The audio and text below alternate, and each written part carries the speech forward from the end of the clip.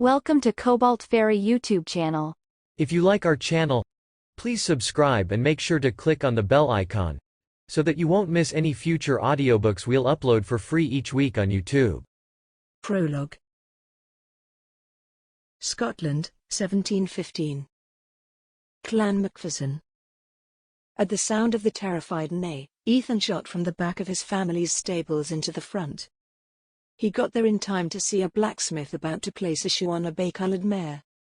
With one look, he knew the poor man was moments away from getting kicked in the head, as this horse tended to frighten easily. He rushed in and yanked the man away, just as a hoof came up, to lay a crushing kick to the man's head. His pull was so forceful that both men were sprawled out on the floor. The horse pranced away while they sat in disbelief, until the smith stood and helped him up. Ethan dusted off his kilt, and went to get the horse, whose eyes were heavy with fear, and her ears twitched angrily. "She's a nervous one," he said to the smithy. "It doesn't take much to get her agitated." "Sorry, Master MacFerson." The blacksmith then sighed. "I dinna ken. Most wouldn't." Ethan rubbed the horse's ears with one hand. "I've spent most of me time inside here with these horses. Let me help ye. Get your tools and follow me lead." Guiding the horse to a corner where barrels and buckets of feed rested, he sat on a stool and began to pet the animal's ears to soothe her. He calmed her down enough that her ears stopped moving agitatedly. Then, he plucked a late apple from the barrel near him and fed it to her. While he got her distracted enough, he gestured for the smith to begin putting the shoe to her.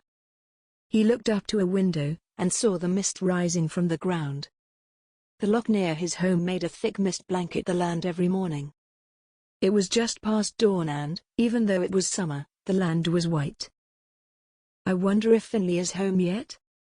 I want to give him me ideas about this summer's tournament." He kept soothing the horse while the smithy worked. His mind, however, kept flitting to his older brother, and how the tournament between them and Clan Hoft, once their greatest enemies, had come about. A smile tugged at his face, when he remembered how Finlay had nearly gotten himself killed by taking the suggestion to them. The smithy was almost done when a boy came running into the stable, his face pale and eyes frantic. "Master MacFerson, your faith needs ye." His brows knit in the middle. "Is something wrong?" The boy's capped head nodded furiously. "Yes, sir, it's your brother," he was. A hard grimace on the boy's face had Ethan shooting up from his seat, before the boy could spit the last words out. "Found dead a while ago at the forest line." Ethan took off running with fear fueling his feet. He darted past guards, through a side gate, and down a slope, to come to a skidding halt. His faith's broad back blocked his way, but when he shifted, Ethan nearly collapsed where he stood. Finlay was resting on a tree, his body in a casual pose, but his neck was slashed right across. Dried blood stained his skin and his clothes. A cry of fright was trapped in Ethan's throat, and he grabbed onto his faither to steady himself from the shock. Finlay's light brown blonde hair was matted with dew and his tanned skin was mottled. He was dressed in his hunting apparel, thick trews and linen shirt. In his lax hand, resting on his lap, was a wineskin. "Has anyone touched him?" his faither asked while he turned to the men, and all shook their heads.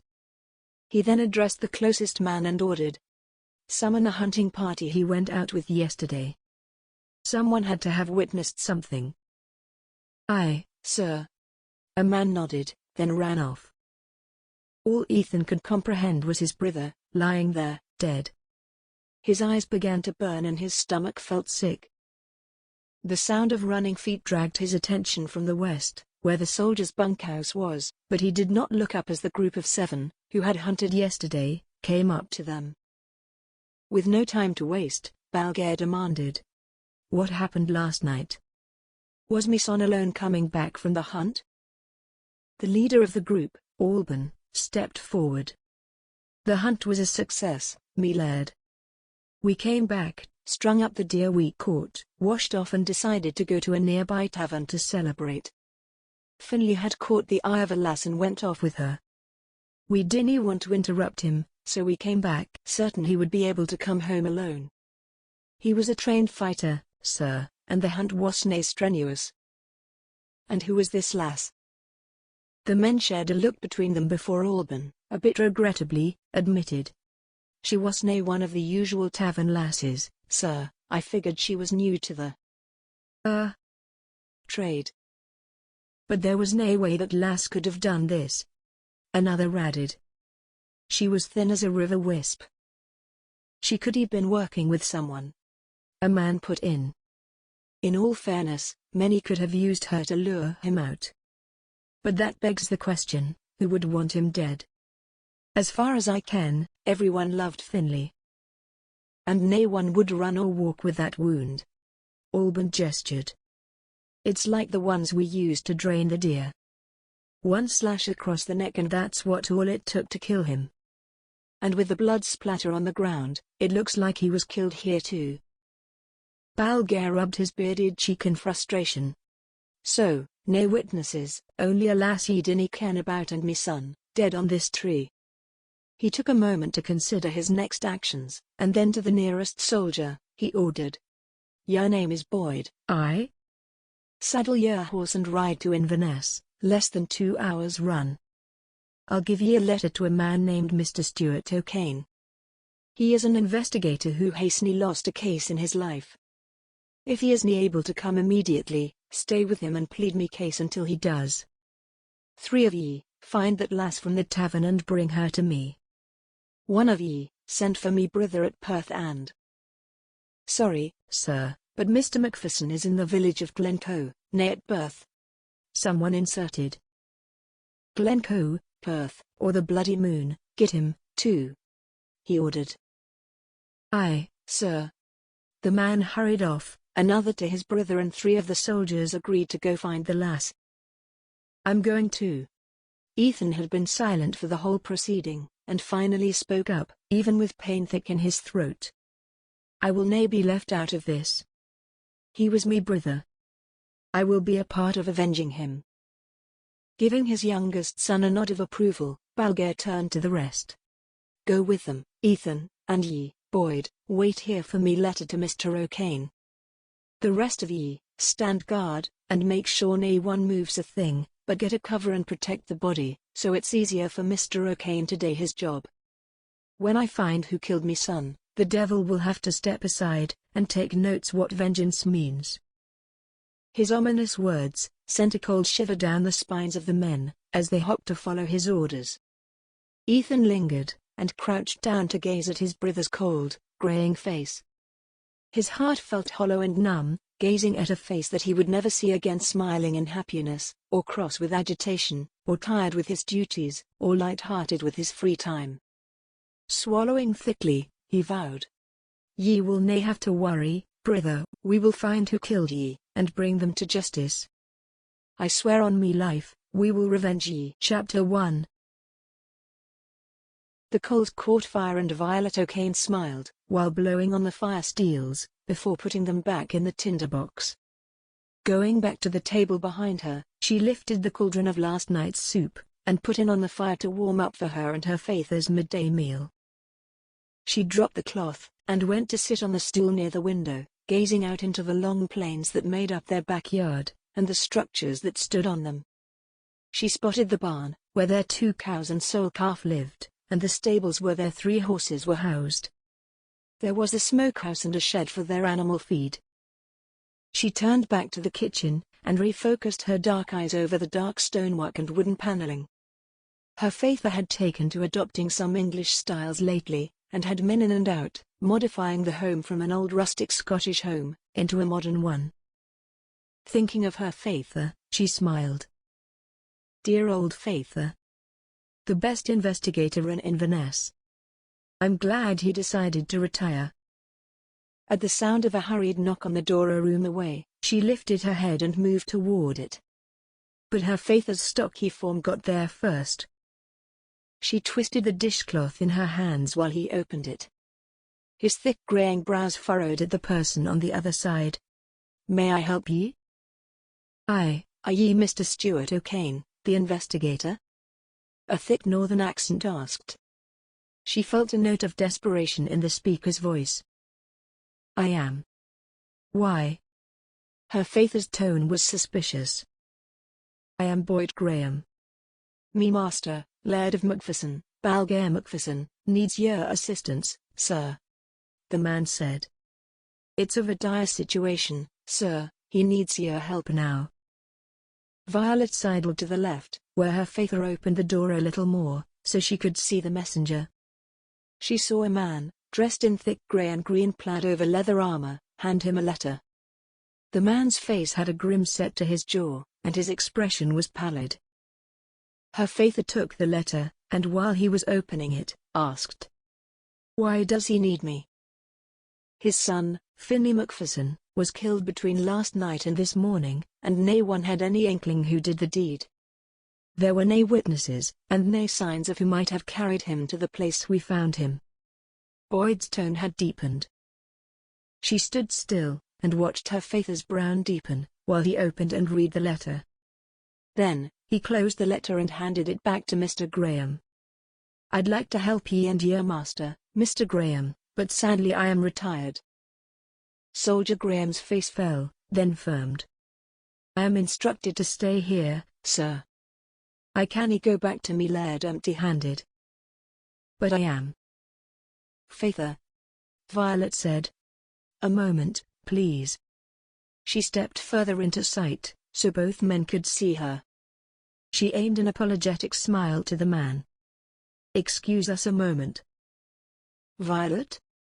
Her Faither asked while closing the door. What are ye doing? She rested her hand on her Faither's shoulder. I think we should take this case, Faither. I know ye gave it up a summer ago, but this. He seems very distressed. Why can't we help his master? Her Faither's brown gaze was dimmed. Because I am retired, Violet. I made it a point to give that life up. It was too dangerous for both of us. Nodding understandingly, Violet gave her rebuttal. I ken ye left the field, and the concerns about it being dangerous are important, but the man lost his son.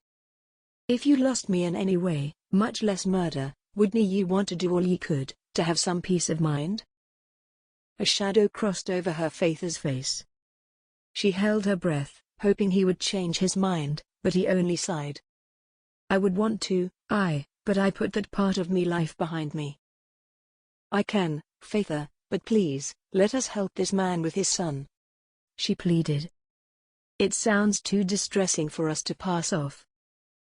But Violet ken of it from a Faither's standpoint. She began to bargain. If anything would have happened to me, ye would have moved heaven and earth to get answers, wouldn't ye? A conflicted look passed over his face, and she knew she had chipped into his defense, so she pressed on. That man is only doing the same, and he called ye because he must have some faith in your reputation, for nae leaving any case unsolved. Her Faither was wavering. She saw myriad emotions cross his face, but eventually, his shoulders sagged. I suppose we can go. Get dressed and pack a few things. I do hope we won't be there too long. And he paused to sniff the air. I ken our meal is ready. Is there enough to give the man a bowl? I ken there is. She smiled and kissed her Faither's cheek. Thank ye, Faither. It was not the drawbridge or the curtain wall, nor was it the men in dark leather armor crossing the walkways, that took her breath away. It was the dual towers that seemed to extend to the heavens. She paused her horse, just to gaze at them and wonder. Pennants flew above, dark blue flags with a roaring dragon stitched in the middle. Violet swallowed tightly. Looking over her shoulder at the way they had come, she marveled that such splendor was in the Highland of Argyll. The many travels she and her Faither had done over the years had never taken her this far in Scotland. The metallic scrape of the bridge being lowered caught her attention. She nudged her horse forward, not having the time to reflect on the verdant forest and large plains they had passed through to get to this castle. The wooden echo of their horses' hooves on the bridge made her stomach tighten. They passed under an overpass, and as they emerged into a rotunda, and her eyebrows shot to her hairline. The castle was before her, but it had arms. She spun and saw that what they had passed under was a part of the castle. Those arms had connected to become that overpass. "Me God," she whispered at the uniqueness of the construction. A burly man came out of the front doors, his thick chest and body covered with a grey and blue plaid with fringes. She noticed his dark brown hair was close cut, but his beard was heavy. He nodded to something, or someone, behind them, and two tall youths, twins, came to help them off their mounts. She easily alighted from her side saddle pose, and as her feet met the ground, she thanked him. Her father, now down on the ground, was fixing his coat, when the man from the steps hurried to them. She sensed an air of power around him, even though he was a good 20 feet away. "Mayhap he is the Laird?" She stepped behind her father, as the man came closer and extended his hand. "Mr. O'Kane, I take it?" "I'm Laird MacFerson, Laird of the MacFerson clan. Thank ye for coming on such short notice." Her father shook the Laird's hand. "Thank ye for having us, and I am sorry for your loss." Mr. MacFerson looked over to her in surprise. "Your daughter, I assume?" "Aye," her father replied. "She was the one who convinced me to take this case, as I am retired from investigator work. But I am here and willing to help ye. What do ye need from me?" "If ye dinna mind," the Laird said. "I ken the journey was for a time and ye might be tired, but I—" The man's face went tight, and his voice was suddenly laden with grief. "I found me son's body today, and I want ye to look at it before we move it, if it's nae too much of a trouble."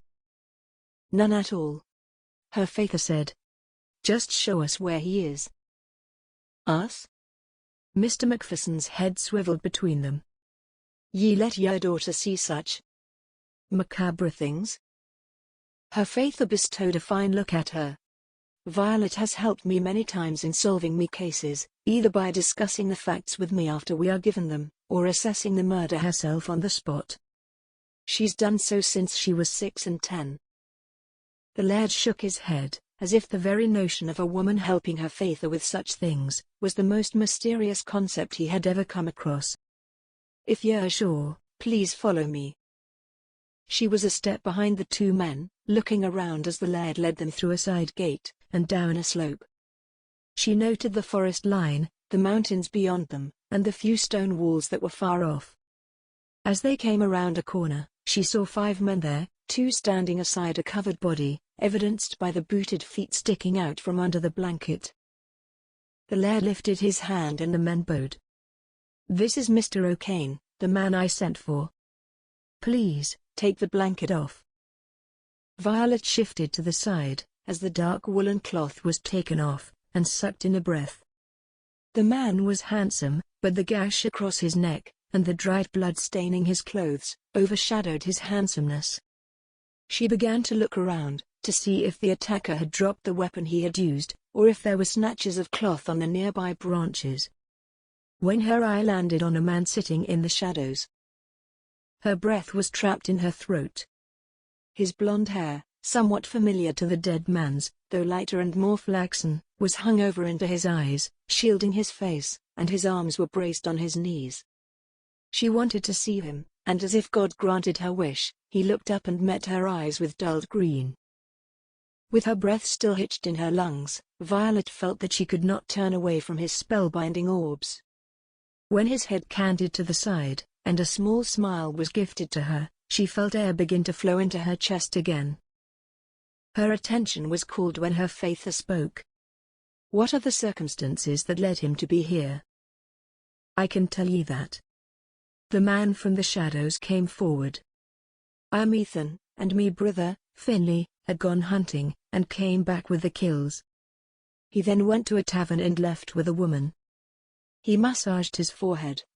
"That we just can't seem to find anywhere, and came back late and alone.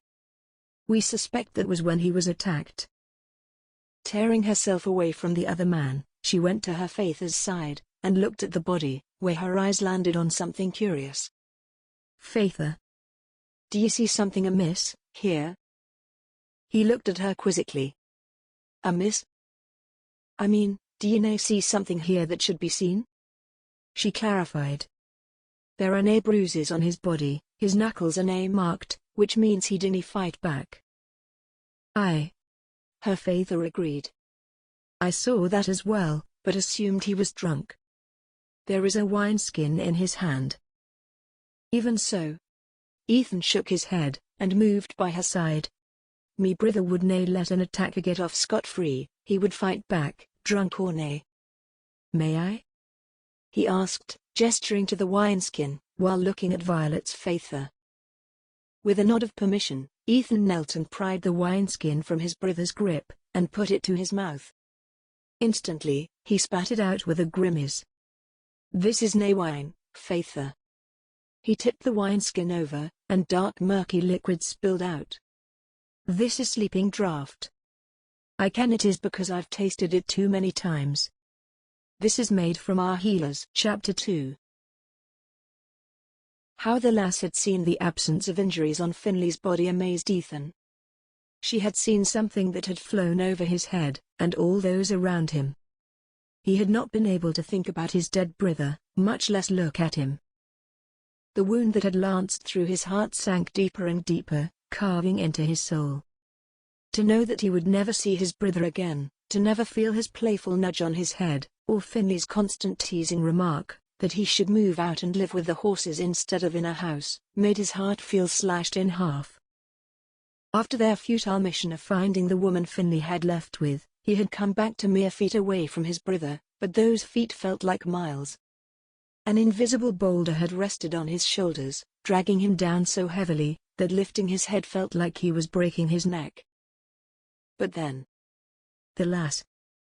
In her brown dress, her appearance merged with the woods around her, but the massive curls cascading around her neck and shoulders set her apart from her surroundings. Her shining eyes, dark-colored like her tresses, were inquisitive, but had a hint of shyness. But that bashfulness disappeared when she had examined his brother's body. Her words were so clear and concise, he began to wonder. Are there two sides to the lass? Or more? Staring at the ground where he had spit out the draught, he stood and let the wineskin fall from his fingers. This is why they were able, he grimaced, to kill him without trouble. He was asleep. The lass turned to him and gave a sympathetic smile. Her eyes were brimming with compassion. Briefly, he wondered if she had ever faced something like this before. Are our healers a part of this? That is. Her faith stopped. Rather despicable. Laird MacPherson rubbed his beard and sighed heavily. That is nae good news. Now we have 13 healers to question. That draught isn't able to keep storage, so it must have been brewed last night. May I see his quarters? Mr. O'Kane asked. Mayhap there might be some leads there. Ethan looked at his father, and the lines in the man's face were deeper than he had ever seen them. Why nay? If time passes, ye are welcome to stay the night. His eyes slid to the lass, Violet, was it? And watched her. She did not move, but looked impassive while facing her father. He prayed time would spin past, so she could stay. In the dimness of the forest's cover, he had not seen her face, but wanted to see her clearly. Father? She asked. Let's see the room first, Mr. O'Kane said, tugging his coat off, and folding it over his arm. Violet, ye dinna need to come with me. Her mouth opened, but his warning look had her closing it. Laird MacPherson, can ye give me daughter some food? We barely ate before coming. Aye, he said. Ethan, take the lass to the kitchens, and have them give her our finest roast. He walked closer to the lass, and they stepped out from under the cover of the forest trees.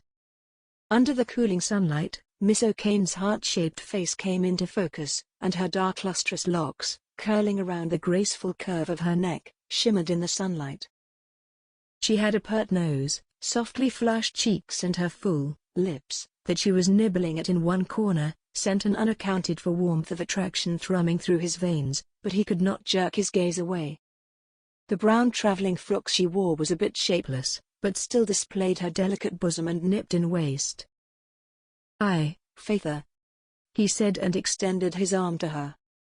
"Please, come with me." Her hand rested on his softly.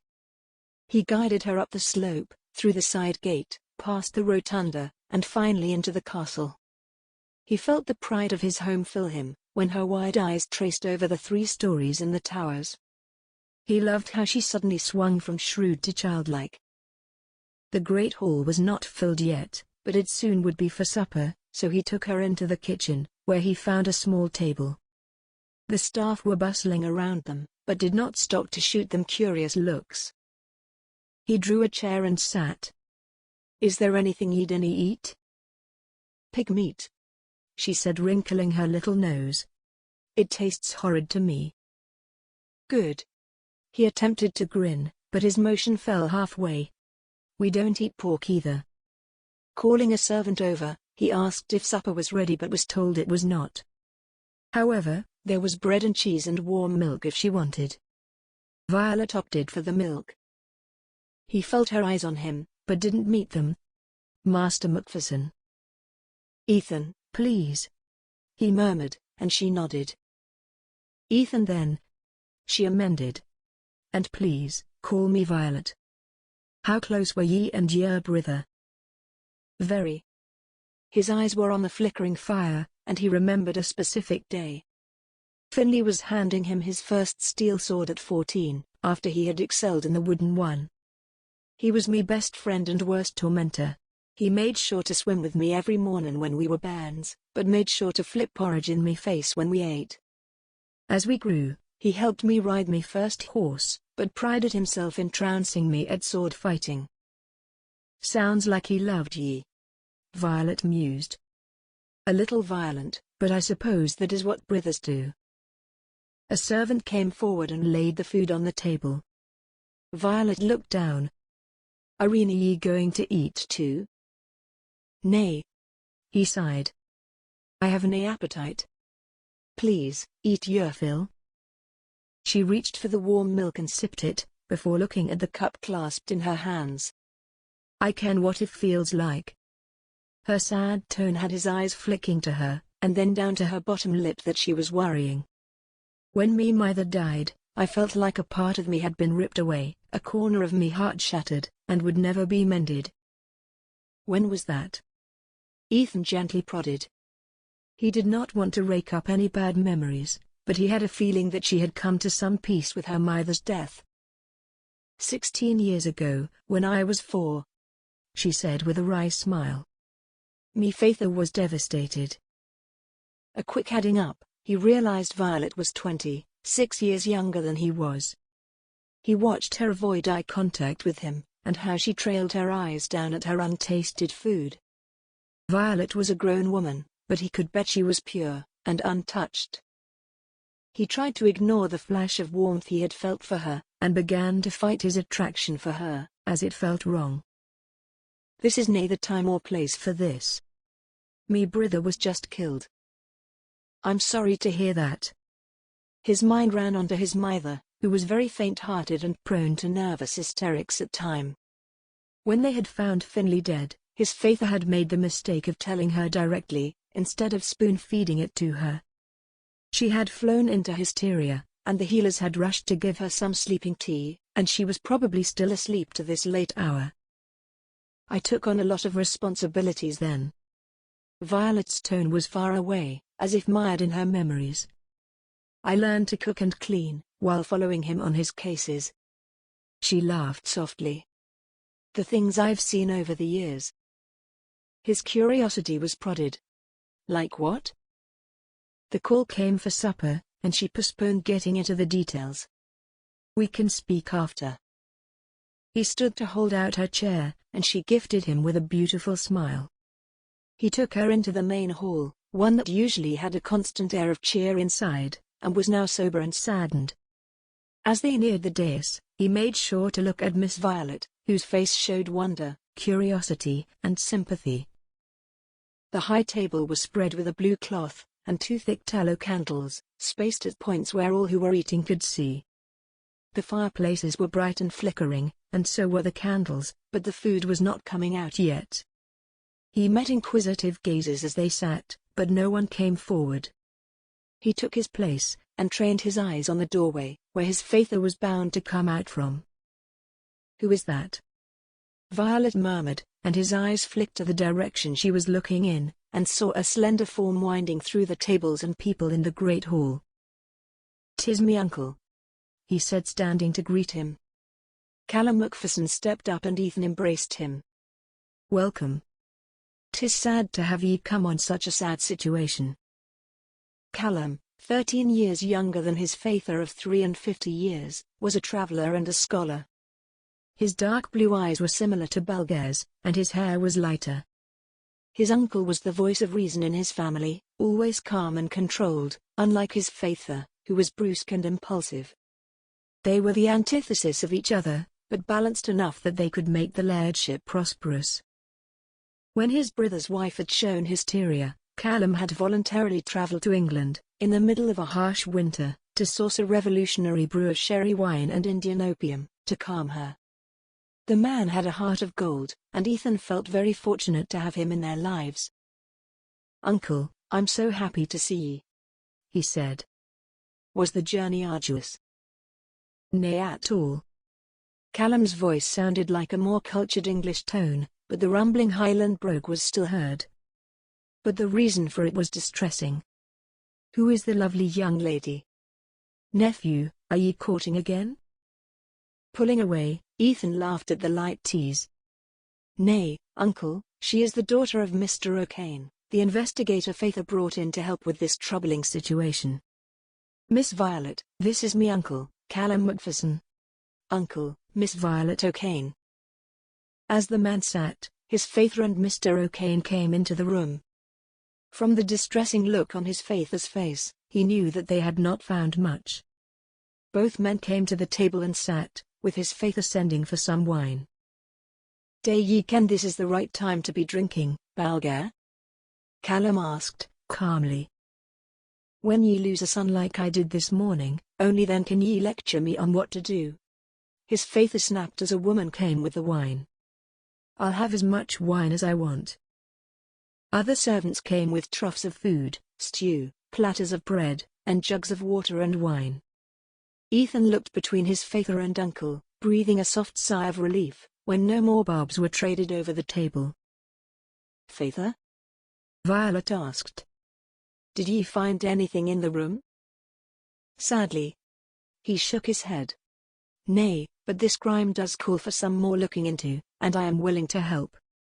I shared the same sentiment with Laird MacPherson, and he has offered us lodging for the time it may take." "I'm sorry, Violet, I never intended for us to stay but—" Violet waved him off. "I haven't ear problems with it, Faither, I was hoping we would stay and help.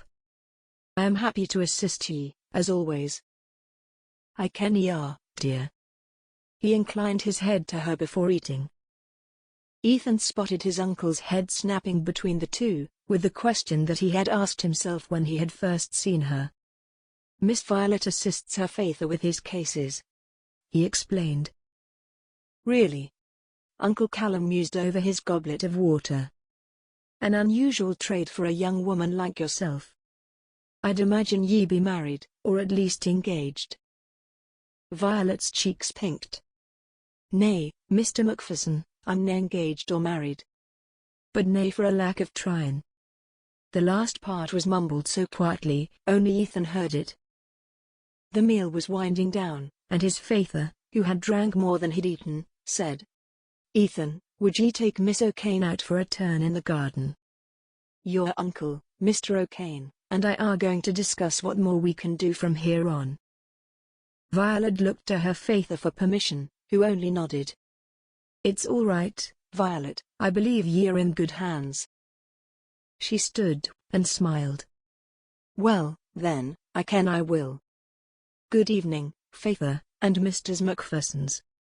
"Ethan?" Ethan stood and extended his arm to Violet. Me pleasure. While a little intrigued at what his father was aiming for, in telling him this. It surely could not be to shield her from any gruesome details or tedious discussions. So why were they setting her apart from it all? Chapter 3. It was still summer, but moonlight shone through small slivers of the fog threading through the trees. The garden was surrounded by a small rectangular wall, with thick hedges dotted here and there. Violet was happily taken aback when she saw that lanterns lit the gravelled paths. The only thing missing in a gurgling stone fountain in the center, like I saw in the castle at Edina one time. She held onto Ethan's arm, keenly aware of the firmness of his muscles, and breathed in a soft river water scent coming from his skin. His blonde hair was a halo around his head when the moonlight fell on it. He was so close that her nerves were brimming with anticipation, and her belly warm with her attraction to him. This garden is lovely. I see some English traits in it too, she noted. Me uncle travels a lot, Ethan replied. He came back with many ideas to give us, many of which he implemented himself, because me father just waved him off saying, "Do what ye can is best." Miss Violet, may I ask ye a double question, and ye are free to choose which one ye might answer, or nay of either if ye dinna feel like it. He ended. Sucking in a deep breath through her nose, Violet permitted him to ask her whatever was on his mind. Earlier, ye hinted that ye had seen a lot of things, in the years ye were working with your father, he said. And then, a while ago, ye muttered that it wasna a want for trying, that ye arena married. Would ye like to expound on either? What should I choose, me history with father or marriage? Which one should I choose? Or should I not choose any at all? The marriage, or lack of, did not sit well with her. It was a bit too personal to discuss at this time. I've seen a lot of things. We've traveled a lot. Since I was 6 and 10, I had asked father to take me on a case near our home. A woman had reported a diamond ring stolen and was ready to dismiss all her 20-something servants, and have some of them thrown in prison, when I realized her cat was the culprit, and gave her something to pass it out. Violet admitted. That one was the easiest of them all. Really? Ethan asked. What was the hardest? Father was called to Edina once, Violet said, swallowing. Please, dinna take this the wrong way. For a slate of 3 murders of women. Of a questionable profession, and another one was missing. All the people we spoke to were hush-hush about it, so we had to go to the source and visit the brothels. The culprit turned out to be a rich lord in the capital, with the means to use and abuse them. Ye went through brothels? Ethan exclaimed, while they turned to a wooden seat. She giggled. I didn't see anything scandalous. Why, I may be brave, but I'm nae that brave to compromise me innocence. We spoke to the women away from the service rooms. Tucking her legs under her, she inhaled deeply, the heather-scented night air quickening her senses, and Ethan sitting beside her, even more so. And what about ye? She asked. Brothels or marriage? He asked lightly. Marriage? She asked. But ye can refuse if ye want to. Mayhap. We'll postpone that discussion. Ethan hedged. I can, it's nae fair as I was the one who asked ye. Those are, well, a bit difficult for me to speak on now. We can speak about your brother, Violet proposed. If it's nae too troubling. He sat back on the bench and clenched his eyes clenched tightly. Finlay was a smart man. A few years ago, a neighboring clan was at war with us, and he decided to be the bearer of peace. He went to the clan, unarmed, and met with the laird there. He suggested that instead of fighting with each other, we should learn from each other. So, he proposed that we exchange a squadron of 30 of our soldiers with one of theirs, hold tournaments every year before harvest. It worked, and to this day, Clan Hoft is our best ally. She could hear the pain in his voice, but he uttered a soft, humorless chuckle. He always won the archery section. The man could kill a bird between its eyes from 100 feet away, but was hopeless in jousting. He made sure to take care of others before himself. He was even slated to get married before MacFerson stepped down and handed him the lairdship. Now, I'm slated to take the lairdship up, and I wonder if I can follow in his footsteps. Hesitantly, Violet rested her hand on his shoulder. I'm sure ye'll do fine. Ye have your father and the memory of your brother to rely on. I do, he acknowledged. But I just wish I had paid more attention to them when they were working. I was happy to be me brother's support when he took on the post, but for me to jump into that role distresses me. What distresses me, even more, is that we might nae find the man who killed me brother, or the woman who lured him off. What day ye ken happened with her? Violet asked. I cannae say, but her sudden disappearance tells me that a conspiracy was afoot. Ethan's words were tight, and sounded as if they were forced through his teeth. She took him out to someone who killed him. The shadows were deepening, and the night was getting colder, but Violet did not want to part ways with Ethan. She felt deeply touched by his ability to love, and his admission of care, and she felt drawn to him. It was late and she should find her room, but she wanted to linger. I agree, she replied, trying, and failing, to not let a shiver from a cold breeze show.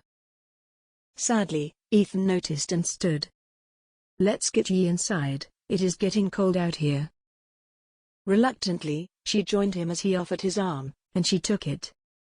They walked back to the castle and, once inside, Ethan took her upstairs, to the line of rooms left empty for guests. How do ye ken which one it is? Father would give ye and Mr. O'Kane the last rooms at the end, with doors facing each other. Ethan nodded to the end of the hall. Those over there. She grasped the door's latch, and pushed it in to see her sat resting on a tiny bed. You're right, these are me rooms. She spun to see him lingering at the doorway, a small tick in his jaw. Ethan? What's wrong? His hand lifted toward her face, and his fingertips rested on her cheek. She blinked at him, cheeks flushed and eyes flushed of expectation. If he did kiss her, and she wanted him to, he would be the first one to claim that title. Having him so close and so warm was so very distracting, and affecting her ability to think. She heard her heartbeat in her ears. Ethan? Dropping his hand, his smile was deeply apologetic. Good night, Violet, sleep well.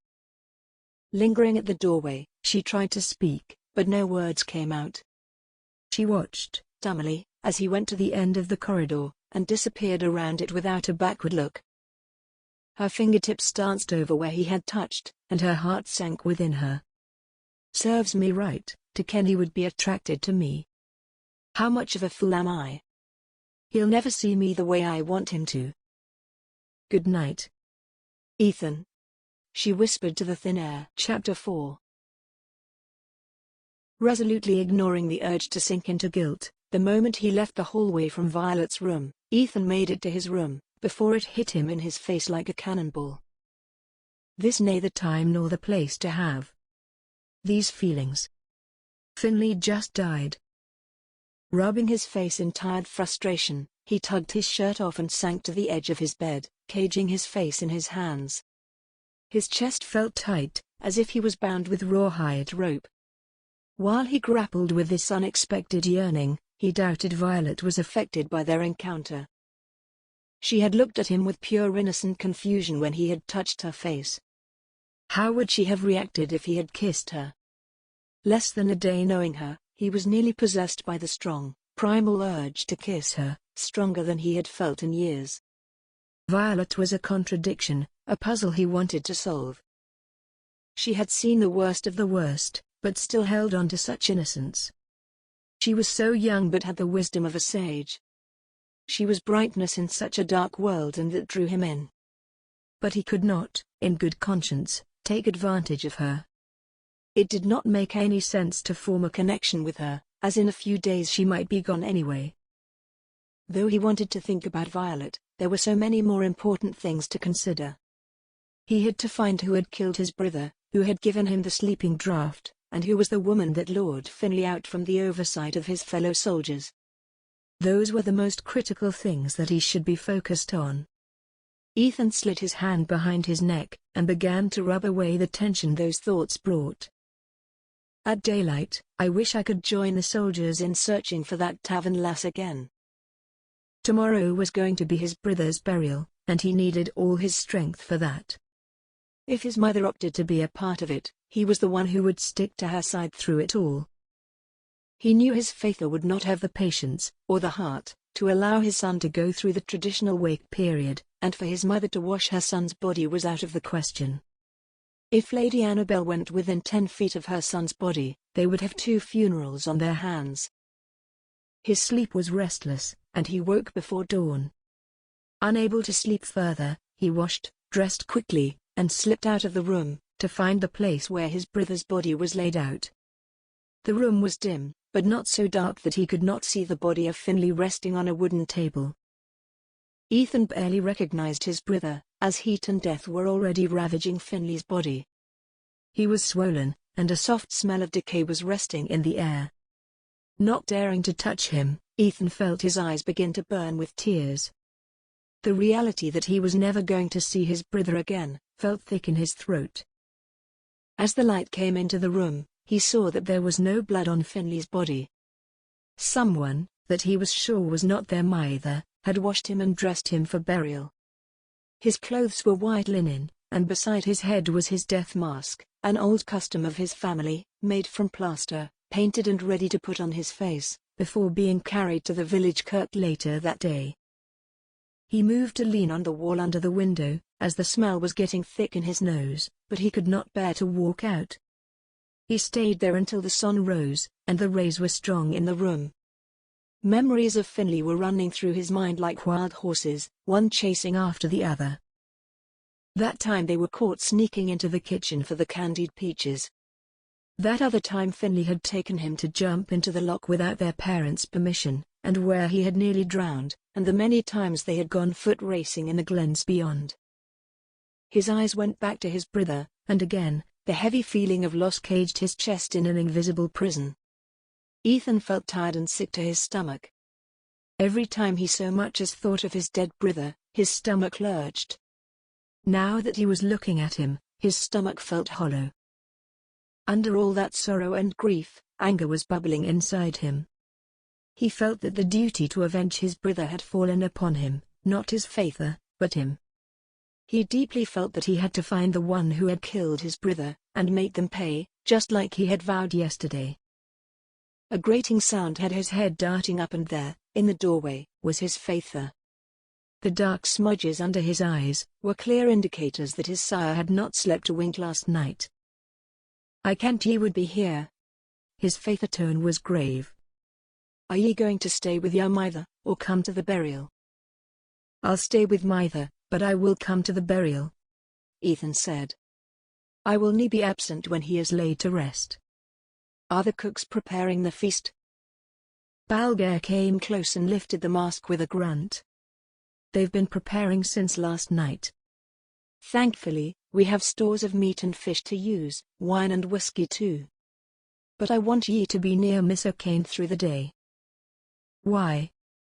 Ethan asked, as his father bid for him to take Violet into the garden came back to him. "Are ye trying to shield her from something?" "Father." He nearly snorted. "She's seen more than ye can." "Even so," the Laird said. "Doesn't mean she has to see more. And her father told me she has a penchant for being a little adventurous." His father slanted an eye to him. "She's been known to get a bit too involved with her father's cases. He told me that once, she had donned boys' clothes, to sneak into a gambling house, and find a thief who had stolen a sack of gold from his employer, and another time she was poised to act as a stable boy, to find out who was racing his master's horses without his permission." His father had meant to warn him or scare him, but Ethan only felt his admiration and awe of the young woman grow. His lips twitched. "I dinna see that as an issue. I ken that is very admirable. Ye would. His father snorted. Go for your meal, son, today is going to be a very, very long day for all of us. Nodding, Ethan passed by Finley's body, and stopped to brush his fingers over his brother's chest. Rest in peace, brother. He did leave, but not to the main hall. Instead, he took the stairs to go see his mother, Annabel. He felt guilty for not visiting her yesterday, but he was sure that she had slept for most of it.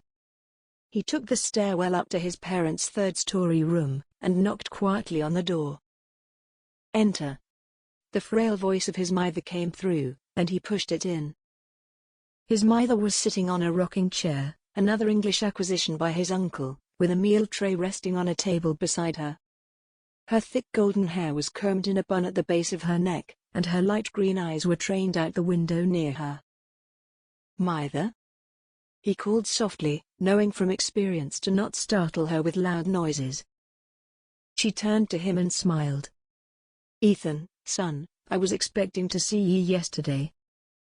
Coming closer, he closed the door behind him and took a seat. "I can, mother, but yesterday was difficult. Very difficult." He took care to not use words that would trigger her faint-heartedness. "But Faither has things under control, and Uncle Callum is here to help." "Ah, Callum." She nodded before her face fell. "Is it true? Ethan? Is me son dead? I woke up kenning it was a dream. It all feels so hazed. Did I dream it or?" He sucked in a breath. "Sadly, mother, it is true." Lady Annabel's hand flew to her mouth, and the grief made her already pale face turn yellow and garish. He reached out and wrapped an arm around her thin shoulder, and held her on his chest while she began to sob. He pressed his cheek into the side of her head, and felt her grief compound his. Her sorrow had to be double his, as she had birthed Finley, nursed him, cared for him, and raised him. "I can, mother, I can. I'm in anguish as well." He stayed put, rocking her slightly, as one would do to an upset child. Ethan was sure that his Faither had not told her Finley had been murdered, because of her delicate state. "Do you want me to stay with ye today, mother? It's the day of his burial." "I think." Her breath hitched. "I need to lie down." Kissing her forehead, he asked, "Is there anything I can send ye this morning?" "Nay, I've eaten and I'm nae ready for anything more," she said. "I understand, mother." He embraced her before he helped her from the chair over to her bed. Resting a soft blanket over her, he grasped her hand, and grimaced at the soft trembles he felt. Her eyes were fluttering, too, and her breath was sharp and staccato, both showing her distress. He could not think of what she was feeling. Her son that she had loved for 29 years was gone. He waited until her breathing evened out, and she was asleep. Leaving the room, he closed the door quietly, and took the corridor down the stairwell to the great hall. Hunger was absent from him, but he knew he had to eat something to sustain him through the hours to come. The hall was mostly empty, as a large portion of his clan had a unique custom to fast on the day of burials. They only broke at the twilight feast, after the body was laid to rest. He passed through the hall, and stepped into the kitchen, and instantly, his gaze dropped on Violet, who had a cup to her face, and an empty trencher before her. She looked up, and her lips curled into a small smile. "Good morning." Taking a seat, he braced his elbows on the table. His emotions were still heavy on his chest, but he did not let them out. "Morning. How was your rest?" "Fair," she said calmly. "But I haven't seen me Faither this morning. I didn't expect him to do any work today on this case, but I have a funny feeling that he is trying to keep me away from this case, but I dinna ken why." "I might have the reason," Ethan said. "Faither just told me that your Faither says ye get a little carried away with cases at times. He said ye once dressed as a lad to find a thief, and as a stable boy to catch a man who was mistreating his master's horses." Shaking her head softly, she laughed. "Funny enough, If I hadn't posed as a lad those times, the cases wouldn't have been solved. I used me body to me advantage, and with the right shirt, posing as a lad was easy. She dipped her head, and looked at her chest. I didn't have a very visible bosom. He forced his eyes to stay on her face. Were ye in any danger then? I'm always in danger, Violet said. But I carry a dagger with me at all times, and I can run pretty fast. A dagger?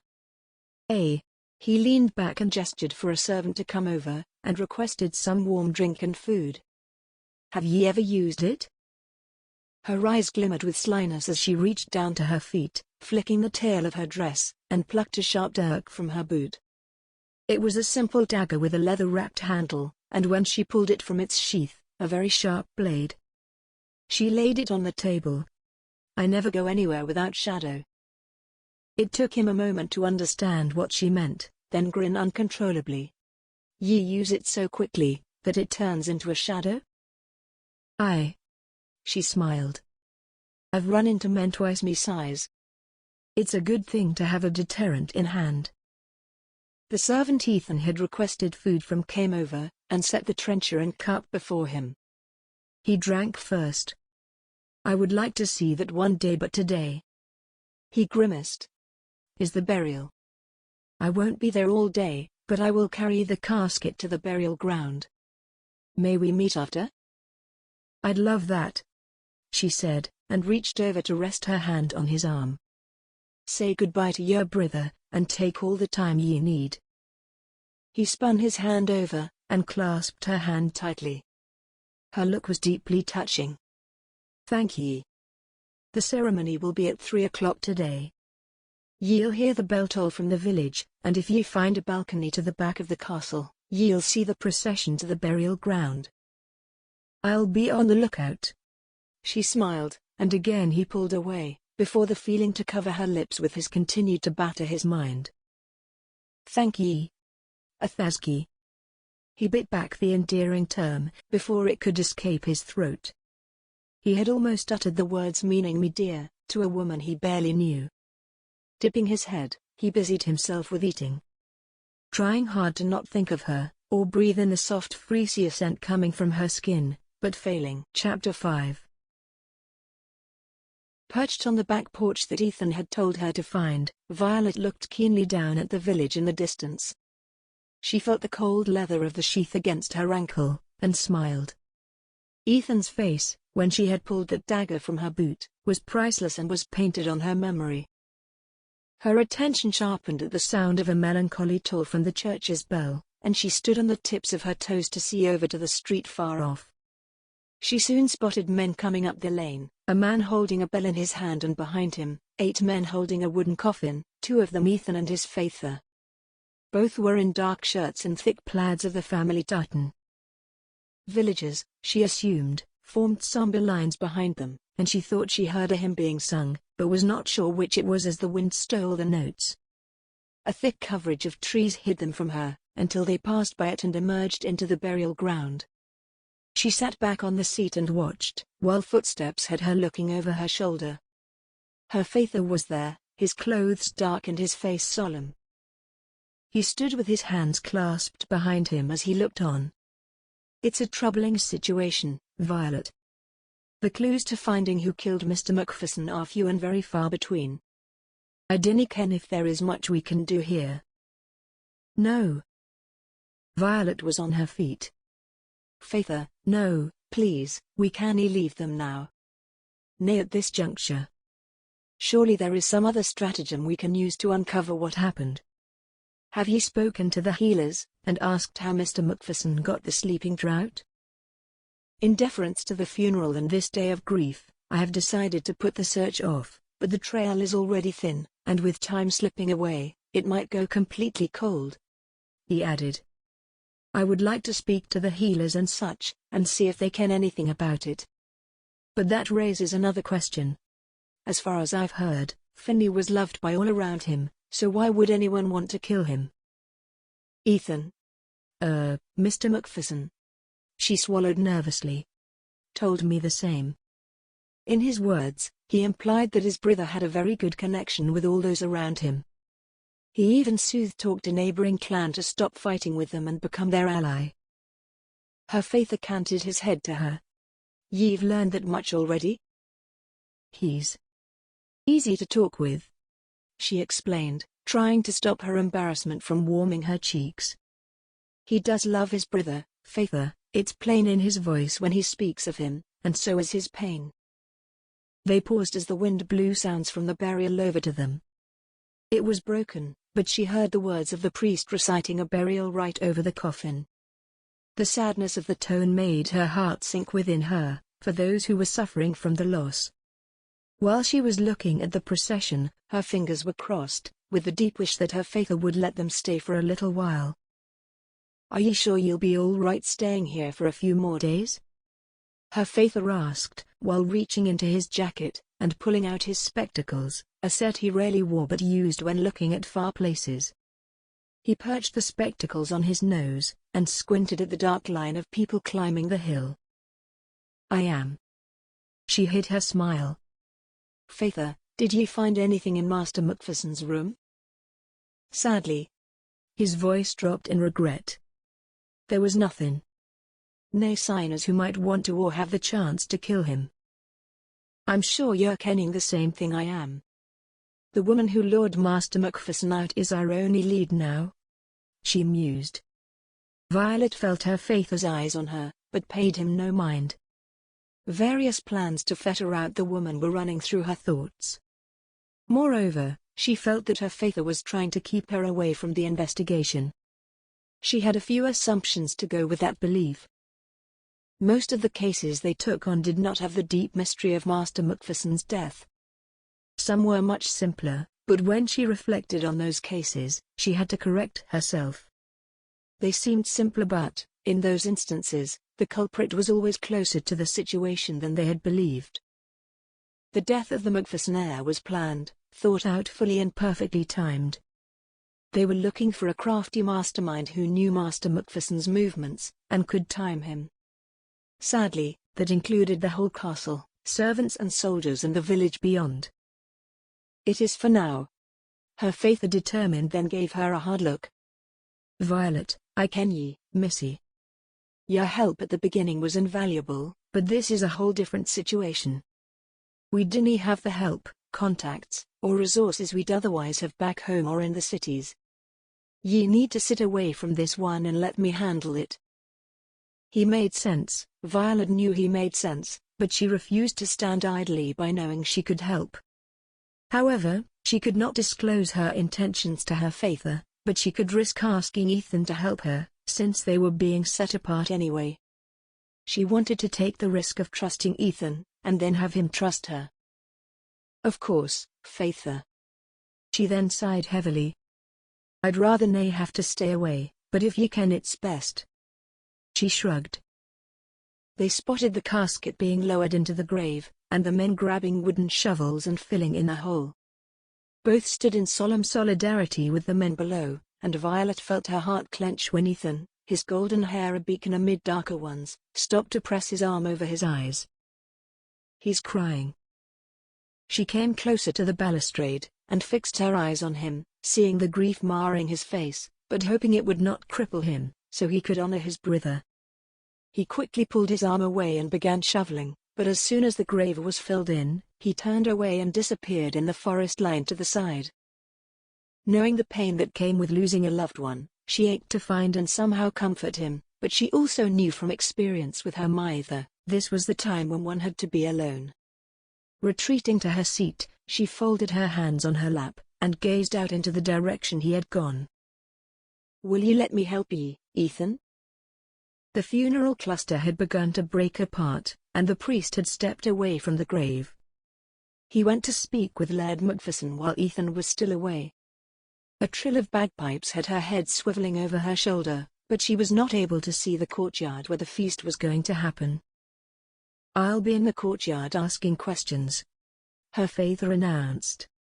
"Are ye coming, or staying in the main hall?" "Aye." She paused. "I'll be along shortly, Faither, I just need a moment." Her eyes were latched on the forest line where Ethan had disappeared, but still had not come out. "I'll be waiting," he said. The closing of the door behind him allowed all her attention to stray to Ethan. Was his grief that heavy that it took him away for so long? She stayed, watching, while her fingers twisted in her lap. The sun was dipping to the horizon and turning a deep ochre, when Ethan finally stumbled out into the land below. He looked haggard, as he walked in a direction that probably took him to the stables, where they had left their horses the first day they had arrived. Knowing the direction, Violet left the rooms and hurried toward the building. She got there in time to see him saddling a dark brown horse with a thick black mane. His shoulders were stiffer than warranted, and his posture was ramrod straight. He did not look inviting, but she tried anyway. "May I join ye?" Ethan looked over his shoulder, and she held back a grimace at the pale red lingering in his eyes, and the sight of tear marks on his flushed face. "Are ye sure?" he asked, turning back to the horse, hiding his face from her. But his hollow tone told her what his eyes had hinted to, that he was still sunk in grief. "Wouldn't ye want to be at the feast with all the others?" Edging closer to him, she shook her head. "Nay, I'm nae hungry and I'd." She dared herself. "Rather be with ye. I ken how it is, Ethan. How your chest feels hollow, and that nothing can fill it back up." He paused then, his body seeming to fold in on itself. He slumped on the horse, and his hand was white-knuckled as he gripped the saddle's pommel. She rested a hand on his shoulder, and felt his body trembling under it. She canted her head to the side, and saw his face was in a rigor of pain, and silent tears were slipping down his cheeks. Swallowing over her sadness for him, Violet felt her eyes bead as well. "I'm sorry, Ethan. I ken it hurts now, and it will hurt tomorrow and days to come, but..." She soothed. "The pain will dull one day and soon, ye'll only look back and feel a fraction of it." He pressed his face on the leather saddle, and his shoulders were shaking ever more, but he managed to mutter, "Feels like it will never end." "I can," she whispered. With nothing more to offer, she could only stand by his side, while he pulled himself together and wiped his eyes. He stared at the horse, not looking at her while asking, "Would ye still like to ride with me?" He finally turned to her and offered, "I can saddle one for ye." "I'd like that." Violet smiled. "Thank ye." Reaching up, her palm cupped his cheek, and her thumb swiped under his eye. She felt his breath shudder over her skin. "It'll get better one day, I promise." Inches away from her, his eyes glimmered, and she believed she saw a spark of, dare she call it interest, in the deep verdant orbs. But she also saw sorrow, and her heart constricted. Ethan twisted his head and kissed her palm instead, and his smile was thin. "Thank ye." Pulling away, she hid her hand behind her back, while he went to saddle a mare. The touch of his lips burned into her palm, like a brand used to mark cattle. She was tempted to take her hand away and look at it, to make sure there were no red marks seared into her skin, but didn't. When Ethan took both horses outside, she followed him, and he placed the mounting block before her to use. She refrained from telling him it wasn't needed, but he had gone through all the trouble, so she allowed him to help her up with it. While grasping the reins, she watched him adroitly lift himself on the pawing stallion and control him. "Follow me," he said before starting his steed off with a walk. She followed, kneeing the horse in softly and following his lead. They took a path that arched over the castle, taking them on a soft hilly outcropping that gave her a wide view of the castle. She spotted old stone buildings, that looked like outhouses skirting the far edges of the property where tiny gardens rested. Ethan was quiet, and his face had a tone of sentimentality. He came to what looked like a dry well, and reined in his horse. He gazed down at the old well and slid off his horse. Violet watched, as he ripped some overgrowth away from the mouth of it, and bent to root some more. By the look on his face, she could tell this was some place special to him. "When I was 10, me brither fooled me into kenning this was a wishing well." Ethan's smile was sad. I kept dropping coins into it for months, wishing for things hither and yon, things that could happen but most that were nay. Like what? She asked. He shot a look to her. Like the power to fly, to wrangle a bull with me bare hands, to swim in the loch at winter and nae freeze to a block of ice. He shrugged. I wished every day, and started getting angrier and angrier that nothing I had wished for was coming true. That was when Finney took me aside, and told me that it was a lesson. He told me that life is nae as easy as I kent it was. He told me that things dae nae come by wishing, but by working at it. He told me that ye can wish for things, but ye still have to work for them. Finley was 3 and 10, but I ken he had the wisdom of a man twice his age. Violet slipped from the horse and went to his side. She peered into the well and smiled, even though all she saw was black. That is a precious lesson to learn. Aye. Ethan added.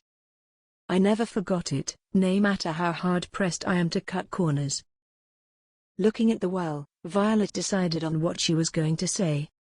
Ethan, me faither had decided to bar me from helping with this investigation, but I will nie. I want to help ye, and for that, I need ye to help me. I need to ken if ye would assist me, because I am determined on solving this murder, even if I have to go about it myself. Her chest soared with hope, when she saw his shock turn into contemplation. Will you work with me? Chapter 6. Ethan reached out and took her hands, tugging her closer as the air grew colder. He had to know if she meant it or not, so he had to search her eyes.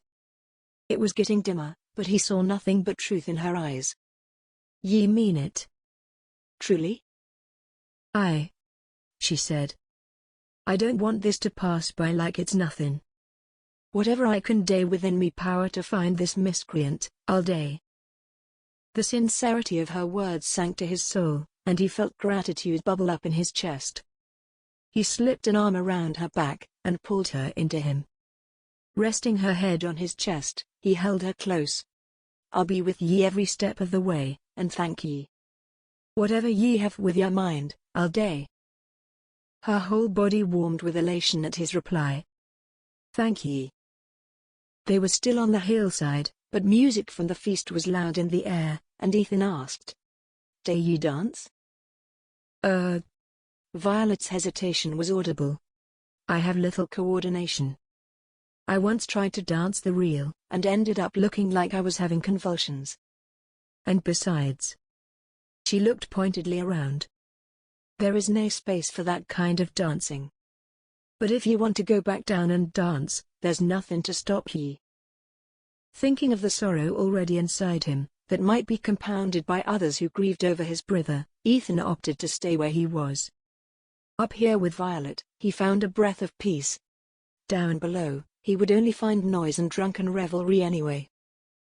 We'll sway then, he said, taking her hand in his and resting it on his shoulder, while his rested his on her waist. The length of her body was pressed close to his, and the soft fragrance from her skin wafted up into his nose. The brush of the skin of her cheek on his neck was silky soft, and the flitter of her breath across his collarbone made gooseflesh rise. Her curves were gentle under his hand, and she moved with tentative steps. He felt her blunt nails scratch across the back of his neck, and he shivered. What is your first plan, lass? I was kenning how to find this woman who lured your brother out, she said. If she is nae in this village, she might be in the towns or villages over. We can search there, clad in disguises. I can go as a boy and ye can use a cap to cover your hair. But. He hesitated while shifting her on her feet. Wouldn't she run further? I mean, anyone under suspicion of murdering a laird's son, would be in England by now. Violet sighed. I realize that, but I dinna ken she would run far. The soldiers did say that she is nae strong enough to kill a man. I ken she only took Finley out because she needed a coin. Perhaps she's a single mither, or a daughter of a widow that needs food. How do you ken that? He asked, trying to follow Violet's thoughts, but failing. I've seen many day worse. Her voice was hushed. Over the years, Faith and I have made categories why people would kill: lust, anger, and poverty. Without fail, we've seen one or the other, and even a mix of all three together in such cases. I dinna see how we might be wrong with this one. Having no experience with matters like this, Ethan had to only trust Violet's judgment. A cry of drunken elation had their heads spinning, and a bonfire suddenly flared up. It seemed the revelers had added something more to the celebration. They were probably dancing around it. If she is going to risk her life to help, the least I can do is be by her side. She might even solve this murder before her Faither. Ethan pulled away, and gently led her back to the horses. We should get back. If our Faithers are out, and ye decide on what to do, just call on me, I'll help. Helping her back onto the saddle, he made sure she was settled, and then went to his. It was dark, so they took the trail slowly back to the castle grounds, and circled the courtyard where the feasting was taking place. They entered the stables and Ethan used the light from the bonfire to unsaddle the horses, brush them down, and get them settled inside the stalls. Riding back to the castle, he debated with himself. He knew that they were out for a while, and he wanted to have more time with her, but he imagined she had to be tired and wanting food. Ye must be hungry. Do you want me to send ye something from the kitchens to your room? Or? Violet's tone was hopeful. I'm nae tired, what if we go to the kitchens and eat together? His chest warmed with relief. We can do that. He rested his hand on her shoulder as they made their way to the castle, and then through the empty corridors to the kitchens. A few servants were there, and Ethan ordered one to get them what was left of the feast.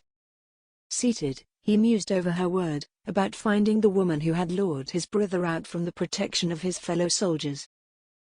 2 bowls of soup were placed before them, with platters of roasted goat meat and rolls of brown bread.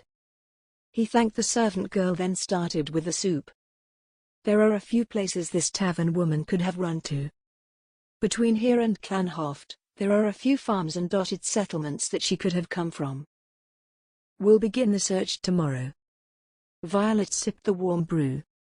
What I need from ye is to get a vivid description of the woman whom they saw, and then meet me at the stables. And ye? He asked. How are ye going to be sure that your Faither will dismiss ye? Even if he does me, I only have to say that ye offered to take me on another ride, to show me around. I guarantee ye he'll give me his blessing. Violet grinned. If we find the woman, we'll be that much closer to find the killer. Me Faither Hastney told me if they have found who had supplied the sleeping draught, but they can take care of that. Our business is to find her. Finished with the soup, he moved on to the roasted mutton, and then asked, And how will ye pull this off? Violet's grin was sly, and he felt his stomach stir at the sight. Ye'll just have to wait and see. The intrigue from her cryptic statement had a thread of excitement running through him. The jolt of emotion, something other than the crippling grief he had been feeling for days now, was so welcome to his spirit. It felt as if a well had sprung up in a barren land, and was watering dry cracked ground. Aye. He smiled while sopping up gravy with his bread. I ken things are really going to be normal with ye here, innit? Would ye complain? She teased. Smiling widely in happiness, an emotion that he hadn't felt in days, Ethan said. We'll see. On the morrow. After a quick run to the soldiers' quarters, Ethan had earned exactly what Violet had asked him to get, a vivid description of the woman who had lured Finley out. Someone remembered seeing a faded scar and blue eyes. He knew Violet would be happy to know these things when they set out. It was just after dawn, and the weak sun was still trying to pierce through the mist lingering over the treetops, and hovering over the grass.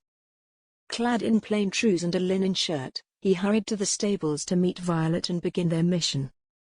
The door to the stables was half-cocked, so thinking Violet already be inside, he tugged it open and went in. He heard a noise from a stall, and assumed a stable boy was there, so he called out, "Who's here?" A slender form clad in slim-fitting breeches, a baggy brown shirt, and a short wig hiding dark hair stumbled into his view. Ethan gave her the once-over, and his jaw dropped. Violet in a dress was lovely, but clad in a lad's clothes? He felt stunned. She moved with confidence in boys' clothes, and her grin was unrepentant. She spread her arms and sported a huge grin, while she spun on her heel. Surprised? Utterly flabbergasted, he uttered while shaking his head. But in a good way. He went to a row of shelves and took down a saddle. Where did he get all this? I carried it with me, she explained. Once or thrice, I've taken it upon myself to help Faitha by using this disguise. I had carried it on the off chance that I'd need it. Does her free spirit have no bounds? I got good news, Violet. One of the soldiers remembered the woman had a scar on her forehead, and really strange pale blue eyes. We can use those in our search, he remarked while resting the saddle on the ground.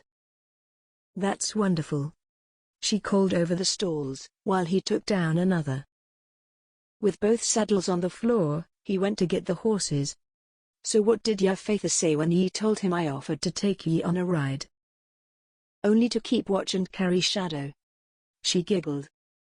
He said he's sure you will protect me, in the odd case that we do find trouble, but just to be sure, go for the jugular. The jugular, eh? He saddled the first mount, his. Or the eye or the shin. She replied while coming into view. The point is to make sure I live, or hamper me attacker enough so I can run away. With the last girth on the underbelly of the second horse tightened, Ethan stood and tapped the steed's shoulder. We're ready for ye. Grasping the reins, Violet led the horse outside. Ethan followed her closely, and helped her up before mounting himself. There's a seldom used path through the hills, that takes us to the little settlement beyond our village. She might be there. But may I ask, when did ye first begin to dress as a lad? To be fair, almost the same time I began to wear dresses. She grinned over her shoulder. Me Faitha doesn't enforce such rules that others do. He made sure that I ken how to survive in any circumstances, in dresses or breeches. Ethan shot a look at her, unsure of how to respond to that. He knew Scotswomen were not the delicate, sheltered flowers English women were, but he never really took it to mean some men were so broad-minded, to allow their daughters to wear lads' clothes. He could only utter a paltry, "Oh." They mounted a slope and entered a path in the middle of a steep, stony hill pass.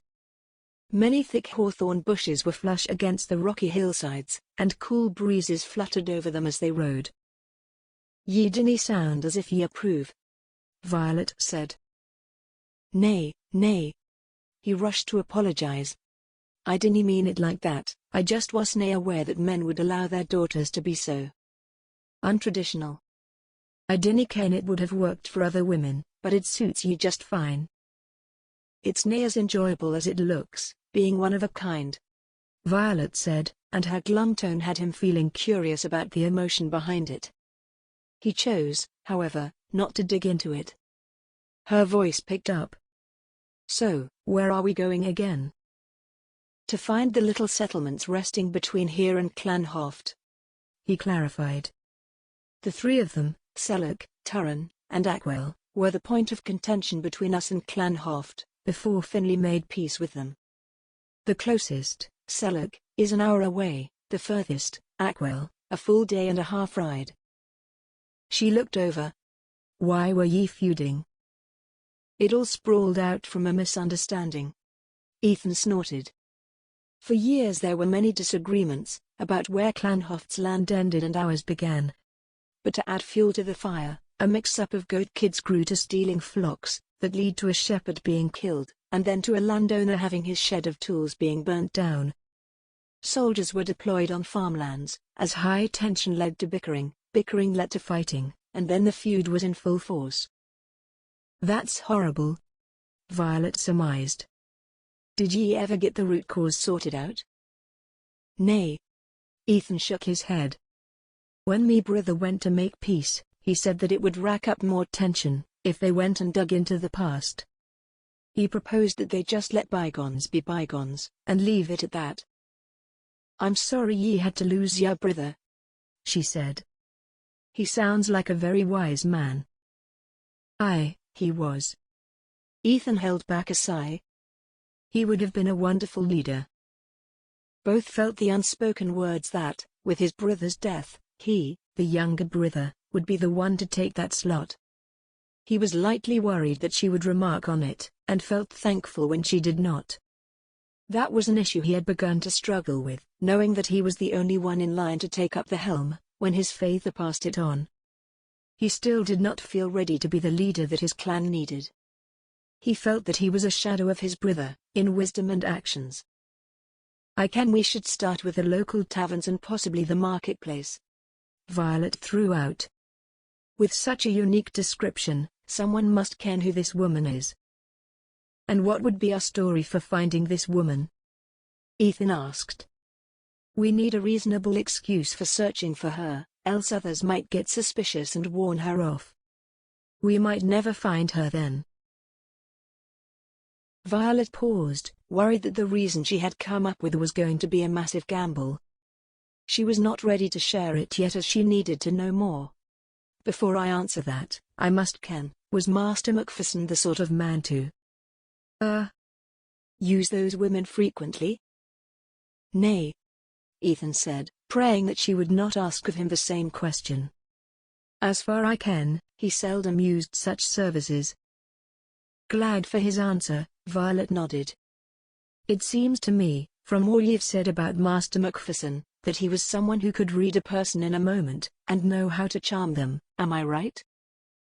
Ethan's head snapped to her, his jaw dropping for a second time that day. You're right on the mark." Now that Ethan had validated her suspicions, she was ready to give her answer. "As your fellow soldiers have stated, she was new to the area. I ken your brother would have taken some time to speak to her first, ye ken, to get some basics, like her name, or where she was from. If she was that desperate for the coin, she might have spilled out a part of her life's story to him. 'Twould make him even more ready to help her." Ethan's glance was startled. "How did ye ken that?" "Because that's what I would do if I were in that position," Violet said. "Thankfully, I am nay.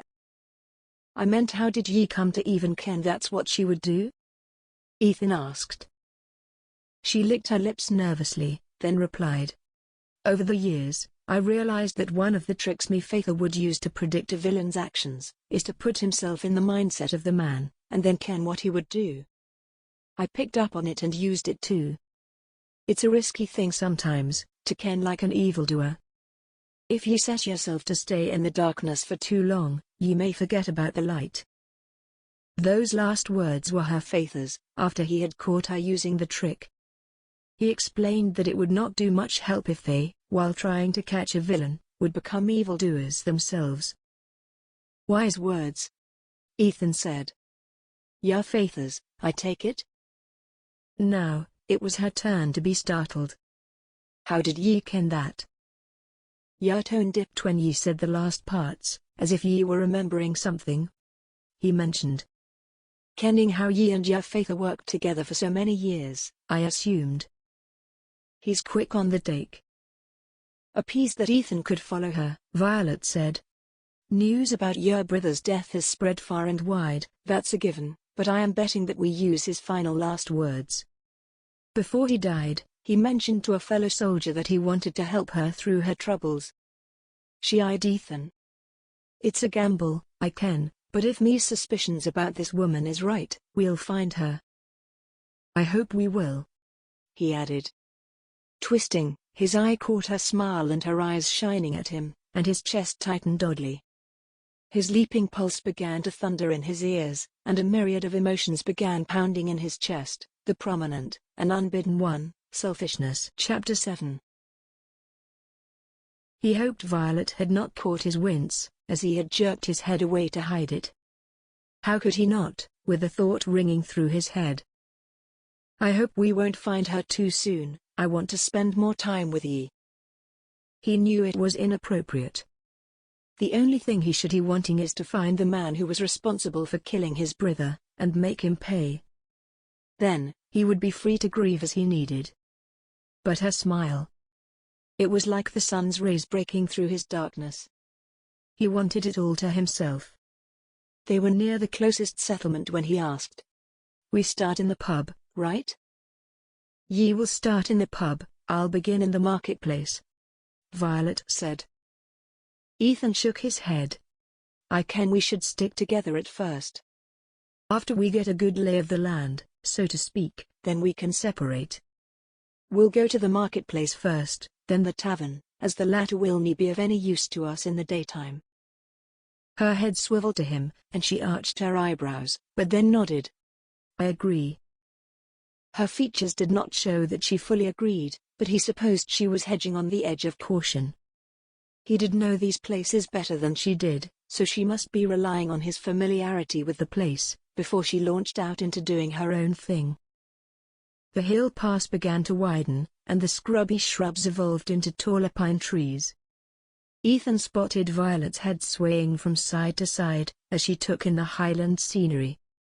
He felt pleased that it was still summertime as the trees, tall, verdant, and majestic towered above them, and though she did not see them, the rolling fields far off, were clothed with vivid crimson and golden flowers. Perhaps she would see them when they descended the knolls, and got into the plains. The horses took on a quicker trot onto level ground, and soon, Ethan spotted the large twin trees that straddled the roads, the unmarked entrance to the Sellock. This place had two roads, the main one that went right through, and led to the other towns beyond, and a perpendicular street, that took them to the far side of the settlement. As they rode in on the main street, he spotted the squat inn, that catered to the random visitors, and then the smithy. He mentioned which was which in low tones as they passed by. The butchery, a small meeting hall, and then, the tavern. Luckily, it was at the corner where the adjacent road would take them to the marketplace. He eyed the shuttered window of the tavern as he passed by it. Stone and wood cottages of various sizes lined this road, while some were set farther from the road. Women were hanging out washing, some villagers were puttering in yards, they even passed one where a handful of grey-headed elders were seated on a low porch, chatting and puffing from their pipes. Ethan spotted the market cross and rode toward it. Violet mirrored him and they passed by. He slowed his ride, while he scanned the bustling street, for any women who might fit the description the soldiers had given him. His sharp eyes spotted merchants and dark-clad women armed with baskets, haggling with them, before they swiveled to the beggars, idle children, and, lingering at the sidelines, sharp-eyed thieves. He looked over to Violet, who was grasping the reins a little tighter than she should. Was she nervous? Ethan slid from the saddle and went over to her. He appreciated Violet's choice, to disguise herself in lad's clothes had been wise.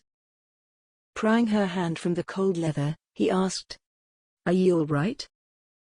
She shook her head and smiled. I am." Stepping away, he stopped himself from helping her down, as it would be very peculiar to see a man helping a lad dismount a horse. The short wig and cap did transform her into a young lad, lingering in the ages between boyhood and old enough to have whiskers. Tugging her shirt down, she nodded to the stalls. "We should begin." Keeping a few feet between each other, Ethan led her past the first merchants, and into the mess of stalls placed haphazardly. With Violet constantly in the corner of his eye, he noticed her nose wrinkle at the cloying smell of cooked and raw meats. He spotted a circle of older women, in drab-stained aprons and hood caps chatting among themselves. Pointedly looking over to them, Ethan saw Violet nod and they went over. The one in the middle noticed him first, and then jabbed another into awareness. "Good day, elders," he said. "Sorry to intrude, but I've got a question, and I'll be very appreciative if he could help." One of the women squinted, the knowing tone of her drawl matching the look in her eyes. "You're the youngest Master MacFerson, ain't ye?" "Sadly." Ethan swallowed. "I am." "Who's the lad behind ye?" Another asked, nodding to Violet. a squire boy from me faith's ranks. He lied smoothly, then steeled his quivering chest. As I'm sure ye all can, me brother was laid to rest yesterday. He paused, and nodded in gratitude when they offered their condolences. But before he passed, he mentioned to a fellow soldier about a woman with dark hair, very pale blue eyes and a scar on her forehead. He neglected to mention a name, but said that she had fallen onto hard times and he wanted to help her. "Day ye ken anyone with that description? I want to honor me brother's last wishes." A collective contemplation passed over the women's faces, and then one spoke. "Me mind ran on Isla, but she has green eyes, nay blue." "Could it be Donna's eldest girl?" Another proposed. "She has blue eyes, but nay scar on her forehead." The first cut in while rubbing her chin. "Kenning of it, it canna be Katrina either, as there is nay scar or blue eye." Ethan's eyes shifted between the three, as they began to talk among themselves, instead of at him. It took them devolving into a squabble, before he thought of getting their attention back to him. It was Violet who intervened. "'Scuse me, Mrs." Ethan's head nearly jerked with astonishment at her now scratchy, boyish, countryside accent. "Thank ye for taking time out to help me, Lord, but back to the main problem. Day ye ken as any of these women have fallen on hard times? Did she have a bairn without the faith a present, or did she have her siblings or parents falling ill all of a sudden?" Her interruption had the woman pressing their lips together, and then one shaking her head. "Sorry, lad, all the young lassies around here are married, and their husbands are alive and kicking." A corroborating nod from the other two had Ethan thanking them for their time and moving on to another set of traders, who, again, gave no satisfactory answer about the woman they were seeking. After asking 5 sets of people, Ethan had to take Violet aside. "This dosney seemed to be working," he noted while looking over his shoulder. "Are ye sure these are the questions to ask?" "I can't. This is our best chance at finding her," Violet whispered. "We might need to tweak our story if no one says something, but I am sure. Well, I'm mostly sure this is the way to find her." "Ah, hellfire and brimstone." Staring at Violet's beautiful face, he saw her eyes brimming with passion and hopeful innocence. Ethan knew he was walking a thin line, with being drawn to her for too many reasons, and all of them were wrong. It was an assemblage of her natural beauty, the innocent yet worldly eyes, and most of all, the distraction she provided him from his pain in this time of misery. Rubbing his forehead, he sighed. "Very well. If you're sure, we'll continue." After going through the marketplace, Violet had decided that they were getting nowhere with the vendors, so she and Ethan went to the pub to wait. The evening was about to set, a time when patrons began to trickle in. From a shadowed corner, Violet's eyes were trained on the doorway, watching and evaluating each body that walked in. They were mostly men wanting to be served and the wenches actively swerving through the tables with trays of ale. Another group of men stumbled in, laughing and jabbing at each other. And that wench had the nerve to charge double. One of them scoffed so loudly, it floated over to them. It wasn't as if her services were that good. Anyone could tell she's new at it. Services. Charge double. New at it.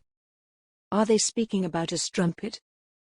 Violet shot a look at Ethan, hoping that he had caught on to it, and with a subtle nod showing that he had, Ethan left their nook and approached the men. She cupped the goblet of sweet mead Ethan had bought her, while observing the room, and hoping that Ethan would find out something useful. Ethan perched on a stool near the group of men. She admired how the light from the fires and torches flicker over his hair, rendering the fair strands into burnt gold. She could not hear what he was saying, but felt her heart flutter at the strong cut of his profile, his firm jaw, and noble cheekbones and the curve of his lips as he spoke. One man shook his head, and Ethan gave a solemn nod. Returning to the nook, he shook his head and she sighed. The whole day felt wasted with no lead on the woman. She swallowed the dregs of the mead when joined her. "The woman they were speaking of is red-haired," Ethan said, prodding at his empty goblet. "I ken we." Ask the serving girls, perhaps they will ken something," Violet said, only to have Ethan shake his head with a wry, permissive smile. "I meant that we should go home. It is going to take a while, and I want ye to get to your Faither, before he uses me Faither to send the search dogs out for us," Ethan said. "I ken you want to get this solved, but today is nae the day." Violet bit her lip then nodded, rather reluctantly. "I agree, but we'll try tomorrow, agreed?" "We'll see," Ethan murmured as he stood. "I day thank ye for doing this for me. I'm grateful, but Rome wasnae built in a day." "I ken," she sighed while standing. "You're right, it is time to go home. Thank ye for coming along with me silly idea." "We'll decide on that." Ethan led her out of the tavern, and the cooler air made gooseflesh rise on her arms. They loosened the tethering ropes from their horses, and he helped her up before mounting his. "Just stay close to me, and we'll be fine," he called. "I day hope your Faither will still hold unto your word, about me taking ye for a ride of the countryside." "I hope he will," Violet said. "But to make sure, before we go in, I will have to do a quick change."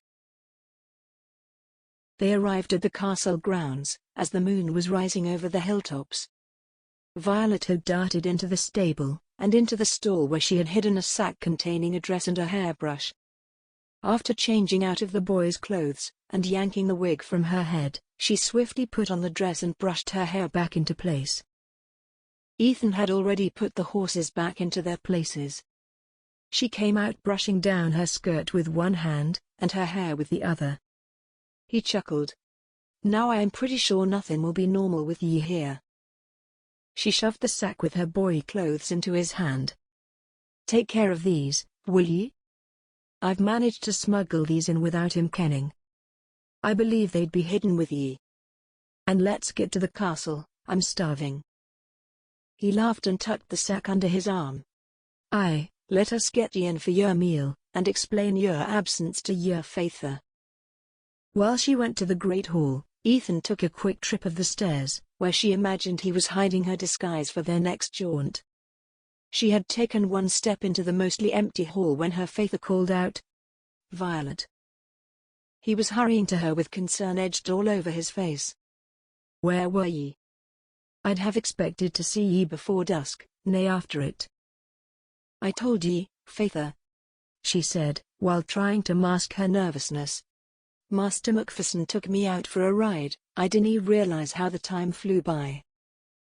"But I must take responsibility for that, Mr. O'Kane," Ethan called from behind her. "I took her far out into the hills, and we had to inch our way back home." He came to her side, with his face penitent but his body defensive. "We'll try to nae do it again," he said. Violet flicked a look at him from under her lashes, then did the same to her Faither. "But the best thing is that I'm here now, and we're safe. I am also hungry." The older man huffed. "I suppose I can understand that, but for the sake of me peace of mind, please be careful. A murderer is out at large, and until we find him, I'd rather you be close to home." His words made a solemn hollowness settle in her stomach. Her Faither was right, they had to be cautious. But she held on to the surety that what she was doing was going to help her Faither. Sharing a look with Ethan while her Faither's back was turned, she asked, "Shall we sit at the high table, or go to the kitchens? Which are ye more comfortable with?" Ethan asked, as they began to walk. "Either way, we get food." "The kitchens?" she asked, thankful that it was dim. She did not want to let her eagerness to extend her time with him show. When they reached the door, Ethan pushed it in, and held it until she passed through. The kitchens were warm from the fires, and the table they had used twice was empty. He pulled out her chair, and before sitting himself, gestured over for a servant to come over. The warmth from the room began to settle into her skin, and the aroma of the food was tantalizing her nose. Before platters of food were being set out on the table, she leaned in and grasped his hand. It was rough and calloused against her reasonably softer one, and it felt like a proof of his strength. "Thank ye for today. I didn't want to make things difficult of ye, but we might have to figure out a way to start again on the morrow." "About that," he said, swiping his thumb over the back of her hand. "I have a feeling that me Faither will want to talk to me then, so we might have to call off our activities for a while." Absurdly, Violet felt he was saying, rather politely, that he did not want to be with her, or help her, and that was with her hearing his logical reasoning. "Oh, I understand." Her hurt was slightly mollified by the worry line she could see starting to take set in Ethan's face. She assumed that his Faither was going to speak to him about taking up the lairdship, as it was now vacant, and he was worried about it. Compassion for him overshadowed her upset, and she offered him the softest smile she could muster. "You'll be fine," she comforted before breaking her hunk of bread. "If you want to go to bed now, I'll understand." "Nay." He shook his head. "I'll stay here with ye." Even with his troubles, he had decided to stay, and that elated her while they ate in comfortable silence. When they were finished, Ethan stood and offered his hand to help her up. The great hall was mostly empty, leaving only the servants who were wiping down the tables. She felt his shoulder brush with hers, as they continued to the wing where her room was, and he even opened her door for her. "You're such a gentleman," she giggled. "And you're a surprise for a lady," he replied. "I dearly believe I have ever come across a lady with your bravery and perception." Her heart thumped even harder, at the sincere look he was giving her, paired with his flattering words. "You're the first person who has ever told me anything like that," she murmured. Ethan's head cocked to the side, and his gaze was bold. "I'm nae surprised, many might be intimidated with how strong ye are, but rest assured, I'm nae. I ken ye are what we need around here." His head dipped and his smile was small but comforting. "Good night, Violet." "Same to ye, Ethan," she replied while slipping inside. She rested her back on the closed door, and pressed a hand to her fluttering breast. Ethan felt solid, dependable. A fighter. This troubling time was an uncertain time of fear, and possibly one that preceded an attack. If this was a time of war, and she was going into this battle, he was the knight she'd want by her side. Chapter 8. As he had suspected, just after dawn, he was summoned into his Faither's study.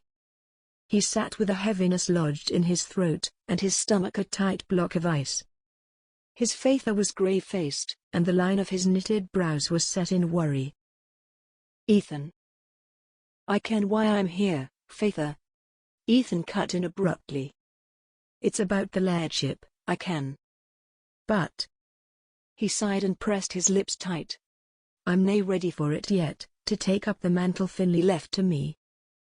"To be fair," Balger said wryly, "it's I who is going to hand off the mantle, but I ken ye nae ready for it, Ethan, and that's why I called ye in here. Finlay left us abruptly, and his space is never going to be filled. Ye will need dae what he would have done, and I ken that. But what I want ye to develop, is the inkling to begin developing how ye would lead. The lairdship is going to be handed to ye, one day, whether ye're ready or nae, but I am going to give ye some time to grow into it." Sagging into his chair, Ethan rubbed his face, and felt the tension turning his body into a rod of rigid iron begin to slip away. He had expected to come in and find his Faither forced him into a place he was not ready to inhabit. "How long day ye can give me?" "A year," his Faither said. "Between then and now, I'll give ye the same training I gave Finlay, except instead of 10 years of preparation, it will be 1. Can ye accept that?" "Aye." Ethan leaned forward, and his eyes drifted to the window, where the pink dawn was transforming into a lovely azure sky. "Aye, I can accept that." He dragged his gaze away, and looked squarely at his Faither. "Finlay was seeking to get married, too, but all the matches for him that we found, he turned them away. Are ye going to need me to get married before I take the lairdship on?" Balger sighed heavily, and reached for a quill that he twiddled in his fingers. "I won't force ye, as our time for ye to be trained will be relatively short, but if ye happen to find love, or a woman ye ken is fitting along the way, I will nae object. Speaking of, thank ye for keeping Miss O'Kane away from the investigation. Her faither told me that she tends to get a bit too immersed in all his cases. Ethan held back a snicker. Amidst was right, considering what he and Violet had done the day before. She is stitched from another cloth than the one most women are made of, he added with a straight face. I like her free spirit and good sense. I agree. Balgare nodded. For such a young tender age, she has a maturity I've never seen, and can hold on to her innocence despite all she had seen over the years. Ethan added, and at the faither's questioning look, explained. She told me that she's been through brothels, slums, and met with the worst of the worst. She said she has to keep in mind that, what she and her faither are doing, is for the benefit of those who need them, and that she cannot allow that darkness and horror she's been through, to turn her away from that path. Seems like ye two of you have made a bond, the Laird noted. That's good. Keep her occupied while her faither and I go about solving Finley's killing. I'll take her to the village this evening. Ethan mused. I dinna ken if she's been in many Highland towns before this one. She does live in Inverness, but she told me she's been through the lowlands and the cities all her life on cases. I ken she'd like to see the cliffs where the waterfalls flow over, and perhaps a ride through the field. Ye day that. Balgare nodded. Keep her occupied while we do the dirty work. Last night, we came in very late, because I took her too far in the hills. Mr. O'Kane was getting very anxious about the hour. If we do come in late again tonight, please assure him that she will be very safe with me. Ethan requested. I will never let anything happen to her, or cause her to be in danger. If you would let Mr. O'Kane ken that, I hope his mind will be on the issue at hand, and nae going between it and worrying for his daughter. He will be worrying, was his reply. But I can do a little to assuage his fear. Ye are a good fighter and defender, Ethan. I've seen ye on the training field. Barring Mr. O'Kane seeing ye doing the same, I ken ye will protect Miss O'Kane, and I'll make sure he kens it too. Standing, Ethan nodded. I'll see ye this evening. After passing through a few corridors, he paused in the middle of the stairs, to survey the hall below, which was filled with people making quick work of the heaped platters of food, that had taken the servants hours to prepare. A frisson of unease went up his spine when he did not see Violet among them. He stopped halfway, and scanned the room once more, before spinning in place and traipsing to Violet's room. He wanted to check there, before going to see if she was in the kitchens.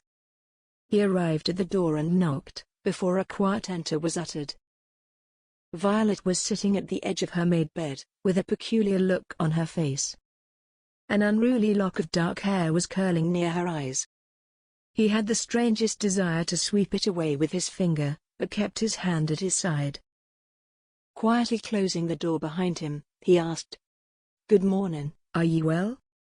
Have ye eaten?" She nodded, but the quietness he felt coming from her was not one he would have expected. "May I sit with ye?" With her nod, he sat beside her. "Is something bothering ye?" "Aye," she murmured. "Your brother's murder is tugging at me. I cannae say that I've ever seen anything like this before. It is particularly troubling to me. And I suspect the talk ye had with your faither, if ye did have it," he nodded, "was about ye taking up the position your brother left. Forgive me if I'm mistaken, but ye dinna feel ready to take it on, are ye?"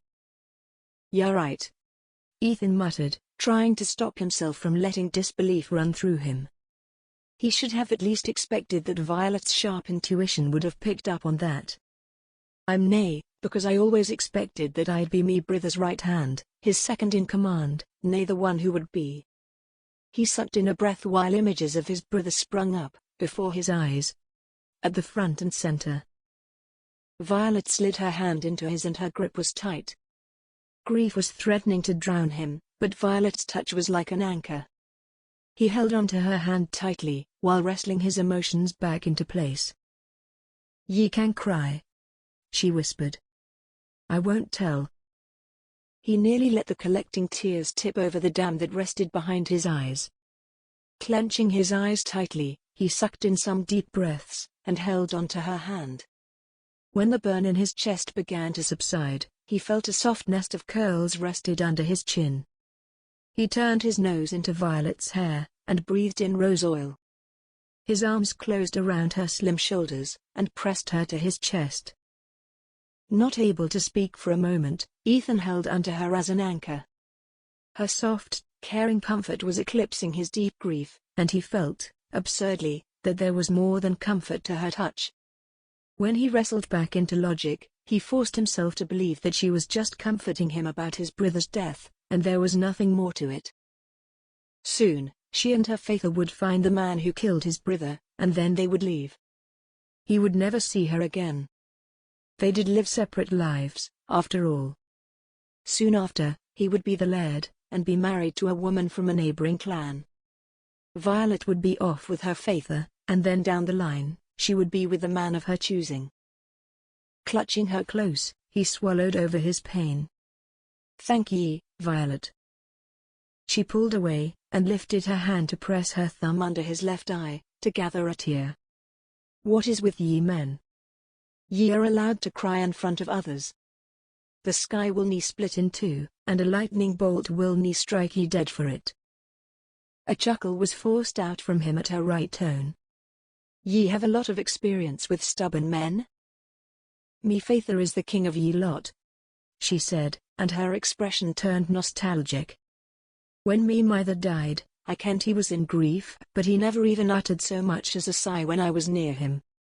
He held it all in for years. Then one year, that hollow look in his eyes was just gone. I cannae tell ye how he worked through it all, but he did." "Mayhap I should ask him his secret?" Ethan asked, earnestly. Her light punched to his chest, and her mock glare had him grinning. "The point is that keeping it all inside will nae help ye. Me father suffered for years, and it must have burned inside. If ye need to fight it out, if ye need to cry it out, if ye need to yell at God, do it to save yourself from years of pain." Considering what she had just told him, Ethan believed he could find another way. That was to find the man who killed his brother as fitting revenge. "Are ye still ready for another ride?" he asked. Her eyebrows darted up in silent question. "For our agreement?" "Aye." He nodded. Standing, she smiled. "Always. Get the sack I gave ye last night, hey?" "Hold your horses," he said, standing up. "We will have to eat first, and possibly carry some food with us. The next town we might have to check is a good 2-hour ride. The day is still early, so we have time. And, me father said he would make sure your father understands that ye are safe with me, even if we come back at night." Delight danced in her eyes. "Then I suppose the main hall is our next destination." Violet skipped down the stairwell like a frisky lamb, and entered the hall. The high table was empty except for one, his uncle, who had platters of cold meats, cheese, brown bread, and oatcakes set before him. Ethan helped Violet up to the dais, before acknowledging his uncle who was sipping from a goblet. "Uncle, good to see ye. Where did ye vanish to 2 days ago?" "Ah, Ethan." Uncle Callum smiled. "I had to run to Perth to take care of an issue I had left unattended to, before running here at your father's summon. But now I am back. Miss O'Kane, it's nice to see ye. How are ye taking to this Highland air?" "I am from Inverness, good sir, and I have some experience with the air, but I must say yours is much sweeter than the air back home," Violet said, then dropped her voice to a hush. "Me neighbors had a bad habit of burning the worst-smelling peat in their backyard. I wish I could trap yer in me chest for the rest of me life." Uncle Callum smiled over his cup. "I like your spirit, Miss O'Kane. I keep telling others that there is nowhere else where I would live, and I have been all over the land, miss. I've been to the continents, the Far East and even Africa. I've seen the most wonderful lands, prairies that stretch from here to the sky, majestic animals, cultures that have opened my eyes to the lives of so many others, lifestyles and habits that make no sense to me, but still fascinate me. Even so, there is nowhere I'd rather be than here. Violet reached for a trencher. Ethan. Master MacFerson Told me ye have been to England. What is it like there? Some parts are beautiful, and the people are well-mannered, but they tend to be very aloof and cold at times. Uncle Callum said. They are cultured, but the many rules and regulations of all tiers of society that they have are a bit off-putting, especially those at the top tier. Violet was nibbling on some bread and cheese before she asked, "Which rule is the most troubling to ye?" Uncle Callum sat his cup down, and pushed his trencher away to rest his elbows on the table. "I'd say courting is very troubling." "How so?" Violet asked, her attention fully latched on his uncle. Helping himself to his food, Ethan leaned back and listened, appreciating how much Violet was paying attention to his uncle. A lot of times when his uncle did speak about his travels, people tended to pretend to listen, but not Violet. It was clear that she sucked up information like a sponge, as she was doing so right now. "Well, it's all for money. Marrying for love is touted as foolish, and most times the lady had very little choice in her husband. Her father, or any living male member, would arrange the marriage so that both families would benefit from titles, shared wealth, and other assets. To make even this arrangement even more cold and contractual, many couples would meet for the very first time on their wedding day. Uncle Callum said. It's a miracle some of them day last to death day them part. Perhaps they didn't have anywhere else to go. Violet surmised. It might be better for them to stay with the comfort they kent, but live separate lives. A wide smile took Uncle Callum's face, and true appreciation twinkled in his eye. Ye have a swift mind, Miss O'Kane, a very lovely asset, and I do praise ye for it. Thank ye. Violet preened under the lovely praise. So, tell me, where else have ye been? Nay. Sorry. I want to ken, what is the most awe-inspiring place ye have ever set foot in? Jerusalem. Uncle Callum smiled. I took a trade ship to Africa a few years ago, and journeyed to the Guinea coast, and traveled right across the land to see Jerusalem. I stopped in Egypt for a while, but even the moments there did not hold me. I had to go find and see with me own eyes the birthplace of the Christ. I did not see the actual place of his birth, or where he was crucified, but I did climb Mount Sinai, and saw the markets of Nazareth. Violet's lips were open, and the shock painted on her face barely stopped his eyes from dipping to her lips, and imagining if they were as pillow-soft as they looked. Instantly, he dropped his eyes, and felt self-disgust and rife confusion curdle his stomach into cold shame. His throat clenched dryly while he picked at his food. His emotions for her, a thick cluster of admiration, attraction, and self-admonition, were a maelstrom in his chest, and Violet did not need to be thrown into them. He fervently hoped that she had not picked up on his mood, and if she had, he would need to beg forgiveness at the first opportunity. But can I keep this covered? Chapter 9. Enraptured by Mr. MacPherson's story, Violet barely saw her father and Laird MacPherson enter the main hall. The two men were speaking to each other low enough that she could not hear what they were saying. Her eyes flicked to Mr. MacPherson, then briefly to Ethan, whose eyes were fixed on his trencher, as if it was a map to a gold mine. Her brows knitted in confusion, before she spun back to Mr. MacPherson's story. He had gotten to the part where he had arrived in Galilee, but her attention was split down the middle. What is bothering Ethan so much? Is he changing his mind about going to the next town with me? The laird heaved himself into a chair, and called loudly for his hot meal. Luckily, her father sat near her and she said, "Pardon me, Mr. MacPherson." She leaned over to kiss her father on his cheek. "Good morning, father." He turned tired eyes on her, but still smiled. bright and early like the morning star. Ye are. Are ye well? Did ye sleep at all? She asked concernedly. Somewhat, he murmured while rubbing his eyes. We spoke to the healers yesterday, about the sleeping draught, and nay one owned up to giving Master MacFerson the brew. Someone suggested that there is a lady in the village, who was a past castle healer. She might be the one who gave the potion to him. Laird MacFerson and I went to the village to find this woman, but was told she had died. A servant came to place a platter of food and a goblet before him, and he paused to thank her.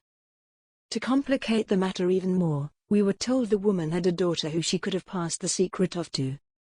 We had to go to the settlement past the village, through a hilly pass, to look for this supposed woman. Violet felt a chill of fear run down her spine, that someone might have mentioned seeing Ethan and a lad there, to her father and the laird. Only to find out that this supposed daughter had moved away as well. I ken we're chasing ghosts, so we're back to digging. She looked over to Ethan, whose head was up and looking at her father with interest. Did ye get a description of this woman's daughter? He asked. Her father paused in eating. Brown hair, light blue eyes, a scar on her forehead. Her eyes flew open.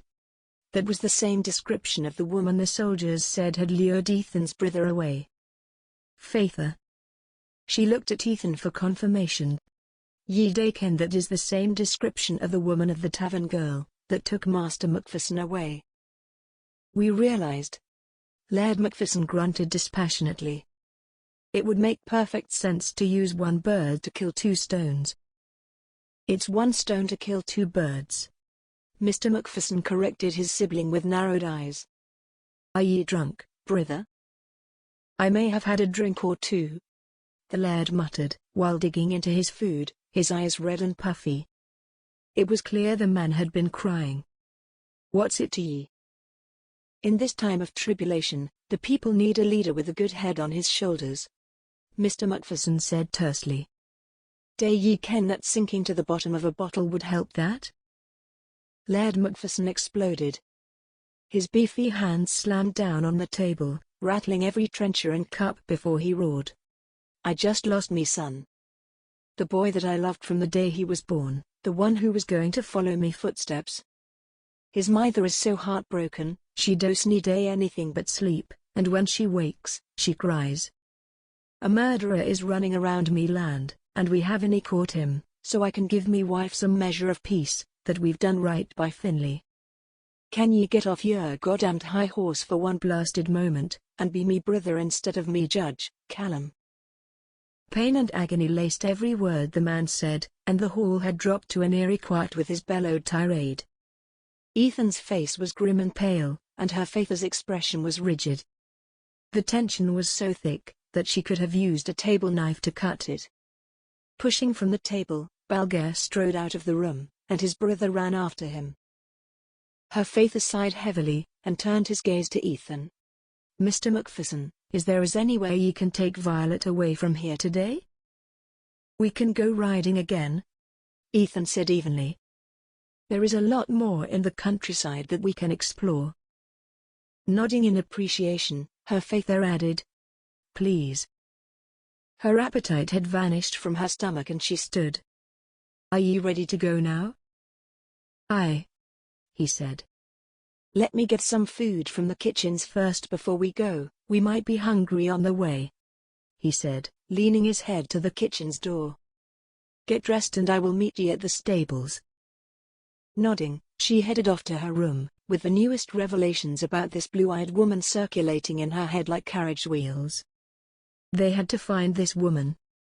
If she was both the lure, and the one who had made the sleeping potion, she was the only one who could tell them who had killed Finlay. No wonder she was in hiding. She slipped her dagger into her boot, and then hurried to the stables. If the next village was as far as Ethan had said, they would have to ride hard. Thank God she had carried the set of breeches. She entered the musty room, to find Ethan securing a saddle on a horse with a flinty face. He stood, and she grimaced at the pain edged in his face. Ethan. She came closer. Tell me what's wrong. He faced away and tugged the pommel, to make sure the saddle was straight, and his mouth was a thin line. She dared to rest her hand on his shoulder, and tug him toward her. Ethan, please look at me. I hate it when this happens. His words were tight and clenched. I hate it when me uncle and Faith fight. It never ends well. Either me uncle disappears for a while, sometimes a week or even a year, or me Faith becomes a slab of stone. When they work together, it's the best, but when they fight it feels like. He cut off his words, with a tight look and a shake of his head. It feels like me family is falling apart. Me mother is already ill and now. His hands dropped to his side, and then clenched to fists. His body was a tense rod of steel, and the cords of his neck were standing out. Then, like a swift breeze shifting a tree from east to west, Ethan's body folded into itself, and he shot out a hand to grab on her nearest wall. She slid her hand from his shoulder up to his face, and to his eyes that were bracketed by tight lines. He was worried, and it showed. Ethan, I ken ye are worried, but we can ease his pain, by doing our part and finding this woman. I ken it's hard, and I wish I could do more, but this is the best we can do now. His eyes fluttered closed. He sucked in a deep breath, and then nodded. Aye, we must do our part. He nodded to a stall behind him. Your disguise is inside there, change and we can head out. Nibbling her lip, Violet sighed, and then went to change. Ethan's pain, that she felt so dearly, was like a steel band around her heart. She swallowed over the ache while changing quickly. She stepped out while fixing her wig, and saw Ethan staring blankly into the distance, a mask of strength in place of the one of pain. His lifted his chin, and his defiant stance had her hoping that he was committed and focused on finding this woman. I'm ready, she said quietly. His gaze was calm. Your horse is ready, and I have food in case we do get hungry on the way or in Turin. Before we go, she said, fishing something from her pocket, a woolen Monmouth cap, big enough to hide his hair. Here, wear this. Ethan ducked his head. She used her fingers to comb his thick locks back, silently surprised at the softness she felt, before she placed the brim over his head, and tugged it down to his ears. Stepping away, she smiled. Perfect. His crooked smile was fleeting, but it still pleased her. Violet grasped his shoulders, as he lifted her on her horse, and then watched as he mounted his. They took the same hilly path and, as before, the surroundings were beautiful. The hills had a deeper shade of green, and the sky shimmered a light azure. There was silence between them until Ethan broke it. Faith is giving me a year to transition into the lairdship position, he said. But I keep fearing that I will never scramble up to the level Finley was on. Violet's mind flew back to when her mother died. Ethan, when me mother died, there was a gaping hole in our home. As a devoted daughter, I tried to take on what she would do in a home. I learned to cook at an early age, I cleaned, I made sure there was nothing to frustrate Faith when he came home. He was looking directly at her, with deep apprehension, and she continued, hoping to allay his fear. Even with all me efforts, I learned quickly enough, that no one can equally measure up to the person who filled the spot before them. I never filled me mother's space, and that was just in a home. Ye now will have to take care of a whole lairdship. Ethan, the hard truth is ye cannae fill Finley's boots. What ye can do, is forge your own path, and make the people love ye for ye. His head swiveled. How old were ye came to that realization? 4 and 10, she said, as her mount began a quick trot. Before that, I floundered, wondering what I was doing wrong. The food did not taste the same, the house always felt cold, me Faith was distant. When I finally realized that I would never be me mother, the burden became lighter. They were nearing in on the first town, but they kept straight on the main road, and soon sped past it. The land was level enough for them to kick their pace up to a canter. Speaking between them became difficult, as the wind stole the words between them. They maintained their silence while they rode to the next town. The path to that town took them down a hill into a village, nestled in a picturesque valley. On the crest of the hill, Violet stopped her horse just to look. A V of grassy hillsides, dotted with scrubby bushes at the bases, bracketed a village of golden wooden houses. A thick line of blue snaked its way through the middle, bisecting the town in two, both halves connected by a large black stone bridge that shimmered under the sunlight. Her eyes drank in the sight with relish. It felt so charming that she voiced that it should be immortalized in a painting or a tapestry. Ethan came close enough that his thigh brushed hers. Many of our woodworkers and masons come from this town. As we pass through, you'll see their handiwork. It's stunning, she remarked. The people must be happy to live here. It looks so peaceful. It is, he confirmed. Sadly, the river passes through salty rock under the mountain, so no fish live in it. They get fish from us and our loch and sometimes beef from our herds.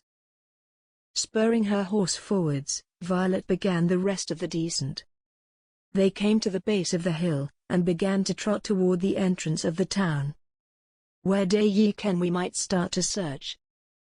The same as before, the market and then a tavern, that is, if we have time, Ethan said. The town after this one has an inlet dock of a very large loch, where ships do come in from the lowland. We might start looking there too. Violet heard him, but her attention was locked on her surroundings. The houses were mostly quaint one-story wooden cottages, with thatch and slate roofs, but in the middle of the town was a tall stone church, with an arch for the entrance and steeple. The market's over there. He inclined his head to the west. I dinna ken if we can find much, as the market days are before the Sabbath, where they stock up on food for the evening, and it's the middle of the week now. The culture here is that all, except children and feeble adults, fast for the day, and while they go to church, they hold fast to the rule of 6 days shall ye labor. Nodding with his clarification, Violet headed to the market, with Ethan's horse plodding along beside her. The market had no sign or post, but the tents and stalls made it clear what it was. A few people were lingering there, standing near their stalls with food piled on them. Violet slid off the saddle and looked around, feeling concerned. Had they come all this way for nothing? Perhaps after this, they would have to go door to door with the villagers. There were only 2 to question here, and she felt that nothing would come from them. Still, they had to try. She handed the leading rein to Ethan, who secured it to a hitching post, then went to the first person. It was a woman, middle-aged with thinning dark hair and bright green eyes. "Excuse me, ma'am," Ethan said. "I'm from Clan MacFerson. I'm sure you might have heard about Master MacPherson's death." The woman nodded. But before that, he left some orders. A woman he had pledged to help through her troubles is nowhere to be found, and we're trying to find her. Day ye ken of a woman with dark hair, light blue eyes, and a scar on her forehead? She has the skills of a healer, making potions and such healing draughts. The woman shook her head. "I dinna ken anyone with those features or such occupation, good sir. The healers we have here are elderly cottage wives that grow herbs in their garden. A physician from Clan Hoft comes around 3 times per year, or when we send for him." "Are there any women here with a child and no husband?" Ethan asked again. He might have died suddenly, or left without a word. "Nay." She shook her head. "The closest thing to that I can ken of, is a woman whose husband left the village, but then he sent for her, and they make a life in Adina now." Ethan shot her a disappointed look, before nodding to the woman. "Thank ye for your time." The other 2 vendors had similar stories, and Violet could see frustration deepen in his face, when they were constantly let down. As they went back to the horses, Violet's eyes met those of a thin red-haired lad quickly before he ducked away. Thinking nothing of it, she got on the horse, and they went back to the center of the town. "A tavern now?"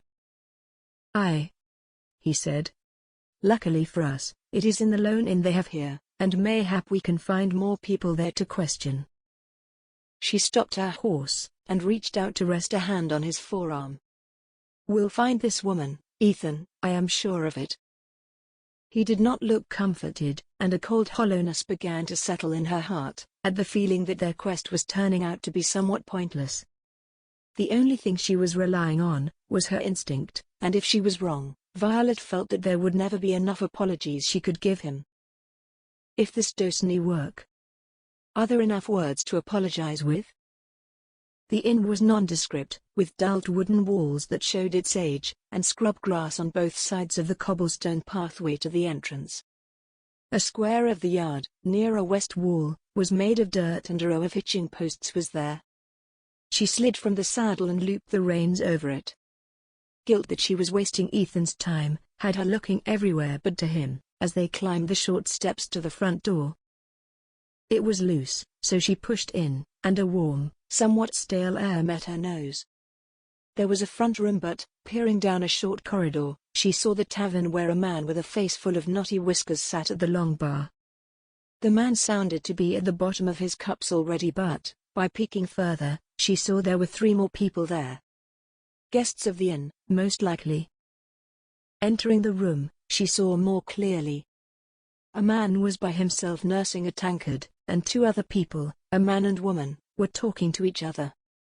A barmaid was in the corner wiping down a table, and another was behind the bar. She took a seat in the corner, and watched Ethan get cups of water for them. When the barmaid came back, Ethan spoke to her briefly, and she shook her head. The hollow feeling in her heart began to throb. Another rejection. He placed the cup before her, but she felt emptiness sink further. There was a good chance she might lose her stomach contents, if she even tried to drink this. "Stop it," Ethan said. "I ken that ye are over there digging daggers into yourself for. Ye dinna cause this. Perhaps I led ye wrong." She sighed, daring to look up to briefly meet his eyes before looking around. "Mayhap I was completely wrong."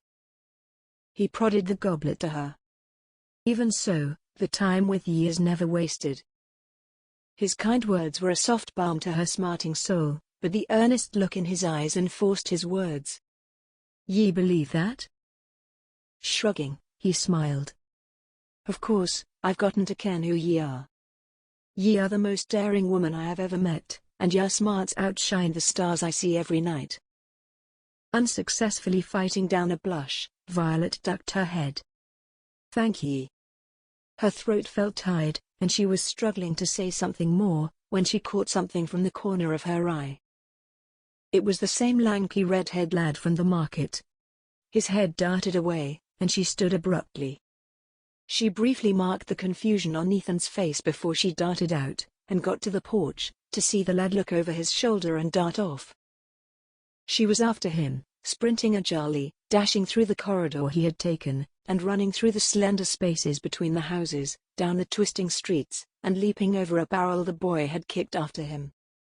She had no time to ask herself why he was running, but she knew she had to catch him. If he had any information on the woman they were seeking, she was not going to let him go, even if she had to run to the ends of the earth.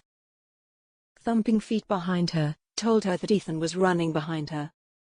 She chased the flash of red hair as she raced along the path, ducking under eaves, and weaving through the people who stumbled in her way. Soon her lungs began to burn as if they were set on fire. Her legs felt heavy, and her muscles began to cramp, but as long as there was a breath left in her body, she refused to give up. She could usually run for a long while without any strain, but she had not been this active in a while. Her step faltered while rounding a corner, and she stumbled. She would have sprawled headlong, if she had not pivoted and spun around to get her footing. "The redhead," she gasped. Ethan blew past her, and the moment she regained her balance, she was on his heels. The boy was quick, but Ethan was quicker. The redhead attempted to vault over a low wall, but as he leapt, Ethan grabbed the back of his shirt and dragged him back. He spun the lad and shoved him against the wall, just as Violet caught up to them. She hunched over and braced her hands on her knees, while Ethan growled. "Why did ye run?" "And?" she gasped. Why were ye at the market then followed us to the tavern? The boy's face was pale with fear, and his voice was a stutter. I was in the town before this, and word around there is that ye came around asking for a woman with dark hair and blue eyes with a scar on her forehead. I wanted to come and see if it was true, that someone was asking for her, as well. Ye canny trust drunkards or gossips. Aye, it was us. Ethan glared. What do ye ken about it? He swallowed liberally, and fear rendered his face sickly yellow. I ken because her name is Gavina and... She's. He broke off and pressed his lips tight. Spit it out. Ethan ordered impatiently. She's me sister. The lad said. But I dinna ken ye would be searching for her, as she's supposed to be dead. Chapter 10. Yanking away from the lad, Ethan stumbled away. Dead? How is she supposed to be dead? Moreover, ye look nothing like her. Violet said as she came to his side. We've been told she has dark hair and blue eyes, ye have red hair and brown eyes. How can ye be brother and sister? The lad shook his head warily. Why should I tell ye more, and why are ye looking for me sister at all? Because even if she had not wielded the blade herself, she was armed with the potion that allowed the killer to do it. The words were on the tip of his tongue, but he stopped from uttering them. Tugging off his hat, Ethan shook his head. Because I am Ethan MacFerson, the younger brother of dead Finlay MacFerson, and ye are? Davy. The lad said, after tugging his dropped jaw up, but the wary look never leaving his eyes. Davy O'Bacnan. Why are you two looking for me sister? Because she was the last person to see me brother before he died. Ethan said tightly. And, again, why do ye nae look like her? We're nae blood kin, her mother married me faith 3 years before I was born. Davy wetted his lips. I grew up with calling her sister, and I ken about the scar because I caused it. I was 6 and she was nearly 10 at that time, and I begged her to race with me. She dinna wanted to, but I pestered her until she gave in. She tripped and banged her head on a rock. That scar, I always kent it was me fault. Calm now, the lad leaned on the wall. She went to Perth when I was 6 and 10. She was nearly 20, and had nae choice of a husband, as most of the young men had left to find work in the coal mines, in the hills beyond. We dinna ken what she was going to do there, but mother had died, and Father was beside himself. He let her go, while I stayed back to see about us smithy. He shook his head, and stared out beyond them, visibly gathering his thoughts. She went off and nae word came for a year. When we did hear from her, 5 years ago, we were told she had married a trader who went between Perth and England, and had a child, and we were happy for her. Then, 3 years ago, we heard her husband got ill and died, and she had caught the same disease, scarlatina. We never got to bury her at home, even though it was relatively close. But she lived. Ethan said, shooting a look to Violet, masking his shock, that her suspicion about the woman having a child was right. And with a dead husband and a boy child, she had to find another way to make ends meet. Was your mother a healer by any chance? Me mother told me she used to work for the MacFerson clan for a while, and then she moved away. She might have said she was 8 and 10, I can't remember. The lad paused to gather his words. Then she went to Glasgow for some time, she said, and came back home. That's when she had me sister. She told me Gavina's Faither just up and left, and then she found me Faither, and I was born. His eyes met Violet's and he continued. I ken all this, 'cause she told me many times, and I heard her tell it to some others. He took in a deep breath, and slowly blew it out his cheeks. He spoke slowly, as he looked down and tried to bury his toe in the dirt. She might have wanted me to find the MacPhersons, and maybe work there. His face looked forlorn. I remembered she did tell me she stopped the healing 'cause she didn't like being around blood. He raised his head and faced Ethan.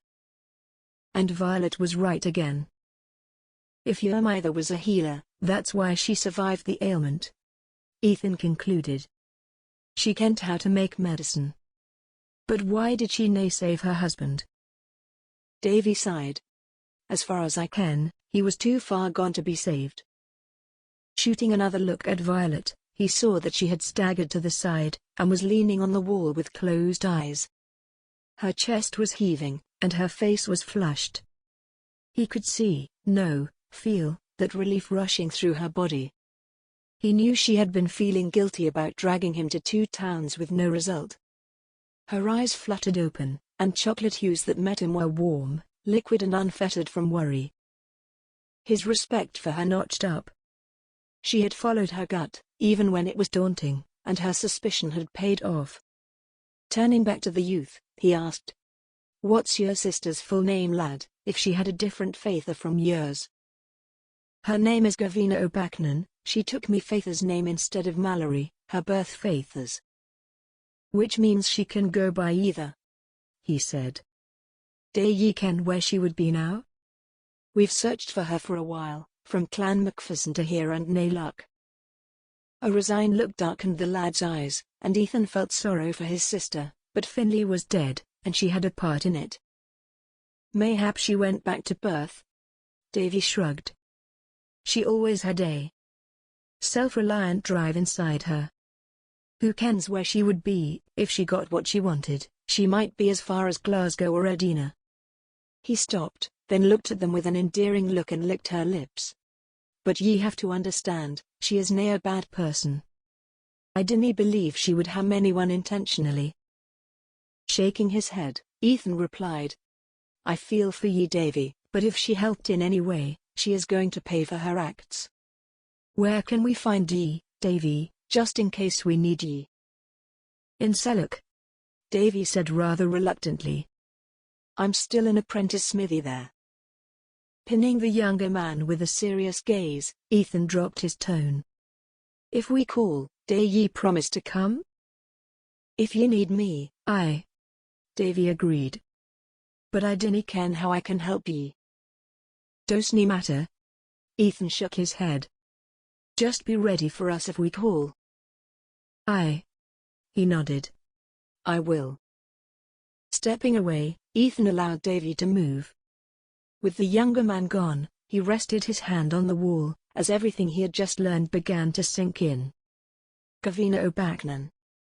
A widow. A daughter of a healer. Under all that, Violet was right. She was right about everything.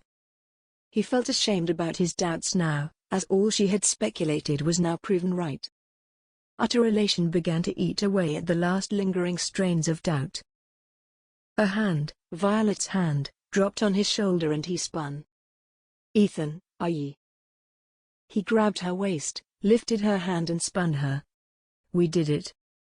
We did it." Not even caring that curious eyes were on them, Ethan had to celebrate. They had nae found the woman, but they had won half the battle. Violet was giggling, and her feet were kicking. Let me down, I'm getting lightheaded." Grinning, he let her down, but did not pull his hands from her waist. "Ye were right," he said, eyes liberally taking in the emotions that chased across her face and her sparkling eyes. "Thank God ye were right." "I'm as surprised as ye are, to be truthful," she murmured. "I never expected to." She shook her head wryly then smiled. "At least we got clarity on this. Ye should tell your faither, but leave me name out of it." "I will nie," Ethan stressed. "This was all because of ye. Ye should be recognized for it." Pausing, he added, "It's because of your faither, innit? Ye're scared of how he would react." He did not have to wait for her nod to plow on.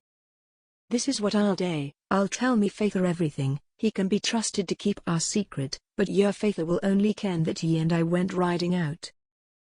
"I'd appreciate it." She sighed, lashes fluttering as her body lost its rigidness and her head bowed a little. His hand lifted, aiming to cup her face in his hands, and feel the softness of her skin under his rough fingers, but caught himself at the last moment, and dug his hand into his hair instead. Pulling away, he forced himself to be calm. "I ken our duty for today is done. Let's get home. We have had enough action for today. Violet's head cocked to the side, and her eyes ran over his face in an assessing sweep. Is something wrong? Nay. Yes, there is, ye fool. Can you fully believe that we found the woman? It's going to take me a while to let it all settle in. His words were a part lie and part truth, and he hoped she would hold on to the truth. Nodding, they picked their way back to the tavern, with a growing stiffness between them. Ethan felt he had upset her. Looking at her with fleeting glances, he did not see the distress on her face, but he felt it. By the time they arrived at the tavern and untied the horses, he felt the guilt began to settle on his chest like a cannonball. She got on the horse with ease, and he felt bereft that he was not able to help her. They rode out and took the road to Sellock, with the same uneasy quietness between them.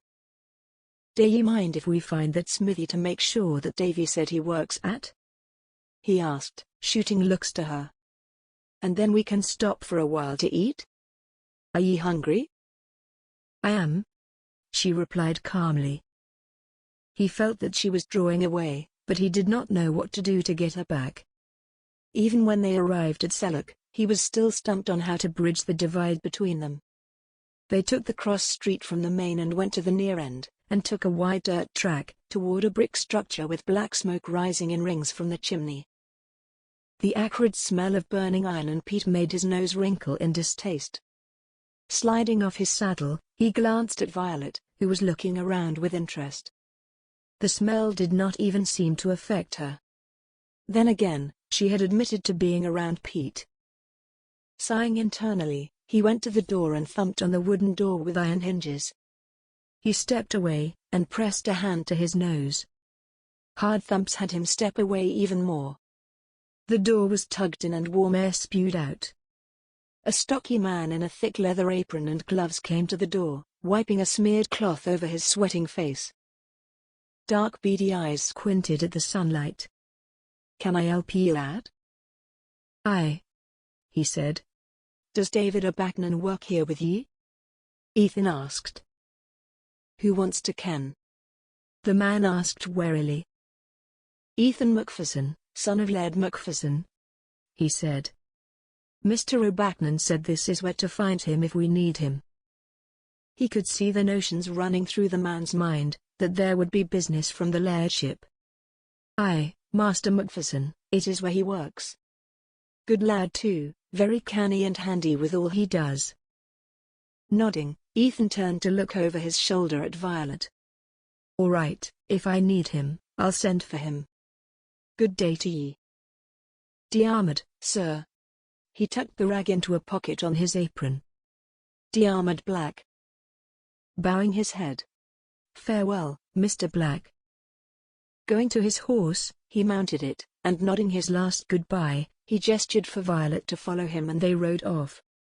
At least he spoke the truth. "Let's find a place to eat. Somewhere with grass," Violet said. "And under a tree." She sounded calm, but Ethan was still apprehensive that he had put her off. She did not sound or act how he thought she felt. Riding off, they came to a copse of trees away from the road. The overarching limbs of the trees were interlocking with each other, and covered a spate of thick grass. We can stay here for a while," Ethan said. A few hawthorn bushes dotted the land around them, with patches of golden wildflowers breaking up their somber look. He took the horse's blanket off, and laid it for Violet near a tree. While straightening it, he saw her pulling the short wig off and finger-combing her hair out. He felt grounded in his place.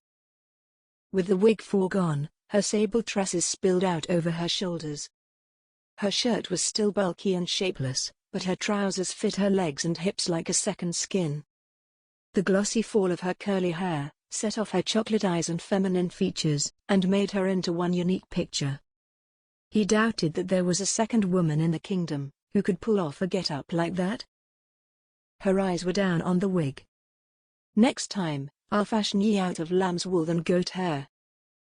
Spanning out of his reverie, Ethan took the sack of food, bread rolls, cheeses, some dried rabbit meat, oatcakes, and fruit from where he had placed it on the ground. Let's eat.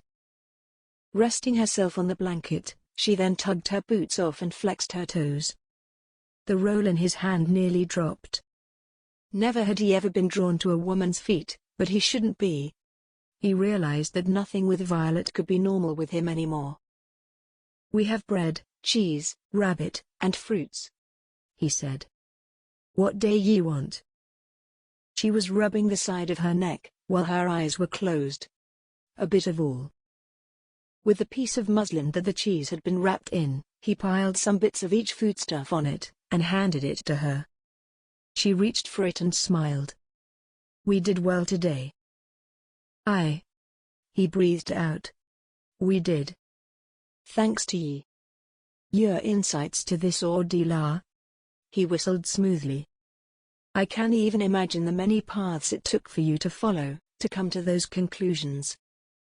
To anyone other than those who do me faith's work, it would be challenging, but after a while, being with someone who points out what to look for, your mind just starts to work differently, Violet said, picking at the bread.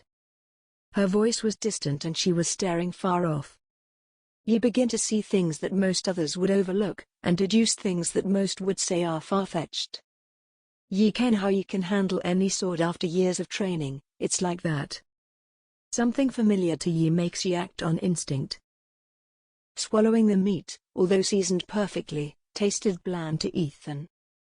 He dropped his bread to his lap and sighed. Violet, Her head tilted and her smile was slight and forgiving. Ye dinna need to explain anything to me, Ethan. I kent today was hard for ye. I saw it in your eyes. Ye dinna ken me suspicions would work. Even I doubted myself at times. You did? Aye, she said.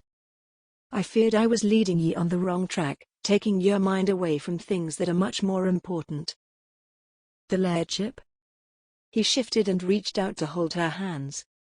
Violet, I have time to figure that out. Now, me most important issue is to find who killed me brither, and have them face justice. He looked into her eyes, luminous pools of compassion and warmth. And spending time with ye is very eye-opening and delightful. Ye take me mind off me sorrow more times than I can count. Eye-opening? She asked, lips twitching. Is that a polite way of saying I am peculiar? Nay, it means unique, he said. I've never seen a woman in breeches the way ye day it. Going back to her food, she broke her bread. Ye've seen women in breeches before? Once or twice, he said, pulling away to eat. But they are mostly cases of a girl getting hand-me-downs from her older brother. And they are ill-fitted, large and very, unnatural. And you're saying me in men's clothes is natural? Violet prodded. Sensing the uneasiness between them had passed, he began to eat his meal with gusto. I dinna ken there is a right answer for that. He pinched off a crust of bread and flicked it into her cheek. Ye are a lovely woman with a wonderful intuition, take the compliment. Swatting at him, she grinned. Stop trying to butter me up. It's nae working. Eh? He laughed. I prefer fruit jams. Ethan, she said. With narrowed eyes, she smiled. We've come to peace, be quiet before ye ruin it again. Chapter 11. Unable to sleep, Violet rose and pushed the window open, to allow the cool night wind to soothe her, after the hours she had spent tossing in her bed. Placing a chair near it, she sat and looked out with unfocused eyes. When she had gone to bed after she and Ethan's ride to Turin, the moment her eyes closed, Ethan's face was behind her eyes. Ethan, a lovely man with a kind soul, a humble mind and a loving heart. Hearing him praise her for her uniqueness, felt miles away from the other men, who would demean her while she aided her father on his cases. Many times had she held back from giving him the tactical comfort she wanted to bestow on him, but feared he would never accept it. Ethan was still grieving for his brother, and he was conflicted about taking up the lairdship, and she did not want to burden him more. "I suppose being conflicted goes both ways," she murmured to the dark lands before her. Not even a week and she was already teetering on the edge of an emotional precipice. Call it the foolishness of youth, but she felt she was beginning to love this man. "But what would I ken of love? I've never been courted before, or on the receiving end of a man's attraction. Ethan doesn't look at me the way others do. Mayhap it's not even love, but a mix of deep relief and sympathy. Then again, could it be the first stages of love? Was the leap of her heart when he looked at her, or the tremble that ran over her skin when he said her name, the forerunner of love? Was that the look she had caught in his eyes a time or two, his confessed admiration for her, and his praises indications?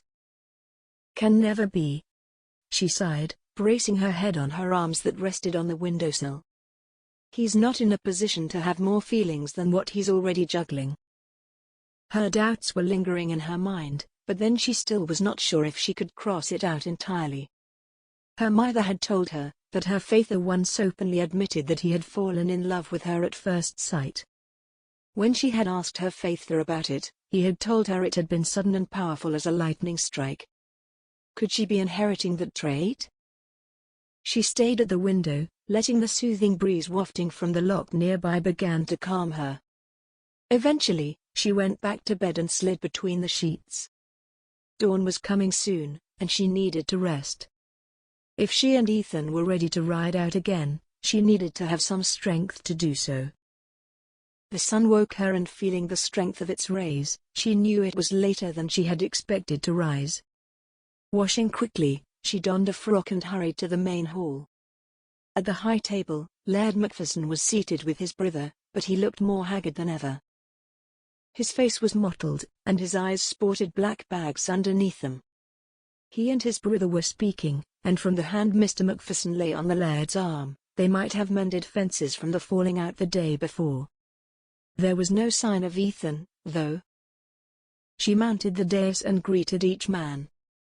Laird MacPherson turned eyes heavy with respect toward her, and his slow knowing nod told her that he knew what she and Ethan had found yesterday. Returning it with a gracious smile of her own, she sat and asked, "Where's Father?" "He is preparing for a ride to Perth," Laird MacPherson said. "Ethan told him what he had found yesterday, so he is going to find any traces of the Scavina O'Bacnan." His stress on the word he told her that Ethan had held to his promise to tell his father all that happened, while not make her father any the wiser about her activities. The laird, however, knew all. Now that she had done her part and passed the baton to her father, Violet felt somewhat at ease. The laird was gesturing for a servant who, after leaning his ear to his master, hurried off to the kitchen. "Is Master MacPherson well?" she asked, looking around, not so subtly to see if she had overlooked Ethan. She had not. He was nowhere in the hall. His father sighed, waving his hand. "The boy is fine, off in the stables as he's wont to do. Nae wonder Finlay would always tell him to live there instead of the castle." There was pain when the older MacPherson son's name was uttered, and it was still raw. The man's son was dead. No wonder he had almost lost reason the other day, when his brother had jabbed at him for drinking. God forbid the day that Violet, if she did get married, would have to bury her child. A servant came and deposited a bowl of warm porridge before her, and a trencher of bread and squares of butter. With a quick thank ye to the server, she began eating. It's a habit for him then, caring for the horses. That and riding them, the younger of the MacPhersons said. I remember when Ethan was 3 and 10, he had been begging to go from ponies to stallions and we finally gave in. That boy. Callum shook his head. Took off with a speed that made me fear he was going to be thrown and break his neck. Much to my amazement, he managed to reel the horse in with a level of control I've only seen master riders perform. I swear me son can be in a dead sleep, and hear an ailing horse calling from MacChoill, and rush out without a care.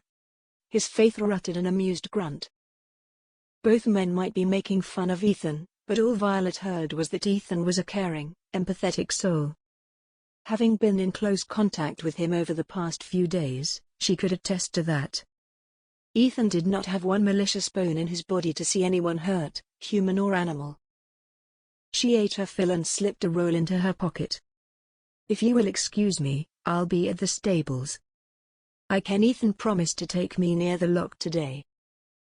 The two shared a look, then the Laird nodded. "If the tide is right, ask him to take ye on a boat ride. Some of our burling ships are small enough so that even one man can control it. And be free to tell Ethan to take ye to that secret cove he kens we dinna ken about." Mr. Callum smiled while lifting his goblet. "His brother told us about it a long time ago." Hiding a snort, Violet nodded to both of them, and left the room, hurrying to the stables. This secret cove sounded interesting, and since they had found this elusive woman that had the key to finding Finley's murder, she felt it was time to enjoy these highlands. The grass blades were still wet with morning dew, and by the time she got to the stables, the hem of her dress was damp. She went in and the smell of hay and leather hit her softly. She spotted Ethan's golden head over a stall before it ducked. She went over and knocked softly. "I come bearing gifts." Plucking the roll from her pocket, she dangled it over the stall's doorway. A warm chuckle was his reply, and Ethan came out, dusting his hands on his trousers. "Good morning to ye too." Reaching out, he plucked the roll from her hand. "Have ye eaten at all this morning?" Violet asked, looking around. "How long have ye been here?" "Eh?" he murmured around his munching. "Dawn." "Before dawn, doesn't matter." "Oh, and your father and uncle have told me to tell ye, if ye do plan to take me to the loch, like I made them believe, that ye are free to take me to your secret cove." She smiled at his wide eyes and slightly slack mouth. "They said your brother told them about it a long time ago." He swallowed around the lump in his throat, then he shook his head wryly. "Should have kent." "So?" She stopped herself from rocking on her heels with the anticipation building inside her. "Would ye be interested in taking me to the loch, I mean?" His brow quirked while holding the rest of his roll. "Is that something ye want?" "I day," she said, dipping her eyes. "I mean, if it's nae too much of an imposition."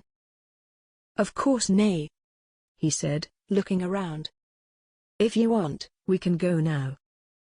The temptation was strong, but she did not want to take it on so quickly. Instead, she looked around for a seat and spotted a crate. "Before we day, can we talk for a moment?" She went to the crate and sat. "Why day ye like horses so much?" He let out a breath that was chased with a soft laugh, before he sat on the floor and rested his arms on his bent knees.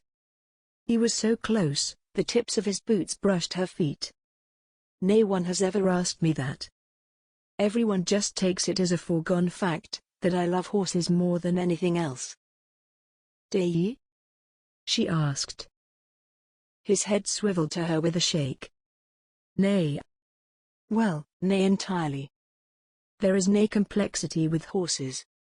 They'll like ye or nay, but the one thing I've found that when they're loyal to someone, they're loyal to them for life. It's more than some people." There was a story behind that, but Violet was not going to pry. "I befriended a squirrel once.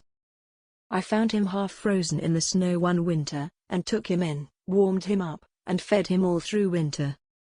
When I let him out the next spring, I'd wake up and find a pile of nuts on me back doorstep every day." It continued for a while but then stopped. "I supposed he had gone away and found a mate. 6 months or so later, I saw 3 baby squirrels skipping through me yard and could only smile. Animals can be loyal." Charmed by his crooked smile, she almost lifted her hand to touch his face, but stalled, before daring to trace her fingertip over the scar that nearly bisected his eyebrow. The moment she touched him, he shivered. It was barely there but she felt it. His brow, smooth light brown hair, was grown out but the paler skin, above and below his brow, told her a cut had been there. "Did ye fall or?" "I did fall," he said, tilting his head upwards. "From there?" Looking up, she realized that there was a tiny ledge built above them, about 3 or 4 feet wide. "What were you doing up there?" "I can't tell ye." He shrugged. "I was a boy and probably doing mischievous boy things. After I fell, I went unconscious. I was told a stable boy found me and rushed me back to the castle. When I woke, me head was on fire. I wished I could pluck it off me shoulders and set it aside." The image of a headless Ethan had her both grimacing and giggling at the same time. "How old were ye?" "Old enough to ken better," he said, getting to his feet and extending his hand to her. "Care to take that right now?"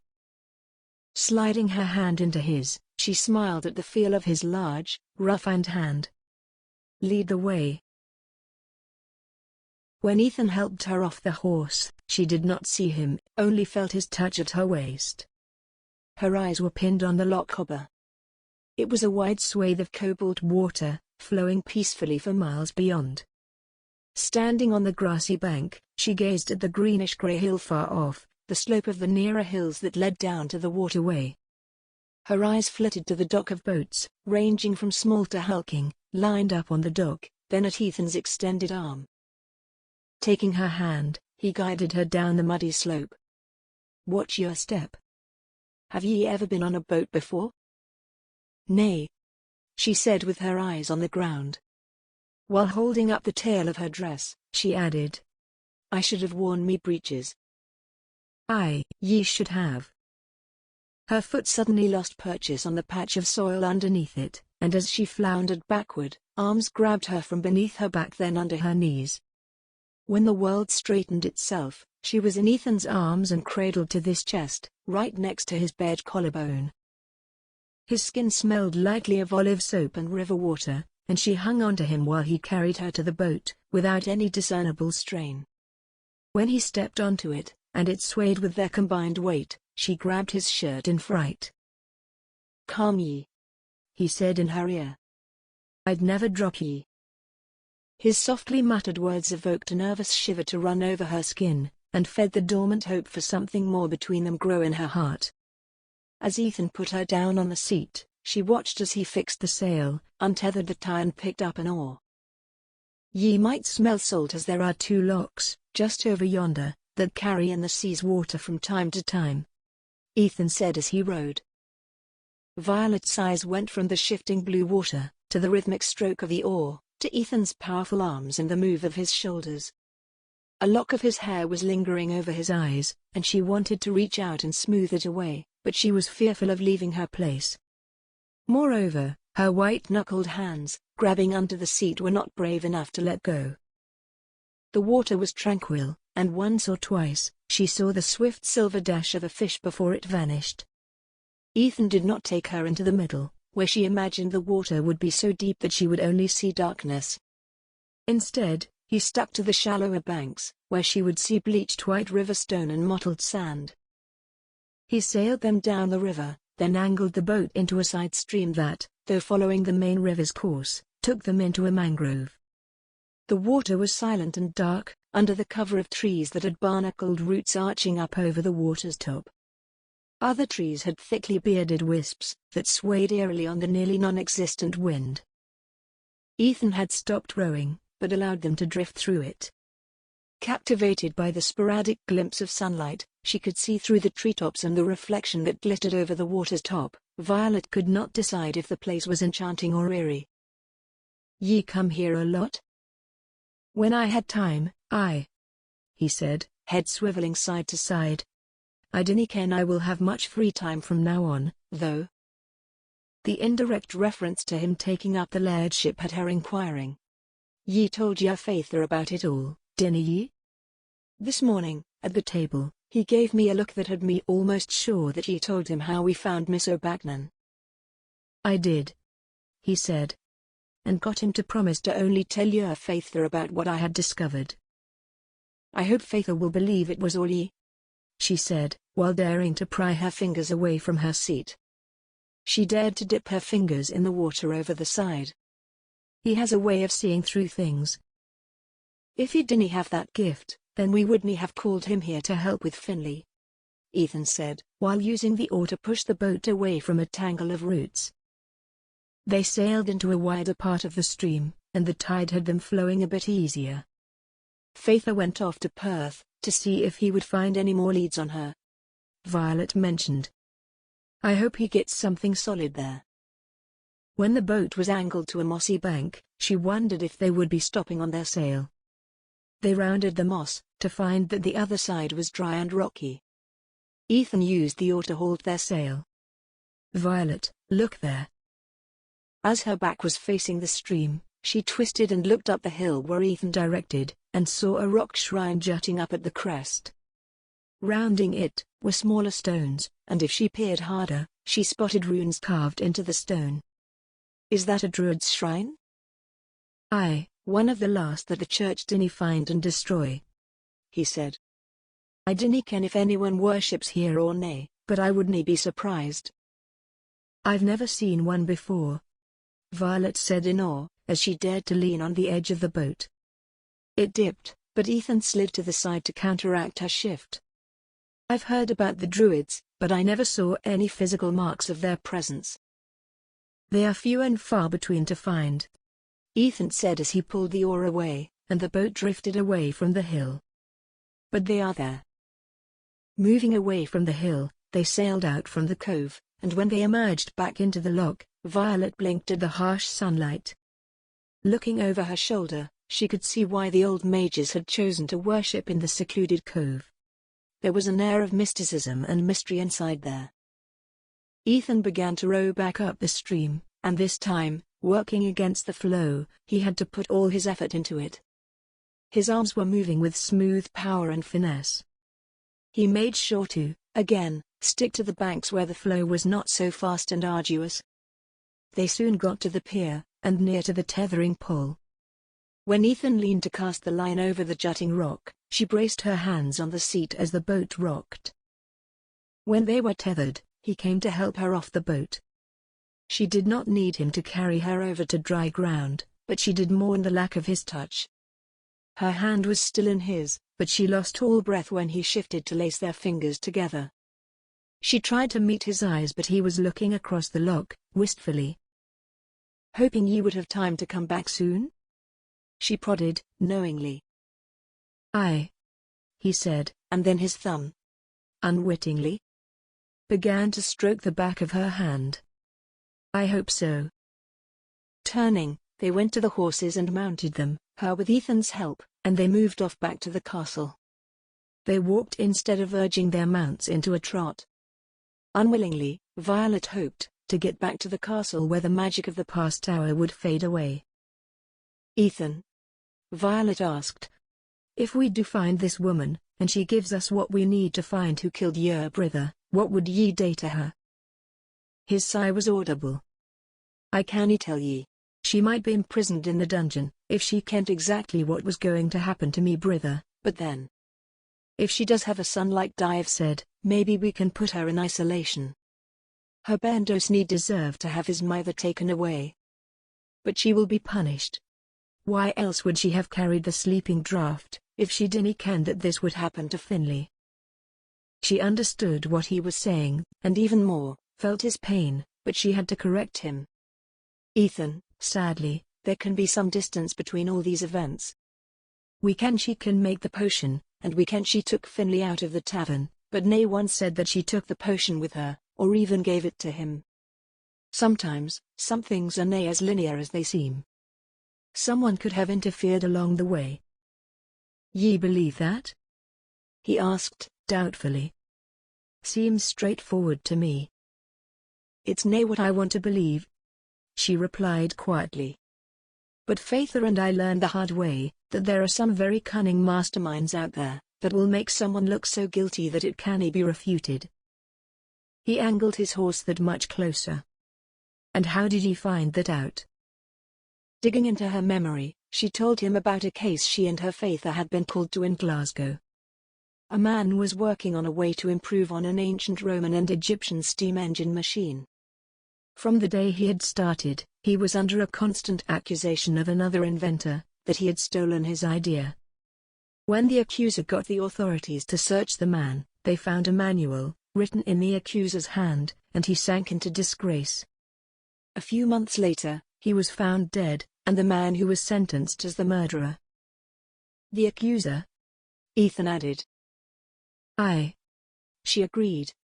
He was sent to prison for it. But lo and behold, a few months later, someone else made the machine. It was the apprentice of the accuser. We found out that he had broken into the first man's home, copied the man's work in his master's hand, framed him, then went back to kill him, and let his master take the fall. He then made the machine and got rich, until he found himself at the bottom of a bottle, and spilled his secrets. He was arrested and sentenced to death. His face twisted with the troubling idea. So there might be someone else, other than the woman and the man who killed him, we will have to search for. Sadly, yes, Violet said, as they entered the hilly pass to MacFerson's lands. I ken this was nae what ye would have liked to hear, but it's the truth. She left him to mull over the unpleasant truths until they made it to the stables, and he helped her off the horse. He did not drop his hands from her hips though, and again, her hope mounted, but he sighed. I ken that was nae easy for ye to tell me that, but is it wrong for me to say that I hope we dinna have to face that situation? I dinna want it either, but it is what we might have to look into, she said, slightly regretting that she had the well of experience to draw from. He stepped away and slid his hand to the back of his neck. His face was downcast and troubled. When he did look at her, she hid her reaction to his grimace, and tried to prod a smile from him. Thank ye, though, I love today. Ye gave me another good memory to contrast the bad ones. His lips curled. Ye're welcome. Go ahead, I'll have to get these horses cleaned up and fed. I'll join ye soon. Knowing that she would not see him as quickly as she would like, she still nodded. Take care, Ethan, and try to nae worry about too much. His soft sigh told her he wouldn't. Chapter 12. It felt like bricks made of compacted worry were being stacked on top of his chest, and they grew heavier and heavier with every day that passed by. His worry for not finding the woman was alleviated somewhat, but now that they might have to consider a third culprit might be involved in his brother's murder, it was just that more troubling. He was brushing down the second horse when his strength just failed, and he had to sit down. It was either that or crumble to the ground. The brush dangled in his hand as he stared at the floor scattered with straw. Bleakly, he counted his worries that sat atop his numbly throbbing sorrow for his brother. He had to take on the lairdship, they had to find the O'Bacnan woman, then, hopefully, get a lead on the murderer and even consider a third party. His free hand rubbed his forehead. Almost as troubling, or possibly most troubling, were his feelings for Violet. She had a heart and mind that fascinated him, and bravery that stunned him. She was not like the rest of the women he'd known, and he was beginning to leave his reservations about her being different, and getting to welcome it. If she had not been that way, so canny and resilient, they would have never found the keystone to this mystery. Her body, slender with gentle curves in all the right places, had him clenching his eyes tight, but that only made her image grow in sharper focus. Violet's sparkling eyes were bright, and her smile was even brighter.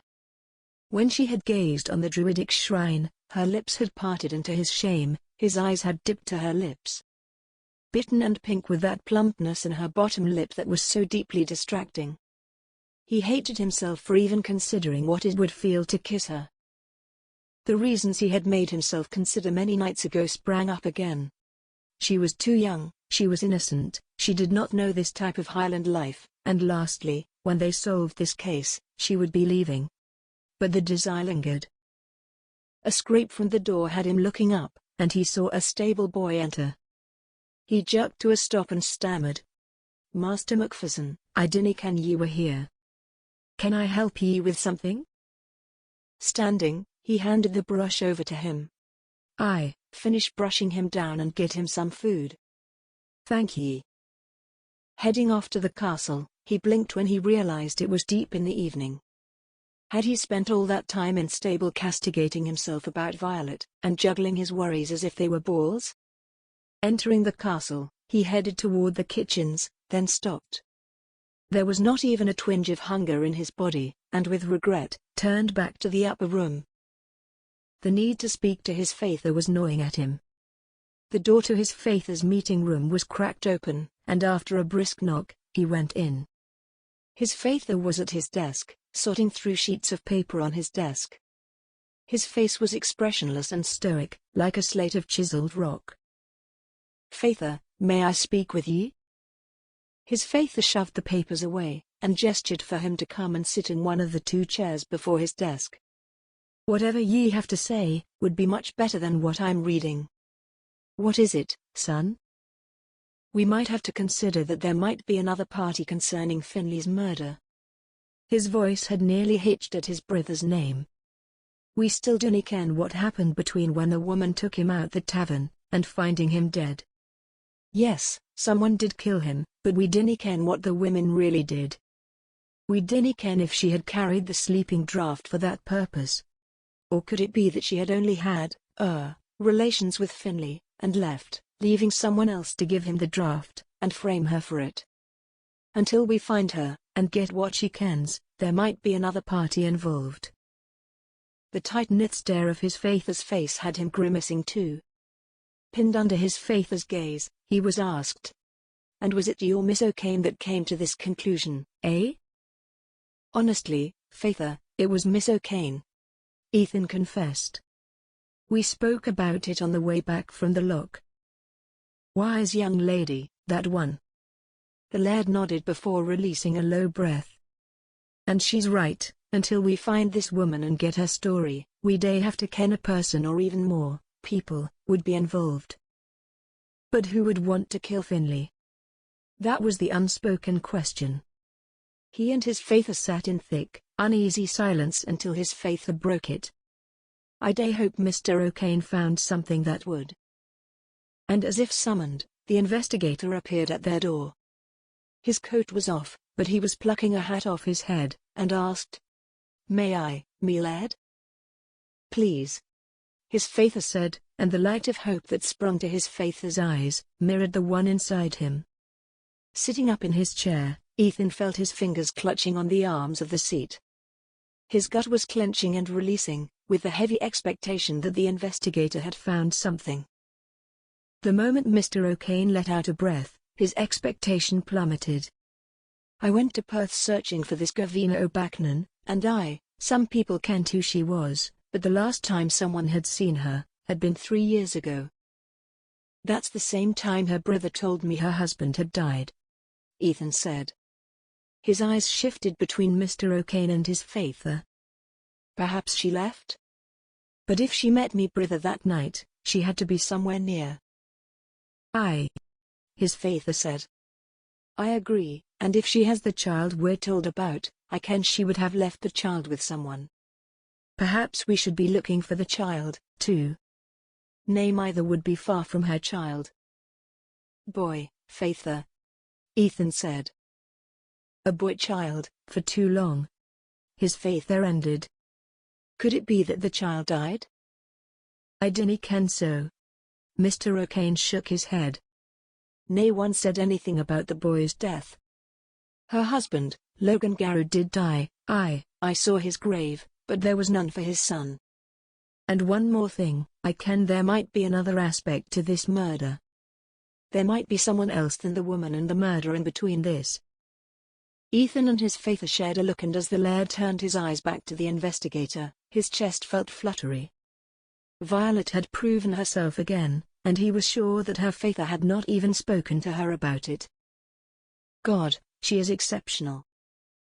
"I agree." His Faither nodded. "But we need to get a hold of this woman and we have to find her. If ye need me to, I'll send out me men to all the villages.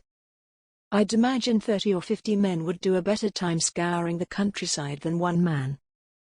"It could work, but ye would have to do it at once," Mr. O'Kane said, sagging in his seat. "She might hear and run. Send the men out on the morrow."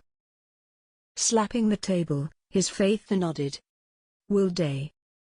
Have ye eaten, Mr. O'Kane? I suspect that ye just came off your horse and came to report." I have any. He rubbed his crinkled forehead. I'll go in a moment, but have ye seen Violet today? Aye, Ethan said. I took her down to the loch today, and we took a sail. Thank ye for distracting her again. Mr. O'Kane breathed. I fear that she might launch herself into this investigation, and get herself into trouble. I apologize for taking up your days, Master MacPherson, but ye are doing a great thing for me, and her too. He shrugged, trying to not give the investigator any visible sign that Violet had been in the investigation as long as he was. It's no problem, your daughter is a very lovely person, with some very intriguing stories too. Eh? He chuckled. Has she told ye about the time she posed as a gentleman's daughter, to save the real gentleman's daughter from a man who had vowed to kidnap her, or the time she posed as an assistant at a circus, to find who was killing the animals? Slowly shaking his head, Ethan grinned, his mind spinning with various and silly, bizarre images of Violet in those situations. I have any, but I'd rather hear those tales from her, if ye dinna mind. Ask her. Her Faither smiled genially. I'm sure she will day a much better recollection than I would, and with more vivid words too. Faither, will you let me go with the soldiers? He asked. His lips tightened. I cannae tell ye now. Which was a polite way of saying no. But Ethan was not miffed about it. Perhaps he was stopping him from going, to start his induction into the lairdship. Mr. O'Kane, would ye mind sharing a meal with me? I stayed away for a while, too. Much obliged, the man said, while heaving himself up from the chair. Good evening, me laird. Ye too, Mr. O'Kane. His Faither dipped his head. And ye, Ethan. With the older man in step with him, they made it to the kitchens, and shared the very same table he and Violet shared many times. Sitting, he called for what was the rest of the clan's dinner. The man looked faintly tired, so he dared to ask. Mr. O'Kane, I was truthful when I said that I loved spending time with your daughter, and your words make me want to ask, how was she as a child? Believe it or nay, she was very quiet. The man began. Violet could melt into the background, and ye would never ken she was there, if ye didn't look for her or she spoke up. A gift that she probably used to her sometime very reckless activities. The servant came, and deposited a bowl of beef stew and a piece of bread before them. After thanking her, Mr. O'Kane dug in. I ken that I am at fault for doing so, as she stuck to me side for years, listening in to me when I took on me cases. I have a bad habit of speaking to myself, kenning out loud, speculating on what the culprit might have done, and why he or she had done it. She? Ethan asked, breaking his roll of bread. There are women culprits. Nodding, the man laughed. Ye wouldn't believe it, but women are some of the sneakier perpetrators today. A lot of heinous acts, and are the hardest to track down. We've built a manuscript of how they act and how they die, and found that they use poisons as their medium to kill. A case of a barren woman came to mind. She used poison to kill her sister, to inherit their faith as wealth and her husband to be. Ethan's felt his stomach roil. And what part did Violet play? She figured the lady was using poison because of her skin tone. It was pale, from Lead Cosmetics, he said. She would mix it with vinegar, to make a paste that smoothed out her face. When concentrated, it is lethal, and that is how we found the source of the poisoning. Shaking his head, Ethan smiled. I'm just amazed how intuitive she is. Sometimes I feel that she can see right through me at times. If she is anything like her mother, I'd nae be surprised. Mr. O'Kane snorted.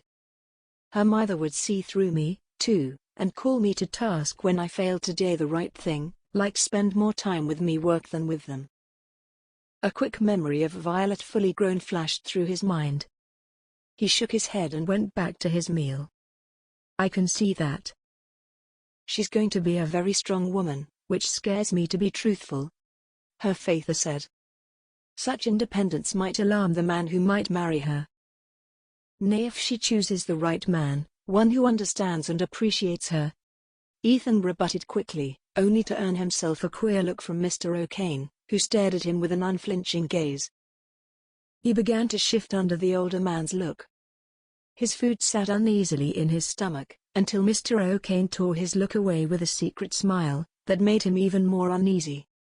When the man went back to his food, Ethan grabbed at his goblet of water and chugged as if he had just come in from a desert. "You're right," Mr. O'Kane said. "The right one will not turn her away, or slight her for her achievements." And the bizarre feeling that was between them began to crawl over his skin. He was fully uncomfortable and felt that he might have given the man some signs that could be construed in very different ways, with assumptions he instantly shied away from even considering. His appetite dwindled to almost nothing, but he forced himself to eat the rest of his meal. With a little prodding, Mr. O'Kane began to divulge more about Violet, and how she had been after her mother died. His recollection matched up with the ones Violet had told him, about how she had acted after her mother had passed away. The trenches were cleared away, but he sat, listening to Mr. O'Kane recalling tales of Violet's past. He was recalling a case where a canny crook had used an elaborate relay of crows to scare people into thinking a spirit was the one murdering men in a small town near the borderlands, when Violet's voice cut in. "Did ye get to the part where I sat in the town's lighthouse for a full night to see where the crows came from?" she asked gaily. "Nay." Her Faither's lips twitched. "Now that ye are here, I ken it would be best for ye to finish the tale." "Are ye sure?" Violet came to stand by Ethan's side. "I dae so love hearing the recollection of how ye scolded me, when I threatened to chain myself to the tower if ye dared move me from it." He chuckled, stood and kissed her forehead. "I ken that now up to ye. It's late, and I have had a good few hours of travel. Me bed is singing to me like a siren.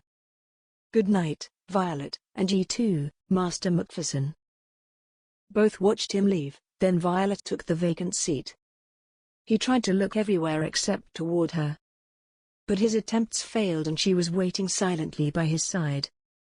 "I spoke to Faither about what we discussed, and then soon later, your Faither came in and said the same thing ye said, about a third party in the murder. Ye two are uncannily similar." She snickered. "Well, he is me Faither, in case ye have any realized by now."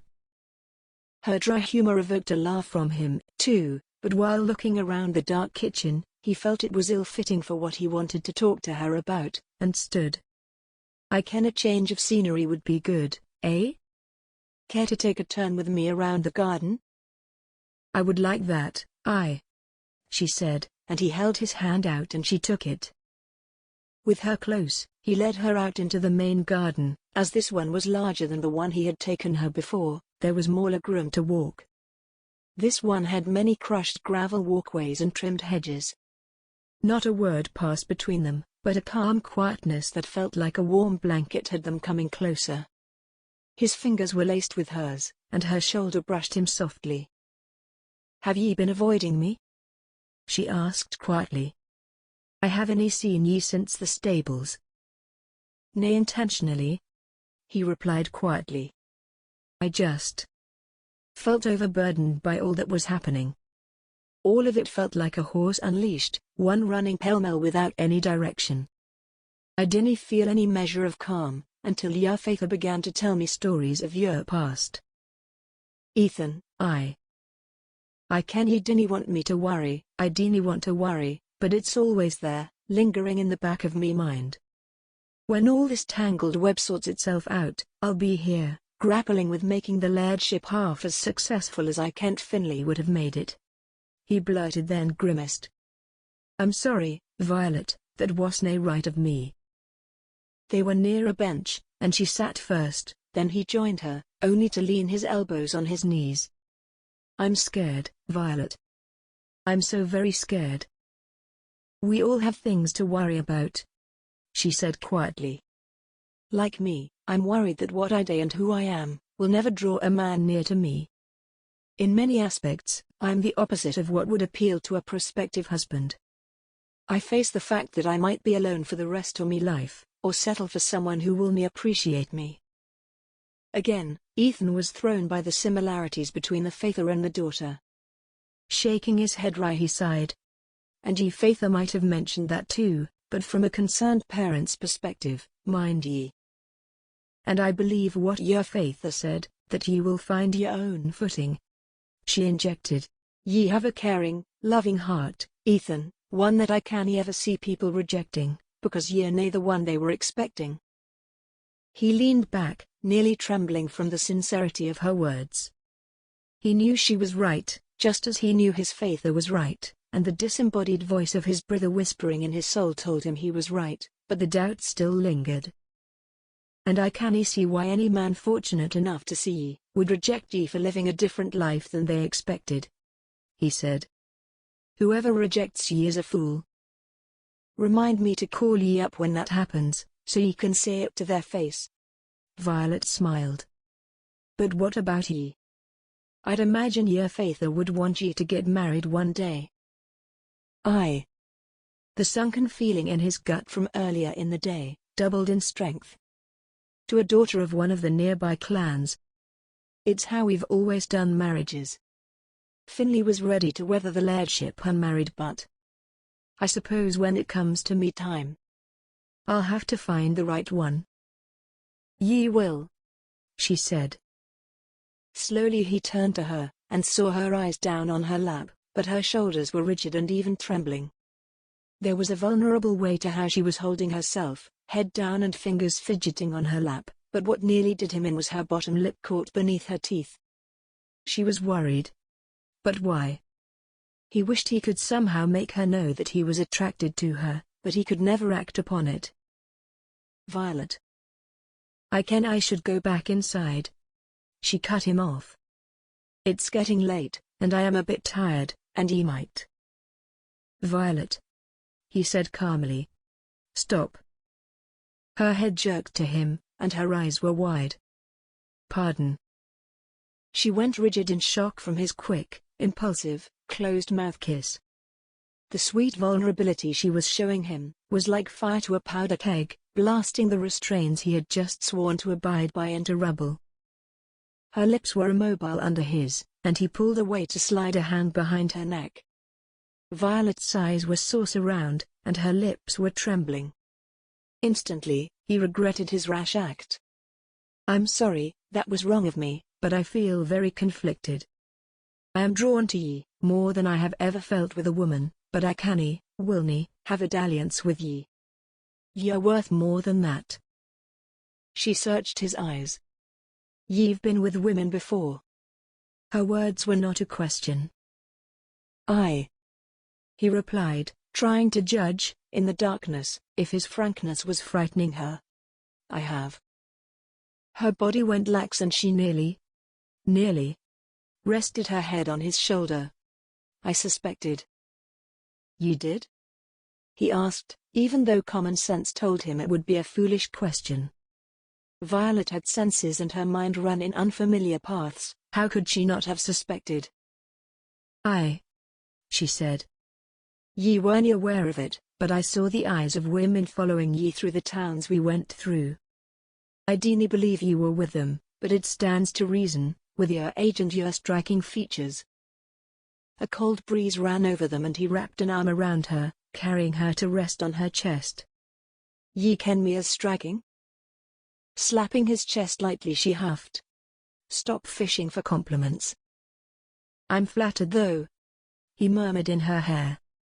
And if nae has told ye, you're beautiful. Would ye dare it again? She asked tentatively. He knew what she meant, but was not sure it would be right of him. She plucked herself from his chest, and asked. Would ye kiss me again?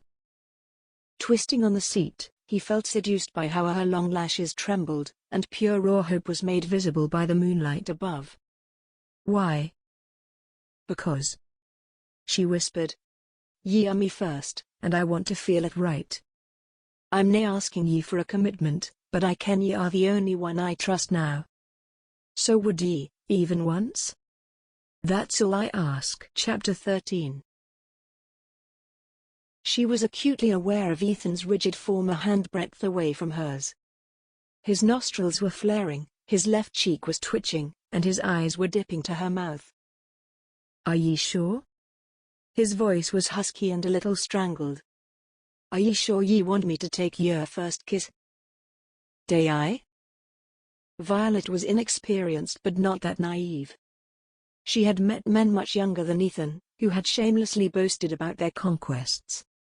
It was a fair assumption that Ethan had his share of bed partners, prettier, classy, and lastly, practiced women. But she was not going to let slip the one chance she had, to kiss a man she believed would not abuse her naivety. "I." Her voice was just above a whisper. "I day." The first touch of his rough hand brushing past her cheek had her shivering. Ethan hesitated before sliding his hand around the back of her neck, and used his thumb to cant her head to the side. She felt his breath wash over her cheek, and then his lips were on hers. Softly, barely there. She parted her lips, his head slanted, his lips, firm and slightly chapped, slid over hers, evoking fluttering sensations in her belly. Then the kiss deepened, and the fleeting thoughts running through her head blurred as sultry, shivering heat ran through her. Pressing closer, she opened further, and his tongue slid into her mouth. Desire darted up her spine, as she did her best to meet him. Ethan pulled away, and his eyes were dark. He came back and kissed the corner of her mouth, before slotting his lips over hers, and this time, his kiss was deep. Her hands were anchored on his shoulders, and his kiss was thrilling, addictive, and made heat reroute itself through her body. He licked the roof of her mouth, and her hands were now clenching in his hair. Her lungs began to burn for air, but she would gladly trade life for the pleasure he was giving her. But he pulled away only to stare at her. Softly, she extricated her hands from his hair and rested them, tremblingly, on her lap. She blinked, once, twice, and a third time. Summoning up the courage, she whispered, That was nice." With his knuckle he raised her chin.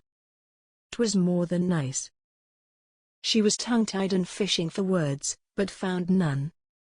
How had his kiss wiped out the words from her mind, just when she needed to say something, anything at all? It didn't matter.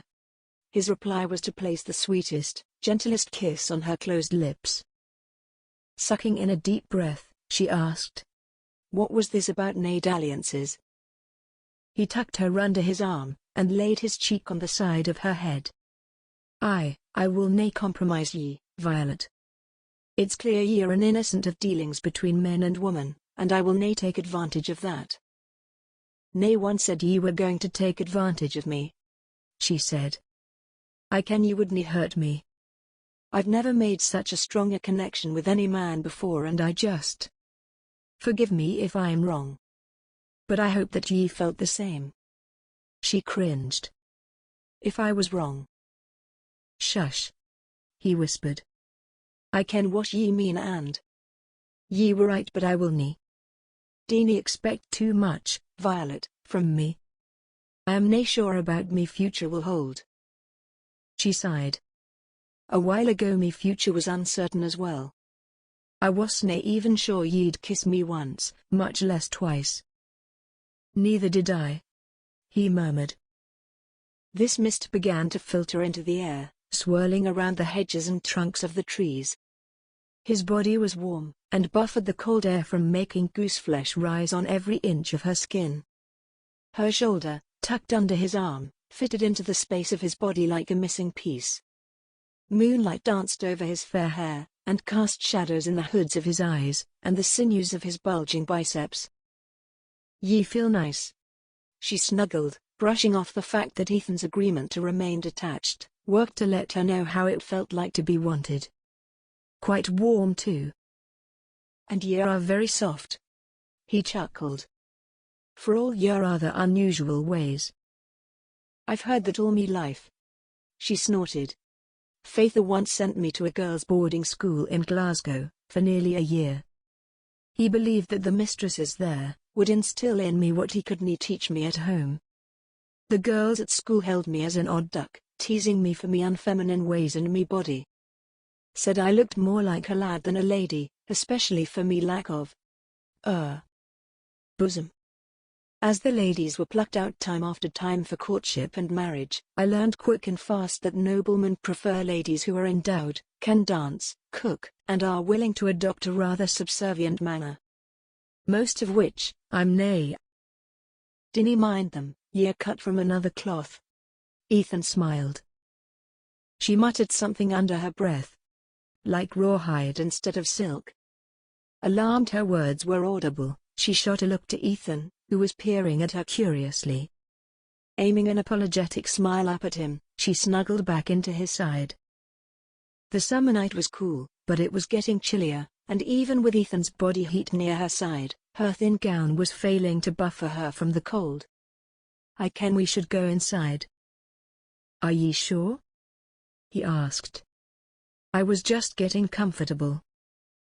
Ye might be able to tug your shirt off and live in this cold, but I need 3 layers of this dress and a fire to combat this chill, she retorted, sliding away from him. I'm still nae used to your weather yet.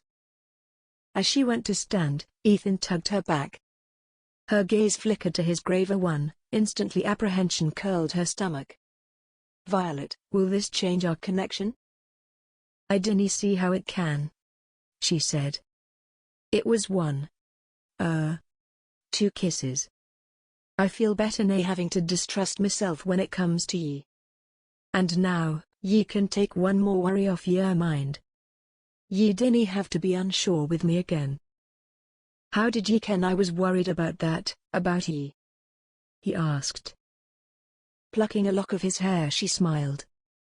Trade secret, and Ethan. Thank ye for tonight. Holding onto his hands, she was whisked into the castle, that, aside from few guards, was empty on the lower tier.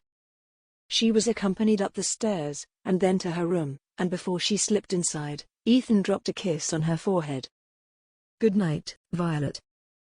Stunned that he would kiss her again, she slid into her room and closed the door softly.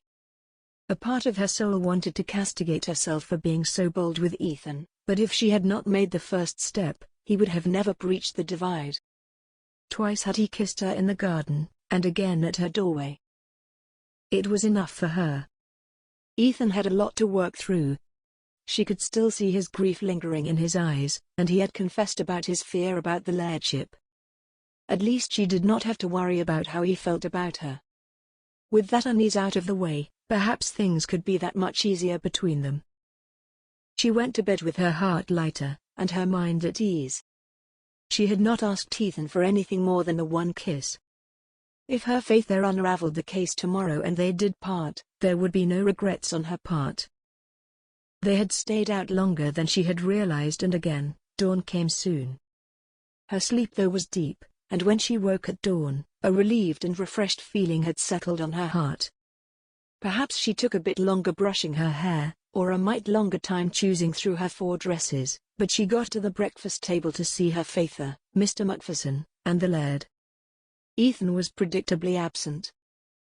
After greeting the men, and kissing her father on his cheek, she was seated, and warm food was brought out to her. She listened in on the conversation among the 3 men, with the Laird and her father explaining the one lead they had found, Miss O'Bacnon, and Mr. MacFerson exclaiming, "So, the O'Bacnon woman is the only key to finding out who killed me nephew? And she is nowhere to be found?" "Aye," her father said, rather gravely. Laird MacFerson sent out 3 squadrons of 10 soldiers to each village, to search for her or her son this morn. If we canny find her, perhaps she left her boy with a friend, or a distant family member. If we can find him, we can find her. And she originated from Perth? Mr. MacFerson inquired. Originally she was from Turin, she left for Perth and got married. Her father clarified. She married, had a bairn, and then when her husband died she disappeared, until she reappeared with Finlay at the tavern. That is peculiar. The Laird's brother mused. And now we canny find her. News must have spread about Finlay's death. If she was innocent, I'd ken she would have come forward to declare her innocence. Which makes me believe that she kenned she was leading Finlay to his death. I agree, somewhat, her father said, then launched into the same discussion she had with Ethan the other day. Are ye telling me there might be more than 2 people involved in this? Mr. MacPherson was appalled. Uninterested in hearing the same argument again, she excused herself and slipped into the kitchen. After asking the first servant for some bread and cheese, she took the kidskin bag and hurried to the stables. She knew even before entering that Ethan was there. She stepped inside and peered around, then heard quiet voices and rustling straw at a stall. She drew near, and saw Ethan sitting cross-legged and watching a tiny chestnut foal get the hang of its wobbly legs. Its mother was laying on her side, breathing hard through her flared nostrils. The sight of the foal's knobby knees made her smile. Colt or filly? Filly. Ethan smiled. The birthing was hard, but we got through it. The newborn filly resumed trying to keep her balance, but went toward Ethan's waiting hand. The young horse sniffed his palm and then wandered off again. Violet's observation shifted between the tiny filly figuring how to use her legs, and the caring look on Ethan's face, and she felt affection for both. After making a wobbly circle around, she came back to Ethan, rocked back and forth on her hooves, before collapsing onto Ethan's lap. She stretched her neck out, while Ethan rubbed her belly. "Dinny worry lass, ye'll get a hold of it soon." "Did ye birth her?" she asked, looking for any signs of blood or afterbirth on Ethan's hands. "Aye," he said. "This little one was turned the wrong way, and I had to reach in and turn her, but I had help. The stable boys cleaned up the straw, and I washed up quickly. That was before dawn. I'm glad I brought this then." She offered the sack of bread and cheese. "Ye must be hungry." The filly was asleep on his lap, while he reached and opened the sack. Plucking out the bread and cheese, he smiled, all the while minding the sleeping horse on his lap. "Thank ye. I am hungry, but I found it hard to tear myself away from her. Ye'd ken aiding in birthing would make one sick to your stomach, but I've seen so many, I'm unaffected." Her mind drifted to the conversation at the high table moments ago. "Did ye ken your father is sending soldiers to all villages to find the O'Bacnan woman?" Around a mouthful, Ethan nodded. "Aye, he told me yesterday." "Day ye ken they'll find her?" she asked, while ideas, wild and risky, ran through her mind. "They should if they're worth their salt," Ethan replied, then gave her a knowing eye. "And nay, we cannae go and join them." Curses. "I was nay." His narrow-eyed look made her stop, swallow her lie and laugh. "All right, ye found me out, but ye cannae blame for trying." "Well, we cannae," he sighed. "I ken ye want to follow up on what ye discovered, but this is nae the time for it. Your father might catch on and ban ye from leaving the castle, much less go on to more searching quests." "But I..." She sighed, and folding her skirts under her, sat near Ethan, daring to run her fingertips over the horse's twitching ears before speaking. "I feel like I should be doing something, but I'm nae." "Ye've done enough for now," Ethan consoled. "Without ye, we wouldn't have found this woman, and now your father is handling it. Just pray that he finds her and all things play out." "What are we going to day today?" she sighed. "I feel listless." "I can take ye to the village," he offered. "There is a shop that sells the best sweets ye can ever find. I'm sure we can find something more to occupy our minds for a while." A scuffle from behind had them looking up, and Ethan gently shifted the filly from his lap to stand. "Who's here?" "Ah, nephew," Mr. MacPherson said. "Glad ye're here. Help me saddle me horse." Debating on what to do, as it might look funny to see her there with Ethan alone, Violet eventually stood and went around to join them. She saw the older man's eyebrows arch up in surprise, but he never spoke on it. "Miss O'Kane, I wondered where ye had run off to." "I came to find Master MacPherson, as he had promised to take me to the village to a shop and sample the sweets there." "Ah," He nodded while Ethan came around with a saddle that he rested on the back of a large brown stallion. He is trained to be a gentleman. While Ethan was securing the saddle, she asked, "Where are ye riding off to?" "Duckling Castle." He uttered a disparaging sigh. "The Laird there has sent word, asking me to come and assess some of his newest imports from the Far East, and judge if they are original or nay." "Ye've travelled to those places?" Violet was amazed. He smiled. "It's quite easy to travel from Africa to the east," Mr. MacPherson said. "Ye just need a camel caravan and a good guide. They have forged trade routes all over the land for centuries, and the people are very friendly, as well." His eyes flicked to Ethan, who was slipping the reins over the horse's head. "Ah, ye're finished. I'd better be off, thank ye, nephew, and take care of Miss O'Kane on your jaunt." Waving the man off, Violet smiled. "What I'd give to see the things he has seen in his life." "He's been traveling for a while," Ethan said, standing near her. "From me earliest memories, he's been in and out of Scotland. Hardly going to the same place twice." A shared calmness settled between them until she turned. "So?" She aimed her smile at him. "Ye were saying something about sweets?"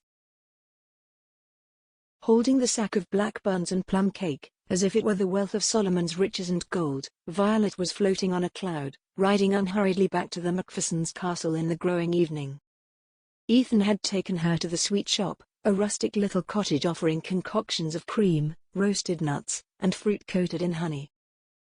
After tasting her fill, as Ethan was not fond of sweets, which she pledged to tease him about it whenever she could, they had spent some time back on the banks of the loch, trading stories of their childhood, while she nibbled from her stash.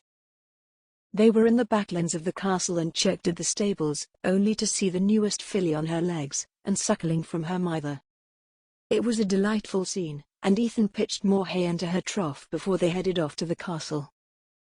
Bumping her shoulder with his, she smiled. "Are ye sure you're going to allow me to eat all this by myself?"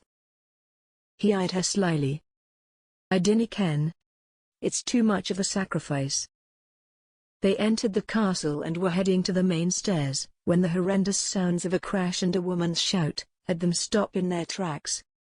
Ethan's head jerked to a direction above. His face went pale and his hand grabbed at the banister. That came from the infirmary, and something's wrong. He hurried up the stairs with Violet a step behind, thankful that he had not barred her from coming with him. She had never been to that part of the castle, and she was fearful that perhaps her father was inside. Ethan shouldered the door and held it open for her without a word. She stepped inside, and found herself space in a corner with the crush of people in the room. It was pell-mell inside and healers were running, shouting and talking over each other. Violet spotted her father over the side of the room, squirmed and shouldered herself through the press to his side. He spotted her and his face went grave.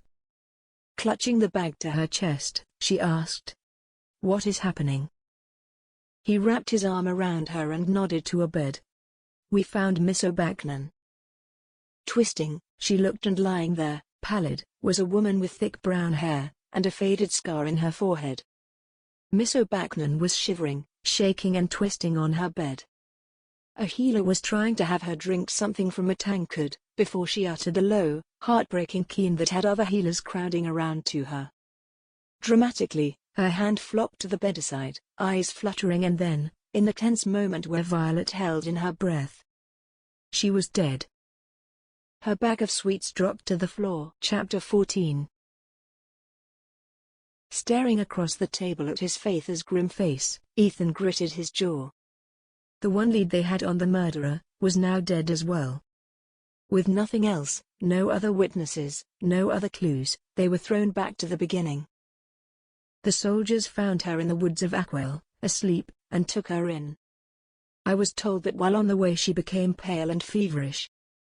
They can she had drunk some poisonous infusion, or eaten something harmful, and rushed her here," he said. Frowning, Ethan asked, "Why?" Clanhoft was nearby. They could have carried her there. The laird rubbed his haggard face. They were more than halfway here.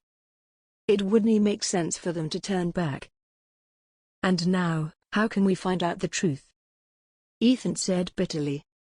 She was the only person who kenned the truth. I hardly ken she wrote out the name of her accomplice, if she had one. We'll have to find another way. His father said grimly. That's the only thing we can do now. But.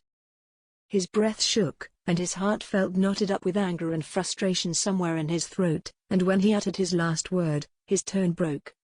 How? I ken that is something your father and I should discuss. Mr. O'Kane's calm voice interrupted them from the doorway. He came further in and said, I ken it's frustrating, but I'm sure there is something more behind this. Like what? Ethan's words were dark. She killed herself from guilt for what she did to me, brother. Mr. O'Kane took a seat, and his gaze was absurdly calm. Ethan felt his frustration switching targets from the dead woman to the investigator. How was it possible to be calm in such calamity? There was no visible way for them to solve Finley's murder now. Aye, Mr. O'Kane said. That can be one reason, but another is that the real perpetrator made sure to silence her. She was the only open lead we had, and her death makes it even clearer that Master MacPherson's death was more complex than we had expected. Like what? Ethan asked. His father shook his head. Son, I ken ye are very distraught about all this, but I ken this is a discussion Mr. O'Kane and I should have alone. Please, go to bed and try to rest. Ethan's jaw nearly dropped in shock. Rest? How could he rest? Nothing was right, everything felt upturned, dark, dreary and hopeless, and with the anger, grief, and frustration in his chest, he felt like he was a powder keg, just waiting for the right spark to explode. He clenched his jaw and ground his teeth so hard, it was a miracle he was not swallowing dust. Fine, he said stiffly. I'll leave you be. He strode out, and his steps quickened to a run. He felt boxed up, constricted and knotted up tightly. He got to his room, but felt himself pacing. He felt unease fuel his feet, but this room was too small for him to get this frenzy out of him. Spinning, he yanked his door open and nearly collided with Violet. Violet? What are you doing here? I canny. She let out a breath. Rest, or even internalize this blow. I can't. Ye might feel the same. Sagging on the doorframe, he sighed. I can't either. Can we? She hesitated. Work it out together? Where? He asked. Now that the woman, the one person who could help us find me brother's killer is dead, I feel like I'm getting suffocated inside this place.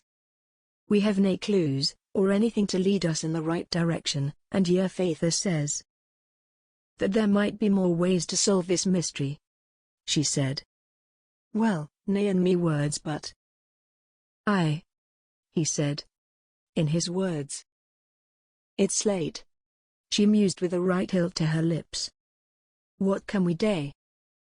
I dinna ken about ye, but I was heading to the stables, to saddle me horse and race until all this frenzy inside me is gone.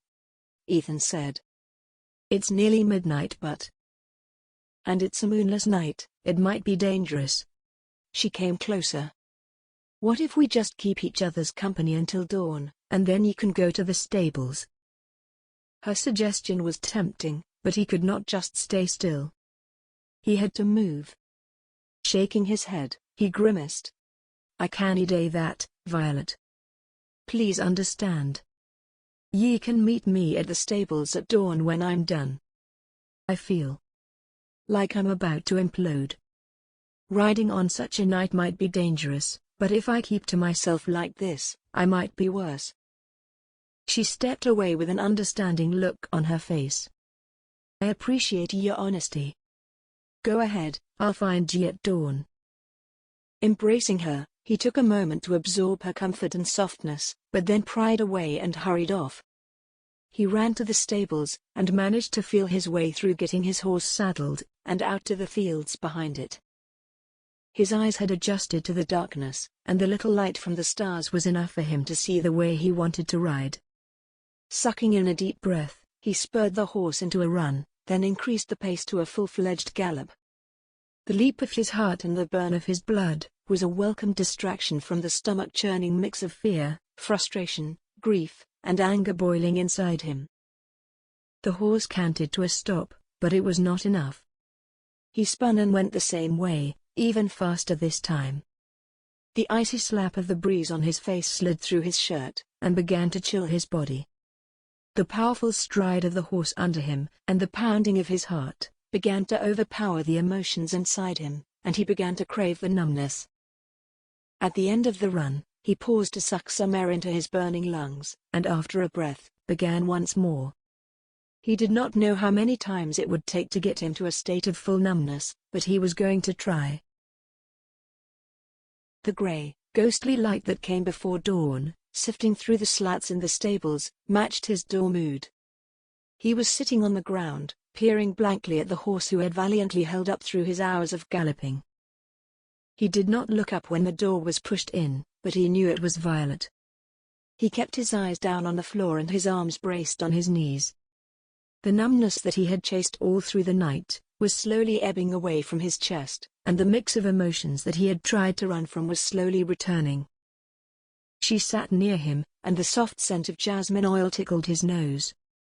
Violet did not say a word to him, and for that he was thankful. They sat in solemn stillness until she broke the silence. "I brought ye food. Ye must be hungry after all that time." Ethan spotted the bag, and felt his lips twitch. He reached out for the bag, and set it aside without a word. Twisting, he looked at her, and tried to understand the calmness he saw resting in her eyes. Her expression was placid, compassionate, and dare he say, loving? He wanted to ask, but the words would not come out. Instead, he reached over, cupped her face, and kissed her. No thought had gone into it, it had come from a deep need inside him. She felt like safe berth in the storm surrounding him. Meeting her lips, he felt a craving to taste her, that had laid dormant inside him from the first kiss flare up. Their mouths fused, and when she shyly licked his tongue, he felt a need bubble inside him. Changing the angle, he kissed her deeply, tenderly, and she responded. She slid her hand through his hair, and a faint whimper escaped her throat. The steady sound went through him like slick oil, and he wanted more. His mouth dipped to her neck, and her throat trembled as he sucked softly on the skin there. Her breath skittered warm over his ear, and desire was bubbling up, but something ticked in his mind that he should not be doing this in plain sight. But it would be easier to wrestle a bull than pull away from her. Violet, however, was the one who made it stop. "Ethan." Her voice was breathy. "Ethan. We can't day this here. Please. Stop." Her word was a bucket of ice water being dumped over his head, and he pulled away. A feeling of rejection snaked through him, but her hands caging his face made the feeling lessen, even more, were her words, and her sincere look.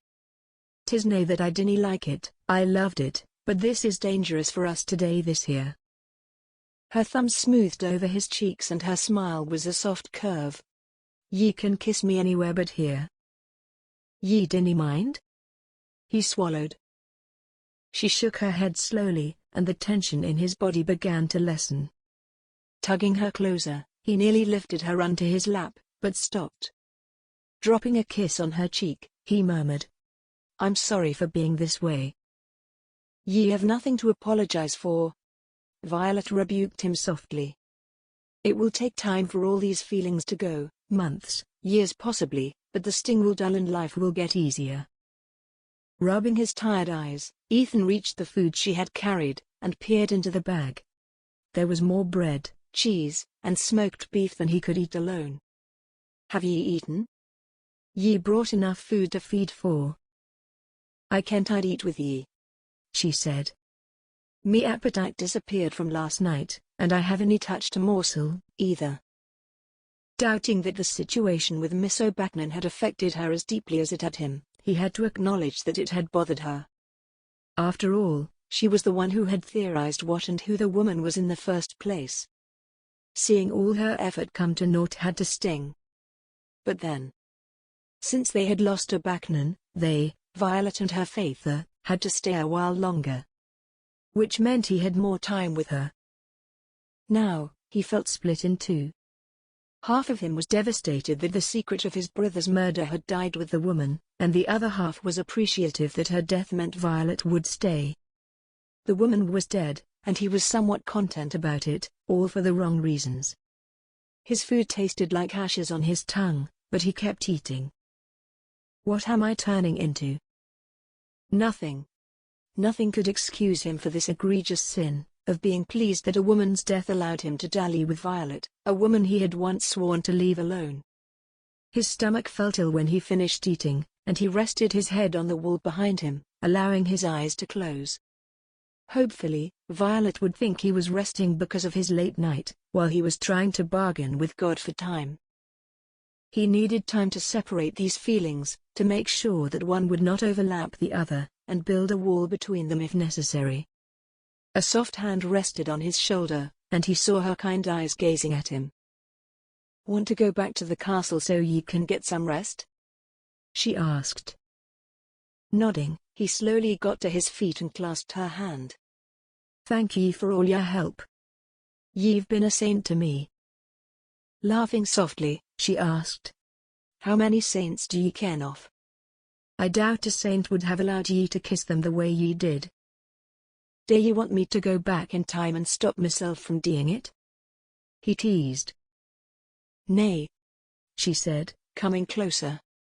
"I want ye to day it again, but only when ye wrestle that boulder of guilt off your chest." Hellfire and brimstone, how did she ken that? Guilt? He tried to bluff her suggestion, as accurate as it was, off. "What guilt? I have any." Her laugh was light and her eyes were dancing. "One of these days you will find out it's of nae use to lie to me. Ye eyes give ye away, Ethan. When you're trying to deceive, the color in them goes dark and cloudy. When you're telling the truth, they are crystal.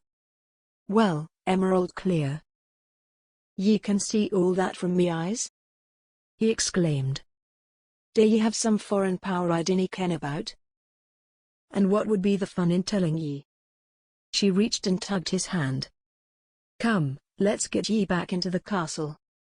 Ye need to rest." Shaking his head in dismay, he stopped to lace their fingers, while picking up the bag of food. "Lead the way, little pixie." It was afternoon when he woke. In the curtained dimness of his room, Ethan stared silently at the opposite wall. Violet was right, he was feeling guilty, but was thankful to the highest heavens that she was not aware of what he was guilty about. It felt wrong, despicably wrong, to feel happy Miss O'Bacnon had died, forcing the O'Kanes to stay a little longer, so he could have more time with Violet. Thrice had he kissed her, when he had vowed not to. He felt like his life was the stallion he had ridden that morning, running wild and almost out of control. Violet was the little speck of light he had, and he feared that he was going to destroy it with his fluctuating moods. All things considered, she seemed to be holding up well. But still. He flopped on his back, and pressed the heel of his hands to his eyes, and groaned under his breath. Again, the reality that Violet was going to leave when this case was solved soured his spirit. What were the chances of her staying with him? It felt comical that he had found such a deep connection with her in such a short time, that he had not found with anyone else in the almost decade since he had come of age. He swung his legs out from under the cover and dragged a shirt on. The warm bath earlier this morning had soothed him somewhat, and sleeping free from all his sweat and muck from last night had been delightful. Now, he had to find Violet and speak to her. But even before he had his boots on, his Faither barged through the door, his bearded face white as a sheet. His head darted up in fright. "Faither? What is it?" The man slammed his hand on his bedside table, and a sliver of paper that his Faither's palm had hidden nearly fluttered to the floor. Finley wasn't the only target, Ethan. His father's words were heavy with distress. I came back from the village with Mr. O'Kane and found this in me room. Go ahead, read it. Trepidation lanced through Ethan as he took the note up, but looked to his father first. Swallowing, he read. Finley is dead and buried. Which one of ye is going to be next, ye or your younger son? If you like our channel, please subscribe and make sure to click on the bell icon, so that you won't miss any future audiobooks we'll upload for free each week on YouTube. Chapter 15. Humming a cheery tune under her breath, Violet was fixing the rumpled sheets on her bed, when her father came in. With one look to his face, her happy mood fell, and she felt fear creep up her spine. Father? What's wrong? Ye need to come with me, Violet, something has happened. He said strictly. And thank your stars I am able to talk about the extremely dangerous thing ye did with Ethan in Selicantaran. She paled. Ye ken about that? His lips thinned. Of course I do, Violet. About 7 people told us about the visit from the Master MacFerson and the lad he had with them dressed, coincidentally, like that old costume of yours. I felt me heart sink when they told me, but Master MacFerson was there with ye. I kent it hadn't been so bad, and even more, ye found the trail to the O'Bacnan woman. But that aside, we must hurry, come now. Dropping her sheets, Violet hurried off with him, and they strode to a room she had never been in before. When she saw Ethan in a chair with his elbows hunched over his knees, she barely noted how somber the room was. His father, pacing behind the desk, stopped mid-stride and faced them. Ye here? He nodded to her. Please, sit, Miss O'Kane. Still alarmed, she sat and shared a worried look among the 3 men. Ethan still had not moved, and the silence was like a living pulse in the room, before the Laird broke it. Mr. O'Kane, what day ye ken of the note? Note? She blurted. What note? Finally, Ethan straightened, and handed her a slip of paper that had miraculously survived his clenched fist. Smoothing it out, she read quickly, and felt ice begin to encase her chest. Dear Lord, she whispered in dread. Looking with fearful eyes, she asked. When did ye find this, Laird MacPherson? Sometime this morn, when your father and I came from the village, he said, lips thin and bloodless. I'm nae taking any risks, as I am needed here. Ethan is going into hiding. That way, I can be sure he's safe while I can protect myself. A sinking feeling began to carve its way into Violet's stomach. Ethan was leaving, and though it was for the best, his life was at stake. She wished he did not have to. Wait, her father said, as he reached for the note and read it. I dinna ken he should run just yet. If he is counting on you to run, he might take advantage of it and attack ye unawares. Handing the note back, he added. Ye canna show your fright now, or else whoever is behind this, wins. Laird, to your knowledge, how many of your people can read and write? Clearly confused about where her father was going in his line of question, the Laird did not ask, but said. A fair number, O'Kane. Me father was a man strident on learning, and made sure to put teachers in the village, who went about educating the people. Those who learned made sure their children did too. Violet, if her suspicions on what her father was aiming for, that only a few were educated that way, knew that he was disappointed, even if he did not show it. With a nod, he went on to prove his assumptions, that he would examine all the people around them, to be right. What we should do is, have everyone in the castle who can write something down, and we can compare their hand to this one. If needs be, we will extend the search, he said. But for now, ye need to act with rationality and caution. When we get the papers back, we'll decide what is to be done. While he was speaking, her eyes were on Ethan, whose face was still blank. His eyes were far away, and his shoulders were slumped.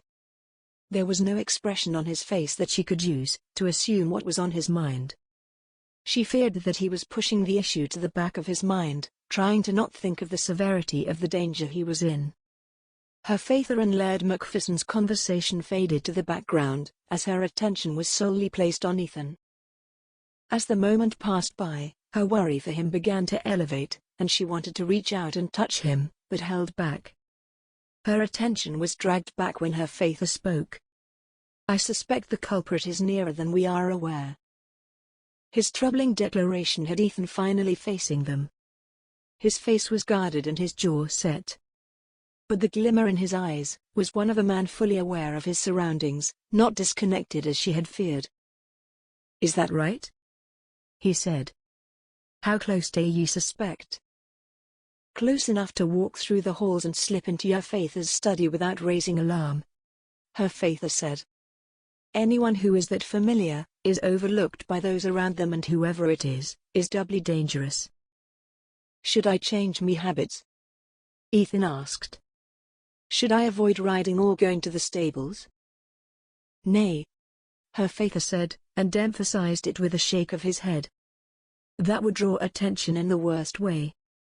Keep doing your activities, but be as close to the castle as ye can." He then turned to her. "If ye want to, ye can accompany him on your daily rides." Twisting to look at Ethan, she saw him nod slightly and she smiled. "I will." He stood slowly, as if his body was resisting in doing so, but when his frame unfolded, he lifted a hand to massage the back of his neck. "I'll need a moment to have something warm. Would ye come with me to the kitchens first, Miss O'Kane?" "I would like the same," Violet replied, before looking at the older men. A brief inkling that her father was pushing her out of the way, so he and the Laird could discuss something more, went through her mind. She would not dismiss it as it had happened before. "Pardon me?" "Aye." The Laird rubbed his tired eyes and her father nodded. With Ethan in step with her, they were quiet down the hall until Ethan broke it. "I wonder what is that they Deanie want us to hear?" Shooting an impressed look to him, she shrugged. "I cannae tell, but either way, I am sure me father won't steer ye wrong." His smile was faint, but it was a smile nonetheless, and he held the door open for her. Seated, she called for nettle tea, but Ethan requested a bottle of whiskey and a goblet. Taken aback, she had never taken Ethan for a man to drink such hard spirits. She could understand why. He had just been hit with a strong blow, and alcohol did have a numbing effect on the body at times. While she sipped her brew, Ethan filled his goblet with the potent spirit and took a hefty gulp. She stared at the smooth bobs of his Adam's apple, and temporarily forgot to drink before he pulled the cup away. Leaning back, he tiredly pressed the cold metal on his temple. Violet saw him suck in a deep breath before saying, "I cannae but fear what might come next." His tone, a rife mix of dread and hopelessness, had her cringing inside. What could she say to take his mind off this bleakness? "Father found out that I was with ye at Selleck and Turren." Ethan's eyes flickered open. "He said that though it was dangerous, we found the key to finding the O'Bacnan woman." "That's something then," he muttered. When he placed the goblet down, she saw a slight tremble in his hand. Was he angry or anxious? Rubbing his tense eyebrows, he sighed. "I'm sorry, me mind is 10 places at once." "I understand." She sympathized. "It's like it's nae stopping, innit? First your brither then Miss O'Bacnan are dead, and now ye're being threatened. Ye're wondering if it will ever end." "Will it?" His words and eyes were hollow. Settling the cup on the table between them, she shook her head slowly. "Sadly, nay at once, but it will." He tipped the bottle and poured out more whiskey. "That's what I can't." After downing the goblet, he stared at it while spinning it in his hand. "I rarely get to the bottom of a bottle, but I am sorely tempted now." Eyeing the bottle, he rubbed the bridge of his nose and shoved it aside.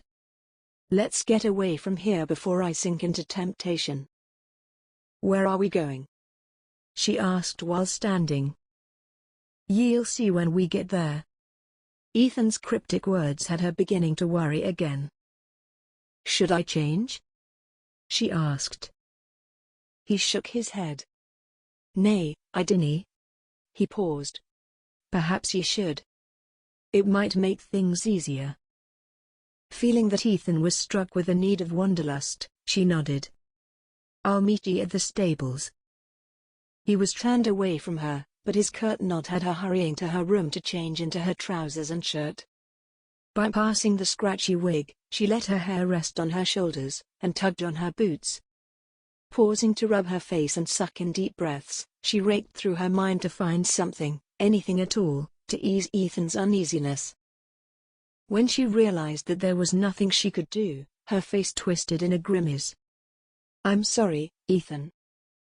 Pushing her reservations away, she hastened through the halls and down to the stables, where Ethan had her horse saddled and ready for her. Making to grasp the horse's reins, she paused, dropping the straps to embrace Ethan instead. His body was tense like a rod of iron jabbed into the ground, and she felt tiny trembles under his shirt. He did not react at first, but then folded his arms around the top of her back, and slid his hand behind her neck. No words passed between them, but his body, filled such nervous tension, began to calm. His nose brushed her ear, and his breath whispered over her skin in a low, long exhale. When she pulled away, she had to tilt her head to meet his eyes, and try not to react to the soft grateful emotion resting there. He helped her up to ride astride, and grasping the reins, she rubbed the horse's neck as it shifted uneasily under her. Ethan hopped onto his horse quickly, and headed out into the cool afternoon. He led her to the same side gate that led them to the forest, and right into the thicket. They did not speak, but there was no tenseness between them. She watched him with the corner of her eye, but looked at the forest. The slow walk of the horses allowed her to see the heads of critters darting up from the underbrush, and the perch of colorful birds on the limbs above them. All around her was pervasive green, but she felt that if they broke into a glen, she would see flowers and rolling hills. Ethan rode with a peculiar stiffness to his spine, but had a slump to his shoulder. She held her peace, waiting for him to break it. But he did not. Riding was peaceful, but she could see Ethan's stiffened face. "I wish he would just tell me what's on his mind." Still, they rode in silence, until they broke out into a tiny meadow and he paused. Following his lead, she stopped riding too as he slipped off the saddle. She stayed still, wondering what he was doing, when he came to her side and helped her dismount. With her hands on his shoulder, she allowed him to slip her off, but even when she was on the ground, he did not let go. She flashed him a confused look. "Ethan?" His clouded eyes cleared and he jerked away. "Sorry, me mind is elsewhere, I know," she said. Silently, Ethan took both horses and led them to a tree, where they could be under the shade and graze. Following them, a step behind, she waited patiently for him to speak his mind. While the horses were lazily munching on soft grass, Ethan sat on the ground to rest his back on a tree trunk. Sitting near him, she folded her legs to the side and still waited. Suddenly an arm wrapped around her shoulders, and Ethan tugged her to his chest. Her soft gasp of surprise was little more than a soft breath, but it was lost on him. His chin rested on the side of her head, and his voice was dim. "All this. It feels like a night terror that is never-ending. I keep wondering when I'll wake up from it." For once, she had no words ready for him, and the ones she scrambled to find felt paltry. "I'm sorry," was all she could mutter. His shift was subtle as he turned to face her, and when she looked, she was met with a fierce, haunted look in his eyes. Then his expression changed to something warmer and soon, heat began to flicker in his eyes. "Athasgi," he whispered hoarsely. Then his mouth was on hers, and her mind went blank. His kiss was tender but persistent. He cupped her face in both his hands, caressing her cheek with his thumbs, before slowly sliding one hand behind her neck to caress the tender skin there. Her lips parted in welcome, and his tongue entered to caress her tongue. His touch sent shivers down her spine. His kiss became deeper as he pulled her even closer. He kissed her with emotion. Her body felt weak. His tongue thrust deeper then retreated, gliding in an intimate rhythm. Pressed on his broad, warm chest, she moaned softly into his mouth. Her hands were pressed on his lower stomach, and felt his rigid muscles ripple under her touch. Ethan's hands slid under her knees, and she was hauled onto his lap. This close, her body sparked to life, heedless of the circumstances that preceded this intimacy. Leaning on his hips, she braced her knees on either side of his legs, and arched against him, with her fingers gripping his hair and pulling him closer. He groaned, and a shiver ran through her body at the heady power she felt, making her feel wanted and desired. His kisses claimed her. She was being devoured and had no will to stop him. If he stole her last breath, she would give it to him. Breathing heavily, he pulled back slightly, and now his eyes were an inferno. His nostrils were flared and his lips were parted. She barely sucked in a breath to calm her burning lungs, when Ethan was running kisses along her jaw and down to her neck. Her body felt electrified, and every limb was malleable clay under his masterful hands. With his lips wreaking erotic mayhem in her body, she whispered his name. Ethan. His hands slid to her back and under her shirt, to rest under her skin. Another point of contact that was driving her mind to the edge of bliss. Then he pulled away from her neck, but still held her close. Floating somewhere between reeling from pleasure, and feeling that he was going to regret his actions, Violet held her breath. When he looked, the world stilled. And she knew. It pounded through much as blood did through her veins, or air ran through her lungs. She'd fallen in love with Ethan. Her mother had warned her and she felt it, though it was not the powerful lightning clap she had expected. Rather, it was like ribbons wrapping around her heart, and slowly tightening. She'd been struck at last, and felt, without any base for her feeling, that there would not be a second time. If Ethan was it for her, there would never be another man she trusted this much, or loved so dearly. She tried to keep her composure calm, even though everything in her midsection was flipping over on itself. His knuckles brushed over her cheek. His expressive eyes were calm. "I want to say sorry but..." One of his shoulders shrugged, while his smile was lopsided and wry. Relief flooded her heart and she sagged on his lap. "I'm nae complaining." "You're bound to leave," he murmured, smoothing her hair away from her face with a knit brow. "Do you want me to?" she asked hesitantly. He shook his head, and his expression showed it.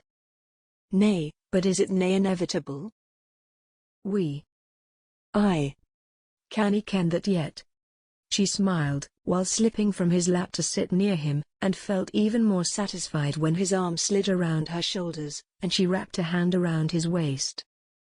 Cuddling close to him, his warmth permeated her shirt, and gave her a sense of comfort. "I love being here. And being with ye." "It was better before," he sighed. "There was nae fear, nae uncertainty, nae thing that we've seen before. We were a happy clan." "And you will be again when this trouble passes," she assured. "And one way or another it will pass." "Ye truly believe that?" His tone dipped into doubt. "Aye," she said as her eyes fluttered close. "Me faith has never lost a case yet, and he will nae lose this one. We will find out who killed your brother and who is trying to scare ye." Resting against him, she felt the soft wind flutter against her face, and the calm peace of the glen. Ethan was not moving, and she did not plan to until he did. Soon, she slipped into a doze, safe and comforted against the man she was in love with. Mayhap she was dreaming, but she felt Ethan's lips brush against her hairline once or twice. Drifting in and out of sleep against him, Violet had never felt more comfortable in her life. So, when Ethan began prodding her to wake, she resisted. "Nay," she grumbled sleepily. He chuckled.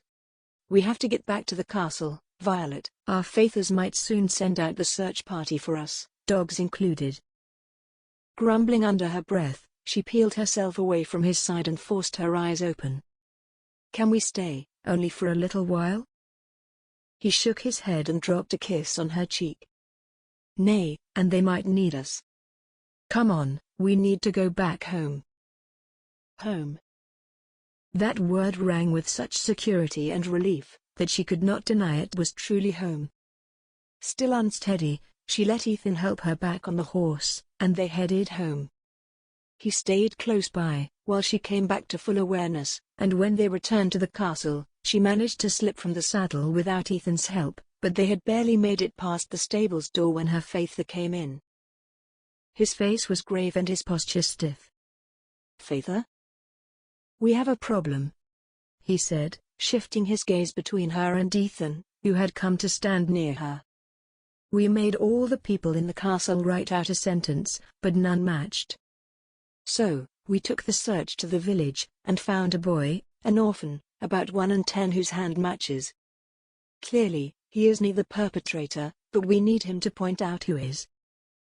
Her brows began to knit, and the question was on the tip of her tongue, but Ethan got there before she did. "What's the problem then?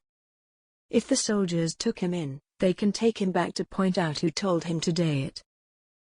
"That's it," her father said. "Poor boy is scared to death of soldiers. When they took him in, he nearly collapsed from fright. We need someone who isn't going to scare the boy to death, and I ken the best would be you two while I will be looking into other matters."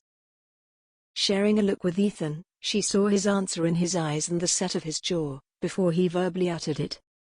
"If that's the best, we'll do it," he said, and his hand rested on her shoulder. Her father's eyes flicked to the note then back to her, and his lips ticked up with a fleeting smile before his expression went grave. "Wait right here and I'll be back with the boy." As he hurried off, and her shoulder brushed his chest briefly, grasping his arm, she asked, "What day ye ken we'll find?" He dropped a quick kiss beside her right eye. "I cannae say. I dae hope that we'll find this man, but only time will tell." Chapter 16. The thin lad looked like he was one scare from death. His face was pale, and his hands were twitching. Violet led him to ride with her back to the village, and he was glad that her arms were on either side of him, so he would not fall.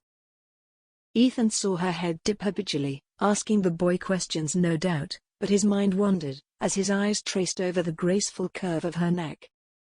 Watching her this way, her striking profile had his heart hammering. Her dark, lustrous locks were brushing the collar of her shirt, and a stray curl or two twisted to her angular jawline, piquant little chin, and dainty nose.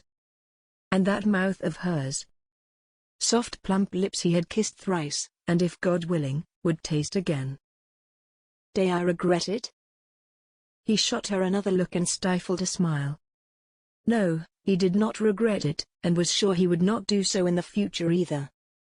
Having wrestled with his reservations about her for too long, he was committed to seeing this arrangement, companionship, relationship, to the extent it could be taken to. Shelving those concerns, he focused on what they were going to do. When Violet's father had led the boy into the stables, he asked him the same questions he knew the investigator had, just to make sure he was not making things up, if he was telling the truth, or leaving anything out. The boy had stuttered his words, but his recount of a tall, thin man had Mr. O'Kane nodding in agreement, that it was the same story he had been told. "I didn't see his face, Master MacFerson. It was late and he was wearing a hood, so I couldn't see his face." The boy cringed, and a white sheen of panic washed over his face. Please, dinna send me to the dungeons. I never kent it was for the laird." He broke off to swallow.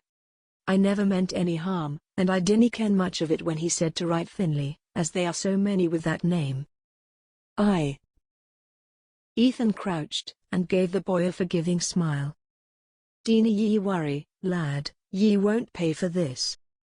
I kent ye dinna mean anything by it, but if ye could follow us, and help us find the man who made ye do it, and ye are free, agreed?" Now, they were on the road seeking a man with the same description, but Ethan privately thought it was a lost cause. Any criminal with a speck of sense would never have stayed around when their crime to threaten a laird and his son had been delivered. He believed that Mr. O'Kane, his faither, and even Violet had the same opinion, but he was not going to turn away the opportunity to spend more time with Violet. A lovely young lady with a brave, puckish attitude he admired, and wisdom that had earned his respect. They were nearing the village now, and he began to wonder where to start their search.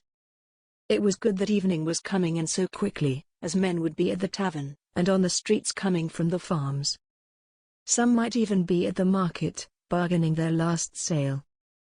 On any level, they would have a good amount of people to search among. Violet was riding near Ethan, and was close enough that her words were not lost between them. Should we stay together or separate? I suppose men will be at the market and the tavern. It would be faster to cover 2 points at the same time. Aye, it would, he replied. But this man is a prospective murderer, Violet. I ken ye are nae a delicate flower by any means, but this man is still dangerous. I will nae let ye go off by yourself in this circumstance. I'd never forgive myself if ye get hurt, when I could have prevented it. Memories of the 5 years he had trained with his faith as soldiers sprang up with him, and he held back a grimace. No favoritism had been shown to him then, not only because it was the fighting men's policy, but because his faither had told the commander to save his eyes and his backbone, but whip him into shape. A statement that had been turned into the bane of his life. Day after day he had been run ragged, woken up way before dawn, and went to bed mere hours before he was forced to wake again. Looking back at it now, he had to admit it had made him stronger, and fit to serve whenever he was called up, but during it, he had prayed for relief. I've been meaning to ask ye, Violet said. Have ye ever, been in a war? He shook his head. A few skirmishes and battle with migrating ravers, but nathin much. From the age 8 and 10 to just 2 years ago, I was a part of the squadron but stopped. Why? I'd rather tell ye at a later time, he said. Now we need to find this man. Let's work from the entrance into the far ends of the village. I agree, she said as they entered the village. While the charming cottages and huts were still picturesque, somewhere in this pleasant place, there was a man who was aiming to kill him and his faither. He still doubted the man was foolish enough to stay behind, after he had conned a poor boy to be a scapegoat, and had delivered the threat directly to his target, and gotten away unnoticed. His jaw set hard. Whoever was behind this was a mastermind of deception. And such a person would never leave himself out in the open to be found. Still, they had to try. The streets were fairly full and, as he searched the bodies and faces, he did not see anyone who matched the boy's description of tall and thin. From the corner of his eye, he saw Violet and the lad look around too, while exchanging whispers and distressed shakes of the head. They moved further into the village and down the line of private homes. He took it upon himself to go to those with lights in the windows, and ask the villagers inside about the man they were seeking. It was slow going from house to house, and some of the people were wary. After all, he was a stranger coming to their doors at twilight, but after identifying himself as the laird's son, they were happy to help. Unfortunately, no one had ever seen him before, or had the slightest inkling of who this man was. It's like we're chasing a spirit. The old man peering at him from rheumy eyes shook his head. Sorry, sonny boy, I've never seen a man like that before. This was the last cottage on the line of houses, and as with the dozens before him, this man had nothing to give to them. It was past dusk and night was deepening. Their only hope now was the tavern. Thank ye, though, Ethan said, dipping his head in a respectful bow. I do appreciate it. With the door closed, and the sound of the man's slow shuffle back inside, Ethan rubbed his tired eyes, and sucked in a cool breath to combat the headache threatening to bloom at his temples. Spinning, he strode down the narrow steps back to his horse, and the two who were waiting for him. The lad was dozing on Violet's chest when she looked up. Nothing? Nay. He sighed, swinging up to his saddle smoothly. He then looked over the poor child and asked, I dinna expect that we'll, or rather, I will take long at the tavern. stay with him and then we can go home. Violet gently ran a hand over the boy's flyaway hair, and eased him back in her shoulder. For a brief, fleeting breath, Ethan wondered what she would be like with children. If she was even as half of caring for a child as she was with his boy, he knew she would be an exceptional mother. They rode back to the tavern, where Violet stayed close to the doorways, just in case she needed to call him. He entered to see clusters of men in threes or fours around tables, lifting mugs of liquor high and chugging them down soon after. Tavern women wound through the tables adroitly, laughing gaily when a man playfully slapped their behinds. Judging from the slurred speech and level of noise, he realized that speaking to anyone except the man at the bar or the women who served the liquor, that he would not get anywhere. Despite the smoky dimness of the room, Ethan spotted the heavy-set man manning the bar, and wiping out mugs with a cloth. "I need your help," Ethan said, but the man was facing away from him. Based on the barkeep's inattention, his words had been lost in the din. Stepping into his sight, Ethan leaned in. "I need to speak with ye." "Ale is a pence and wine a double." The man spoke around the toothpick in his mouth. "Nathing free, if that's what you're edging for." "I dinna come to drink," Ethan said. "I need to find a man that came through here yesterday." "A lot of men pass through here, boy," he grunted while reaching for another tankard. "If ye expect me to remember them all, then ye've been chewing on a stick of henbane." Clenching his jaw, Ethan swallowed over the man's dismissive tone. If he knew what was at stake, he probably would not be so blithe, but he could not tell him what was happening. "I just need ye to remember if ye saw a man, thin and slender, probably wearing a hood or cloak, pass through." The man's hand stopped and his thick grayish-brown brows furrowed. Ethan's hope ramped up while the man collected his thoughts, but the moments felt like decades passing by. When his brows went lax and his shoulders shrugged, Ethan knew the answer before the man spoke it. "Sorry, boy, I cannae recall anyone like that in these here parts." The man moved on to another goblet. "Thin, slender men are rare in this village, seems more a man from Clanhoft. They have them in spades up there." The man's words sent a forbidding chill through Ethan. That was something he had not even considered. Could they be facing a higher tier of threat? Was Clanhoft behind this? Shelving that thought, he approached the barmaids, and after asking, all five had given him a negative report.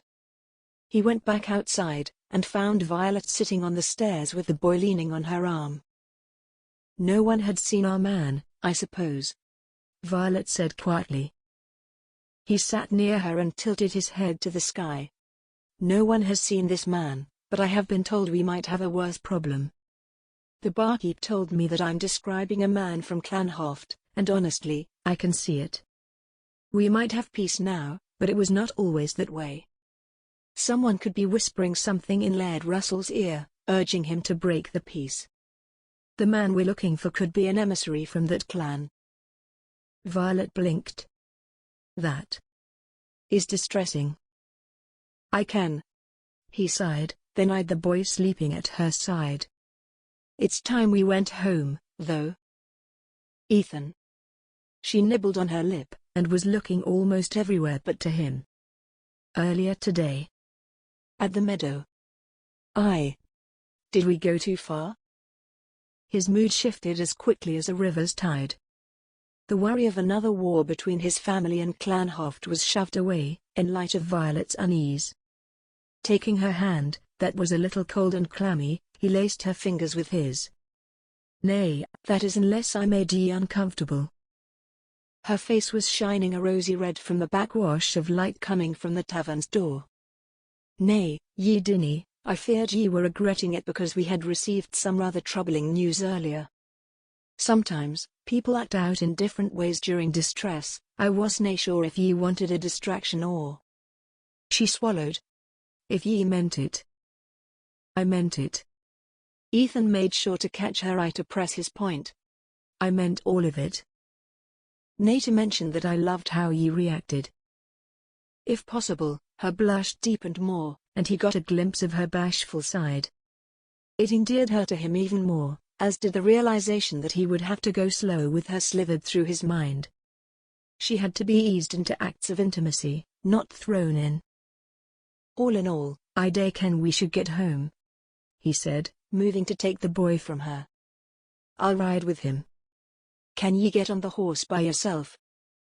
I'll manage. The ride home was quiet and uneventful, with a cool summer wind blowing in from the loch, and the light from the bright stars and crescent moon above shimmering above them. Effortlessly, he helped the now awake boy down from the horse, and took him into the castle. A maid was called on, and she took the boy to a room. Poor boy, no family, and now he's thrown into this tangled puzzle. Before he went to Faither and relayed his findings, he followed Violet to her room and hesitated at the door. May I come in? Nodding, she went in and held it open for him. He did a quick look around the room, noting that it was usual for visitors. Standard bed, a chair, a table with a wash basin and a large window look out the backlands. Turning, he saw her apprehensive look and smiled, just to ease her worry. Coming closer, he laid his hand on her shoulder and said, I may na ken exactly where this is headed, but I will never play with your heart. I am enthralled by ye, Violet. Ye are lovely, wise and brave. His hand slid to frame her neck and his thumbs rested on her face. Her lips were warm and soft, parting eagerly for him, but he kept his kiss soft and tender, suckling on her lips rather than meeting her tongue with his. Pulling away, he smiled. Never doubt yourself, Violet. Her smile was tremulous at first but grew wider. If ye promise me to be the same. Ethan knew what she was referring to, him finding his brother's killer, and him taking over the lairdship in time. He felt it was a fair bargain. Ye have me word. I'll send up your dinner. Good night, Violet. With her wishing him the same, he slipped out of the room and down the corridor, trying to put the words together on how to tell his Faither about the possible undermining from Clan Hoft, and the probability of them having a spy in the castle. He managed to find a servant and instruct her to send up some food to Violet's room, before hurrying to meet his Faither. He found the door to his Faither's meeting room was cocked half open, and with a quick knock went in. A swift look from his Faither had the laird's already tense face going tighter. Ye dinna find him? Nay, he said. But I have more distressing news. The barkeep at the tavern told me that I'm describing a man from Clan Hoft, as they mostly have tall and slender men. And if this is the case, if the laird is trying to start some trouble and undermine us, he might have paid off a servant to slip that note into your rooms. His Faither stared at him. Ethan's lips pressed tight, as he waited for his Faither's reply. Instead of the loud, ear-splitting shout he had expected, his Faither just shook his head, and slumped into the seat and rubbed his creased forehead. Bloody hell. Before we go accusing them though, Ethan cautioned. This is worth some looking into. We have peace with them now, and I wouldn't like to break it over a suspicion, and a rather weak one at that. Nodding, his Faither said. Spoken like a true peacekeeper. I'll approach this with caution. That would be the best. Ethan breathed. I wouldn't want to undo all Finley's good work, and all he sacrificed for. Ye will me. His Faither assured him before eyeing him. Was Miss O'Kane any help today? Very much, he said. She kept the boy calm throughout the whole day. His Faither's eyebrows were near his hairline, a clear prod for Ethan to keep going, but he had nothing more to offer. He kept silent and eventually earned a low chuckle from his sire. So ye expect me to pretend that, through all the days you've been riding out, the trip to the loch, and how Callum found ye at the stables that morn, that there is nothing more to your friendship than, well, friendship? Dark green eyes glimmered. I was your age once, son, remember that. Backed into a corner, he refrained from cursing in front of his Faither. All right.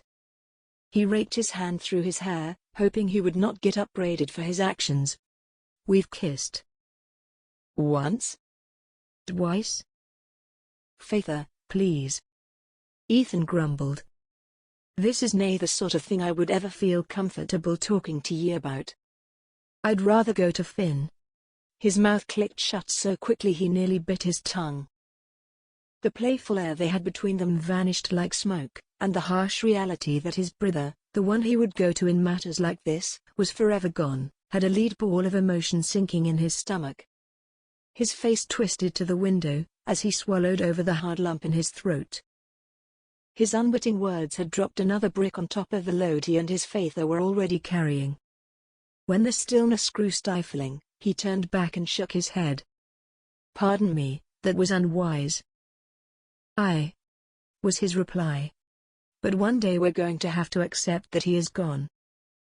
"I wish I hadn't had to accept it at all." Ethan grimaced. "I'll leave ye to it, Faither. Would ye like me to be there when ye speak to Laird Russell?" "Nay, if ye're there he might feel fenced in," his Faither replied. "I'll take care of it alone." Standing he nodded. "Good night, Faither. And thank ye for nae taking me actions with Miss O'Kane for, well, what is isn't. Just tread carefully, son," was his warning. "Women like her are hard to find, and harder to win back if ye lose them. Isn't that the truth?" "Aye," he said, slipping through the door, knowing he had a long, hard night ahead, thinking about what exactly he was doing with Violet ahead of him. He had already vowed not to break her heart. But could he live up to that oath? Chapter 17. Stepping out of her room the next morning, Violet had to draw back at the man standing at her door, his stone face immediately marking him a soldier, if the hand resting on his sword did not make it clear. "Oh." She stepped back. Good morning." He dipped his head. "Morning, Miss O'Kane. I'm Killian McTry. Laird MacPherson has sent me to guard ye, in light of his concerns." Peeking down the corridor, she did not spot any other soldier, so asked, "Am I the only one?" "Nay, miss." He shook his head. "But since ye and your Faither's rooms are so close, it made sense for me to watch ye both. Your Faither went to me Laird's study early this morning, just after dawn I believe." His words gave her the impression that the whole castle was on lockdown. Was Ethan under guard as well? Were they allowed to step a foot out of the castle? "I understand." She hedged. "Is it? Are ye just stationed at me door at night, or are ye?" Mr. McTry laughed, chuckled. "Nay, miss, we're nae told to shadow ye wherever ye go, but it is recommended that ye dinna stray far from the castle grounds, or the village." Breathing a sigh of relief, she nodded. "Well, thank ye. I do appreciate it." "We just need ye to be safe, miss," he replied. She was about to turn and leave, but spun back. Maybe she shouldn't be doing this behind Ethan's back, but she felt he was heavily reticent when she had asked him last night. Master MacPherson, why did he part from the squadron? For years he was between here and Glasgow, Mr. McTry explained. Laird MacPherson sent him off to get higher learning at the university there. He just couldn't keep up, shuffling back and forth. One summer he stayed in the city, and then we heard, by word of mouth, that he was about to get married.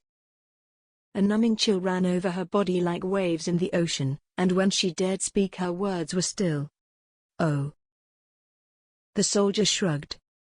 "As far as I remember, she was a daughter of some baron, and one of the handmaids of the queen.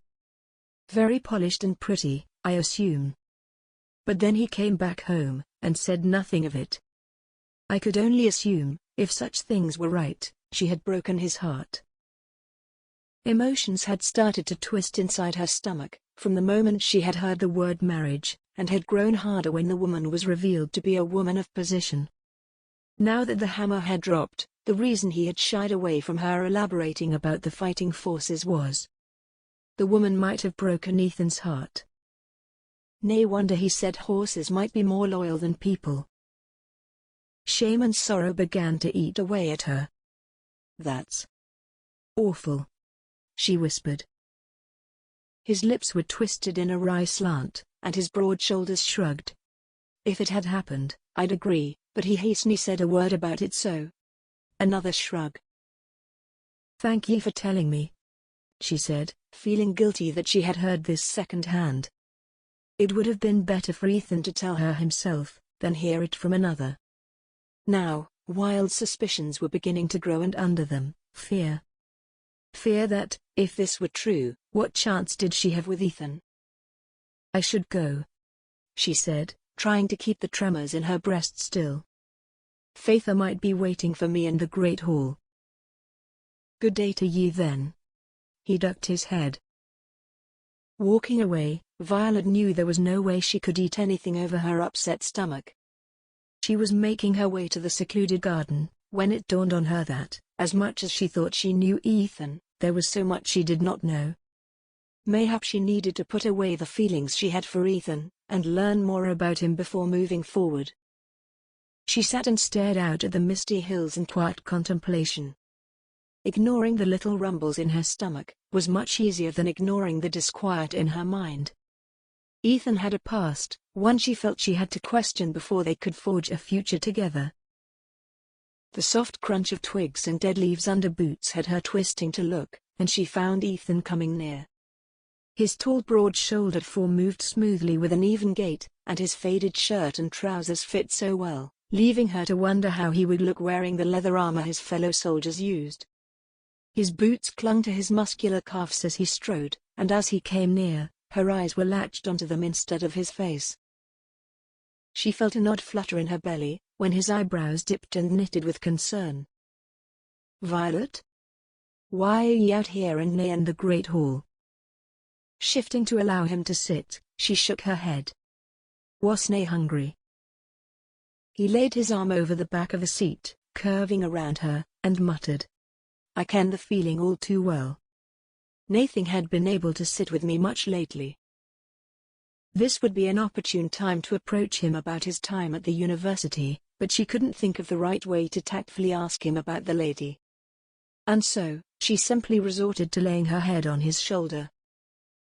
Together, they looked quietly over at the mountains beyond, and did not speak until he broke it. I told Faither about the possible interference from Clan Hoft, and I ken he and your Faither are discussing it now. What would ye do if they are behind this? Violet asked, while staring out into the distance. I mean, if they are the ones doing this, they have broken the peace between ye two, and what now? War? I cannae say, he returned. I hope it doesn't come to that, though. I cannae go back to having to hear one thing or another, day after day, much less flat-out war. She noticed his jaw tighten and his lips thinned. Blood, so much blood. Men dead, women alone, children faithless, 'tis pure desolation. Would ye fight? She asked. If it came to it? I would volunteer, but I would be rejected, he said. I am the only son me Faither has left. He will nie let me be put in danger, when the lairdship needs a leader to take over. Now that they were on the topic of war and being a soldier, he had to redirect her anxieties, and let her unspoken concerns rest aside, until she was able to voice her anxieties. This also muddled. Like a bog, he added. Near impossible to cross. We must move to more solid ground, or find another trail around it. Do ye ken what your Faither is doing to pick back on this trail? I cannae say. She shook her head softly. He hasn't told me anything, yet. His head twisted and his eyes swiveled to her. What would ye do in this circumstance? Casting her memories back on the line of discoveries they had made, Violet tried to conjure some outcome, some plan, something useful, but her mind was already so scattered, she fell short of putting anything together. For once, I didn't have the faintest inkling. I understand, it's a lot to take in, he replied, and she sucked in a quick breath. How can she concentrate, if he was mindlessly stroking the skin on her neck?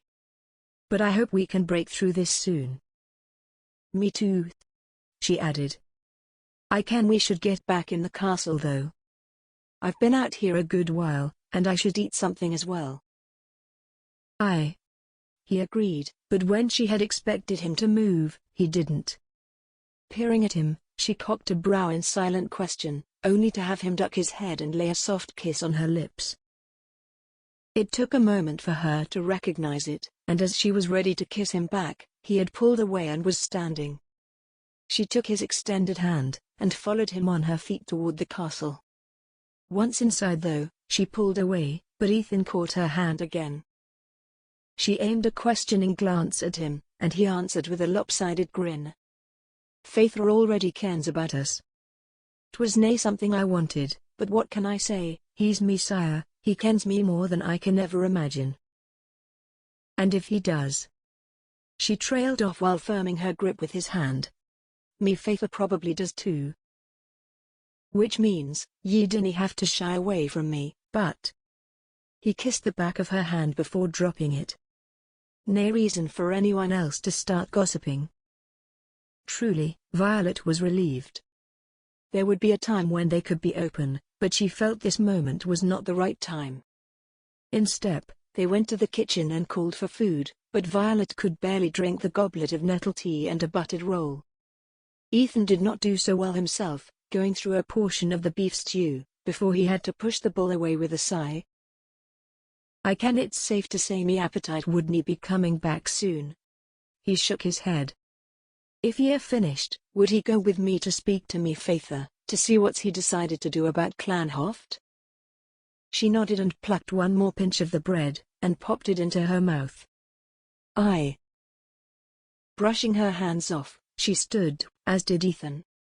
Someone came and cleared the table, and they went off. They took the stairs to his faither's meeting room, and he knocked first. The gruff voice of his faither came with a rather hollow "Enter." With a nod over his shoulder, he went in and she followed. The laird was at his table with her faither, both men looking heavily troubled. The leader of the MacFerson clan flicked a look at them and said, "I was just about to call ye two in, please sit." Uneasily, Violet did, and Ethan took a place beside her. Her faither rubbed his face, and shifted to look at them. "I was asking the laird if he had any enemies among ye, and he told me about the man who might be from Clanhoft. Considering that ye and that clan have had bad blood betwixt ye, it is a possibility that the attacker could have come from there. But I happen to believe the attacker is nae that far. We have decided to go and speak to Russell this eve about it, but I sincerely believe it hasn't come from there." "What day ye ken then?" Violet asked. "If it's so close. Are we looking at a servant, or visitor, perhaps?" "He asked me that question, and I swore on me soul, that nae one of me servants would do something like this, and the only visitor I've have in me castle is me brither, who is nae much a visitor as he does live here, however temporarily," the Laird clarified. "I have to believe it is some mischief maker from Clanhoft, and the sooner we find who it is, the sooner he can be punished, and life can move on."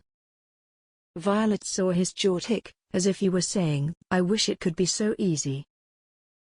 "I understand," Ethan said. "What day ye want me, us, today in your absence?" "Just keep to the castle, and I ken all should be well," his faither said. "The guards are stationed at every nook and cranny, just in case anyone might even ken of starting trouble. If we do find this culprit at Clanhoft, be assured, he will be paying for it." His tone was not comforting, and Violet did a shudder as she scooted nearer to Ethan. His presence was calming, comforting, and his solidity smoothing over her with a soothing balm. "When are ye leaving?" Ethan asked. "Laird Hoft sent back his reply an hour ago. So I ken we should leave soon, so we can avoid coming back in the night," the laird said. "We have 4 soldiers to go with us and back. I ken we will be all right. And before ye say anything, Ethan, I will be tactful in me query, nae aggressive accusations or anything of the sort." He let out an audible breath of relief. "I kent ye would be taking uncle with ye, as he is good at diffusing tension, and maneuvering through such delicate matters, with more finesse than you have. I would have taken him if he was here. The Laird noted with a roll of his eyes. But, again, he is off chasing down something from the east, or some tradesman with his African trade ship, or something of the sort. Ye can his words go over me ahead at times, but he's gone, so he won't be a part of this. I wish ye the best, Ethan said, as he stood to shake Violet's Faith's hand, and embrace his own. As the two men left the room, Violet began to debate with herself. She did not want to let the suppositions fester and sour her spirit any more, so she sucked in a deep breath. Mr. MacTride told me ye once courted a queen's handmaid, is it true? He spun toward her, and his face was tight and guarded. What? Her fingers were in grabbing her skirt tightly, as something both alarming and agonizing chased over Ethan's features, showing Violet that she was probably picking at an old sore. His firming fist at his side, and the sudden rigidity of his body, made her want to take back her words and wipe them from his memory. Why would ye do that? He asked calmly, but the cold and angry undertones were hard to dismiss. She was on her feet in a heartbeat. I do regret what I. She reached out to him, but he shifted away. The move had pain ricocheting through her. A dagger to her heart probably would have hurt less. We were talking about your time in the ranks, and I felt that ye were leaving something out. I only asked about your time with the soldiers, and he was the one who told me about her on his own. Doesn't matter, he snapped. Maria was a part of me past, and ye have nae right to. He shut his mouth, and his jaw worked. Excuse me, I cannae talk about it with ye. Without a word, he spun and strode out, and she sank back to the chair and folded her hands on her lap.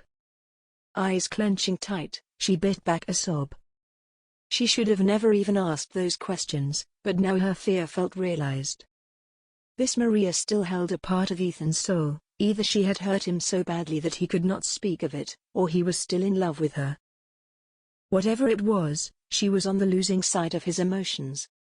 Pressing the heels of her hands on her burning eyes, she sucked in deep breaths, hoping to stifle her burgeoning cry. When she did feel like her eyes were not burning, and her breath was not heaving so much, she stood and hurried back to her rooms. At least there, she would have the privacy to cry. She locked the door. She took her shoes off, and curled up on the bed with her back to the wall. Her hand was curled to her face, just in case her tears began to flow. She had hurt Ethan, and she did not know how to mend it. He was still hurting. She could see and feel it, but there were not enough words to apologize to him with. I'm so sorry, Ethan. I didn't mean to hurt ye even more with all that's going on. Mired in her regret, she did not notice the time passing by, and the day dimming from light to dusk. When a gust of night air came in, she darted up in surprise. Blinking the sleep from her eyes, she sat up and decided that the only thing she could do was to seek out Ethan and apologize. Hearsay is not a good way to start a discussion. The Laird and her Faither should have been back by then, and she wanted to know what they had learned from Clanhoft. Was it too late though? Slipping her shoes on, she went to the door and was reaching out, only for her to hear it thud lightly. Jerking her hand back in fright, she looked around the room for a weapon, in case an unwanted visitor was about to barge into her room, but found only an iron candlestick. Grasping it, she edged closer to the door, only to have the thud turn into a slide, as if someone's back was against it. Completely bewildered, Violet reached out to the handle, only to hear Ethan's voice come through it. She said I was too country for her. What? What on earth is he talking about? It took her a moment to realize he was speaking about this Maria woman, who had hurt him back in the university. She put the candlestick back, and turned around to slide to the floor. With her back braced on the door, she asked, "Why?" "Because I was a country boy, born and raised." His tone was bitter. "I had little knowledge of how those in the city acted and went about their business.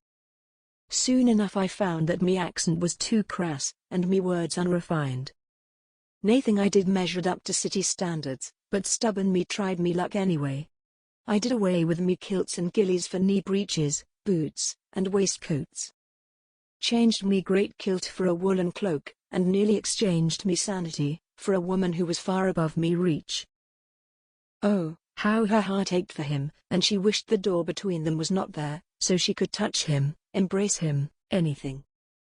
The pain she heard in his voice called for comfort. But before she could do something, she had to allow him to exorcise the demons from his soul. The tipping point came one night, 2 years in, when I decided she would accept me or nay. She looked me right in me eyes, and in the sweetest voice told me that there could never be anything between us. A small thud had her imagining that he had laid his head back on the door, and then she heard a small disparaging laugh. Told me I'd never survive a day in the city, with all me virtuous Highland morals and values. That I'd have to break the rules, and do some underhanded things to get anywhere in the city, and that, if I continued with me virtuousness, I would be taken advantage of without mercy. His tone still had not lost the resentment, only this time it was laced with cold acceptance. So I did what I needed today, give up on winning her, finish me course at the school, and come back home with me heart somewhere in the center of the iced peak of the Bain Nibhase mountain. It was too much. She stood and tugged the door open, and saw Ethan flail a little before he sat up and stood. She searched to see if Mr. MacChoill was there, but the hallway was empty. Please. She swallowed. Come in. His chest heaved. I shouldn't. But he stepped in anyway, and she went right into his arms, and pressed her face on his chest. I was wrong, forgive me. His palm was smoothing up and down her back, and his hair tickled her left ear. Ye just took me off kilter for a while. Ye never wanted to hurt me. It's just. Old memories flared up and He breathed out. I didn't handle it well. A long-fingered hand slid into her hair, and she trembled at its light grip, a soft push pressing her against his chest. His clothes smelled like river water and soap, but his warmth was the most prominent to her. I had been a lad, and blinded by her beauty. I had fallen in love with her, but that was all. In the 2 years I loved her, we kissed only twice. She felt a spark of hope. Ye never. His laugh was somewhat humoured. Bed her, nay. Violet could now relax in his arms. He had kissed the other woman only twice over 2 years. Ethan had kissed her more than twice in less than a month. Doesn't matter really, he added, as his lips traced her hairline. All I saw then was her beauty. She was cold, and followed every rule laid out for her. She had none of the appeal ye day. To her, I was simply a means to an end. His tone had Violet twisting her head with the question, just in time for his lips to descend on hers. His kiss was tender, but had an underlying spark of heat, that grew when she allowed him in. Pressed on his chest, his hand slipped to the middle of her back and splayed there, while the other cradled her neck to twist it just so, for his kiss to deepen. He only pulled away so that she could breathe, and then his mouth was back on hers. With her arms looped around his shoulders, she wondered where this was coming from, if all this courage was spurred on by alcohol, but she did not taste anything on his tongue. His lips slid from her to nip and suckle at her earlobe, and instantly, she was squirming under him. From there, he trailed kisses down her throat, pausing to catch her skin in teeth and suckle at her pulse point. Violet's knees buckled, and in an easy motion, as if he had expected it, he swept her into his arms, carried her to the nearby bed, and gently laid her down on it. Her breath caught when he joined her, and before he laid next to her, he leaned over her, with both elbows bracketing her head, and his eyes inches away from hers. It was dim, but his eyes glittered like jewels, and his look was intense. Reaching up, she cupped his face.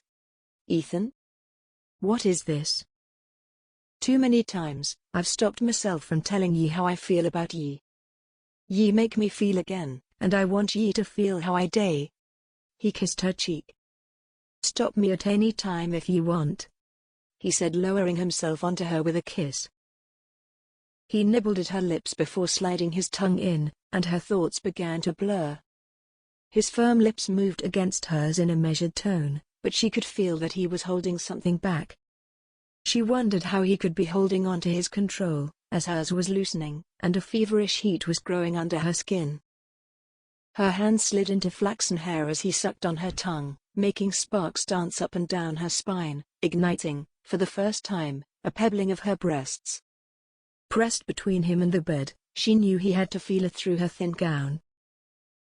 His mouth was consuming her, branding her as much as a hot iron to a calf's hide, because, dear God, she was burning up. When he cupped her breast, and his thumb swiped across the taut peak, her gasp was silent and her eyes grew dazed. Sensations she had never imagined she would feel were setting her nerve endings on fire.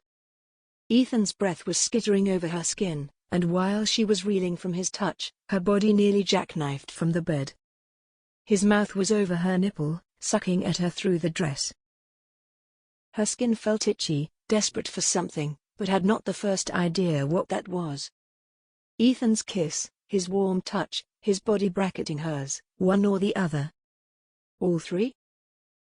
His mouth moved to her other puckered nipple, and while his lips were sending her head in circles, his hand slid from her knee, pushing her dress up. The feel of his roughened hand on her smooth thigh was nearly unbearable. His touch was light, but she felt every part deep into her core. Ethan pulled away, and at the moment she had to suck in a deep breath, rationality kicked in. What am I doing? I can't do this, my God. He had pulled down her bodice, exposing her breasts in the air. She forgot all about the doubt, when Ethan's lips were suckling on a nipple, while his hand played with another. Please, Deanie, stop. She moaned, cupping his head to her chest. Please. The kitten licks, flicking across the tight bud, went right to her center where heat was growing. His mouth around her was hot and slick, and her mind was about to submerge in a pool of lust. His mouth pulled away and kissed back up to her neck, before sliding to her mouth. His kisses turned calmer and soothing, and the fire under her skin began to ebb. When his hand slid through her hair, and he dropped kisses on the edge of her mouth and cheek, she sighed. He slipped to her side, and cuddled her close, while she put her bodice back in place. She breathed. Why did ye stop? Because. He smoothed a thumb over her cheek. Ye nae ready for what would come next. Knowing it might not help much, she still asked. And what would that be? A smile was her first answer before he spoke. Just to say, it was going to be more intense, but dinna ye worry about that now. I feared I was going too far with ye, but then, ye dinna stop me, so I figured. He kissed her cheek. She tried to piece together the events that had preceded her lying on her bed, with Ethan close to her. May I ask? How did this come about? His lips pressed a little, and his gaze strayed from her briefly. A spasm of emotion crossed his face, and his eyes showed raw yearning. Mayhap it was because sitting by your door, I realized the difference. Maria was beautiful, blonde, willowy and cultured, but her spirit was false. She held me on strings like a marionette, and lead me along with words. Your words are true, I can feel your care for me whenever ye even look at me. I ken ye dinna want to hurt me whenever ye contradict me, but every time ye've done it, it was for the best. Ye might not be as cultured or a soothsayer, but ye are loyal, brave and honest. Maria was none of those things. He laughed. I ken she would have a conniption, if ye even suggested she wear a pair of trousers. And all that just coalesced into kissing me? She asked. Half of it was. He snaked an arm around her back, and nudged her close. But the other half is. I may nae have it all together, and I may nae ken many things, but there is one I day. I ken I'm beginning to love ye, Violet. His whispered confession in the dark was louder than a blaring horn to her ears. Her shock was intense, that it took her a while to fully internalize what he had said. Twice her mouth opened, only to shut over the wrong answer, and when on the third, her true emotions pushed themselves forward before her doubt. "And I was kenning I was the only one," she replied, in a voice as hushed as his had been. The soft kiss she earned from her confession was sweet and decidedly loving. His body was close, his touch tender, and his gaze loaded with affection. "I didn't want you to leave." "Neither did I," she added. Lying there with him so close, she was able to dream of things that might never be. One with Ethan, where she had a band of gold around her finger, one where she woke up to snow-capped mountains, and one where she came to a bedroom warmed by a fire, and a bed with her husband. But now, her head twisted away, and uncertainty began to lace through her, as much as the fire he had awakened inside her did. "We'll get through this," he said, nudging her head back with his knuckles. Wordlessly, she just rested her head on the arm he provided, and closed her eyes. Ethan was gone when she woke the next day, but that did not stop the smile from spreading across her face. She reached out and felt the cold sheets, but still smiled anyway. She slid her hand over his vacant place, and reflected on how Ethan had been with her last night. Perhaps there was a future with him here. Reluctantly, she slid out of the bed, did a quick wash, and put on a new dress. With her hair down, and a soft peaceful emotion resting on her chest, she went to the great hall, and saw Ethan, his father, and his uncle there. The two were talking to themselves while Ethan stabbed at his food, with a sullenness that she had not expected after their lovely night. She mounted the dais and greeted the men, but her attention was directed on Ethan. When she did meet his eyes, she saw he was deeply conflicted. Taking a seat, she cocked a curious look at him, but then was drawn to the Laird's conversation. "The Laird is nae a part of it," Mr. MacFerson said. "I dinna ken he would do anything, or let anyone instigate trouble between ye, after all the measures Finlay put in to have peace between us and them." Her lips parted in surprised realization, as she shot an understanding look to Ethan. No wonder he was looking put out. The Laird oft had denied any wrongdoing on his part, and with him cleared as suspect, they had run into another dead end. She reached out to touch him, but quickly drew her back. Her aborted move, however, was caught by the Laird's brother, who, after a furrowed brow, went back to finishing his conversation. Her father was notably absent. A trencher of cold roasted meat, and roll of warm flaky bread was placed before her. She had the presence of mind to utter a thank you before eating. Ethan finished his meal and left with an agitated stride. Although she wanted to go and offer any help she could, she stayed and ate. He was probably headed off to the stables to ride anyway, and it was prudent for him to work off his emotions in the best way he knew. With her eyes focused on the trencher, she tried to piece through this mystery. If it was not the once rival clan behind the murder of Finlay, or the sudden mysterious poisoning of Miss O'Baccanan, who was it? Who could be so insidious that they would kill an innocent man and single mither? Whoever it is, he is a heartless man, that's for sure. The sound of boots on the dais made her look up, and spotted her father bending to speak to the Laird.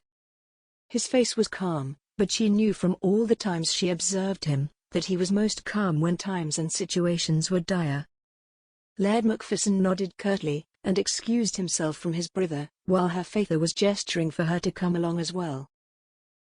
Satisfied that she had eaten her fill, she stood, while Mr. MacPherson was protesting. "Shouldn't I come with ye? I'm happy to assist if ye need me." The Laird dropped a hand on his brother's slimmer shoulder. "Nae this time, Callum, we dinna need ye this time, but thank ye for the offer." Mr. MacPherson's brow ticked up. "History has shown, brother, that every time ye say that ye dinna need me help, it is a forerunner of me having to come in later, and fix whatever mistake ye've made. Do ye want to continue that cycle?" Laird MacPherson snorted. "Twice I had an issue with collecting me taxes, and ye used your book knowledge to fix it, and now ye bring that up? How long are ye going to ride that horse, Callum?" "I'll see ye this evening." With a wry shake of his head, Mr. MacPherson went back to finishing his meal, and Violet followed her father and the Laird. They took the corridor to his meeting room, and upon entering, her first thought was that Ethan should be with them, but as she was thinking it, Ethan came in. His expression was guarded, but underneath it, his eyes flashed worry. He sat, and before anyone spoke, he did. "Where do we go from here?" His bobbing Adam's apple was visibly showing his uncertainty. "If Clanhoft is nie behind this, what are we going today?" Darting a look at her father, the only person who could take the discussion from there, she was proven right when he said, "I have a dire suspicion that the enemy will strike again soon. News has spread about our search, our trip to Clanhoft, and the death of Miss O'Baccanan, and I ken this perpetrator will strike while we have nae avenue to investigate." "Which means what?" Ethan asked. "One of ye will have to leave," her father replied. "I can only protect one of ye, Laird MacPherson and Master MacPherson. Someone will have to leave, and the others stay, possibly in a secluded, safe space until everything is done, and the danger has passed." Her father finished with his eyes shifting between the Laird and his son. Leaning back in his chair, Ethan rubbed his face. "It only makes sense for me to leave. Father is needed much more here, and I ken the best place for me to be is our old hunting cabin. It's out of the way and just the foe. Three of us kens where it is." His abbreviated word, "for," must have included Finlay, himself, his father, and his uncle. "When do ye need me to leave?" he asked, his tone flat and monotone. The air was getting tense, and Violet felt that she might have to give them some privacy by leaving. She made to stand, when the Laird shook his head. "Son, I dinna want this. Ye ken this is the farthest thing from what I want, but it must be done, if your life is in danger." Shifting in his seat, Ethan gave a thin smile. "I day, but this is the best for all of us." Uneasy that she was in the middle of a room where, for all that mattered, a private conversation made her sink into the stonework, she kept as silent as she could. But her insides were topsy-turvy. Ethan was leaving, and she did not know how long it would be before she saw him again. And especially after last night. Could they just leave it all to dangle in the wind? "It is," the Laird added with a tight grimace. "How it got to this point." His close fist landed on the desk with a loud thud. "I swear on me grandfather's grave, I'll send whoever pushed us so far into the lowest point of hell, even if I have to stand at the mouth and throw him in myself." Ethan stood and embraced him, his broad shoulders shuddering almost imperceivably. "I ken ye will, father." The Laird's hand rested on his son's back, that he patted twice. "Aye." Pulling away, Ethan nodded. "I suppose I'll pack." The disquiet in her stomach doubled upon itself, and she spoke, quietly, daringly, doubting herself even as the words slipped from her lips. "What if I went with ye?" Three pairs of eyes spun to her, and she stopped herself from squirming. Her father had his brows at his receding hairline. "Pardon?" Nervously, she stood and faced all three. "I just dinna ken it right for Ethan to be alone now. Worry and fear get worse when one is alone. I can keep him company, and between the two of us, I ken we can handle ourselves if danger comes around." "I agree," Ethan said instantly, but the other two were not for it. "Violet," her father began, stepping forward. "I had only agreed to take this case, so that ye would be near me, in this castle and safe. I cannae let ye go so far away, when I ken a killer is on the loose, and I wouldnae ken if ye are well. Even with all the antics ye pulled in Selleck and Turren, I kent ye would be safe. And I was with her all during both of those times." Ethan's logic filtered between the two. "As I did then, I am sure I can protect her now. Besides, Violet is nae coward, and with her senses, I'm sure we can make it through." His eyes shifted between them and his father. "I'd die before I allowed anything to happen to her." "God forbid that does happen." Laird MacPherson murmured. "What day ye say, Mr. O'Kane? I'm sure Ethan will live up to his word. I can bet me life about that." With her breath held in with hope, and keeping still as her faith visibly came to a decision, she prayed he would allow her to go. When his shoulders sagged, and his fingers massaged at his creased forehead, her hope soared. "All right, ye can go with him," he replied. "But first, we need to make sure ye two are any followed. Laird, day ye have any man Ethan's size, and can ye find a girl close to Violet?" "I'm sure we can find one." The Laird squinted. "One of the women servants' daughters will day." "Good." Her faither then faced her and Ethan. "We'll need to send them in the opposite direction of where ye are going, just in case someone sees ye. If ye send your lookalikes off from the inner courtyard, and ye take the back pass through the mountains, I ken we'll be all right." Looking at Ethan, he nodded. "While ye get those two, we'll hurry up and pack. And I'll send for the kitchen to scurry up some food for your journey." His faither aimed for the door. The last thing Violet heard before she left the room was, "God help us if this goes wrong." Chapter 18. With his home and faither miles behind, the sinking feeling that had begun to grow in his stomach from the moment he had hugged his faither was now like a lead ball in his gut. Guiding his horse through the mountain trail, he shot surreptitious looks at Violet, who still had the cowl of her cloak over her head. She had not said a word to him, but perhaps that was best. His mind was so scattered, he would not have been able to hold a conversation if he tried.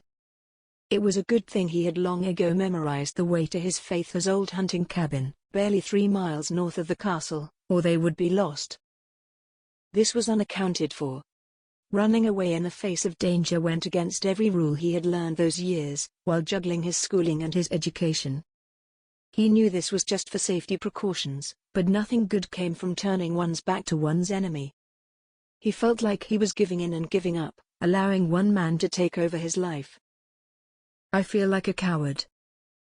Every fiber of his being was thrumming with the urge to turn back, go home, be with his faither, put their heads together and uncover this murderer. But, one look at the woman riding beside him and he knew that he could not do it. The best he could do, even though it felt like salt rubbed into his wound, was to be far from the scope of this murderer, and make sure Violet was out of harm's way. "In here," he said, nodding to a line of forest that they were approaching. "The path is narrow, so you will have to follow behind me." Her head twisted, and he noticed her nod, before he faced the overgrown dirt path again. The hunting cabin was a childhood luxury. When he, Finley, and his faither would come up here, once or twice in as many years, it was treated as a sanctuary from the troubles at home.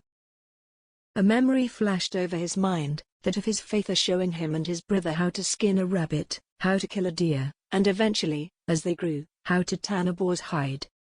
The river nearby was their playground, one where he had caught fish, swam and nearly drowned. The trees were always laden with abundant fruit, and with the summer in high season, he could bet his name that they were ripe and sugary sweet to the taste. The slow plod of the horses' hooves up the slight slope was rhythmic and steady. Only under a mile, they would arrive at the low wooden cottage, that might be hemmed in with bushes. Which might be in their favor as any passerby, or the man who was after him, might think it was abandoned. His faither had sent them off with food, but in case they ran out before he sent word for them to come back, he could always buy what they needed from the coins he carried. Ethan's mind was mostly back with his faither at home, but he was still able to smile at a fox, using her nose to nudge her sleepy pups awake. "I wonder what faither is doing now, and if the diversion worked." When Mr. O'Kane had said the best thing for them to cover his and Violet's movement was to send people who looked similar to them, in the opposite direction, it sunk in how dear the situation was. If they had to put others at risk for their safety, how determined was this murderer? The sight of a gabled roof, made of simple thatched dried heather, had relief calming some of the turmoil inside him. They had arrived. As he neared, his suspicions about the cottage being hemmed in with bush were right. Thick bushes nearly covered the rough-cut stone walls, but thankfully, the door was clear. The path widened a little, and Violet came to a stop beside him. While gazing at the old house, where a good portion of his best memories had come from, Violet tugged her cowl down, and her eyes ran over the cabin, taking it all in with one look. "Could do with some upkeep," she mentioned. "Aye," he said while slipping from the saddle, and walked forward. "And some debushing too." The two wide, flat stairs were made of stone, so there was no fear of him or Violet crashing through rotten boards. He got to the door's handle and fingered the heavy, rusted, cast-iron lock resting there, another English appropriation from his uncle. Tugging the key out of his pocket, he slid the key in, and had to wrestle the thing to turn. With a tinny grate and screech, the lock popped open and he sighed in relief. Pushing the door in, he took one step in to scan the room. The floor was board resting over tightly packed dirt and stone, and the windows were shuttered. The room itself was bare, with a central fire pit, a few chairs and stools, and a shelf where their old bedrolls were placed at the far end. He nearly dropped the key. Damnation. They had packed so quickly that they had not remembered to carry bedrolls, only sheets. Another reason he wished this murderer would just topple over dead. It would be nothing less than a miracle, if those bedrolls were serviceable. "It's nae much," he said, while moving to the opener window. "But we'll have to make it work for the time being." Violet silently moved to the fire pit, trailing her hands over the iron spokes, fixed just so high that a pot holding food or water could dangle over the coals without touching them. "Did ye spend a lot of time here?" "Aye," he said, glancing at the back door where he had nearly tumbled through when was 6. "These four walls hold a lot of fond memories." His eyes shifted to a section of the wall where Finley had held him trapped, because he had stolen the last piece of honey cake, and was forced to laugh. "Not much, but those I have, I'll cherish to the day I die." "Some were of Finley, I suspect," she said, while tugging her cloak off, and folding it over her arm. He did the same and hung it over. "Most were," he added. "See what ye can day about. Anything in here, while I go put the horses around the back?" "Up there are the bedrolls we used, but that was years ago. If, by any miracle, they're nae infested with critters, we may be able to put them to use again with the sheets we carried." "I'll see what can be done." Violet nodded. Striding out, he unpacked the horses first, dropping the bags on the tiny porch, then grasped both horses by their leads, and forged a trek through the bushes. He managed to lead them to the backyard, where there were enough trees for cover, and grass for food. There was one oak tree in particular that had a lot of memories. Tying them on different sides of the tree, he looked beyond to where the land dipped to a slope, where at the base, ran a river with enough water and fish, for them to use in the next few days. Taking the saddles was easy, and he managed to rest both on low-lying but sturdy tree limbs. His hand then drifted to the trunk, where the crude knife marks of his initials and Finley's still were. His fingertips slid in the jagged groove where Finley's F was slanted, a product of a 9-year-old's tenuous grasp on a knife's handle. "I'll avenge ye, brither," he whispered. "I swear it." Going back to the back door, he paused a moment before he knocked on it. Was Violet singing? He rapped on the door quickly, and in a moment, he heard the latch slide back and the door swing in. She stepped away, but on the floor near her, he saw the old pallets open and surprisingly intact. "I suppose they have some use after all," he murmured. "Aye." She pointed to a window. "I could nae get that one open, can ye?" It was then he realized the windows were open, the floor looked swept, the bags of clothes and food were neatly aligned, and there was coal dumped into the fire pit.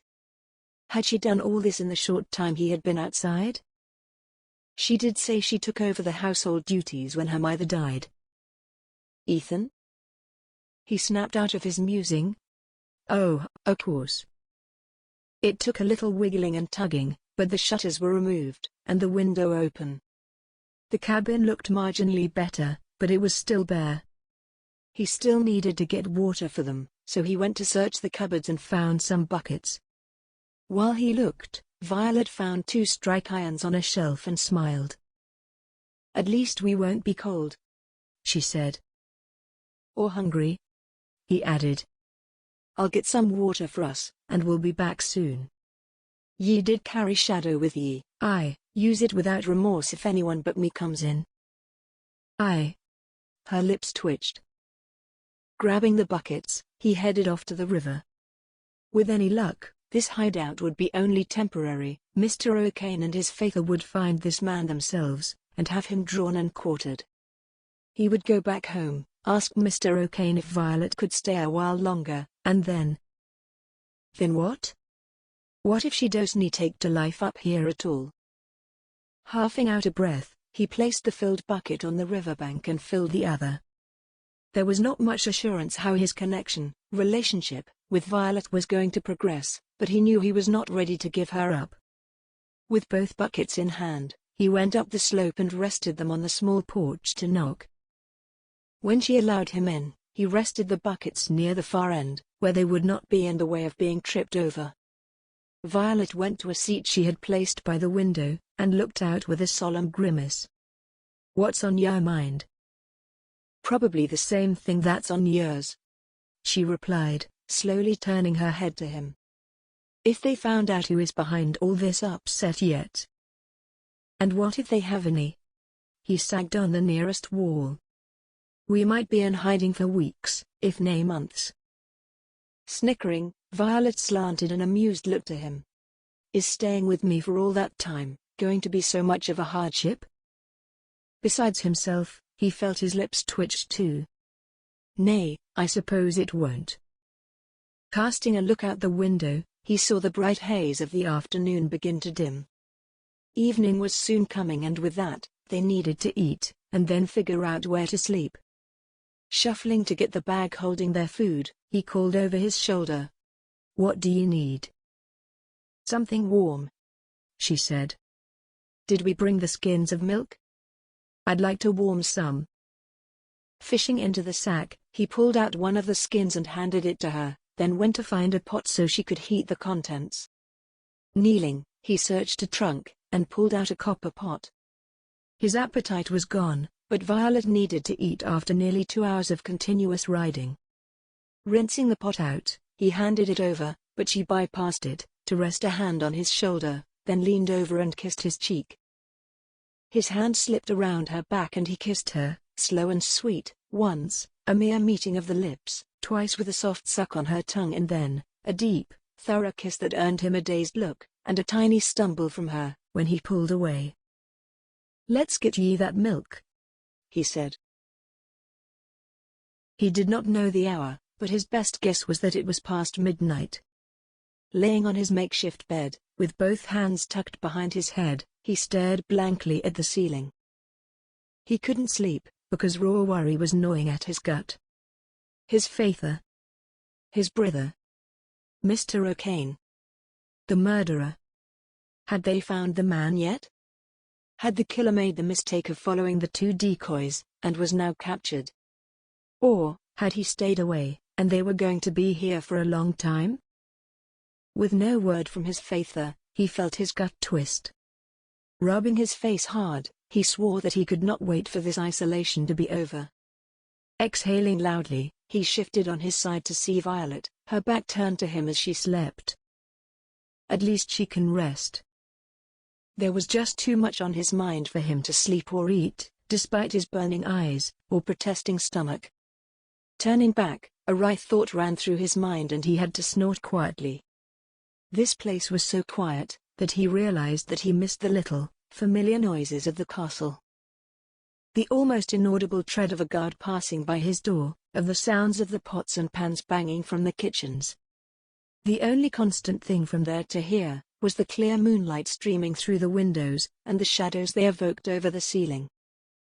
Dawn might find him there, still worrying about what might or might not happen, but he could not afford to show his worry to Violet. He had to be strong enough for both of them, even though he felt like he was in the middle of the bog, sinking slowly. What if his Faither did die? Would he be launched into the lairdship and have to flounder his way through it? No matter how his faith had told him that he had the affinity for it, he knew he needed his faith as decades-old years of wisdom to bolster him. Forcing his eyes to close, just in case he would slip off to the sleep he needed, he still ruminated over the upsetting issues. Unwittingly, fatigue dragged him into sleep, and he woke up with strong sunlight skimming over the back of his neck, as he was laying on his stomach. He blinked the sleep from his eyes, and shifted to see Violet's pallet empty, and her sheets folded atop it. Then, his nose was filled with the smell of beef, but sweeter. Sitting up, and rubbing his eyes, he saw Violet stirring something over the fire pit, with a placid look on her face. "Mornin'," he said, covering his yawning mouth. Looking over her shoulder, she nodded. "How was your rest?" "Fitful." He shut the sheet off and stood, stretching the kinks out of his back, bare shoulders, and rolling his neck. "I didn't fall off until sometime before dawn." Rubbing his face, he asked, "What are you cooking?" Not earning a reply from her, he looked and spotted her eyes tracing over his bare chest, and soft pink blooming on her cheeks. His eyebrow ticked up, and she jerked her head away. I found a way to stew down the beef we carried. I ken it would be better than eating it dry." "And did you manage that?" he asked, going to the pot and looking in. His proximity was so close that he felt her body heat, and her eyes were latched onto his chest, deep chocolate orbs skimming over the taut slabs of corded muscles. Pretending to not see it, or let the after-effects of her warm gaze show, he smiled at the meat, now simmering in dark sauce. Violet swallowed, but kept her tone light. "Trade secret." Chuckling, he pulled away and went to get 2 more buckets. "Of course it is. I'll go wash and be back soon." "Where?" she asked. "The river," he said. "If ye are interested, we can go there after we eat." "Be careful," she begged, while turning back to the food. Kissing her cheek quickly, he nodded. "Will day. Lock the door behind me, and just so ye ken it's me when I day come back, I'll knock thrice." After bathing and dressing, Ethan sat on a dry rock at the bank of the river, and stared at the sunlight glinting over the water. His worries had not been washed away in the river, as he had wanted, and now the fears were swirling in his head, much as the river was twirling around the rocks. He felt as if something, or someone, had just come in and cut his legs out from under him, rendering him hamstrung. He still felt that his place was back in the castle, but his gaze drifted up to the direction where the cabin was. Inside it was a brave woman who needed him to be strong. "If nay for me, I must day it for her." Standing, he grasped the filled buckets, and took the path back up to the house. There he went to the porch, rested the buckets there, and rapped on the door 3 times. When Violet tugged the door open, his eyes dipped to the droplet of sauce she was licking from her plump, red lips, and his worry was gone. Instead, another urge took its place, and it was one that, if fulfilled, he might hate himself after, but it was too persistent to ignore. The time was not right, the situation was even worse, but the longing could not be denied much longer. He reached out, nudging her head up with his knuckles, and at his touch, her breath hitched. Her rich brown eyes were vulnerable, but still heavy laden with hope. "God above, Violet," he said hoarsely. "I want ye." Chapter 19. His admission nearly turned her knees into water. Edging closer, she felt his smoldering gaze run over her skin. "I'm right here," she whispered. "I'm nae going anywhere." Temptation warred with her common sense, and when he lifted his hands to cup her face in his hands, they were trembling. Perhaps he was just as unsure as she was. Under his thumbs, he felt her petal-soft skin, and dipped to kiss her plush mouth. But before he laid his lips on hers, he rested his forehead on hers. She did not know where this came from. If it was something he had been thinking about at the riverside, or if it was just a culmination of all the emotions he had tried so valiantly to hide. It did not matter. What did was that despite the many times they had kissed, if he kissed her, she knew she'd be lost forever. It was this feeling, the look in his eyes, the tremble in her body, the zing in the air. It felt binding. There was little more than a spare inch between them. It felt like a mile, and with no bravery to meet his lips and seal the bond in place, she stood still. Her lips parted, and she unintentionally wet them with the tip of her tongue. Ethan looked haunted, but then his expression cleared. Her name was hoarsely whispered, before his mouth was on hers, and she thought no more. He ran his tongue over her lower lip, teasing her lightly, before his teeth gently pulled at it with his teeth, before slating his mouth over hers. Gladly lips parted, and he opened them further. He thrust his tongue in, and then slowly withdrew, 3 spine-tingling times. Soon, his kisses changed to hot, sensual, and utterly claiming. Sliding her hand in his hair, her body sank on his chest, and his left hand held her hips close. A deep, guttural sound came from his throat, and she replied with a soft whimper. His right thumb caressed her jawline, and the fingers slid around the back of her neck made her shiver. But he pulled away. "We canny do this. I want to butt." He pulled away. "Ye deserve more than a mere pallet on a rough floor." Her stomach sunk. But she had to accept his words. "If ye see it that way." She twisted and breathed deeply. Come eat." When she plated out the warm stewed meat, she smiled. "I'm going to give the horses water." "Nay, I should." But she was gone before he could fully protest, grabbing a bucket and was out of the house. Stepping out into the backyard, she held onto the logic that he was right, losing her virginity in such a discomforting way, not the way any woman would have wanted it. But then again, would she find another man like him? The horses were resting under the sprawling limbs of the tree, and the thick shade it provided, eating away at the grass. Setting the bucket in front of one, she let it drink to halfway, then went to the other. They would need more water, but she did not think she could face Ethan so quickly. Glancing at the sun's position high in the sky, she sighed. Mayhap any time soon either. Sitting with her back to the tree, she leaned on the trunk only to feel something odd. Twisting, she read FM and E.M carved into the dark bark. Touching them, she realized they stood for Finley and Ethan. With the carved names, visible proof of the history the two brothers shared, she wondered how many more memories this place was forcing on Ethan. Then, shame that she had been selfish began to settle on her chest. The man was having a hard time, and what she wanted from him was just physical attention, when he had to be suffering mentally. How could she be so shallow? Resting against the tree, she pieced together the words she would need to apologize to Ethan, but none of them sounded right. He might not have had a good night, but she had not had one either. Facing away from him last night had been her saving grace, making him believe she was asleep, and now she was feeling the weariness crawl back to her. She drifted asleep there. The horse's nose snuffling at her face was what woke her and, in her fright, she jerked away from the bulbous nose, only to find that the day was gone. The skies were the deep purple grey of growing dusk, and insects were chirping in the air. Scrambling to her feet, she rushed to the cabin, entered through the back door, bent to brush her dress off, and was apologizing profusely, when something caught her eye. The two pallets were merged into one, and piled onto it were both of their sheets. A tall tallow candle was lit, and the fire pit had a small blaze, but she doubted it was there for cooking anything. Straightened, she called to the figure in the corner.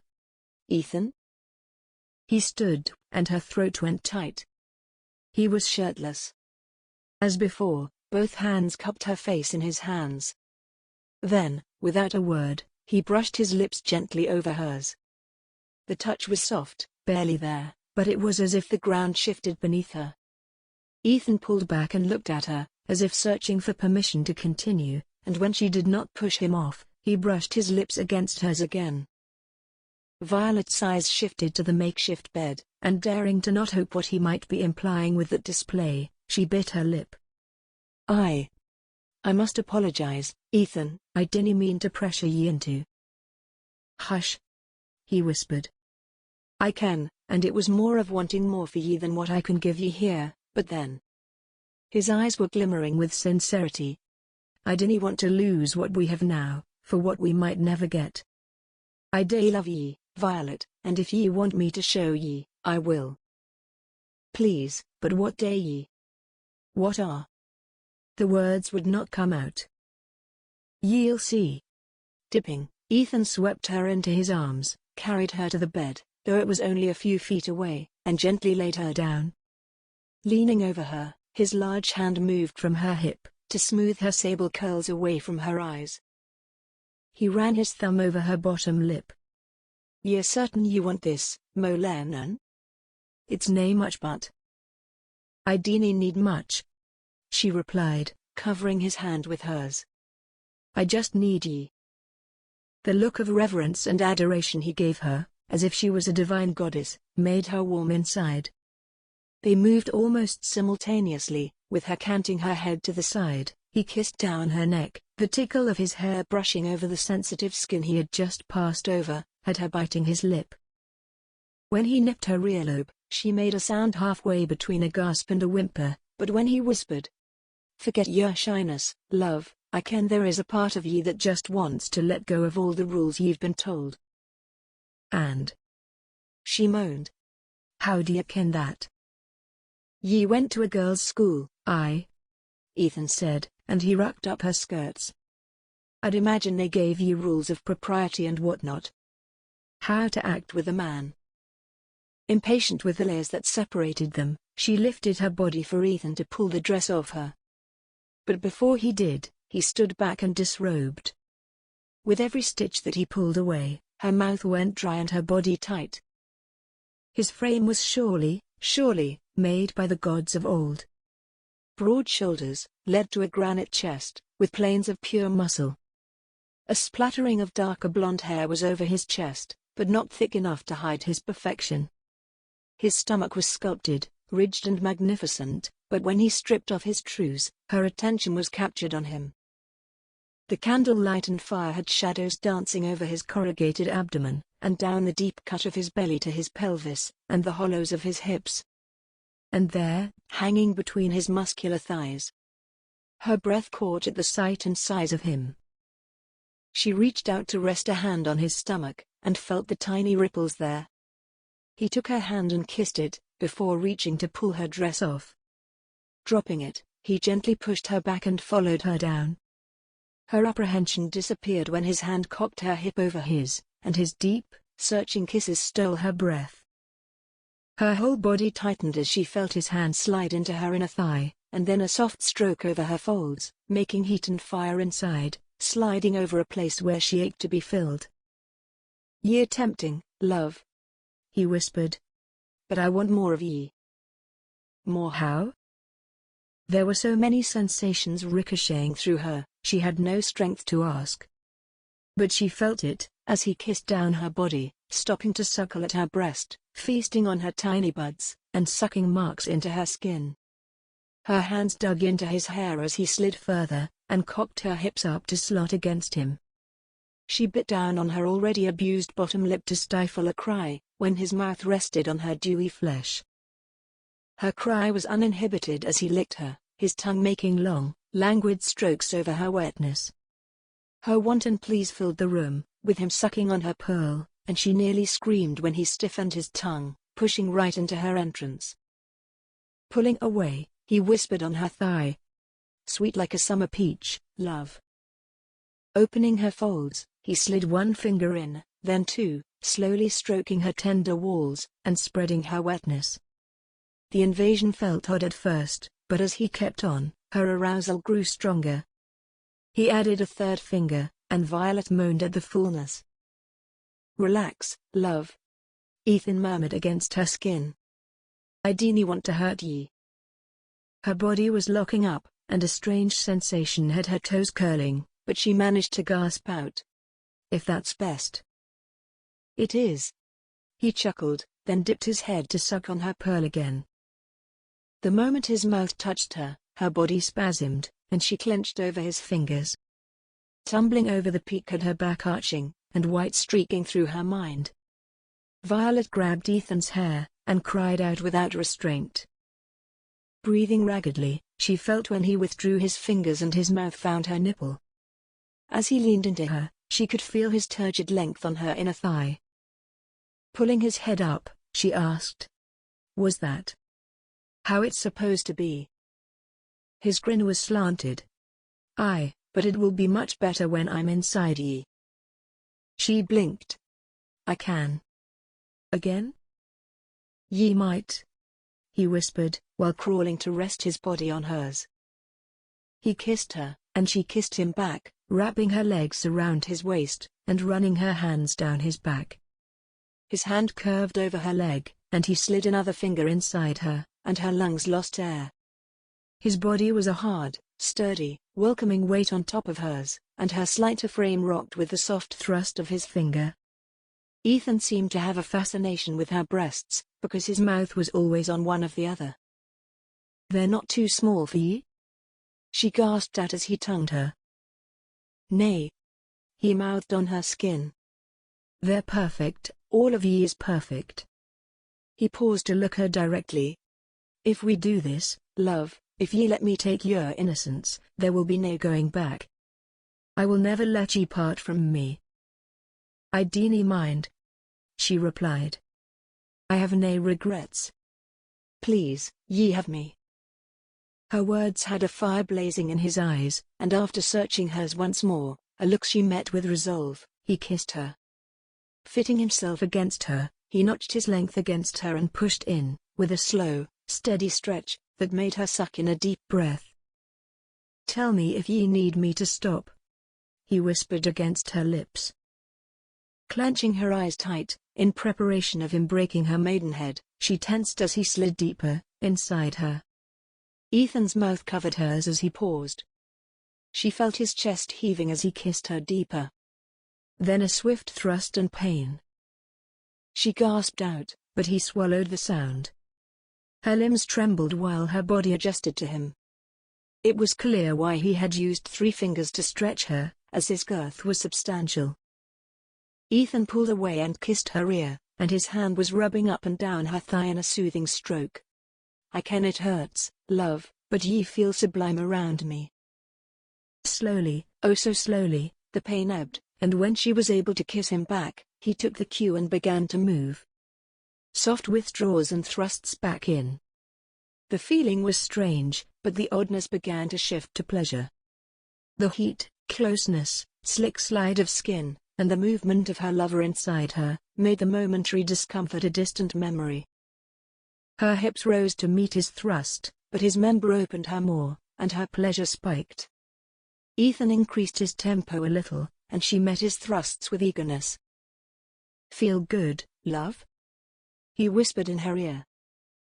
"Aye," she gasped, slipping her hand under his arm to sink into his back. "More, I want." Her back arched as his thrusts grew harder, and pleasure was spiraling out from her core to every part of her body. Too soon, she was nearing another peak when Ethan suddenly slowed, and she peeled her eyes open. "Ethan?" He kissed her pulse while he took on a slower, sensual pace inside her. She felt seduced again, as he moved his hips in slow sensuous circles, and whispered in her ear. "I dinna want ye to end, ye feel too good under me. I want this to last." Cupping his face, she asked, "Are ye?" "Aye." He claimed her lips again. "I'm making love to ye, because I dae love ye." The coupling took on a sweet turn. Now it was not just slaking of lust, it was an emotion of the heart, acted out by their bodies. Ethan's mouth never left hers, and the soft desire from their coupling flared hotter. The newness of them being joined this way, the intimacy of his touch, and the smoldering need she saw in his eyes, made her want him more. His movement was slow, but like a constant tide, the momentum built, and soon she was at the line of bliss. Her ears were ringing, her skin hot, her body trembling, as so many sensations bombarded her from all points. Where he touched her, where he kissed her, and the slow movement of him inside her. "Let it out, love," Let me hear ye. Ethan's breath was hot against her cheek, as he began to speed up. There's nothing to be ashamed of. Let me hear ye. White erupted in her mind, as her body exploded in sensation, and she gasped his name out, as her body squeezed his shaft in spasm after spasm. He stilled her hips, and he pulled himself out, but continued to shudder against her. His face was in her neck, and she felt him gasp and curse under his breath. She did not know what he was doing, as her pleasure was still lingering in her body, but began to ebb away. When time started again, and Ethan slipped to her side, she felt him tug her to his chest, and press a kiss to her cheek. I hope I didn't hurt ye, he whispered. Nay. Her word was hushed, and her throat was working. Nay, ye dinny. She shifted and cocked her knee over his. I feel. After thinking, she realized that there were no words to describe what she felt. Twisting, she laid a soft kiss on his lips. Thank ye. I'll never forget that. Me neither, he replied. But I still want ye on a real bed. Her heart punched her ribs. Are ye saying you'd like today it again? His body shook with laughter as he bent to kiss her. I told ye I love ye. I'd like to show ye that, as much as I can, but only if ye'll have me. She giggled. I'm sure I won't refuse ye. Chapter 20. Pausing to wipe sweat from his eyes, Ethan glanced at the cabin to see Violet duck her head guiltily. He knew she had been watching him cut the wood they'd need for their fire, from the moment he had stepped out into the backyard and shucked his shirt off. He could see her through the small window. Her head was down but her eyes kept flicking up. He knew what she saw. The sunlight was transforming his hair into a halo, and sweat was glistening over his chest and forearms. His body showed a supple curve, as he lifted and swung the axe-splitting log on the chopping block neatly in two. Firming his fingers around the wooden handle, he went back to chopping with a smile. After that night when she had surrendered her body to him, the last 2 days were sublime. Most of yesterday they had spent in the makeshift bed, and Violet's shyness when it came to voicing her pleasure had become something of the past. And he was more than satisfied, carrying her to completion time after time. His happy circumstances did not fully banish the worry about his Faither and Mr. O'Kane, that had a permanent place at the back of his mind. Were they all right? Had this murderer attempted his promise to kill his Faither? Had they caught him? He centered the axe's blade on the log, heaved back and swung, slicing completely through it and bent to grab both halves. Lobbing them onto the stack of cut wood near him, he reached for another log. If that bastard has even laid a finger on me, Faither. The 2 pieces of wood flew apart, and the jarring handle told him he had used too much force on this one. Resolutely reaching for another log, he channeled his anger into the swing, and the pieces blasted apart even harder. He reached for another when Violet's hand rested on his, and he spun. When had she even approached him? Why didn't ye rest a little, she asked, holding up a goblet and angling her head to the trees. I'll join ye. Heaving a breath out, he stuck the axe into the stump, and nodded. Under the cool shade of the trees, he sat and used the shirt he'd hung up on a limb, to dab the sweat on his chest and arms. Slumping to the ground, he took the goblet with an uttered thank ye, and found it held cool water. The horses were merrily munching on grass, while their separate buckets filled with water stood at the sides of the trees. He drank his fill and laid his hand on his bent knee. Dangling the cup, he nodded. I needed that, thank ye. Leaning on his side, she hummed. I ken we have enough wood for a few days, ye needn't cut so much. Viewing the fair skies through the trees' shifting boughs, Ethan shrugged. It may be summer, but we are really strangers to having sudden storms roll in at times. It's better to be prepared and have it on hand, than to have to need it in the middle of a tempest. She settled in closer, and her hair brushed his nose. Me mind keeps wondering about our Faithers. Day ye ken they've made any progress with the killer? I hope so. he replied, shifting to let her rest more on his chest than his arm. Otherwise. He snorted, and nodded to the chopping block behind them. Days, it makes me a bad person, to visualize that cutthroat's head laying across it. I wouldn't ken so, she replied, her tone taking on a soft, sleepy inflection. When someone hurts your family, it's natural to want revenge. Nosing her hair, he asked with a smile. Ye have all the right answers, dinna ye? I'd like to ken so, but... She shrugged. I tend to get it wrong a lot. You're lucky I've been right on some things so far. What did happen when ye got it wrong? Ethan asked, tilting his head to feel the breeze flowing over the land. Someone nearly died, she said, hollowly. I estimated the villain would act at a certain time at night, as I believed he was doing sacrifices, but I overestimated his motive, and when we found the girl, we just realized the man was just a manic. We got the girl back by the skin of our teeth. Noticing that she owned up to the fault, Ethan asked. Sounds like you were in charge of those cases, were ye?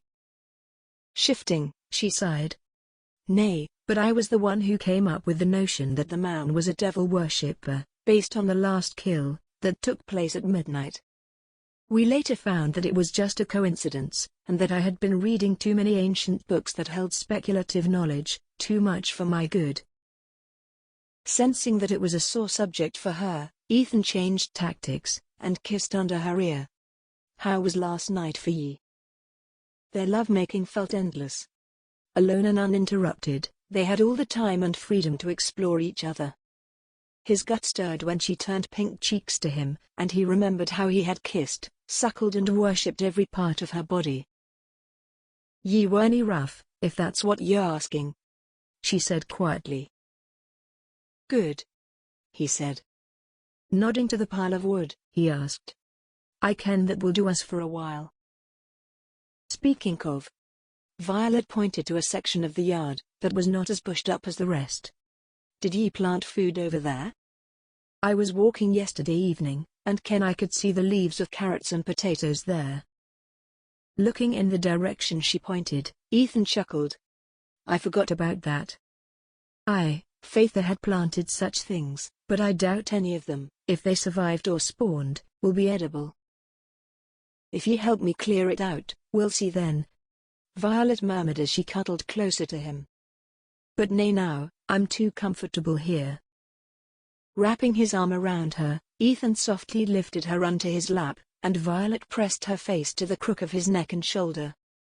She fitted into his body like a missing piece, and how she fit was more than their physical joining. She had shown him so many parts of herself that he felt loved, her daring, playful side, juxtaposed with her cautious wisdom. Her body was stunning, no matter her fears that her body was inadequate. Sliding his fingers into her loose, silky hair, he did not feel the urge to move either, and luxuriated with her on his lap. All around them was peaceful quiet, hardly broken by the wind, the chirping birds, or the snuffles from the horses. If we stay here much longer, I'm going to fall asleep, he uttered. Is that a bad thing? She replied, drowsily. I can think of a softer place to rest, that doesn't have rough tree bark digging into me back, he replied, twisting his head. He nudged hers. And if we want to explore that bush for your carrots and potatoes, we will need some time to get it done. And we need to put the wood away. Huffing softly, Violet pulled away and grumbled under her breath. Shouldn't he have said anything? Looking at him, she nodded.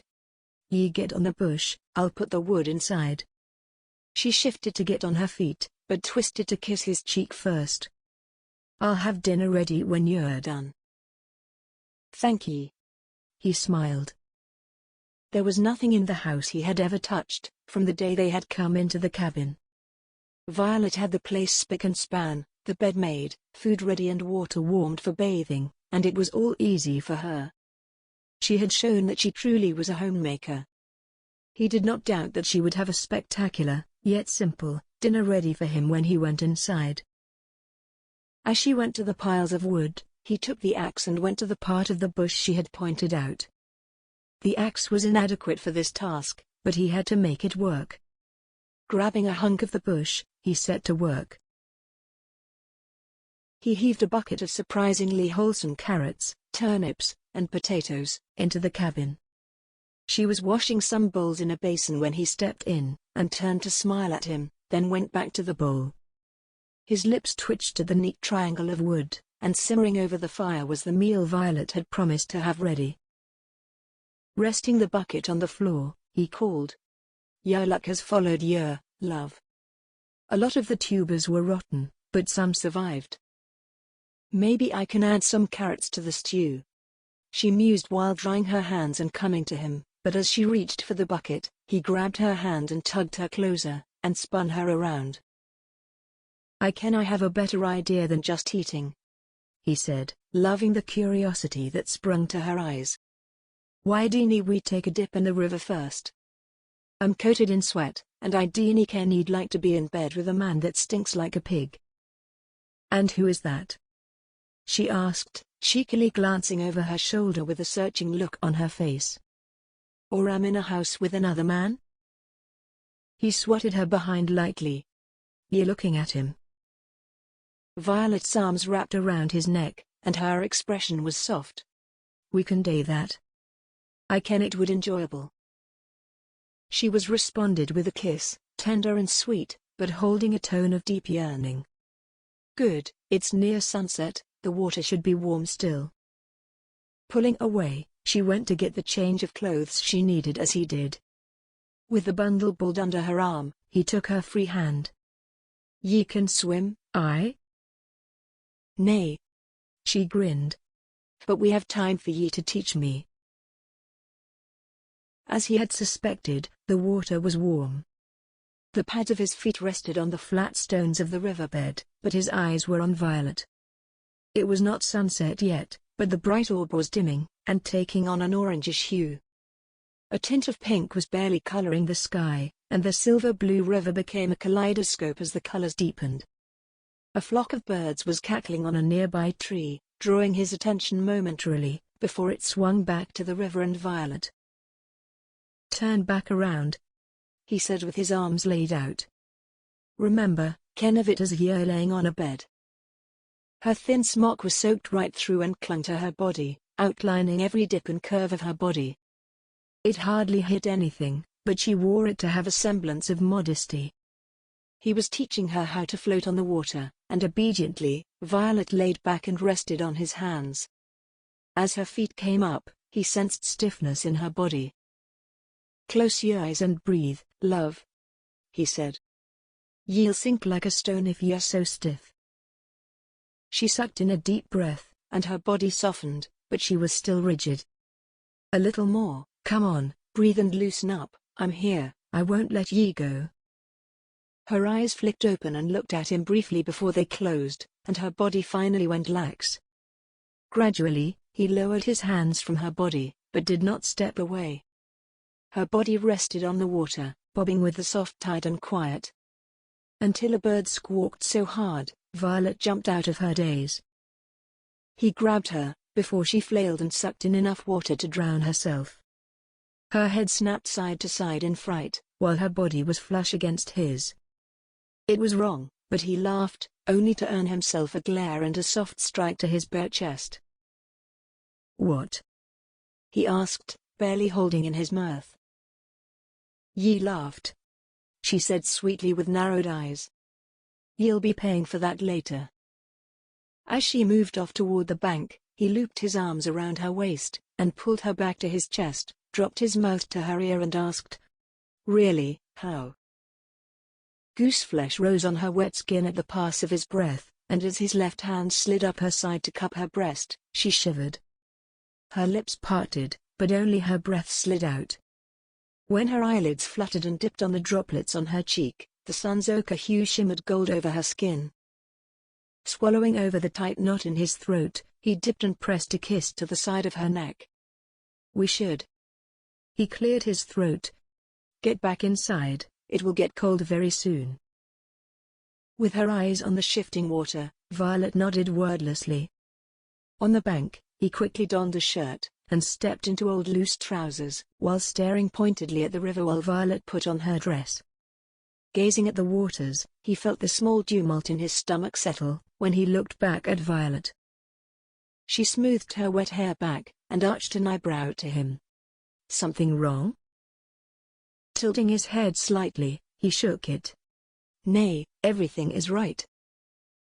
Walking back to the cabin, he felt the flash of lust simmer to a quieter emotion. He stopped in the backyard, to make sure the horses had water, and then went in to see Violet in her simple cotton nightdress. She was stirring the pot, and the scent of the stewed meat had him hungry, but he craved Violet more than the food. Spinning a chair, he rested his forearms on the back just to watch her. Sable tresses were curling at her nape, and she lifted a hand to absent-mindedly brush stubborn tendrils away. Her skin glowed in the simple firelight. Putting the pot's cover back on, she nodded. "It won't be too long, but it'll need to warm up." Seated, she rested her head on the wall. "I had a wonderful time, thank ye." Propping his head on a fist, Ethan said, "Do ye have any inkling the number of memories I have had in this cabin? They're nae much, but all of them are more special to me than rare gems." Tucking her knees under her chin, Violet prodded. "I'd like to hear some. But not if it's too troubling." Shaking his head, Ethan pulled up his earliest memories of being inside this cabin, and shared how his 5-year-old self had run around the backyard, chasing the birds that pitched there, hoping to catch one. A warm feeling settled in his chest, when a memory of Finley pinning him to the floor and tickling him to breathlessness. Tales followed tales of his boyhood here in the hunting cabin, about the adventures he and his brother would find themselves in. He only paused when the food was served, but jumped right back in. Pointing his spoon knife at the spot over their heads, he pointed to a rafter that had a dark spot in it. "We almost burned the cabin down. Thank God we got it out before Father came back from hunting our dinner. When he did come back and cut that rabbit's throat, I dinna ken what made the worst mess on the grass, the rabbit's blood, or me stomach. He was more worried about making sure I'd eat something, than looking up to the ceiling." Slapping her hand over her mouth, Violet swallowed, before she spoke. "So he never looked up?" "Nay," he said, finishing his food. "Finley and I made sure he was always preoccupied during the 3 days he was here. He never saw it." Taking her bowl and his to the washing basin, she said over her shoulder, "I wish I could add more happy tales, but unless ye want to hear tales of me Faith's failed attempts at playing dolls with me, I dinna ken I'll have anything interesting to say." Edging up behind her, he wrapped his arms around her waist, and kissed her neck. "I dinna mind. Naething ye can say will bore me. Consider that when me stories put ye to sleep." She smirked. Prying her hands away from the bowl, Ethan plucked up a cloth and dried them. "Come with me." Pushing the back door open, he led her to sit on the step below, then sat behind her, hugging her close to his chest. When her body went lax against him, he kissed her ear. Cool night air cosseted both of them with a soothing touch, and the moonlight flickered through the thin clouds above with a mystic touch. A burst of cackling from night birds drew his attention toward the river, where a swarm of lightning bugs soon danced in the night sky, in dots of brilliant gold. Holding her this close, staring out into the calm night sky, breathing the river water scent from her skin, and knowing she was going to share his bed that night, Ethan felt tranquility in his soul. The worries about his father and finding his brother's murderer did not present themselves, to steal the quiet happiness he held.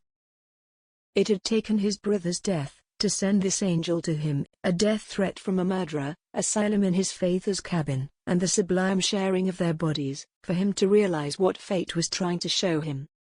He just had to fulfill his promise to protect her, and see them through the time away from the castle. Violet was a sweet, lovely, beautiful and wise young woman, with an innocent childlike soul, even after seeing the most hideous human acts. Only when the danger was over, and that murderer was caught, would he be free from his worry to ask her to marry him. It's remarkable how being away from the cities or villages makes ye realize the peace ye get from nature," he murmured. "I can," Violet said, tracing tiny circles on the back of his hand, while her eyes were on the sky. "I wouldn't live here though." "Why?" Her slim shoulders shrugged. "I suppose I'm much used to city life. It's lovely out here, and I am nae complaining about your company, but I'd like to interact with more than ye, and the 2 horses we have." Chuckling, he shook his head. "We'll get back soon enough, but now." He kissed her hairline. "I ken we should get some rest."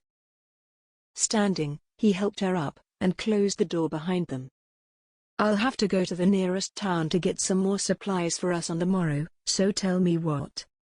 Shucking his shirt, he tugged off his boots, and was reaching for his long lean, when Violet's hand rested on his. "Ye need an aisle." Her nightgown was not one he had seen before. It was a silky, gossamer thing that floated like thistledown, and was so sheer he saw her body. His heart began to race, while his eyes ran over her from glossy mass of hair tumbled over her shoulders, to her slender body, down to her bare feet on the wooden floor. Mesmerized, he slid his hand from her hair, to her neck, to her shoulders, and down to her arm. When he did find his voice, it was rough and scratchy. "What's this?" "It's one of the last remnants of me schooling days at Edina," she said. "Father had it made, so I'd nae look so apart from the other wealthy girls there. It's made of silk. Do you like it?" Daring to touch the soft material, Ethan nodded. "Very much." Brushing his knuckles down the front, right over her nipples, and she sucked in a breath. "Confound it!" He cursed under his breath, dipped to the hem of the nightgown, pulled it over her head, and draped it over a chair. She was bare beneath it. "You'll be the death of me, love." Framing her face, he kissed her, liberally breathing in her scent that sparked his desire. Slanting his head, his kiss was slow, but enough to have her sinking her fingers into his bare back.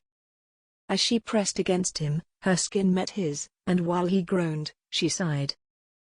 Her arms looped around his neck, and he slid his to her hips.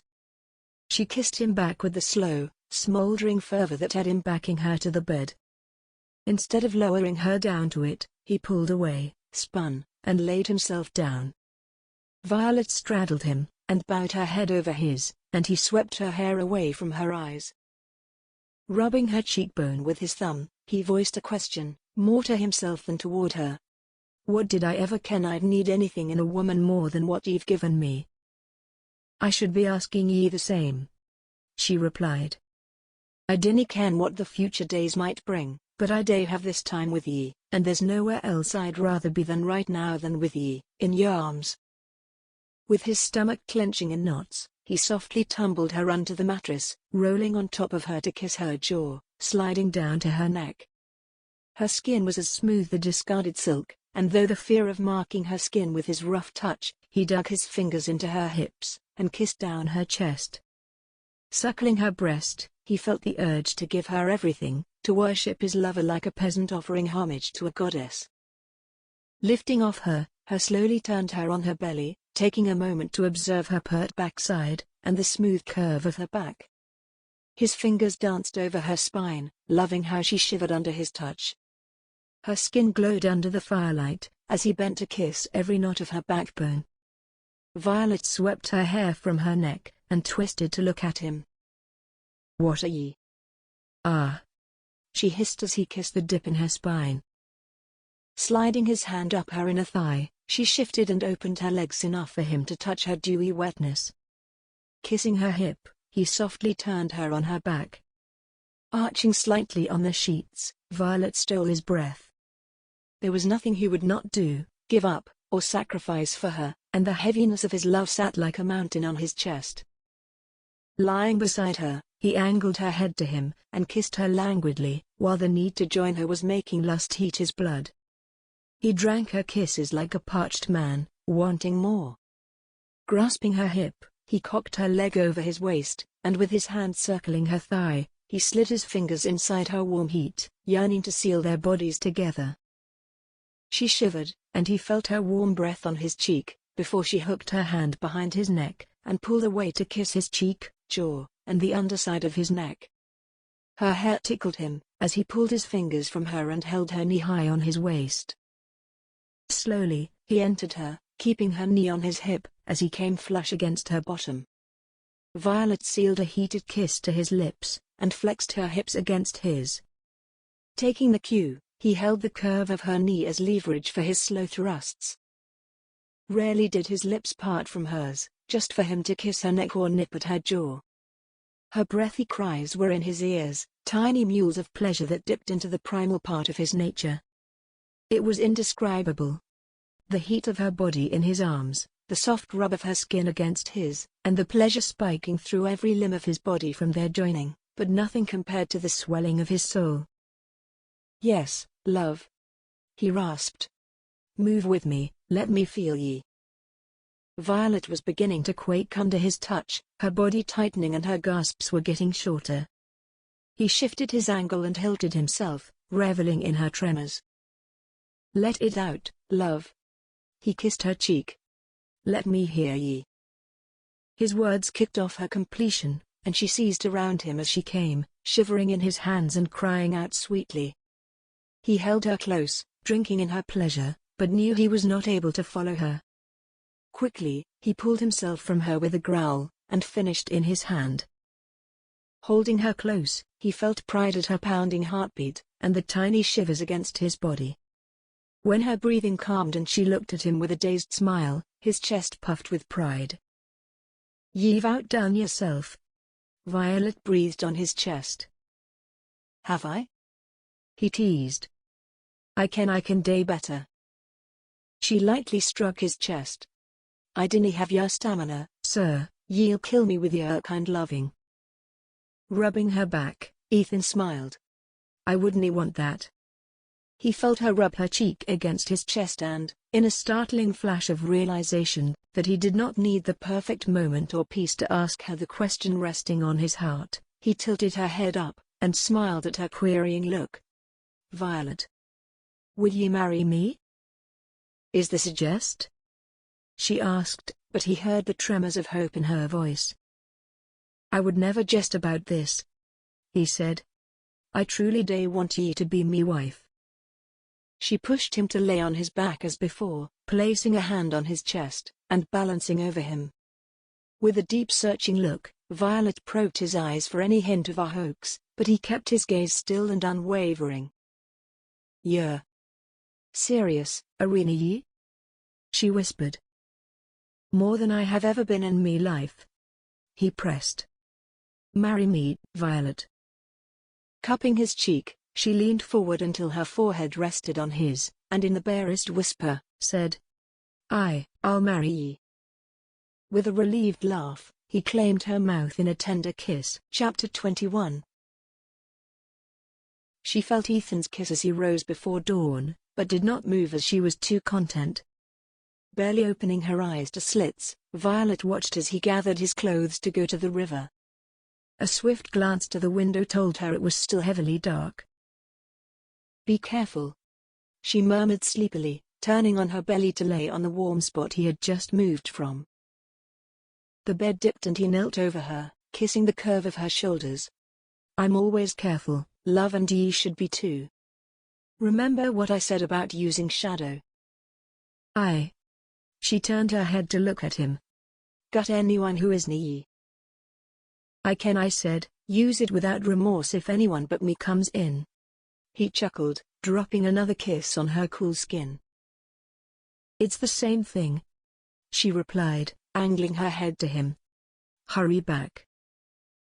"Aye, but first," he said, rolling her over and pressing his lips to hers in a soft, tender kiss to pull away. She smiled at the pleased look resting in his eyes. "Now I'm all set. Take care, Mo Crea." "Ye, too," Violet whispered. Turning back to rest, she heard the back door close, but in her inner mind she could see Ethan going to saddle his horse, and walk him to the front before going down to the river. He would bathe and let the horse drink before setting off on his journey. Ethan MacFerson, the man she loved, and who was going to be her husband. It still felt so surreal, like a dream where she had not fully woke up from. But it was real, and felt so right. Smiling onto the sheets, Violet replayed the moments of last night, and stayed on the moment when Ethan had whispered those wonderful words. His eyes had glittered, and his embrace had been warm. They made love again, resulting in her drifting off to sleep in sweet exhaustion. Lingering in bed until her stomach began to rumble, Violet rose to feel warm sunlight streaming through the window. She cleaned up quickly, and went to make some porridge with the last of the milk they had carried. She ate and went to give the horse some water, but stopped at the doorway only to smile. The horse's head was down in a bucket. Sagging on the frame, she shook her head softly. He can't have everything. Backing into the main room, she puttered around, straightening the bed, fixing the sacks, and sweeping the floor. There was not much food, so she could not cook anything until Ethan came back. With the broom's handle grasped loosely in her hand, she looked around the humble, simplistic room. There was nothing special about it, no lovely walls covered with artistic molding, nothing was edged with gold, and there were no fine rugs on the floor. The lawn outside wasn't filled with blooming roses or bushes, but held shrubs with little purple buds. This modest cottage felt more precious to her than a palace made of crystal. Placing a chair at the back window, she braced her arms on the windowsill, and laid her head on her crossed arms. Breeze, laden with the scent of the river and wildflowers, flitted across her face. As her eyes drooped with the serenity around her, she whispered, "I wish this all would be over, so we can be happy without all this fear." Riding into Turin, Ethan felt the small tug of anxiety pull at him. He had not wanted to leave Violet alone, but they needed food for the next few days. He was not going to let his betrothed want for anything, when he could provide it. He felt the urge to turn back and go back to the cabin tugging at him, so he hurried to the market. Not bothering to haggle about the prices, he agreed to whatever was asked, and filled his sack with roasted meat and fish, loaves of baked bread, cheese, and refilled the skins of milk. It felt tedious watching the man painstakingly fill the skins. His left foot was tapping, and his molars were grinding at the back of his mouth. But he still waited until the skins were bulging with milk. He passed the coins over, before the goods were handed over him. Rushing back to the tethered horse, he hiked upon the horse's back and was strapping it in, when the hairs on the back of his head rose, and cold worry snaked through him. Looking around, he did not see anything out of place, or anyone facing his way, but he could not shake the feeling that something was wrong. Shouldn't he have left her alone? He cursed himself under his breath. Spurring the horse into a gallop, he took the forest road faster back toward home than he had taken it that morning. He was traveling at nearly breakneck speed, but the distance felt longer, and it was not until he broke through the wood and he headed to the cabin that his anxiety lessened. But the moment he rounded the bend toward it, his fear tripled in strength. A strange horse was there, lingering at the front steps, casually munching on grass. Panicked, Ethan launched off the horse, and leapt the few steps to kick the door in, fearing what he might find. Violet's broken body coated with blood on the stone floor. He jerked to a stop, as he saw her sitting on a chair, with a man wearing his faith's colors there, one he knew as a Darogan, standing rigidly and looking grim-faced. Violet was holding a letter in her hand. "Ethan." She darted up. "Ye came back?" Grabbing and pushing her behind him, Ethan asked the man, "What is your business here, Mr. Ogan?" "I've come on behalf of your uncle, Master MacFerson," the man said, looking at him then over his shoulder to Violet. "Your faith has been missing for the past 2 days, and Mr. O'Kane as well. He's requesting ye come home immediately, perchance something would happen to ye as well." Now, the worry that has rested on his chest began to gnaw hotly at his gut. Swallowing tightly, he looked at Violet, who was pale-faced and grim. "I dinna ken we have a choice. We should go." Answering him with a curt nod, she went to get her sack and his. Ethan saw the Rogan's eyes flick to the one bed with a curious look on his face, but mercifully he did not say a word. While Violet arranged their things, he went to get her horse ready. Cold dread was settling inside him, and chilling into a block of ice the hot fear he had felt on the way back to the cabin. The grim reality that his Faither, and Violet's, could be dead, was looming above him like a brewing thunderstorm. Quickly he had her horse saddled, and led it to the front, where Violet and Rogan were already assembled. Without a word, and he did not think he could speak if he tried, as his tongue felt cleaved to the roof of his mouth, he helped her onto the pacing horse, and mounted his. "Lead the way, Mr. Rogan," Violet called over. Arriving at the MacFerson castle did not give her the relief she had expected to have, on coming back. All along, she had hoped her Faither and the Laird would have found the man, sent him to execution, and sent for them to come back to him in peace. Now, all she felt was dread. Are rainy days that hold bad news supposed to be gloomy, foreboding and bleak?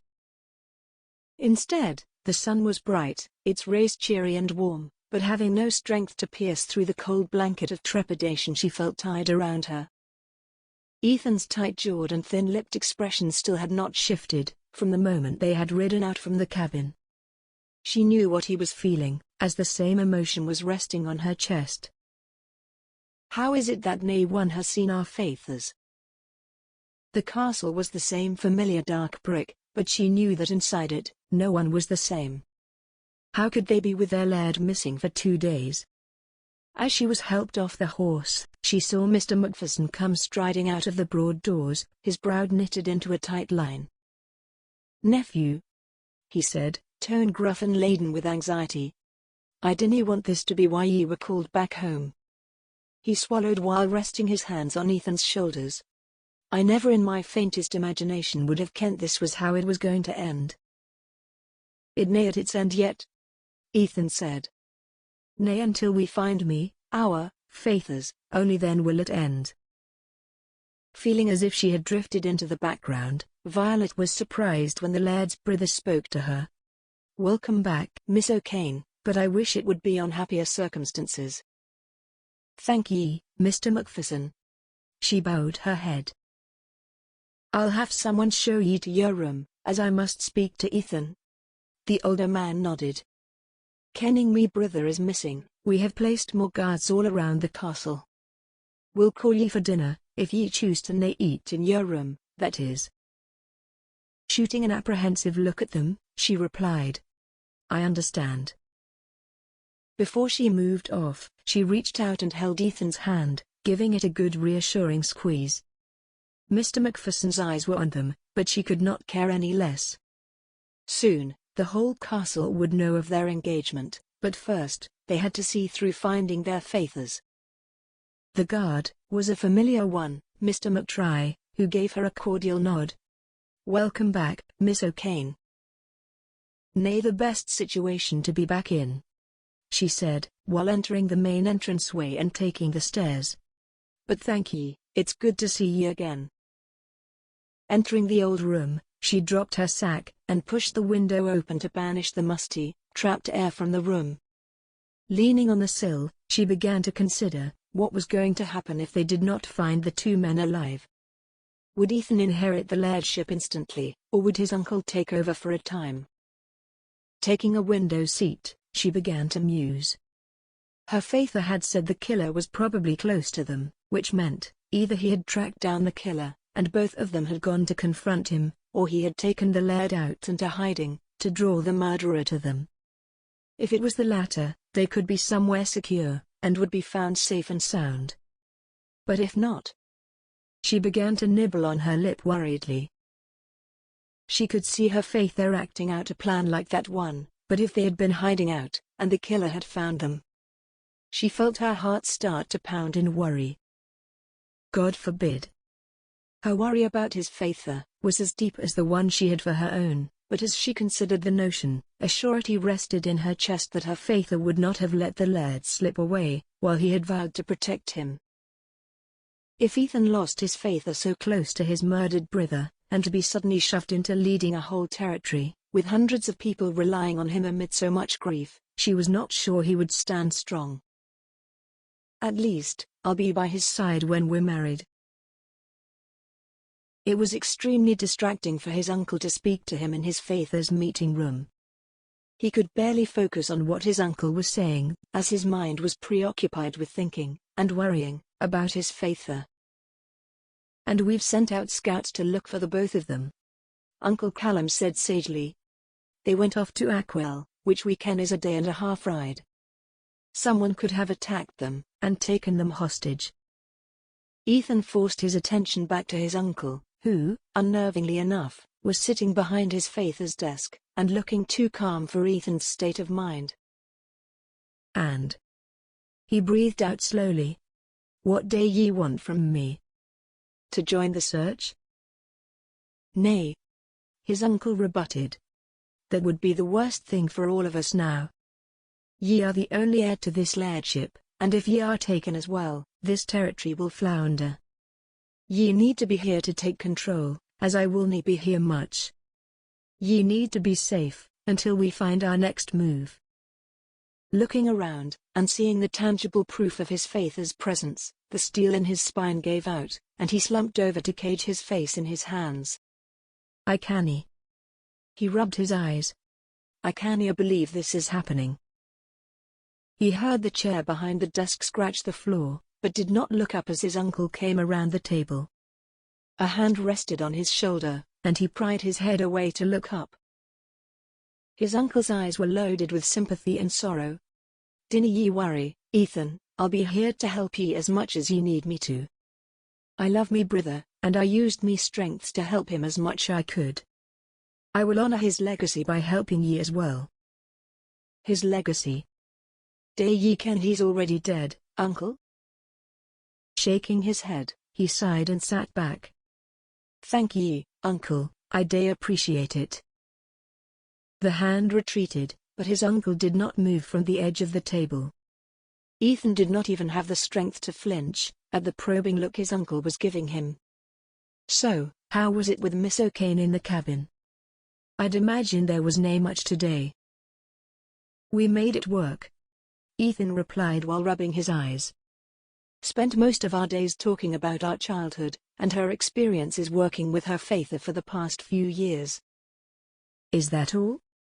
his uncle asked. Damping down on the heat that threatened to stain his face from the innocuous question, Ethan kept his eyes closed. "We spent some time at the riverside. She asked me to teach her how to swim." "And how did that go?" A girl of mystery, about why his uncle was asking these questions, slightly probing as they were, went through his mind. He did not feel attacked, but he thought his uncle had no business knowing the finite details of what happened between him and Violet. As well as could be. He stood and gave a tight smile. "I ken we need to eat something and rest." "We?" A teasing smile tugged at his uncle's mouth, and Ethan groaned. It felt as if he was having the same conversation with his Faither all over again, when it came to his and Violet's relationship. "Uncle, please." He cringed. "Nay, nay," the man said. "I won't pry any more. Happy to have ye back safe and sound, though. Bring Miss O'Kane to the Great Hall, we can all eat together. I ken it's best if ye get someone to send the meals up to me room. Violet and I need to talk about what is happening, and I ken it's best for us not to be seen for a while. Thank ye," he said with a nod, and then he was out the door. Heading directly to Violet's door, he nodded to the guard, and knocked briefly. When she called out to enter, he did, and found her curled into a corner where her bed met the wall. She looked tiny, vulnerable, and when her dimmed brown eyes looked up with worry, for her Faither, no doubt, heavy in them, the protective instinct he had for her flared up. Joining her on the bed, he pulled her into his side, and kissed right on her temple. "Dinna ye fash yourself, love, I'm sure they will be found alive." With her face buried in his chest, he did not hear her say anything, but felt her soft snuffles, and felt guilt. He should have never left her alone, knowing that she was feeling the same fear he was muddling through. He couldn't leave her there alone anymore. "Come with me," he said. "You're staying with me until all this is sorted out." She shifted. "I want to, but I dinna care what anyone will say," he cut in. "Our faithers are out there missing. Anyone with a seed of compassion will realize we need each other to lean on." Hesitantly, Violet pulled away, only to reach for the unpacked sack of clothes at the side of her bed. She was not objecting, and her quiet compliance encouraged him. Rising off the bed, he took her with him through the door. The guard did not look surprised, nor was he objecting, when he saw Violet fitted under Ethan's arm. "She will be staying with me, Mr. McTry," Ethan said calmly. "Aye, Master MacFerson." The guard bowed. "I wish ye all be best." Violet mustered a thin smile, and Ethan used his free hand to shake the guards, and then they were off to his room. One or two people passed by them on their way, but, though their curiosity showed on their faces, no one asked. Ushering Violet in, had the tight knot of trepidation in his stomach unraveling somewhat. While he expected her to take a seat, Violet toed her shoes off, dropped her sack at the side of his bed, and went to lay on it, curling slightly into herself. Seeing her so lost and helpless, Ethan felt pain ricocheting from his middle to the ends of his body, and back again. He took his shoes off, as well, and joined her on the bed, wrapping an arm around her middle, and pulling her to rest on his chest. "Tell me what's on your mind," he whispered. Her hand rested on his, was telltale cold and clammy. "What if he's dead, Ethan?" The words were said quietly, but came with a heaviness that added more to the worry resting on his chest. There were no words he could say to alleviate the same fear they were both feeling. Even if he tried, the words would fall hollow. "I feel the same, love," he replied. "I wish I can tell you otherwise, but I can't." She shifted to face him, and the look in her eyes had him wondering what more was going through her mind, but she voiced it before he asked. "Ethan, I'm really afraid, but..." She worried her lip. "I have faith that me faither wouldn't leave yours to die. I can." He took him away to draw out the killer. Her words stirred a line of thoughts to run through his head, but even before he examined them, he felt admiration warm his chest. Even with all the trouble surrounding them, Violet still had the presence of mind to think through this muddle, and find some sort of explanation. If what she was saying was right, her faither would have taken his to a secure location to hide, and as he raked through his mind, he knew where it could be.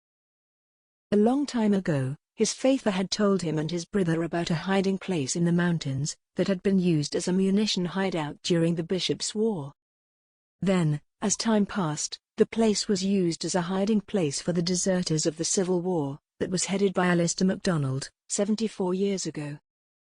There was a high possibility his faither and Mr. MacPherson had run off there, but he did not dare speak it, in case Violet's hopes were raised, and his suspicions were wrong.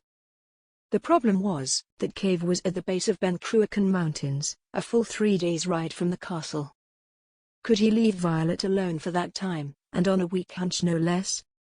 If he rode hard, he could get there in less than 2 days, and be back in another 2 days' time.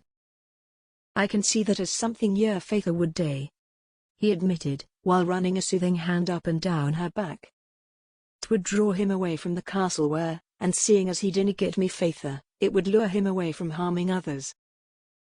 She pressed closer to breathily whisper, "I dinna like this." "Neither do I, but we can only hope for the best," Ethan replied, tucking her under his arm. The only thing he wanted to do was to fold her under his arm, and shield her from the world, making do on the promise to her faither, to protect her. It was moments like this he realized, under all that armor of strength and wisdom, she was still very frail. Staying there, with her close, he listened as her breath evened out, and she fell asleep. "I made an oath to your faither and mine, to stay by your side, to protect ye," he murmured in her ear. "Forgive me when I go, I'm sure ye will be safe here under me uncles and the guards watch. Nothing will harm ye here, I'm sure of it. Chapter 22. Something's nae right. Violet felt the dearth even before she woke up, and when she did swim to consciousness, she realized Ethan was gone. it was barely sunrise, but the spot on the bed where he had rested was already cool.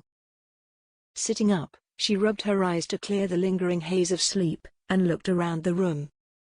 Yesterday, when she had done so, all she had wanted to do was rest, and distance herself from the worry about her Faither being dead. Now, when her attention was still somewhat distracted from her worry, she saw her surroundings. The bed she lay on was large, at least thrice the size of the simple version she had in her visitor's room, and a thin carpet was under it. A massive fireplace was at the end of the room, with 3 comfortable, padded chairs facing it. A few wooden trunks were neatly lined up at the other end, and thin curtains fluttered over the open windows. Her eyes landed on the large table near it, the basin resting atop it, and next to it was her sack.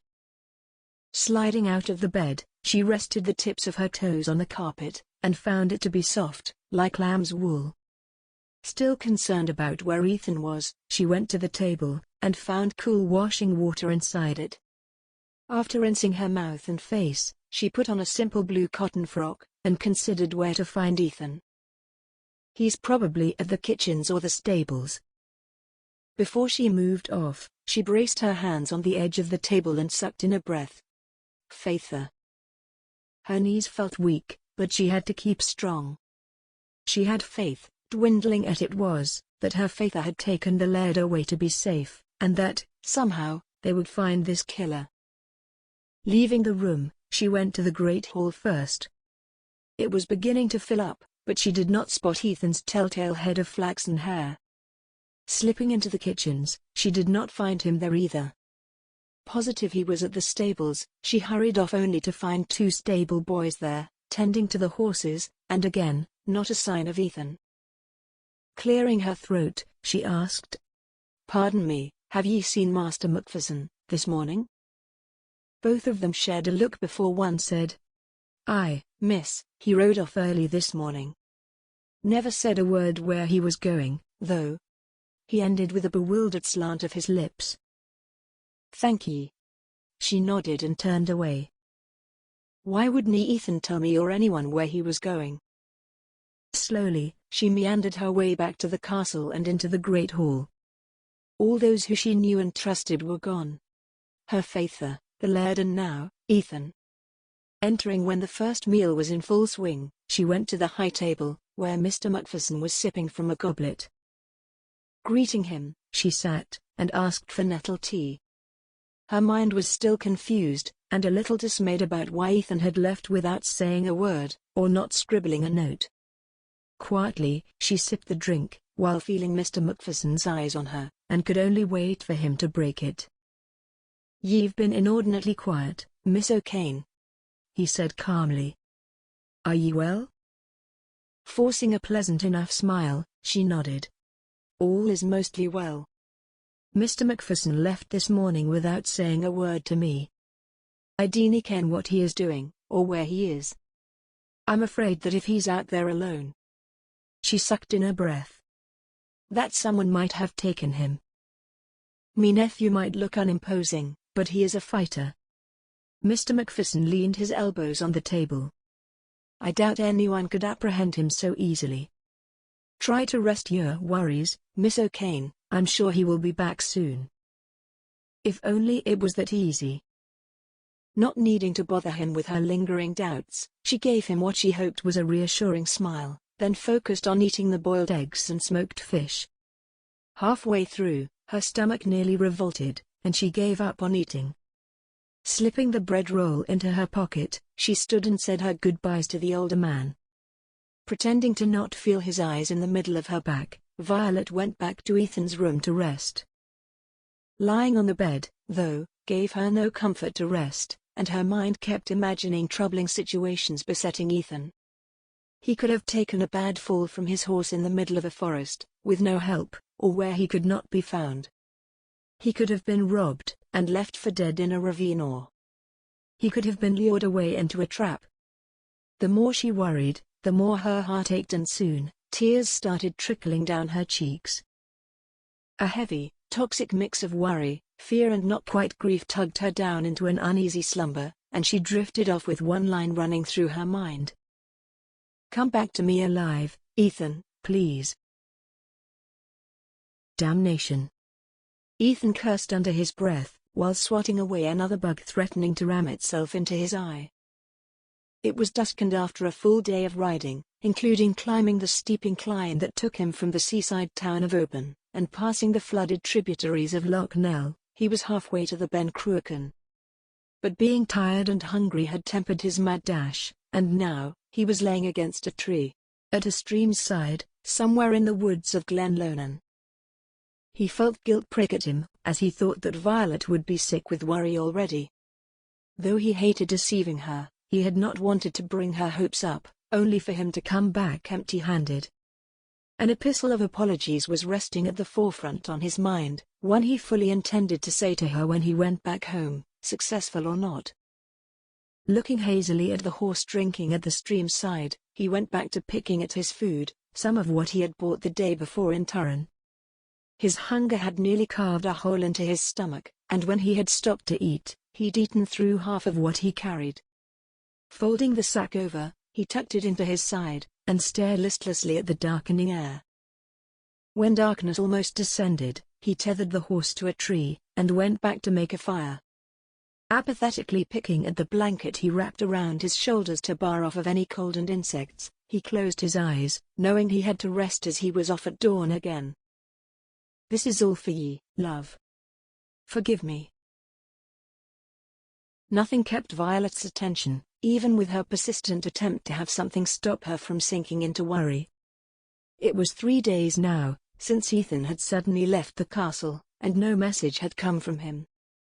The time that passed felt slow as molasses, but no matter how it dragged on, the day still came to an end far too soon. She found herself stationed at the window, scanning the horizon's roads for his coming back. Violet wondered if this what the wives of lairds felt, when their husbands went off to war. A cold wind fluttered against her face, and she dragged herself from her dreary thoughts, only to frown. The sky was an ugly and forbidding grey, and far off she saw the quick flash of lightning jabbing through grey clouds. A storm was rolling in, and she smelled rain in the air, and from the sign of the deepening clouds, the storm was not going to be a light one. Soon, darkness blanketed the whole sky, and the rumbles of thunder grew louder. A knock on the door had her jumping a little, but she quickly shuttered the windows, and went to answer the door. It was Mr. MacFerson. Blinking, she asked, "Mr. MacFerson, what are ye doing here?" "I came to light that fireplace for ye." He smiled kindly. "I kent ye'd rather a familiar face inside your quarters, than one ye dinna ken." "Of course," she said, stepping aside. "Please, come in." Though the windows were closed, the flashing lightning lit up the room, and the ear-splitting roar of thunder had her grimacing. "Ethan." She perched on the edge of the bed, watching Mr. MacFerson get the fire into a warm blaze, and she felt relief at the wash of warmth that came from it. When it began to permeate the room, she let her shoulder sag. This would have been the perfect time, for her and Ethan to be wrapped up before the fire in soft blankets, and just be. But he was not there, and the fear of him being dead, in a dozen ghastly ways, tripled in strength. Another flash of lightning rendered the room into a grim collage of grey shadows. "I can still see you worrying, Miss O'Kane." Mr. MacPherson's gentle voice interrupted her thoughts. "I'm sure me nephew will be fine." "How can he ken that?" she said, on impulse rather than thought. Her heart was punching against her ribs in tune with the rumbles of thunder. "He's out there, God kens where, all alone for days now, and I?" She swallowed, then shook her head. Her fingers clutched at the sheet while pure, untainted despair had her soul sinking. "I cannae but worry." "How can I nae? He's the one I love." Then, as she had expected a comforting word or an affirming answer to her declaration, the most unexpected thing came from the man's mouth. Are ye sure he feels the same? Her head darted up, and surprise painted her features. I am. Why? Seems to me a man who loves his woman would be with her, than otherwise out in yonder. Mr. MacPherson came to sit near her, and the look in his eyes, one decidedly not calm or kind, had her stomach roiling. Dini ye ken so? His words were rational, but the trepidation she felt in her chest began to ice itself into fear. Mayhap. And are ye sure you want to be with him? He asked. He is a little boy after all, with hardly any experience in life. She began to edge away from the man. I'm sure he has had enough.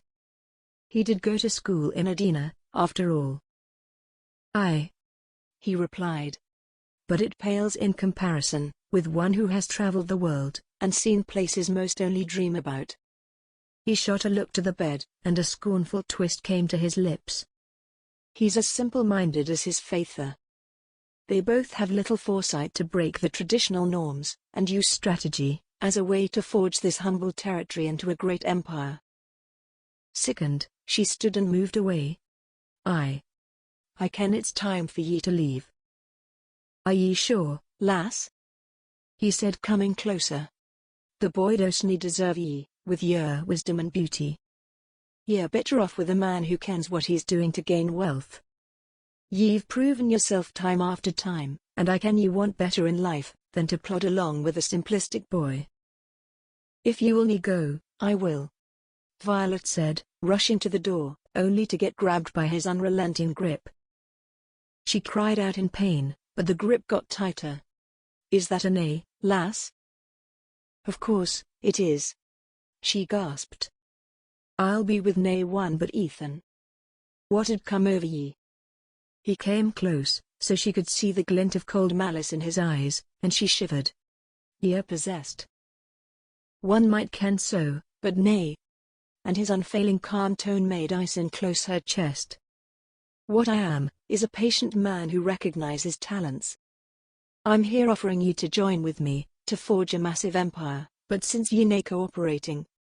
He dragged her out of the room and called for a guard. Since they were soldiers stationed at every hall, one came running.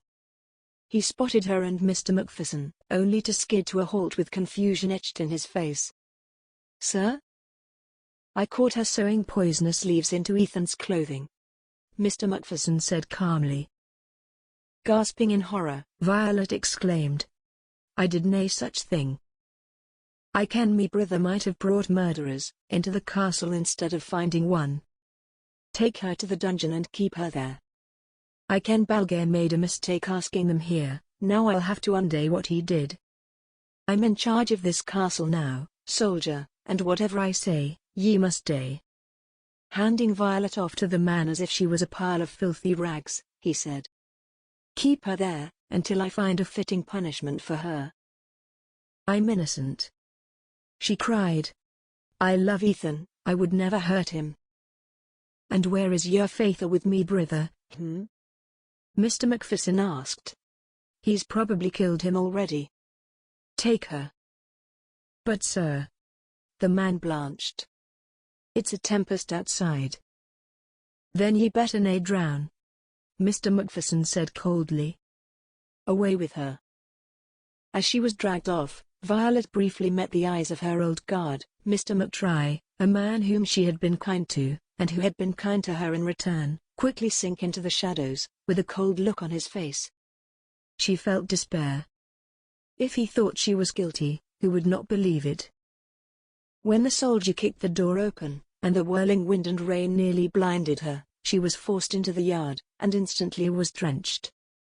Water assaulted her eyes, and she could barely see 3 feet in front of her, as she was resolutely marched toward a bailey. Her feet slipped in thick mud, and she nearly capsized into the mud, but she was hauled into the building, nevertheless. Freezing and hacking up water, she was pushed down a stairwell, where soon enough she had to feel her way through the darkness. When she emerged through an open door, she found herself in a circular room. It was rather small and made of stone, with dry rushes on the floor, and a tiny square of a window above. It was the dungeon, and her knees gave way. Crumbling into a ball, she clutched at the wet dress, and began to shiver.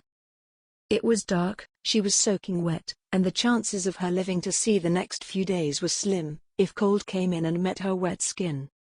She'd die of consumption. As the man moved off, she begged. "Help me, please, I'm innocent."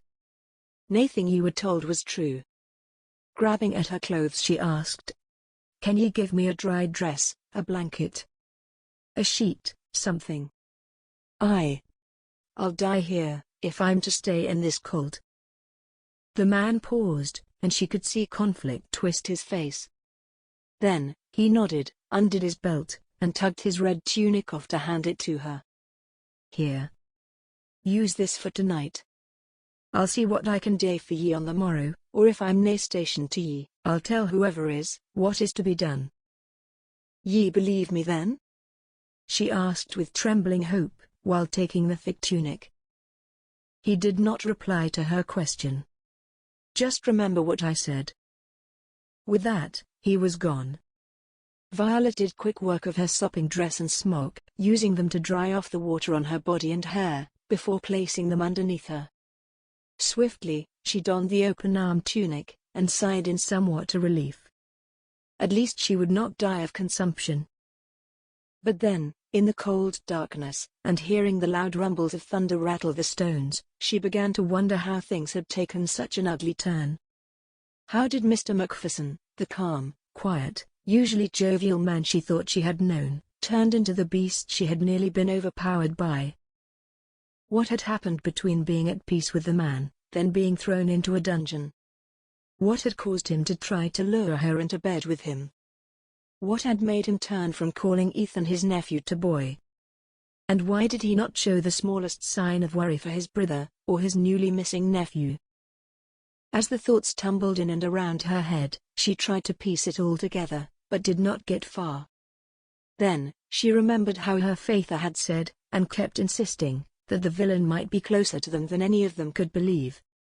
A thought that was quickly followed by the boy from the village describing the man who had paid him to write the note, as thin and slender, and had to grab at her chest in cold, icy horror. "Dear God!" she uttered in cold disbelief, with a disturbed shake of her head. "Can anyone but the devil himself be so cruel?" Chapter 23.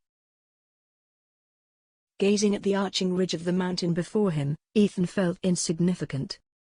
Rubbing the ears of the horse to soothe it, he looked around for the pass that would take him to the cave. The storm last evening had stalled his movement for hours past dawn. It was not just the rain that had stopped him, but also the swollen rivers and streams he had to pass through, causing him to have stalled for almost 3/4 of a day. He quickly spotted the pass, and stirred his horse toward it. With every trot of his horse, he prayed that his hunch was right, about where his and Violet's faithers were. If not, he still had to apologize to Violet, but had to make up for it more if he did not come back with the men. Circling a heap of rocks that were camouflaged to hide the entrance to the cave, he paused as doubt ramped up inside him. "Please, let me be right." He spotted a single large lattice made of wooden slats, that was laid on the rock wall like discarded trash, but he knew that behind it was the hideaway. Sliding from the saddle, he went to it, and grasped the damp boards, and called out before lifting them out of the way. "Dinna be alarmed, it's me, Ethan," he said loudly. With a quick heave, he had the lattice to the side, against scrub brush, and ducked under the low-hanging rock ledge. He did not have to move much further, as his father barreled out from an adjoint cave, and gave him a tight hug. "I kent ye'd figure it out," his father said, rumbly voice with heavy pride. His eyes, however, were tired, and his face a mass of embedded lines. Ethan shifted to see Mr. O'Kane join them. He sagged in relief. "Why?" He shot a look between the two. "Did ye run? Was it to draw the murderer away from the castle?" "Aye." His father nodded. "We've set the soldiers to look for anyone who would be out of place, or who suddenly went missing from the castle. That person, or God forbid, persons, would be taken immediately. Then when a notice was sent to us by the commander, we'd come back. Rubbing his face, Ethan sighed. A good plan and all, but it failed. Uncle called me and Violet back the second day ye two went missing. He can't ye were taken by the murderer, and I'd be next. I wasn't sure ye would be here, so I left without a word to Violet, an act I'll be paying for when I get back. Paying for? The laird shot him a narrowed-eyed look. Why? I dinna ken it is a smart move, for a man to suddenly disappear on the lady he asked to marry him. Ethan said dryly, then faced Mr. O'Kane. I was fixing to ask ye, but by the time I was sure, we weren't exactly in your vicinity. With that said, Mr. O'Kane, may I have your daughter's hand in marriage? The investigator chuckled. Nay need to worry, Master MacPherson, I approve. And even if I dinna, she'd had chosen ye anyway. Warmth bloomed in his chest as he turned to his Faither, and said, Faither, I ken it's best for ye to come back with me, to calm Uncle's worries. I ken he's getting frantic with your absence. Snorting, the laird huffed. Callum hasn't the disposition to keep calm in times like this. He has all that book smarts, and can use strategy to take expeditions to lands undiscovered, but he can't hold himself together when times of crises come about. He kens he is so brilliant and all, but when it comes to practical things, he had nae fortitude for it. Me brither can't even stomach the sight of blood, like ye when ye were younger. Tempted to laugh, Ethan shook his head. I ken it runs in the family. Ye grew out of it. His Faither harumphed. Killed your first rabbit at 11 and grew from there. Me brither, however, is a lost cause. Turning to the investigator, he asked, Well, what day ye ken, O'Kane? Are we leaving or nay? The investigator's shrewd eyes shifted from the Faither to the son. We will leave, but I dinna ken ye, laird, should we go to the castle? Ye should stay away until I come up with another plan, to flush the killer out. Is there any way ye can stay for a while, without word getting out? Stroking his chin in contemplation, his Faither replied. Aye, I'll stay as the same hunting cabin ye and Miss O'Kane were. I dinna ken anyone who saw ye come from there, would ken anyone else would be there. He's right. Ethan mused. It's the safest place, and nearby too. I ken that's acceptable. Mr. O'Kane nodded. But it's dark now. We'd better be on our way at dawn. Ethan felt his insides curl with remorse, that he would be leaving Violet alone for almost 3 days, but it could not be helped. Mr. O'Kane was right, it was dark, and it only made sense to leave at daylight. It was not wise to leave the shelter, travel a little, and then have to make camp so quickly. Aye. He nodded. Just let me find somewhere to hide me horse, and then I'll be with ye. His Faither gave him some concise instructions where to hide his horse, in another forested nook where their horses languished in the shade. As he loosely tethered his, he shot a look to the darkening sky, and sighed out an apology to Violet. He took the sack of food from the saddlebags, and hurried back. Back in the cave, he closed the hole with the lattice, and slipped further inside. His Faither and Mr. O'Kane had made makeshift beds, from bedrolls and wooden slats. A corner had a circle of stone and blackened coal, with a copper pot resting on some other stones. There was a tiny opening into the wall where air streamed in, and possibly gave light in the daytime. Now, as it was dark, they could only get light from the fire. His Faither peeled a few sheets from his makeshift bed, while O'Kane handed him a dark woolen blanket. Sitting on his makeshift bed, his Faither asked, So, what else is there back home? Fixing his offered sheets into a cot, Ethan shrugged. I cannae tell ye. I was there for less than a day before I left to find ye. I'd a suspect that Uncle is admirably holding the castle in your stead. Let's see how that goes. His Faither grunted. Boy better stick to books and roaming the earth, than trying to negotiate the amount of lumber to barter for sheep wool, or God forbid, who to send off to war. Mr. O'Kane was stroking the fire, and the smell of stew slowly permeated the air. "Would ye like something to eat, Master MacPherson?" "Oh." He shook his head. "I have me own, but thank ye and—" He paused. "And I rather ye nae call me master anymore, Ethan would be fine." A soft chuckle from the older man had his lips twitching. "I ken I'm nae ready to call ye son either, so Ethan it is." Ladling the stew into a bowl, Mr. O'Kane handed it over to his faither, while Ethan tugged out bread and cheese from his sack. "We'd better get some rest, after. We are leaving out at the dawn. God forbid another storm rolls in," his faither mentioned. Shifting on the soft sandy floor he could feel through the sheets, Ethan pondered.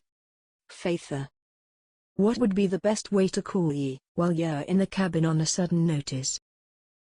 Pausing to swallow, his faither's bushy brow contracted. "And why would ye need to summon me on a sudden notice?" There were no words to explain his feeling, but he uttered the same confusing sentiment. "I canna tell ye why, as it's nae something I believe is imperative now. I just ken it's something we should decide on now, if on the chance that it'll be needed." "He's right, me laird," Mr. O'Kane put in. "There might be a situation where we might have to take ye out of hiding." Ruminating, his faither suggested. "I ken ye won't be able to send a messenger out, ye can send me a messenger bird, or sound the distress horn from the bailey. If it's loud enough to reach Clanhoft, I should hear it." "That's settled." Ethan nodded, and went back to his food, trying not to ignore how his eyes flickered to the tiny crack in the wall, back to the other two, and back. "I'll be home as soon as I can, love." The sight of the castle looming over the trees had relief flooding through Ethan. Nearly 3 days on the road had worry clogging his throat. A few hours before, he and Mr. O'Kane had to bypass the direct road to see his faither to the hunting cabin, before doubling back and taking the road to the drawbridge. Trotting over it with Mr. O'Kane at his side, Ethan barely got off his mount before rushing into the castle, and darting up to his room to find Violet, with his apology on the tip of his tongue. But the room was empty. His pride had him visualizing Violet in his room, puttering around, starting to putting her woman's touch into the plain, utilitarian decor. Spinning, he headed off to her room, only to find her door closed. Perhaps she was sleeping, and he did not want to disturb her. Disappointed, he traipsed back to the main rooms, to ask anyone who he could come across if they had seen her. Which proved another issue. It seemed that the number of servants they had usually hurrying through a hall to clean a room or two, was surprisingly absent. Had his uncle sent their servants away? He went back to the main hall, to see it also mostly empty. A few servants were wiping down the tables, and pushing himself into the kitchens, he saw a few cooks manning the stoves. The issue, he did not know any of them. Had his uncle sent all his familiar servants away, and brought in new ones? Why? Approaching the new cook, he asked, "Pardon me, who are ye?" "Gina Fraser, and ye must be Master MacPherson." She dropped her ladle, and wiped her hand in her apron. "Pleased to meet ye, Master MacPherson." "Ye too, Miss Fraser," he said. "Perchance, would ye tell me where Miss Bertha is?" "I can answer that for ye, nephew." His uncle's light tone cut through his heavy confusion. "Back to your work, Miss Fraser." Turning to his uncle, Ethan followed him back into the great hall, and sat at the nearest table.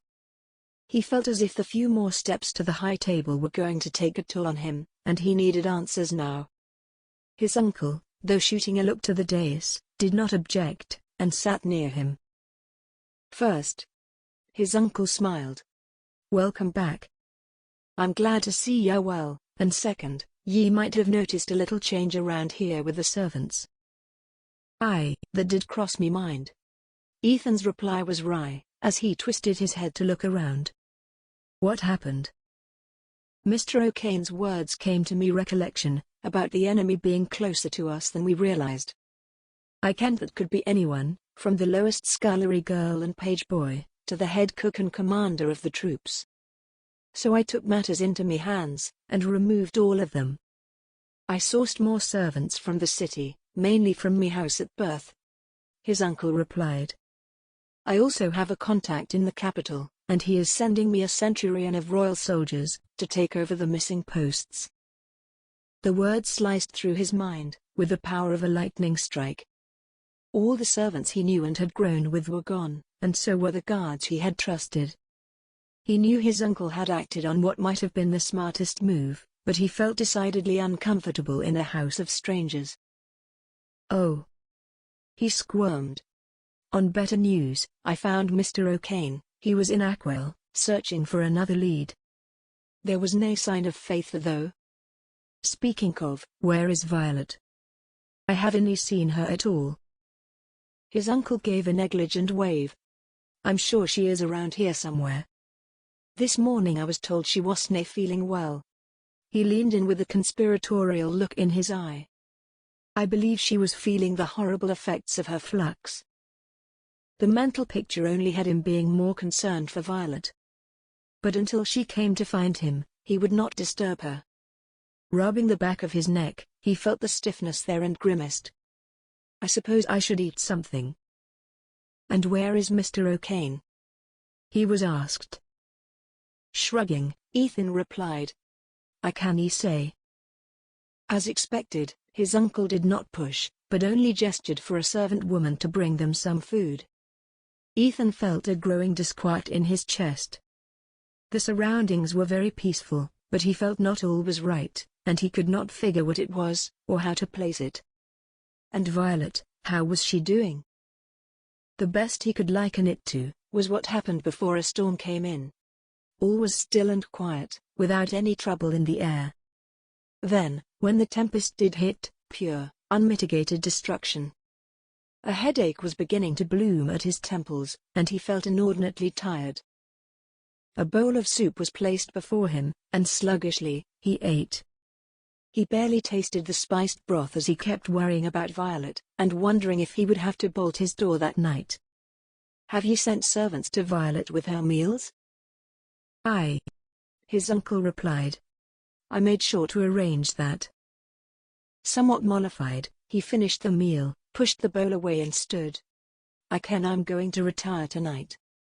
I'll see ye in the morn, uncle. Nodding, his uncle said. Good night, nephew.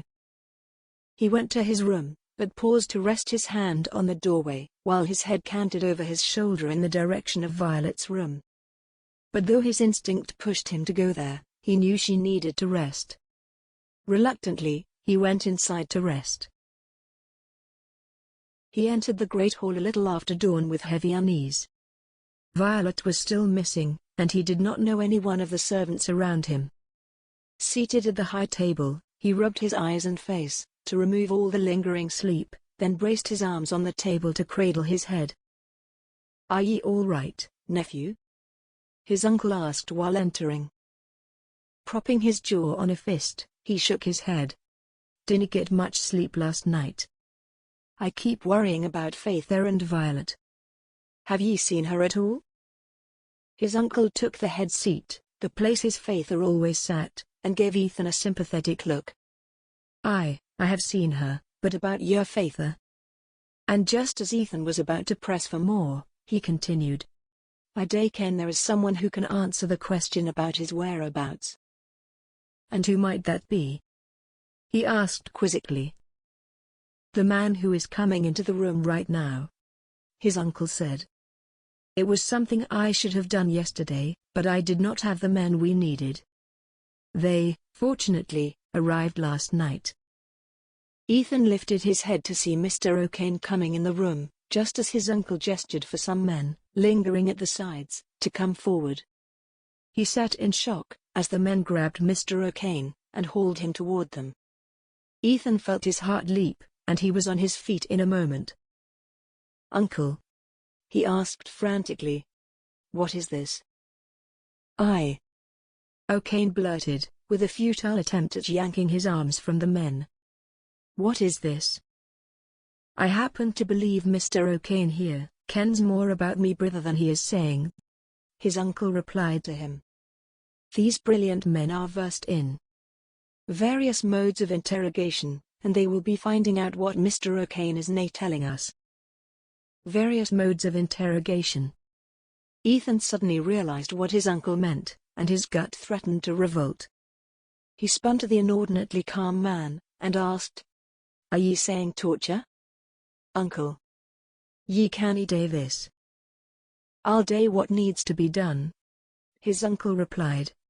"Take him away to his chambers, and bind him without food or water. Let's give him a while to reflect on if his actions are worth the consequences that will follow."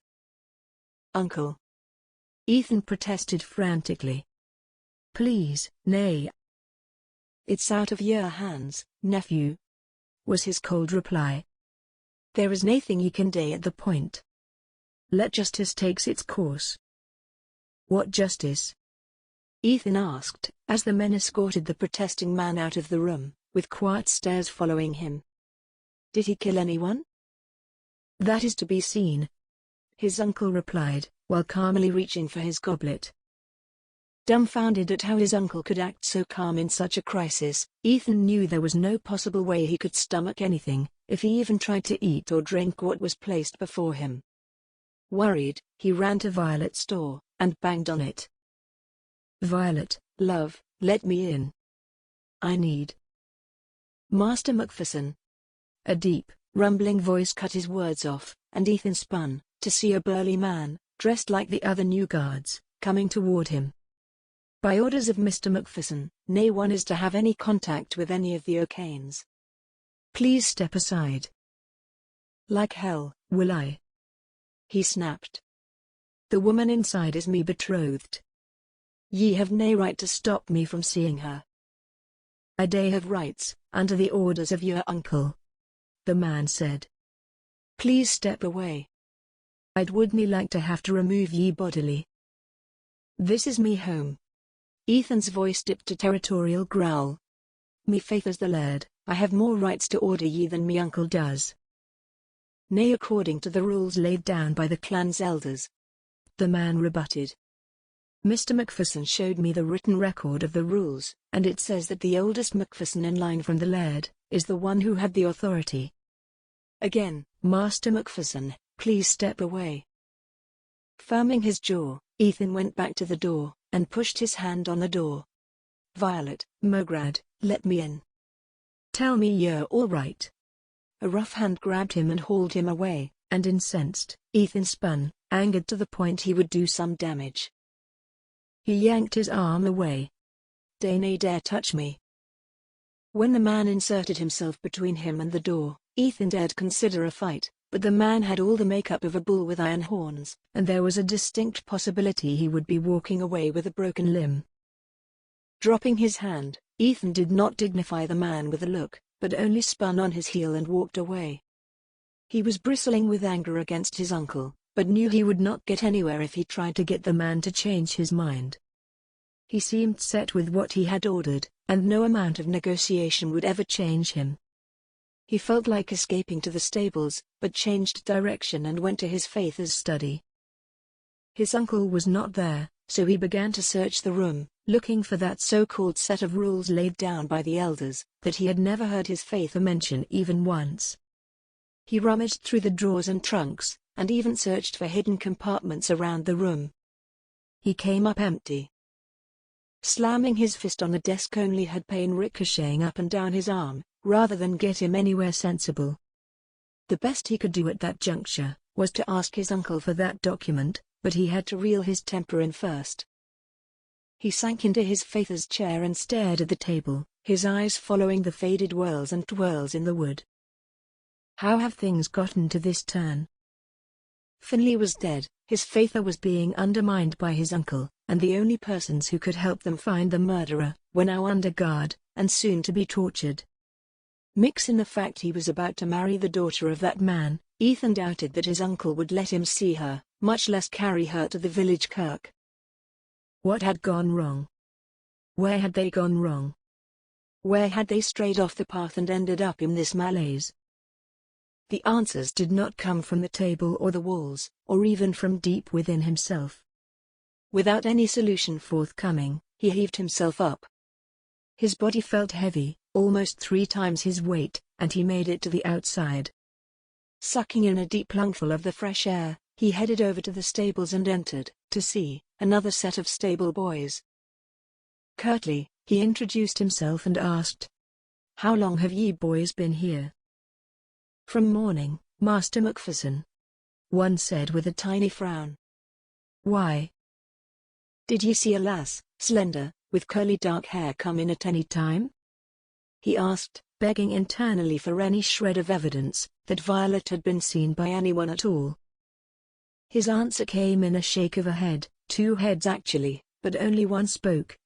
"Nay, Master, we never saw anyone like that." A vile suspicion began to grow in his mind. What if Violet was not there at all? Had his uncle done something to her? Before he went to question his uncle, he had to find out more. If he did question him and left, who knows what his uncle would demand be done to her.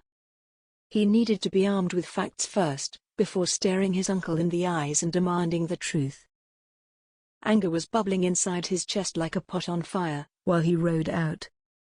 A gallop at breakneck speed might match the fury inside him, and probably calm him. With the horse saddled, he turned to the field and let loose.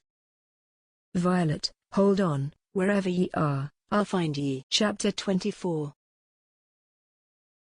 Huddled into a corner of the dungeon, Violet tried to breathe out the stale air from her lungs through her mouth. She had a bare assumption of time, as the pitiful daylight that came through the tiny square above was barely different from the same light that came out at dusk. The guard, that had taken her down to the dank depths that night, had come through on his words, and had taken her a dry dress, not one of hers, as the hem had barely gone to her shin, but she had been happy and dry. When her waterlogged dress had dried out the next day, she had changed into it before he had arrived, and handed the borrowed frock back to the man with deep gratitude. From there, he had carried water and bread to her for a midday meal, and a bucket for her bodily needs. Violet still could not believe that Mr. MacPherson, the genial, mild-mannered academic, had killed his nephew, but the reality of it was a cold block on her chest. Logically, many others could have committed the act, but the more she thought about it, put the pieces together, and followed the timing, she was sure the man had killed not only Finlay, but also Miss O'Bacnon. His convenient disappearance to Perth that day, where her brother had told her she had lived days before her death, was incredibly suspicious, and then, forcing the boy to write that damning note was even more so. But why? The words kept circling her mind in unending loops. She could understand why he would poison Miss O'Bacnon. She was the only person who knew exactly what had happened the night before Finlay had died, and could tell why she had done it. What would the man have to gain from his killing his nephew? To get back at his brother?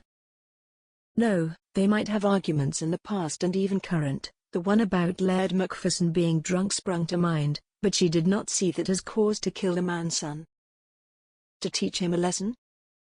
But what lesson? Mr. MacPherson had ranted that his brother and nephew knew little on how to make their home and its land prosperous, but how could bloodshed resolve that? As she leaned on the cold wall, Violet felt that she was nearing on the solution, but the pangs in her stomach overrode her thoughts. Hunger was chased and overridden by fatigue, and as she slipped off to an uneasy rest, she could only pray that someone, Ethan, his father, Mr. McTry, anyone, would come and find her, before MacPherson decided to harm her or remove her. When she woke again, it was in the dead of night. Her sleep rhythm had been thrown off, from the night arriving at the castle worrying about her father, and sleeping on an uncomfortable, cold, gritty rock made everything worse. She closed her eyes, as it made no sense to look around as it was all various shades of black. "Ethan. Where are ye?" Surely, he must have come back by now, and have realized she was missing. She knew that nothing much slipped past Ethan. She appreciated that he had an eye for the minutiae.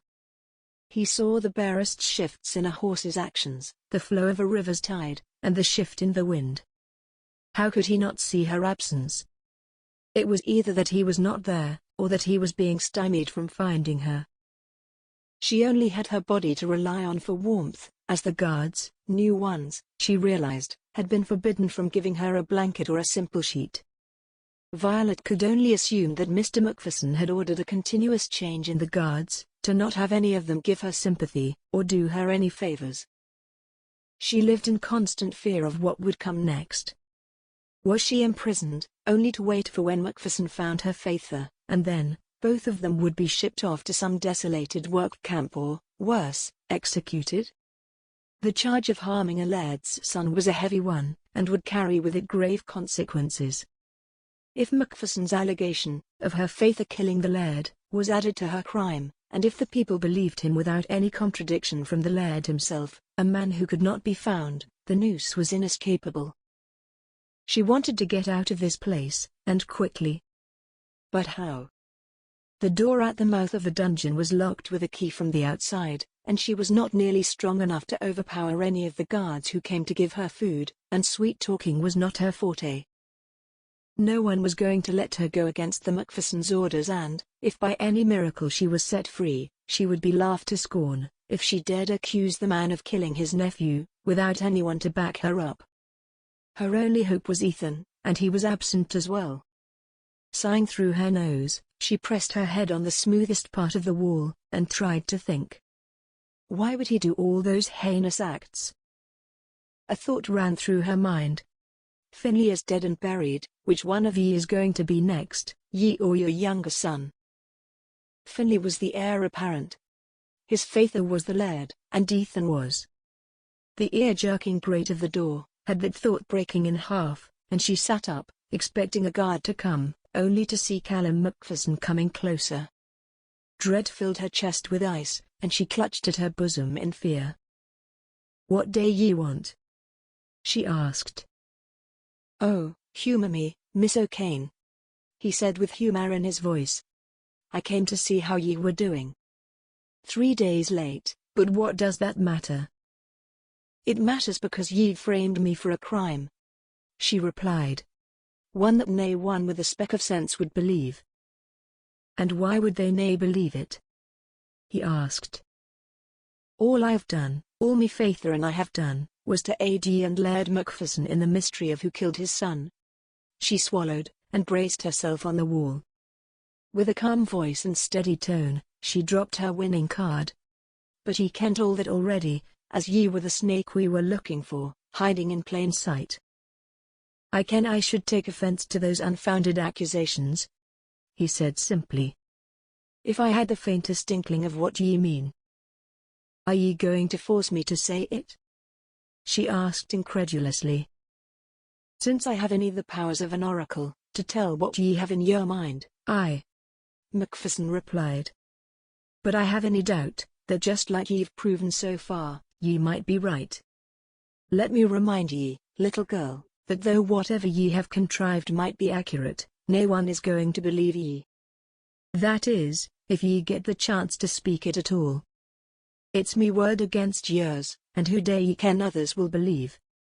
A man with multiple honors to his name, and an unbroken record of fealty to his country. Why, or a little girl, desperate for attention, and greedy for the wealth and prestige that comes from being the wife of a laird?"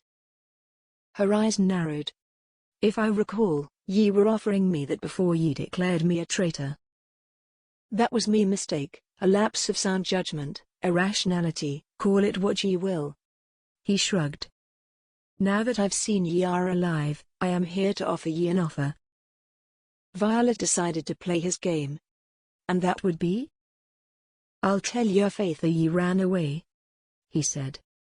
"Or went to the loch and drowned, or took a ride out and had a nasty fall from your horse.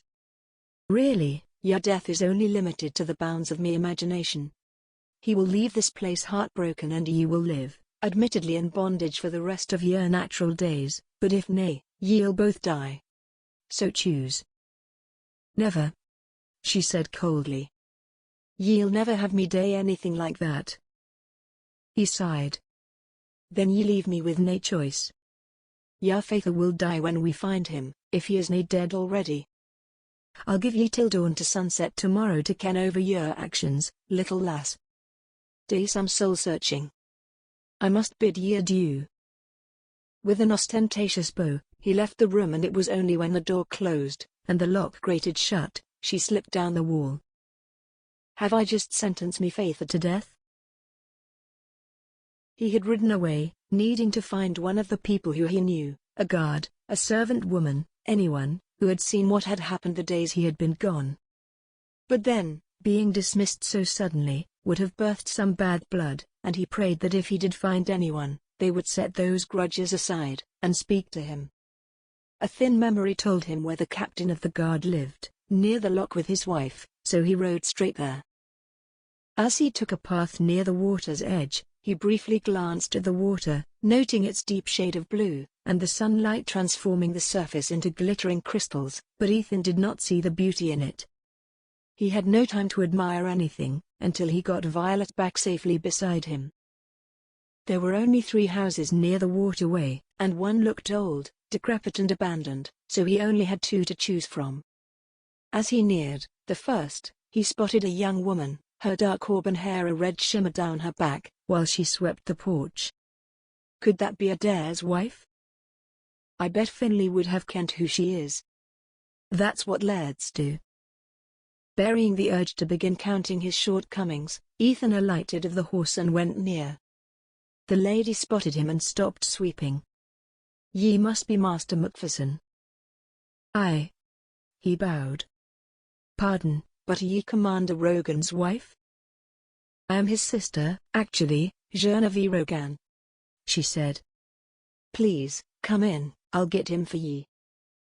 Ethan didn't want to refuse her kind request, but he did not have time to linger either. "Thank ye, but I cannae stay. I'd rather we just speak here." "A moment then," she said before going back into the home. Lingering on the front walk, Ethan faced the glistening waters of the loch, and tried to put his words together. When he heard the stomps of boots on the wood behind him, he turned.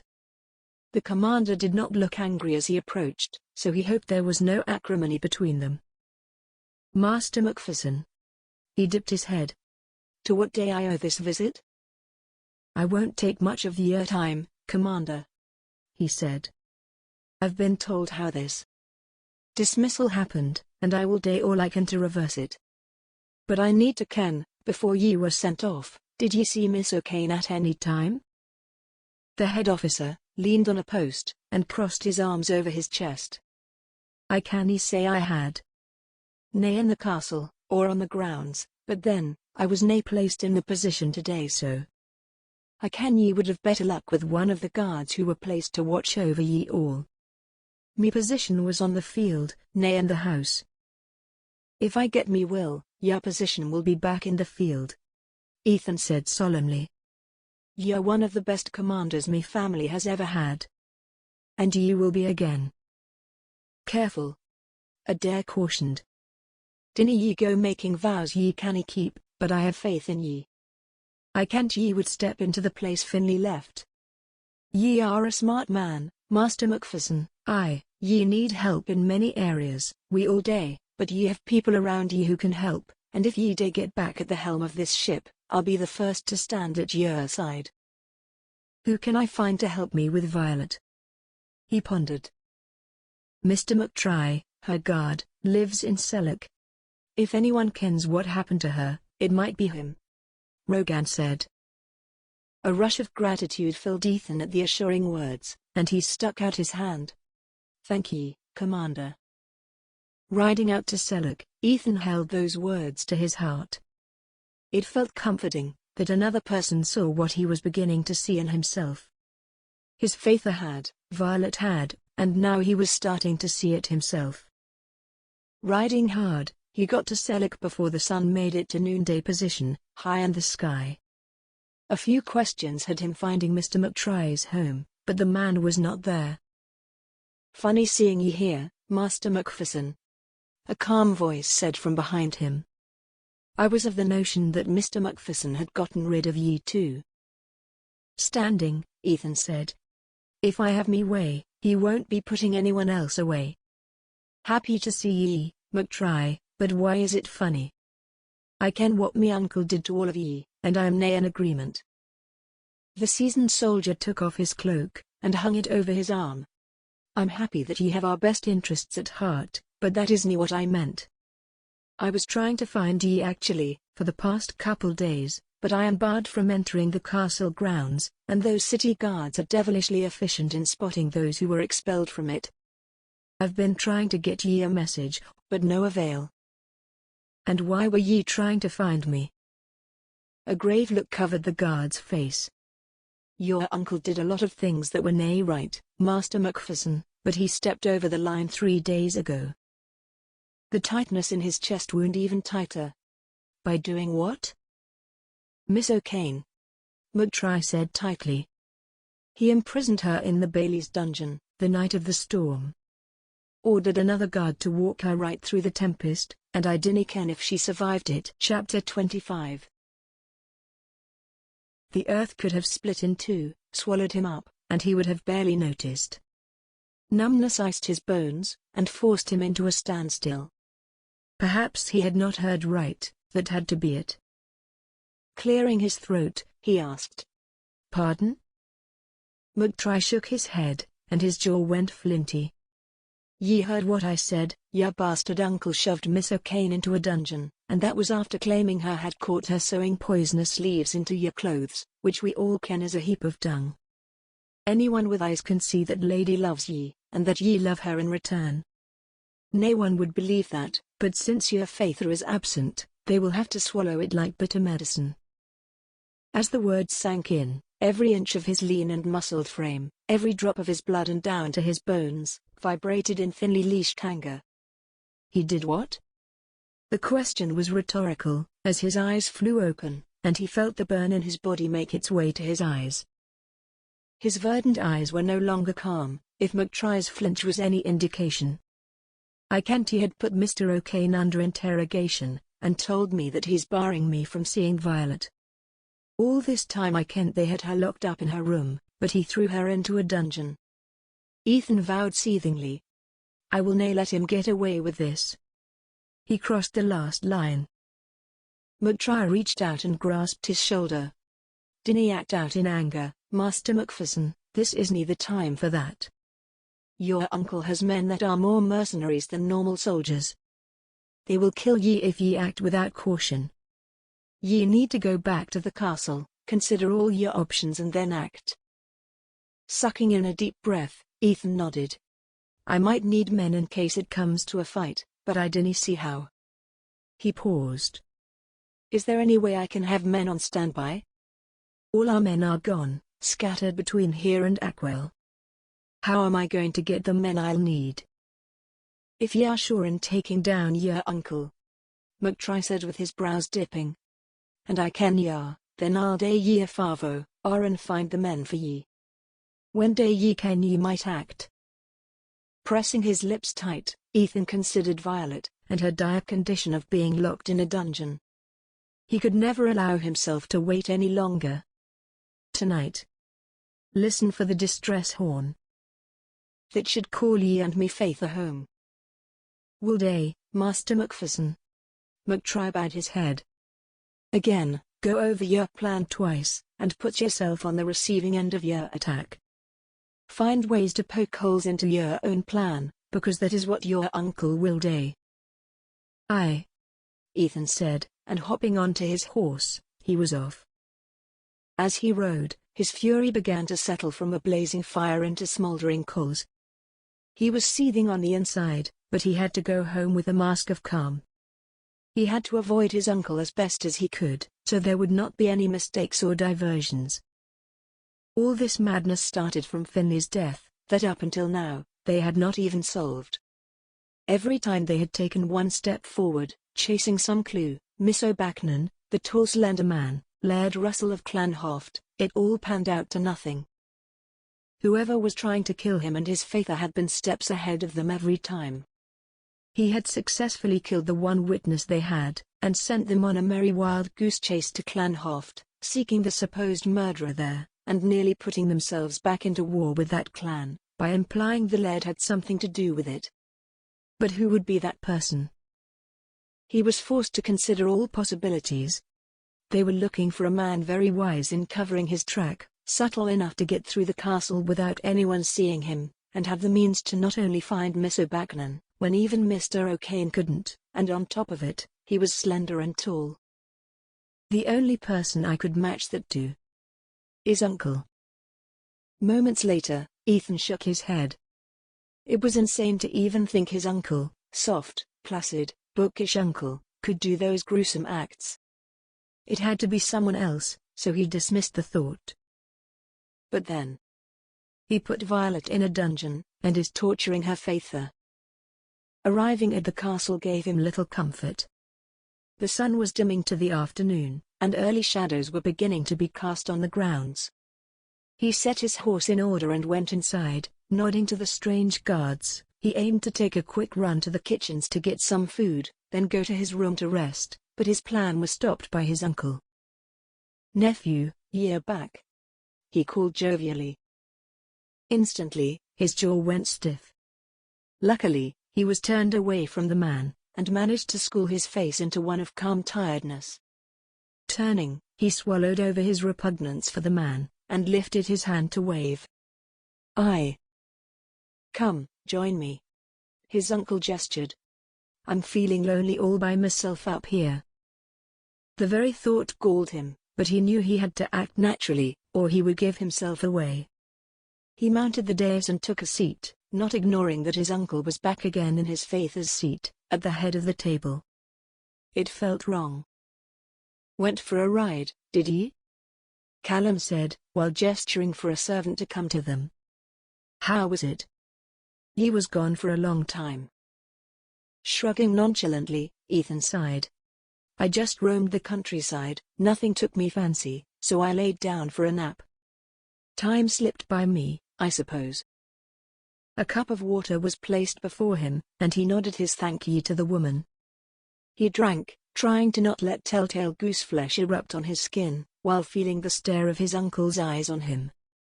Now that he knew his uncle was not as innocent as he seemed, a wary sensation settled inside him, as if he was constantly on the watch for a rabid dog to pounce. Placing the cup down, he languidly rubbed the back of his neck. "I keep worrying about Faither," he lied. "Me too, nephew," was his reply.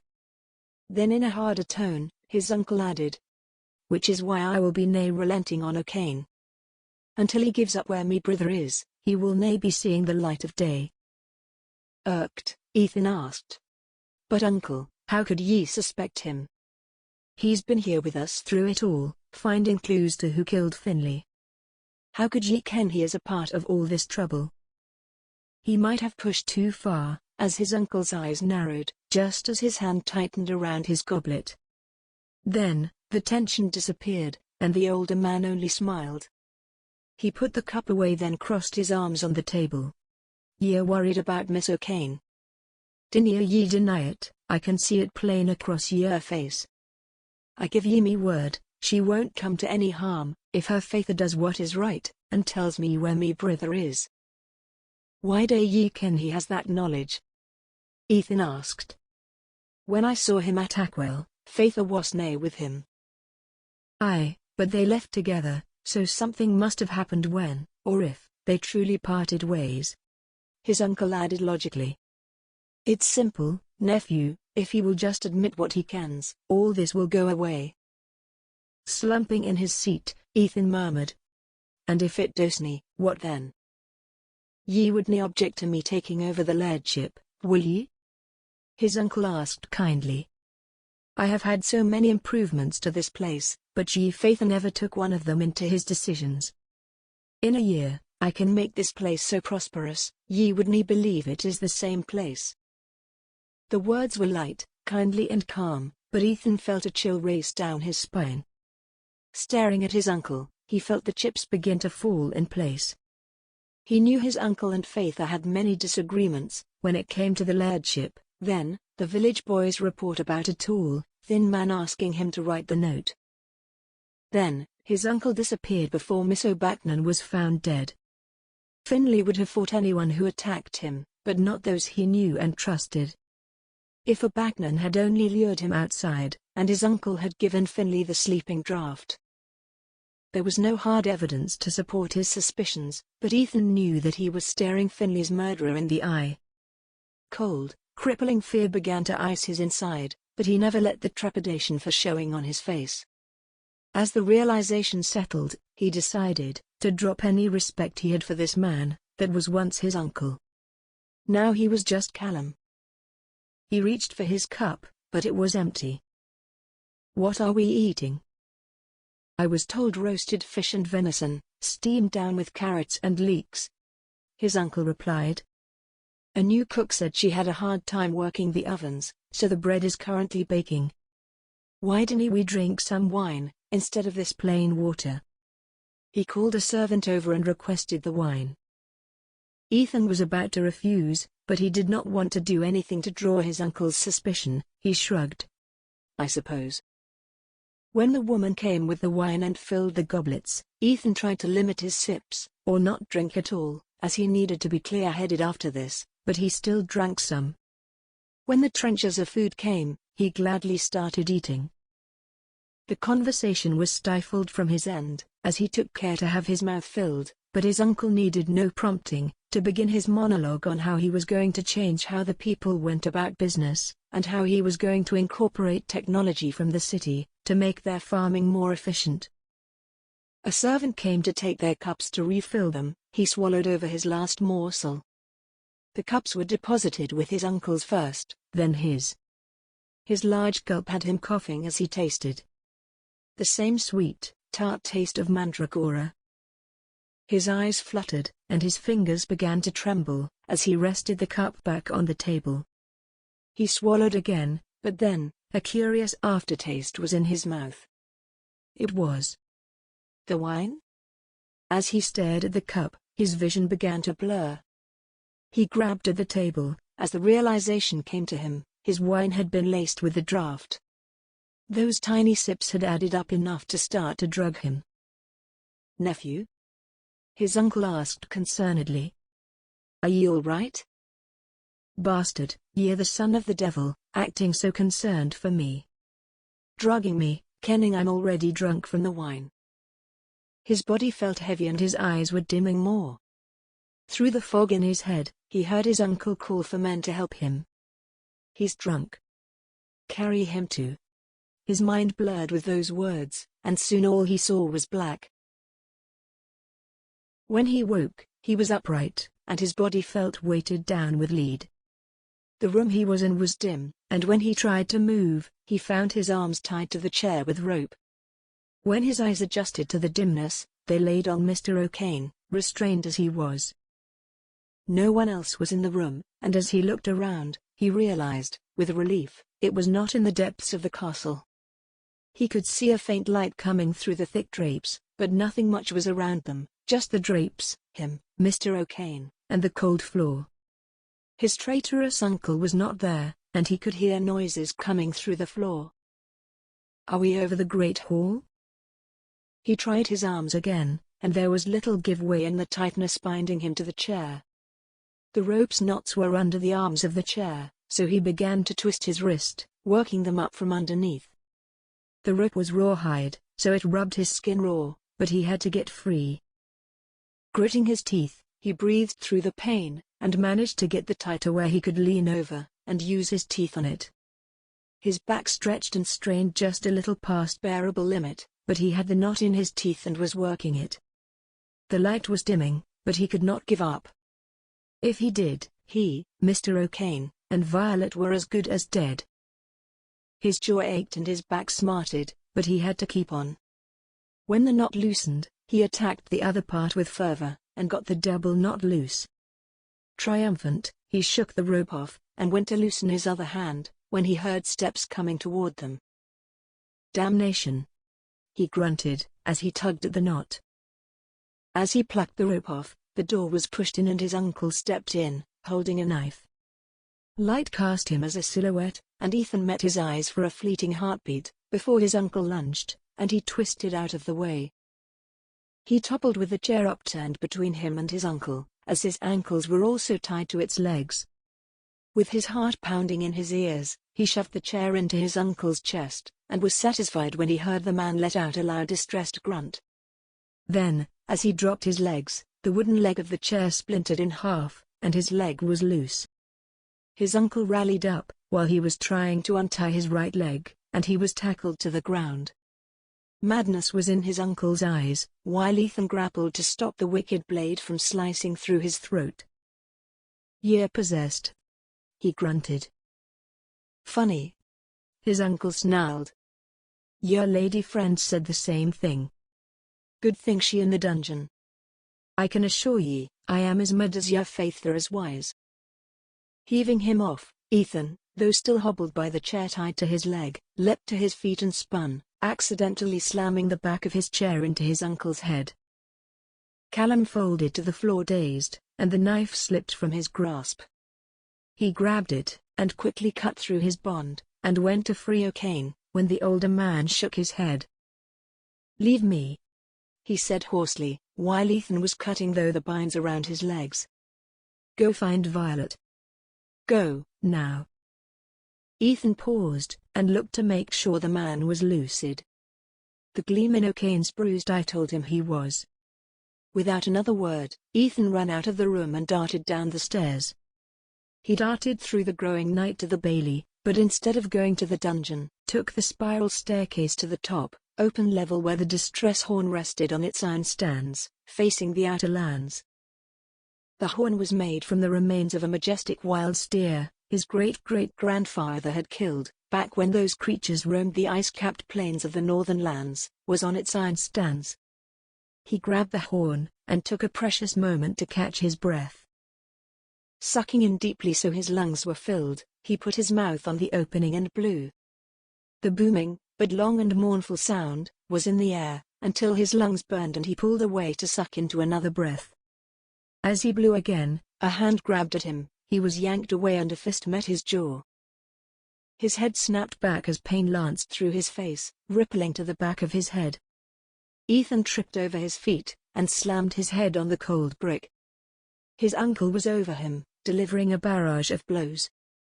His military training kicked in, and he reacted, finding the soft spot on his uncle's chest and jabbing his fist there. Callum howled and shrunk away as his body, never honed to fight, became Ethan's focus point. He slammed his palm on Callum's temple, jabbed his knee into his stomach, and sent him to the floor groaning.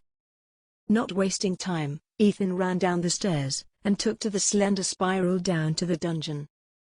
Then, he ran headfirst into the door, the securely locked door. "Blood and thunder!" he snarled, banging on the door. "Violet. Love, I'm here. I'm coming for ye." He heard scuffles, and then a thump came from the other side, followed by Violet's muffled voice. "Ethan?" "Aye," he said. "Hold fast, love, I'll be back." Pausing to press a hand to his throbbing head, Ethan turned and ran back. His uncle had to have the key with him, and dead or alive, Ethan was going to get it. He emerged at the top level, to screaming bedlam coming from the outside. Night had descended, and even that was not enough. Thick fog from the lock made the war below rather ghostly. He saw McTry flash by him, and realized his men were warring with the mercenaries his uncle had brought in, the speed of their swords silver flicks in the ethereal light. He spun to dart up the stairs, only to have the door be kicked in, and men sprawl into the room. Adair was holding his own against an armed brute the size of a cannon yielding a halberd. A fist rammed into his side gut, sending him flailing sideways, but he got his balance back to dodge the next swing. Dropping low to tackle his assailant, he plowed his fists into the man's body, until his opponent lay out cold on the ground. He dashed to the stairway, that was blocked by more men and more attacks.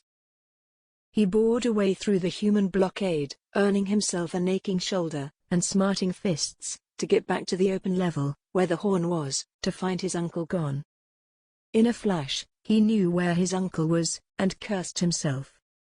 Darting back down the stairs, he ran to the dungeon, and darted through the open door, to nearly have his heart fail him. Callum had an arm around Violet, and a knife to her throat. She was struggling, clawing at his arms, and gasping for breath. He braced his hands on the wall to gasp an air. "Let her go, Ye traitorous bastard. Is that how ye talk to your elder? Callum sneered. Nae wonder your bloodline was doomed to die out. Only because ye put your hand to it. Ethan snarled, while looking for a way to get Violet away from him. Ye killed your own nephew. He roared. A sinister laugh came from his uncle. I'm surprised your mother did not birth Finley, as an invalid as addled as she is. Ethan stopped cold, as suspicion sank into his gut. What did ye do to me mother? I was the one who saw your mother first, at Edina. He spat. But she chose to marry your Faither, rather than me. So, I went to England, and found a nifty little chemist, who made almost undetectable poisons and such. I came back and administered a small dose to her evening tea. The next morn. He laughed. She became a nervous lunatic.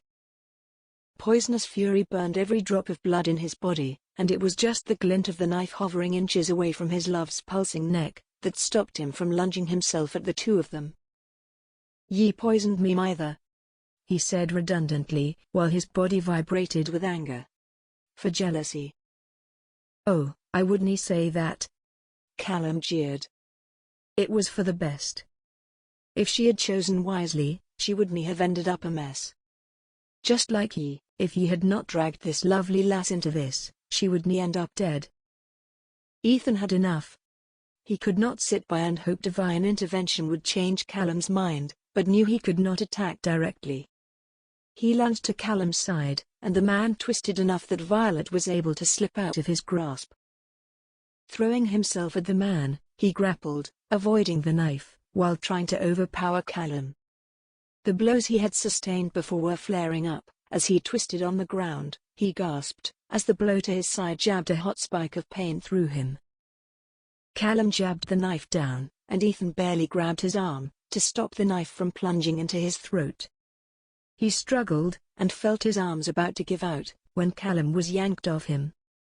Ethan blinked, the sweat dripping in his eyes white to see his Faither wrestling with his brother and forcing him into a corner. He scrambled to his feet, rushing to Violet, and shielding her, while watching with his heart in his throat for his Faither. His Faither sank a meaty fist into Callum's stomach, who then doubled over and crumpled to the ground, not moving. His Faither braced an arm on the wall, and gasped in deep breaths. Ethan inched forward to his Faither, who was grabbing at his chest. He must have ridden the 3 miles to the castle with the hounds of hell on his heels, to have arrived so quickly. Resting a hand on his Faither's shoulder, he turned him away from his brother, and embraced him without a word. Relieved, Ethan pulled away and, in that second, saw Callum leap to his feet, with the blade ready to kill. He pushed his Faither away, and took the stab. The steel sank into his skin with an unnatural heat, and fire erupted from the middle of his back, and then all he knew was black. Epilogue. Sitting beside the peacefully sleeping Ethan, Violet reached out, and lightly cupped his jaw, that was sporting nearly a week's worth of soft stubble. That night in the Bailey was still vivid in her mind, the salvation moment when she had heard Ethan's voice through the solid door, trapping her in the dungeons. Wake up, me love. Violet stifled a shiver, at the memory of Mr. MacFerson, the now imprisoned MacFerson, holding her against him, and the knife against her neck. She remembered how Ethan had come to her rescue, like the knight she knew he was, and had fought for her life while she stood, cowering, against a wall. She knew Ethan had not seen it when his Faither had rushed in, but she had, and was ready to tell him all when he woke up, and stayed awake for more some fleeting moments. As he was lying on his side, her thumb traced over his angular cheekbone lovingly, while trying not to linger on how the knife had sunk into his back, or how she had screamed herself hoarse in terror. Ethan was alive and recovering in his bed, after the healers had set him right. When his Faither had rushed him up to the healers, new ones that his brother had brought in, but still competent in healing, they had leapt into action and began to work. She had nearly fainted at the blood pouring out of his back, fearing the knife had destroyed an organ or artery that could not be repaired, but a healer had shouted in relief. The knife had been blocked by his shoulder blades, and had done damage to his skin and muscle, but not his organs. They had to give him an infusion of willow tree bark to kill his pain, while rosemary burnt in the corner, to counter infections that might set in. She had taken it upon herself to be near him, to lay a cold rag on his forehead, when he began to get feverish, and help him drink whenever he woke and was parched, while longing for the day when he would wake for more than a few hazy moments. Smoothing his eyebrow, she felt him shift under her hand, but she did not move it. With hope building, she watched his eyes flutter then open to slits. Thick curtains shielded the brunt of the sunlight from coming in, so he would not have to worry about being blinded. When he came awake fully, she saw complete consciousness resting there, and smiled. "Welcome back." He nuzzled into her hand, and hoarsely asked, "How long have I been asleep?" "Almost 5 days," she said, pulling away to get him some water. "But you're healing quickly." She helped him to sit up, then held the goblet to his lips, and he drank slowly. "How are ye feeling?" He pulled away. "As if a herd of bulls trampled me twice over. I feel numb at some points, but somehow, I can still feel pain threatening to override the numbness. The healers gave me some of the willow bark tree infusion, if ye nay need." He shook his head. "I'm nae in pain. Yet." He paused and swallowed. "What happened after?" "After Callum stabbed me?" Nibbling a corner of her lip, Violet dared ask. "Are ye sure you want to ken what happened?" "Aye," he whispered. Carding her fingers through his hair, she recalled what happened in the last 5 days. When he stabbed ye, your Faither yanked MacFerson off, and slammed him in the wall, yanked his hand back so far it dislocated his shoulder, and nearly broke his arm. Some men rushed into the room, luckily, they were our men. McTry and Mr. Ogan, and a few other soldiers. They took MacFerson out, while ye Faither rushed ye to the infirmary. Ye were bleeding so badly, I can't." The words died in her throat, but she pushed through. "I kent ye would die, but they said the knife only hit your shoulder blade, and nay anything so dire ye'd die." His lips pressed tight. "I regret having ye see any of that." Pushing her feelings aside, she continued. McTry planned for a coup. He had the first 50 soldiers battle MacPherson's men, and called for the second set, when they were barely hanging on. We won over them before dawn came, and when it did, they had to strike a reluctant truce. The men were just tools, nay the perpetrator, and there was grief on either side, about those who had been cut down, because of one man's madness. "And what about Callum?" Ethan asked, stiffly. "Is he alive still?" "After all he confessed, aye, he is," Violet replied. "Your Faither wanted to run him through with a sword, but held back because he wanted ye to pronounce his punishment. As soon as ye're well enough, he wants ye to be your uncle's judge." "He's nae me uncle." Ethan ground through grit teeth. "With all he had done, poisoning me mother, killing me brother, I can never call him me family anymore." Violet reached over, and wiped away the tear that had beaded under his eye, as he continued. "He sent ye to the dungeon, then he tried to kill ye. How can I ever even ken of him as a human being, much less me kin?" "I understand." Violet sighed. "His betrayal was very cold-blooded and heartless, but I wonder why he did it." "I dinna care." Ethan snarled. "He deserves death." Violet heard his pain though she could not feel it, and she did not want to feel it either. To have trusted someone so dearly, only to end up with that person tried to kill you, had to be dreadful, one she hoped to never suffer under. He paused. "How's your Faither?" Taking a chance, Violet slipped onto the bed, and laid beside him. Close and in his intimate space, she dipped her voice. "Bruised but convalescing.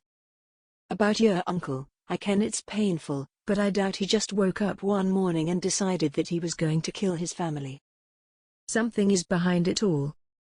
Before he sent me to the dungeon, he said that your Faither wasna running the lairdship how it should be run, that there were opportunities that Yer Faither never took advantage of, and that he could day them instead. That's rich. Ethan snorted, and lifted a hand to tuck a lock behind her ear. Faither said he never had the strength to run a lairdship. With all the book learning he has, he'd only have the power to make the hard decisions that running a lairdship takes. And ye will, because ye still have Yer Faither with ye, she added. And ye, he added, his eyes reverent. I plan to marry ye the moment I can walk freely. Her cheeks warmed. And I look forward to the day, but there are going to be some things to fulfill before that, she said, while reaching for him and grasping his hand. And I'll be by your side through it.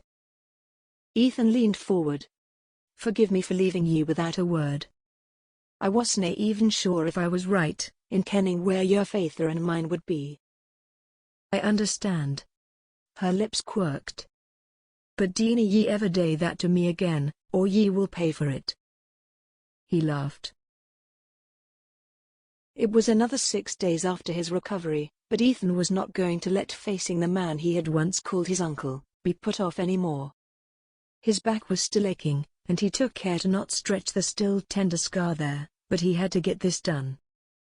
The descent to the dungeon, flanked by guards before and after him, was done with only the stomps of boots accompanying them. When the door was pushed in, he stepped inside the dim stone room, to see Callum sitting against a wall, with his knees pulled up to his chin.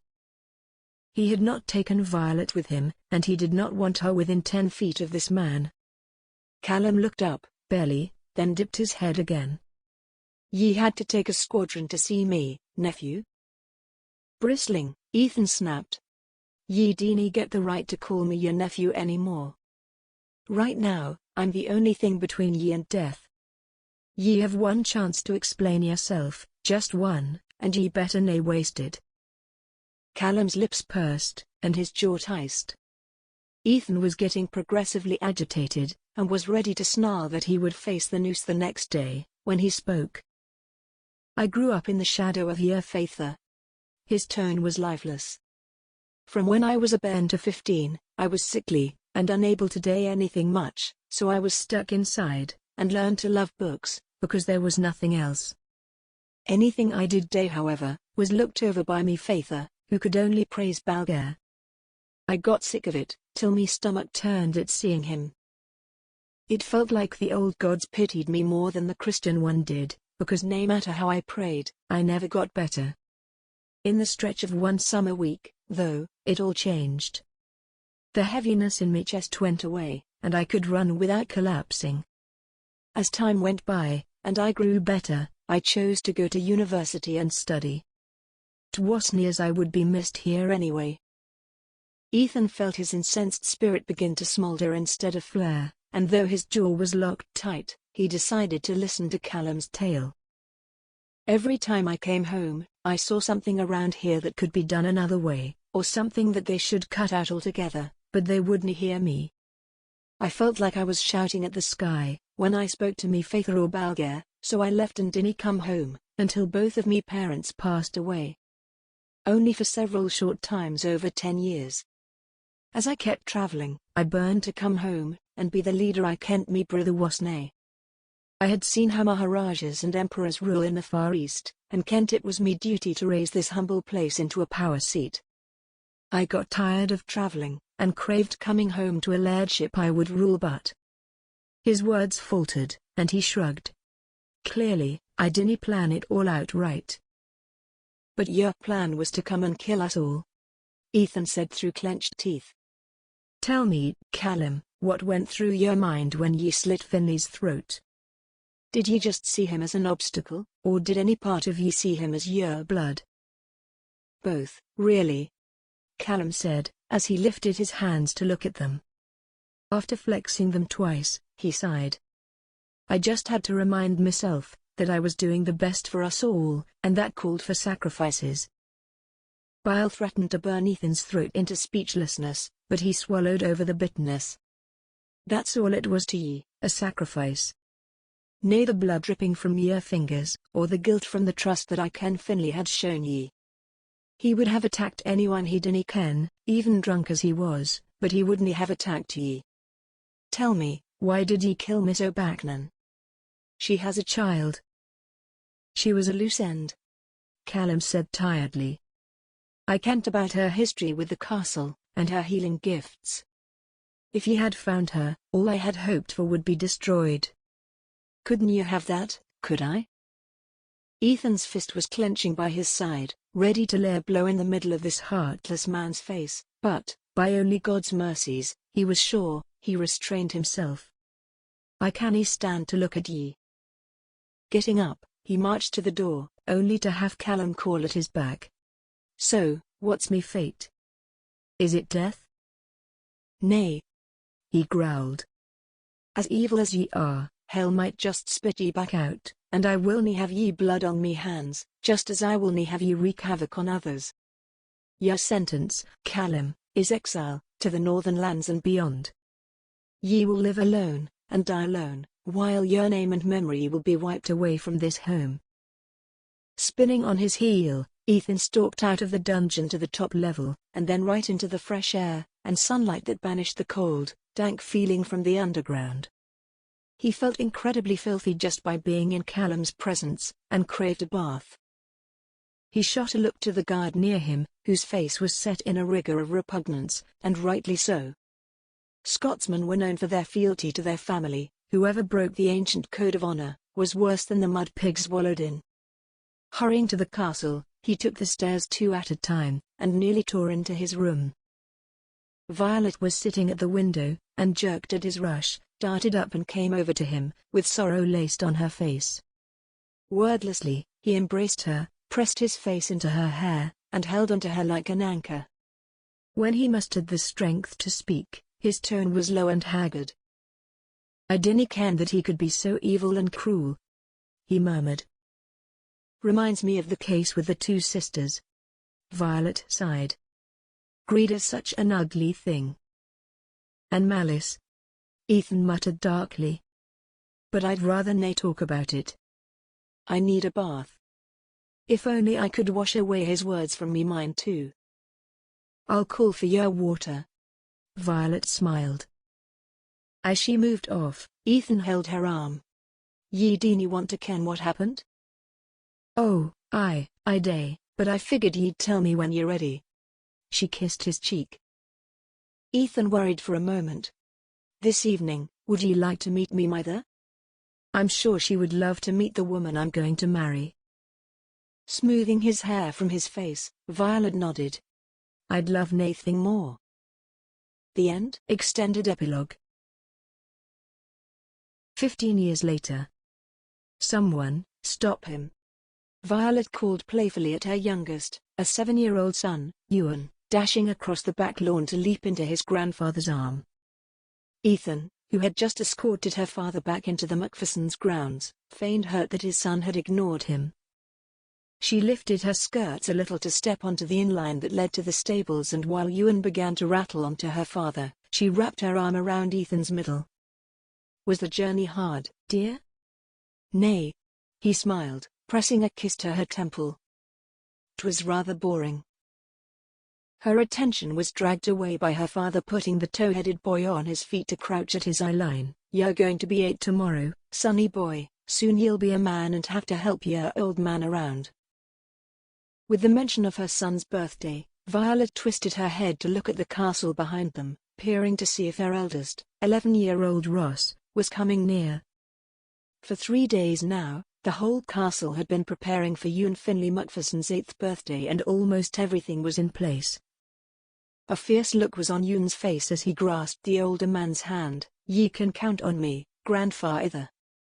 I'll help ye, no matter what. She could see Ethan's chest puffing with pride, which drew a smile of her own.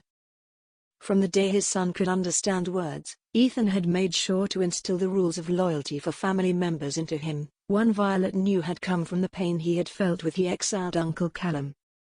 His efforts had taken root in the child as pure loyalty was shown on Ewan's face. His eyes glittered with approval and his arm tightened around her back. Come, Ewan, Ethan said.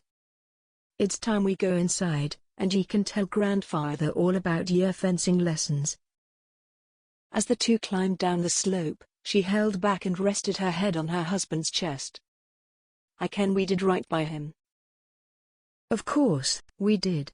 Ethan nodded. "Both of them. "Never again in this family will there be another traitor." Turning in his arms, she laced hers around his neck. Time had been gracious to Ethan, turning his light flaxen hair into a deep gold, and though the pressure of running the lairdship for 14 years had set lines at the side of his eyes, she still believed him to be the most handsome man ever made. "Ross and Ewan will never part from your footsteps," she assured him. "Ye've set an example they will nae depart from." His hand slipped to her side and his hold was firm. A curious tilt to his head had her wondering, but then he spoke. "Have I ever told ye I love ye?" She playfully paused. "Once or 10 score times over our decade-long marriage, I believe, but it bears repeating." Snorting, Ethan laid a gentle kiss on her lips and repeated the vow in English and Gaelic. "Ye're the best I could ever ask for." Instead of repeating it, she smiled cheekily. I am." "Minx," he uttered, paired with a soft swat to her behind. "Let's catch up with those two. I hope Ewan isn't begging your faith to partner with him in a foot race." "I ken that would be Ross," Violet said while looping her arms with his as they began to walk back to the castle. It was springtime again, a season that she cherished as it was when over a decade ago she had met Ethan. The air was warm, balmy, and the wind carried the ever-present scent of heather, wild grass, and the loch on it. Sliding under one of the many eaves, the cool that came from it had her sighing in relief. The servants, who her father-in-law had recalled from Mr. MacFerson's dismissal, were not in a frenzy as they were before, but they were still bustling around, sweeping one corridor and brushing up on a silver vase somewhere else. The enticing aroma of the cooked midday meal was in the air, but they bypassed the main hall to the room where she knew her father would be. The old meeting room where the retired laird took as his resting room. Entering, her father was talking to Balgair with Ewan on his lap.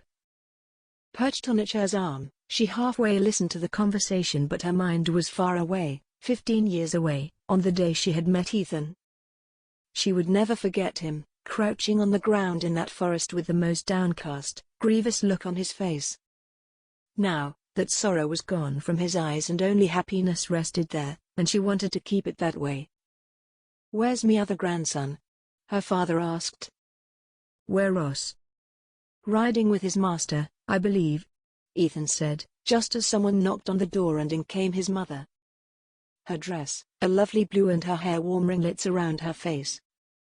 After MacFerson had admitted to drugging the woman, it had taken them a while to get her off the same medication she used to calm her nervousness, which had been the one to cause it in the first place. Now, she was calm and serene without one twitch of the nervous disorder. "Mr. O'Kane," she smiled. "Happy to see ye again." Someone else knocked, a servant, and Ethan went to speak with him. Violet cast a curious look at the door but turned her attention back to the 4 people she loved dearly. When Ethan came back, his face was stoic and she vowed to ask later what that was about. Now, she was surrounded by her family and that was all she needed. Ewan began regaling them about his fencing lessons when her first son ran in. His hair was a shade darker than his brother with dark brown instead of the lighter honey tone, but both had blue-green eyes. Ross flew at his grandfather, giving him a tight hug, not caring about his brother squirming between them. "Oi!" Ewan huffed, "Lego, he's me grandfather, nae yours." Ross knuckled his brother's head, "Nay, he's mine, Sprout. Mither found ye on our doorstep in a basket as a baby, and we're still looking to find who sent ye to pester us." "Ross, ye ken that's nae true." Violet chided her eldest son with a smothered laugh, "Leave your bother alone." Taking a seat at her father's feet, Violet turned half an ear. Ross began talking and, again, when they were called to dinner, she held Ethan back to ask, "What's bothering ye, love?" She could see him deliberating, but instead of telling her, shook his head. "It's for another time, Mo Crea. Let's eat." Knowing it would not pay for her to press, she kissed his cheek. "Whenever ye're ready." and joined him down to the great hall. As with the last 3 days, fiddlers played in the wide room as the food was brought out. With Ewan on her lap, she tried to push the concern away and fixate on the happiness that her family brought her. Later that night, Ethan distracted her again by making slow, sensuous love to her and held her close as they fell asleep. Waking up at dawn, she twisted and kissed Ethan awake. Bleared eyes slit open and he smiled. "It's Ewan's birthday, nay mine." "I can't that." She trailed her fingers down his chest. "But ye distracted me." "What happened yesterday with the messenger?" He sobered quickly. "I promised to tell you when the festivities are done." Again, she swallowed the disappointment but held firm that he had a reason for putting her off. "This evening then." Soon the music of fiddlers was in the air, rousing them from the light doze they had fallen into. Violet knew that soon enough both of their sons would be running in and stir Ethan. After a joint bath and dressing, Ethan went to the great hall, while she went to find her sons. From the doorway, she heard Ewan's squeals and knew Ross was tickling him. Perched at the entrance she heard him say, "Did Grandpa ever tell you about his brother, Sprout?" Ewan sucked in a breath. "Nay, why?" Ross rubbed his brother's head softly, "Because he was a very bad man and treated Faither in the worst way. He never loved Grandpa or Faither. I ken I tease ye a lot, but I dey love ye. Ye're 8 now, and me gift ye is, I promise to take care of ye as long as I can." Warmth filled her from the inside at her son's words and she stepped in and pretended that she had not heard a word. "Mornin'. Ye bested me here, Ross. Are ye ready for today?" "Aye." Both chimed at once, and she hugged both. "Run to the great hall, I'll be with ye soon, but, Ross, nay too many sweets, I've seen ye with the candied beets." His face fell but he nodded and took his brother out of the room and down the stairs. Pausing at a window, she looked out toward the northern lands where Ethan had exiled his uncle. Running over a few ideas in her mind, she wondered what could have suddenly shut Ethan down so quickly. It was as if someone had died. Is that it? Is Callum MacFerson dead? A pang of pity rested on her chest. It was sad he died that way, but at least, no one had been subjected to his evil anymore. She rested her hand on the sill and sighed, "If you're dead, may God have mercy on your soul." Walking to the hall, she found Ethan, prying a candied beet away from a scowling Ross. Her father was holding Ewan on his lap and showing him a set of cards. Balger had an arm around his wife who was leaning into him. Cheer was in the air. There was no reason to spoil the happiness around them. She sat beside Ross and tapped the back of his head with her knuckles. "What did I say about the beets?" "But Mither," he groaned. "I only had 3. Tucking him to her side, she looked at Ethan, held his eyes and slowly mouthed, "It is him."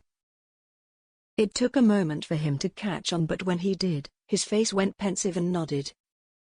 Sad that her suspicions were right, she nodded but leaned over and kissed him. "Let it nae ruin our day, love. We have our family here, all our loved ones and our sons. It's a day for happiness and love. Look around. There is naething but joy, family and friends around us." His eyes closed briefly. "Ye're right, I will nae let him steal any more from me." He took her hands and kissed them one by one. "It might be our son's birthday, but ye are the best gift I could have ever asked for." "Ye, too, me love," she sighed while tucking her head under his chin. "Ye, too." The end. If you like our channel, please subscribe and make sure to click on the bell icon, so that you won't miss any future audiobooks we'll upload for free each week on YouTube.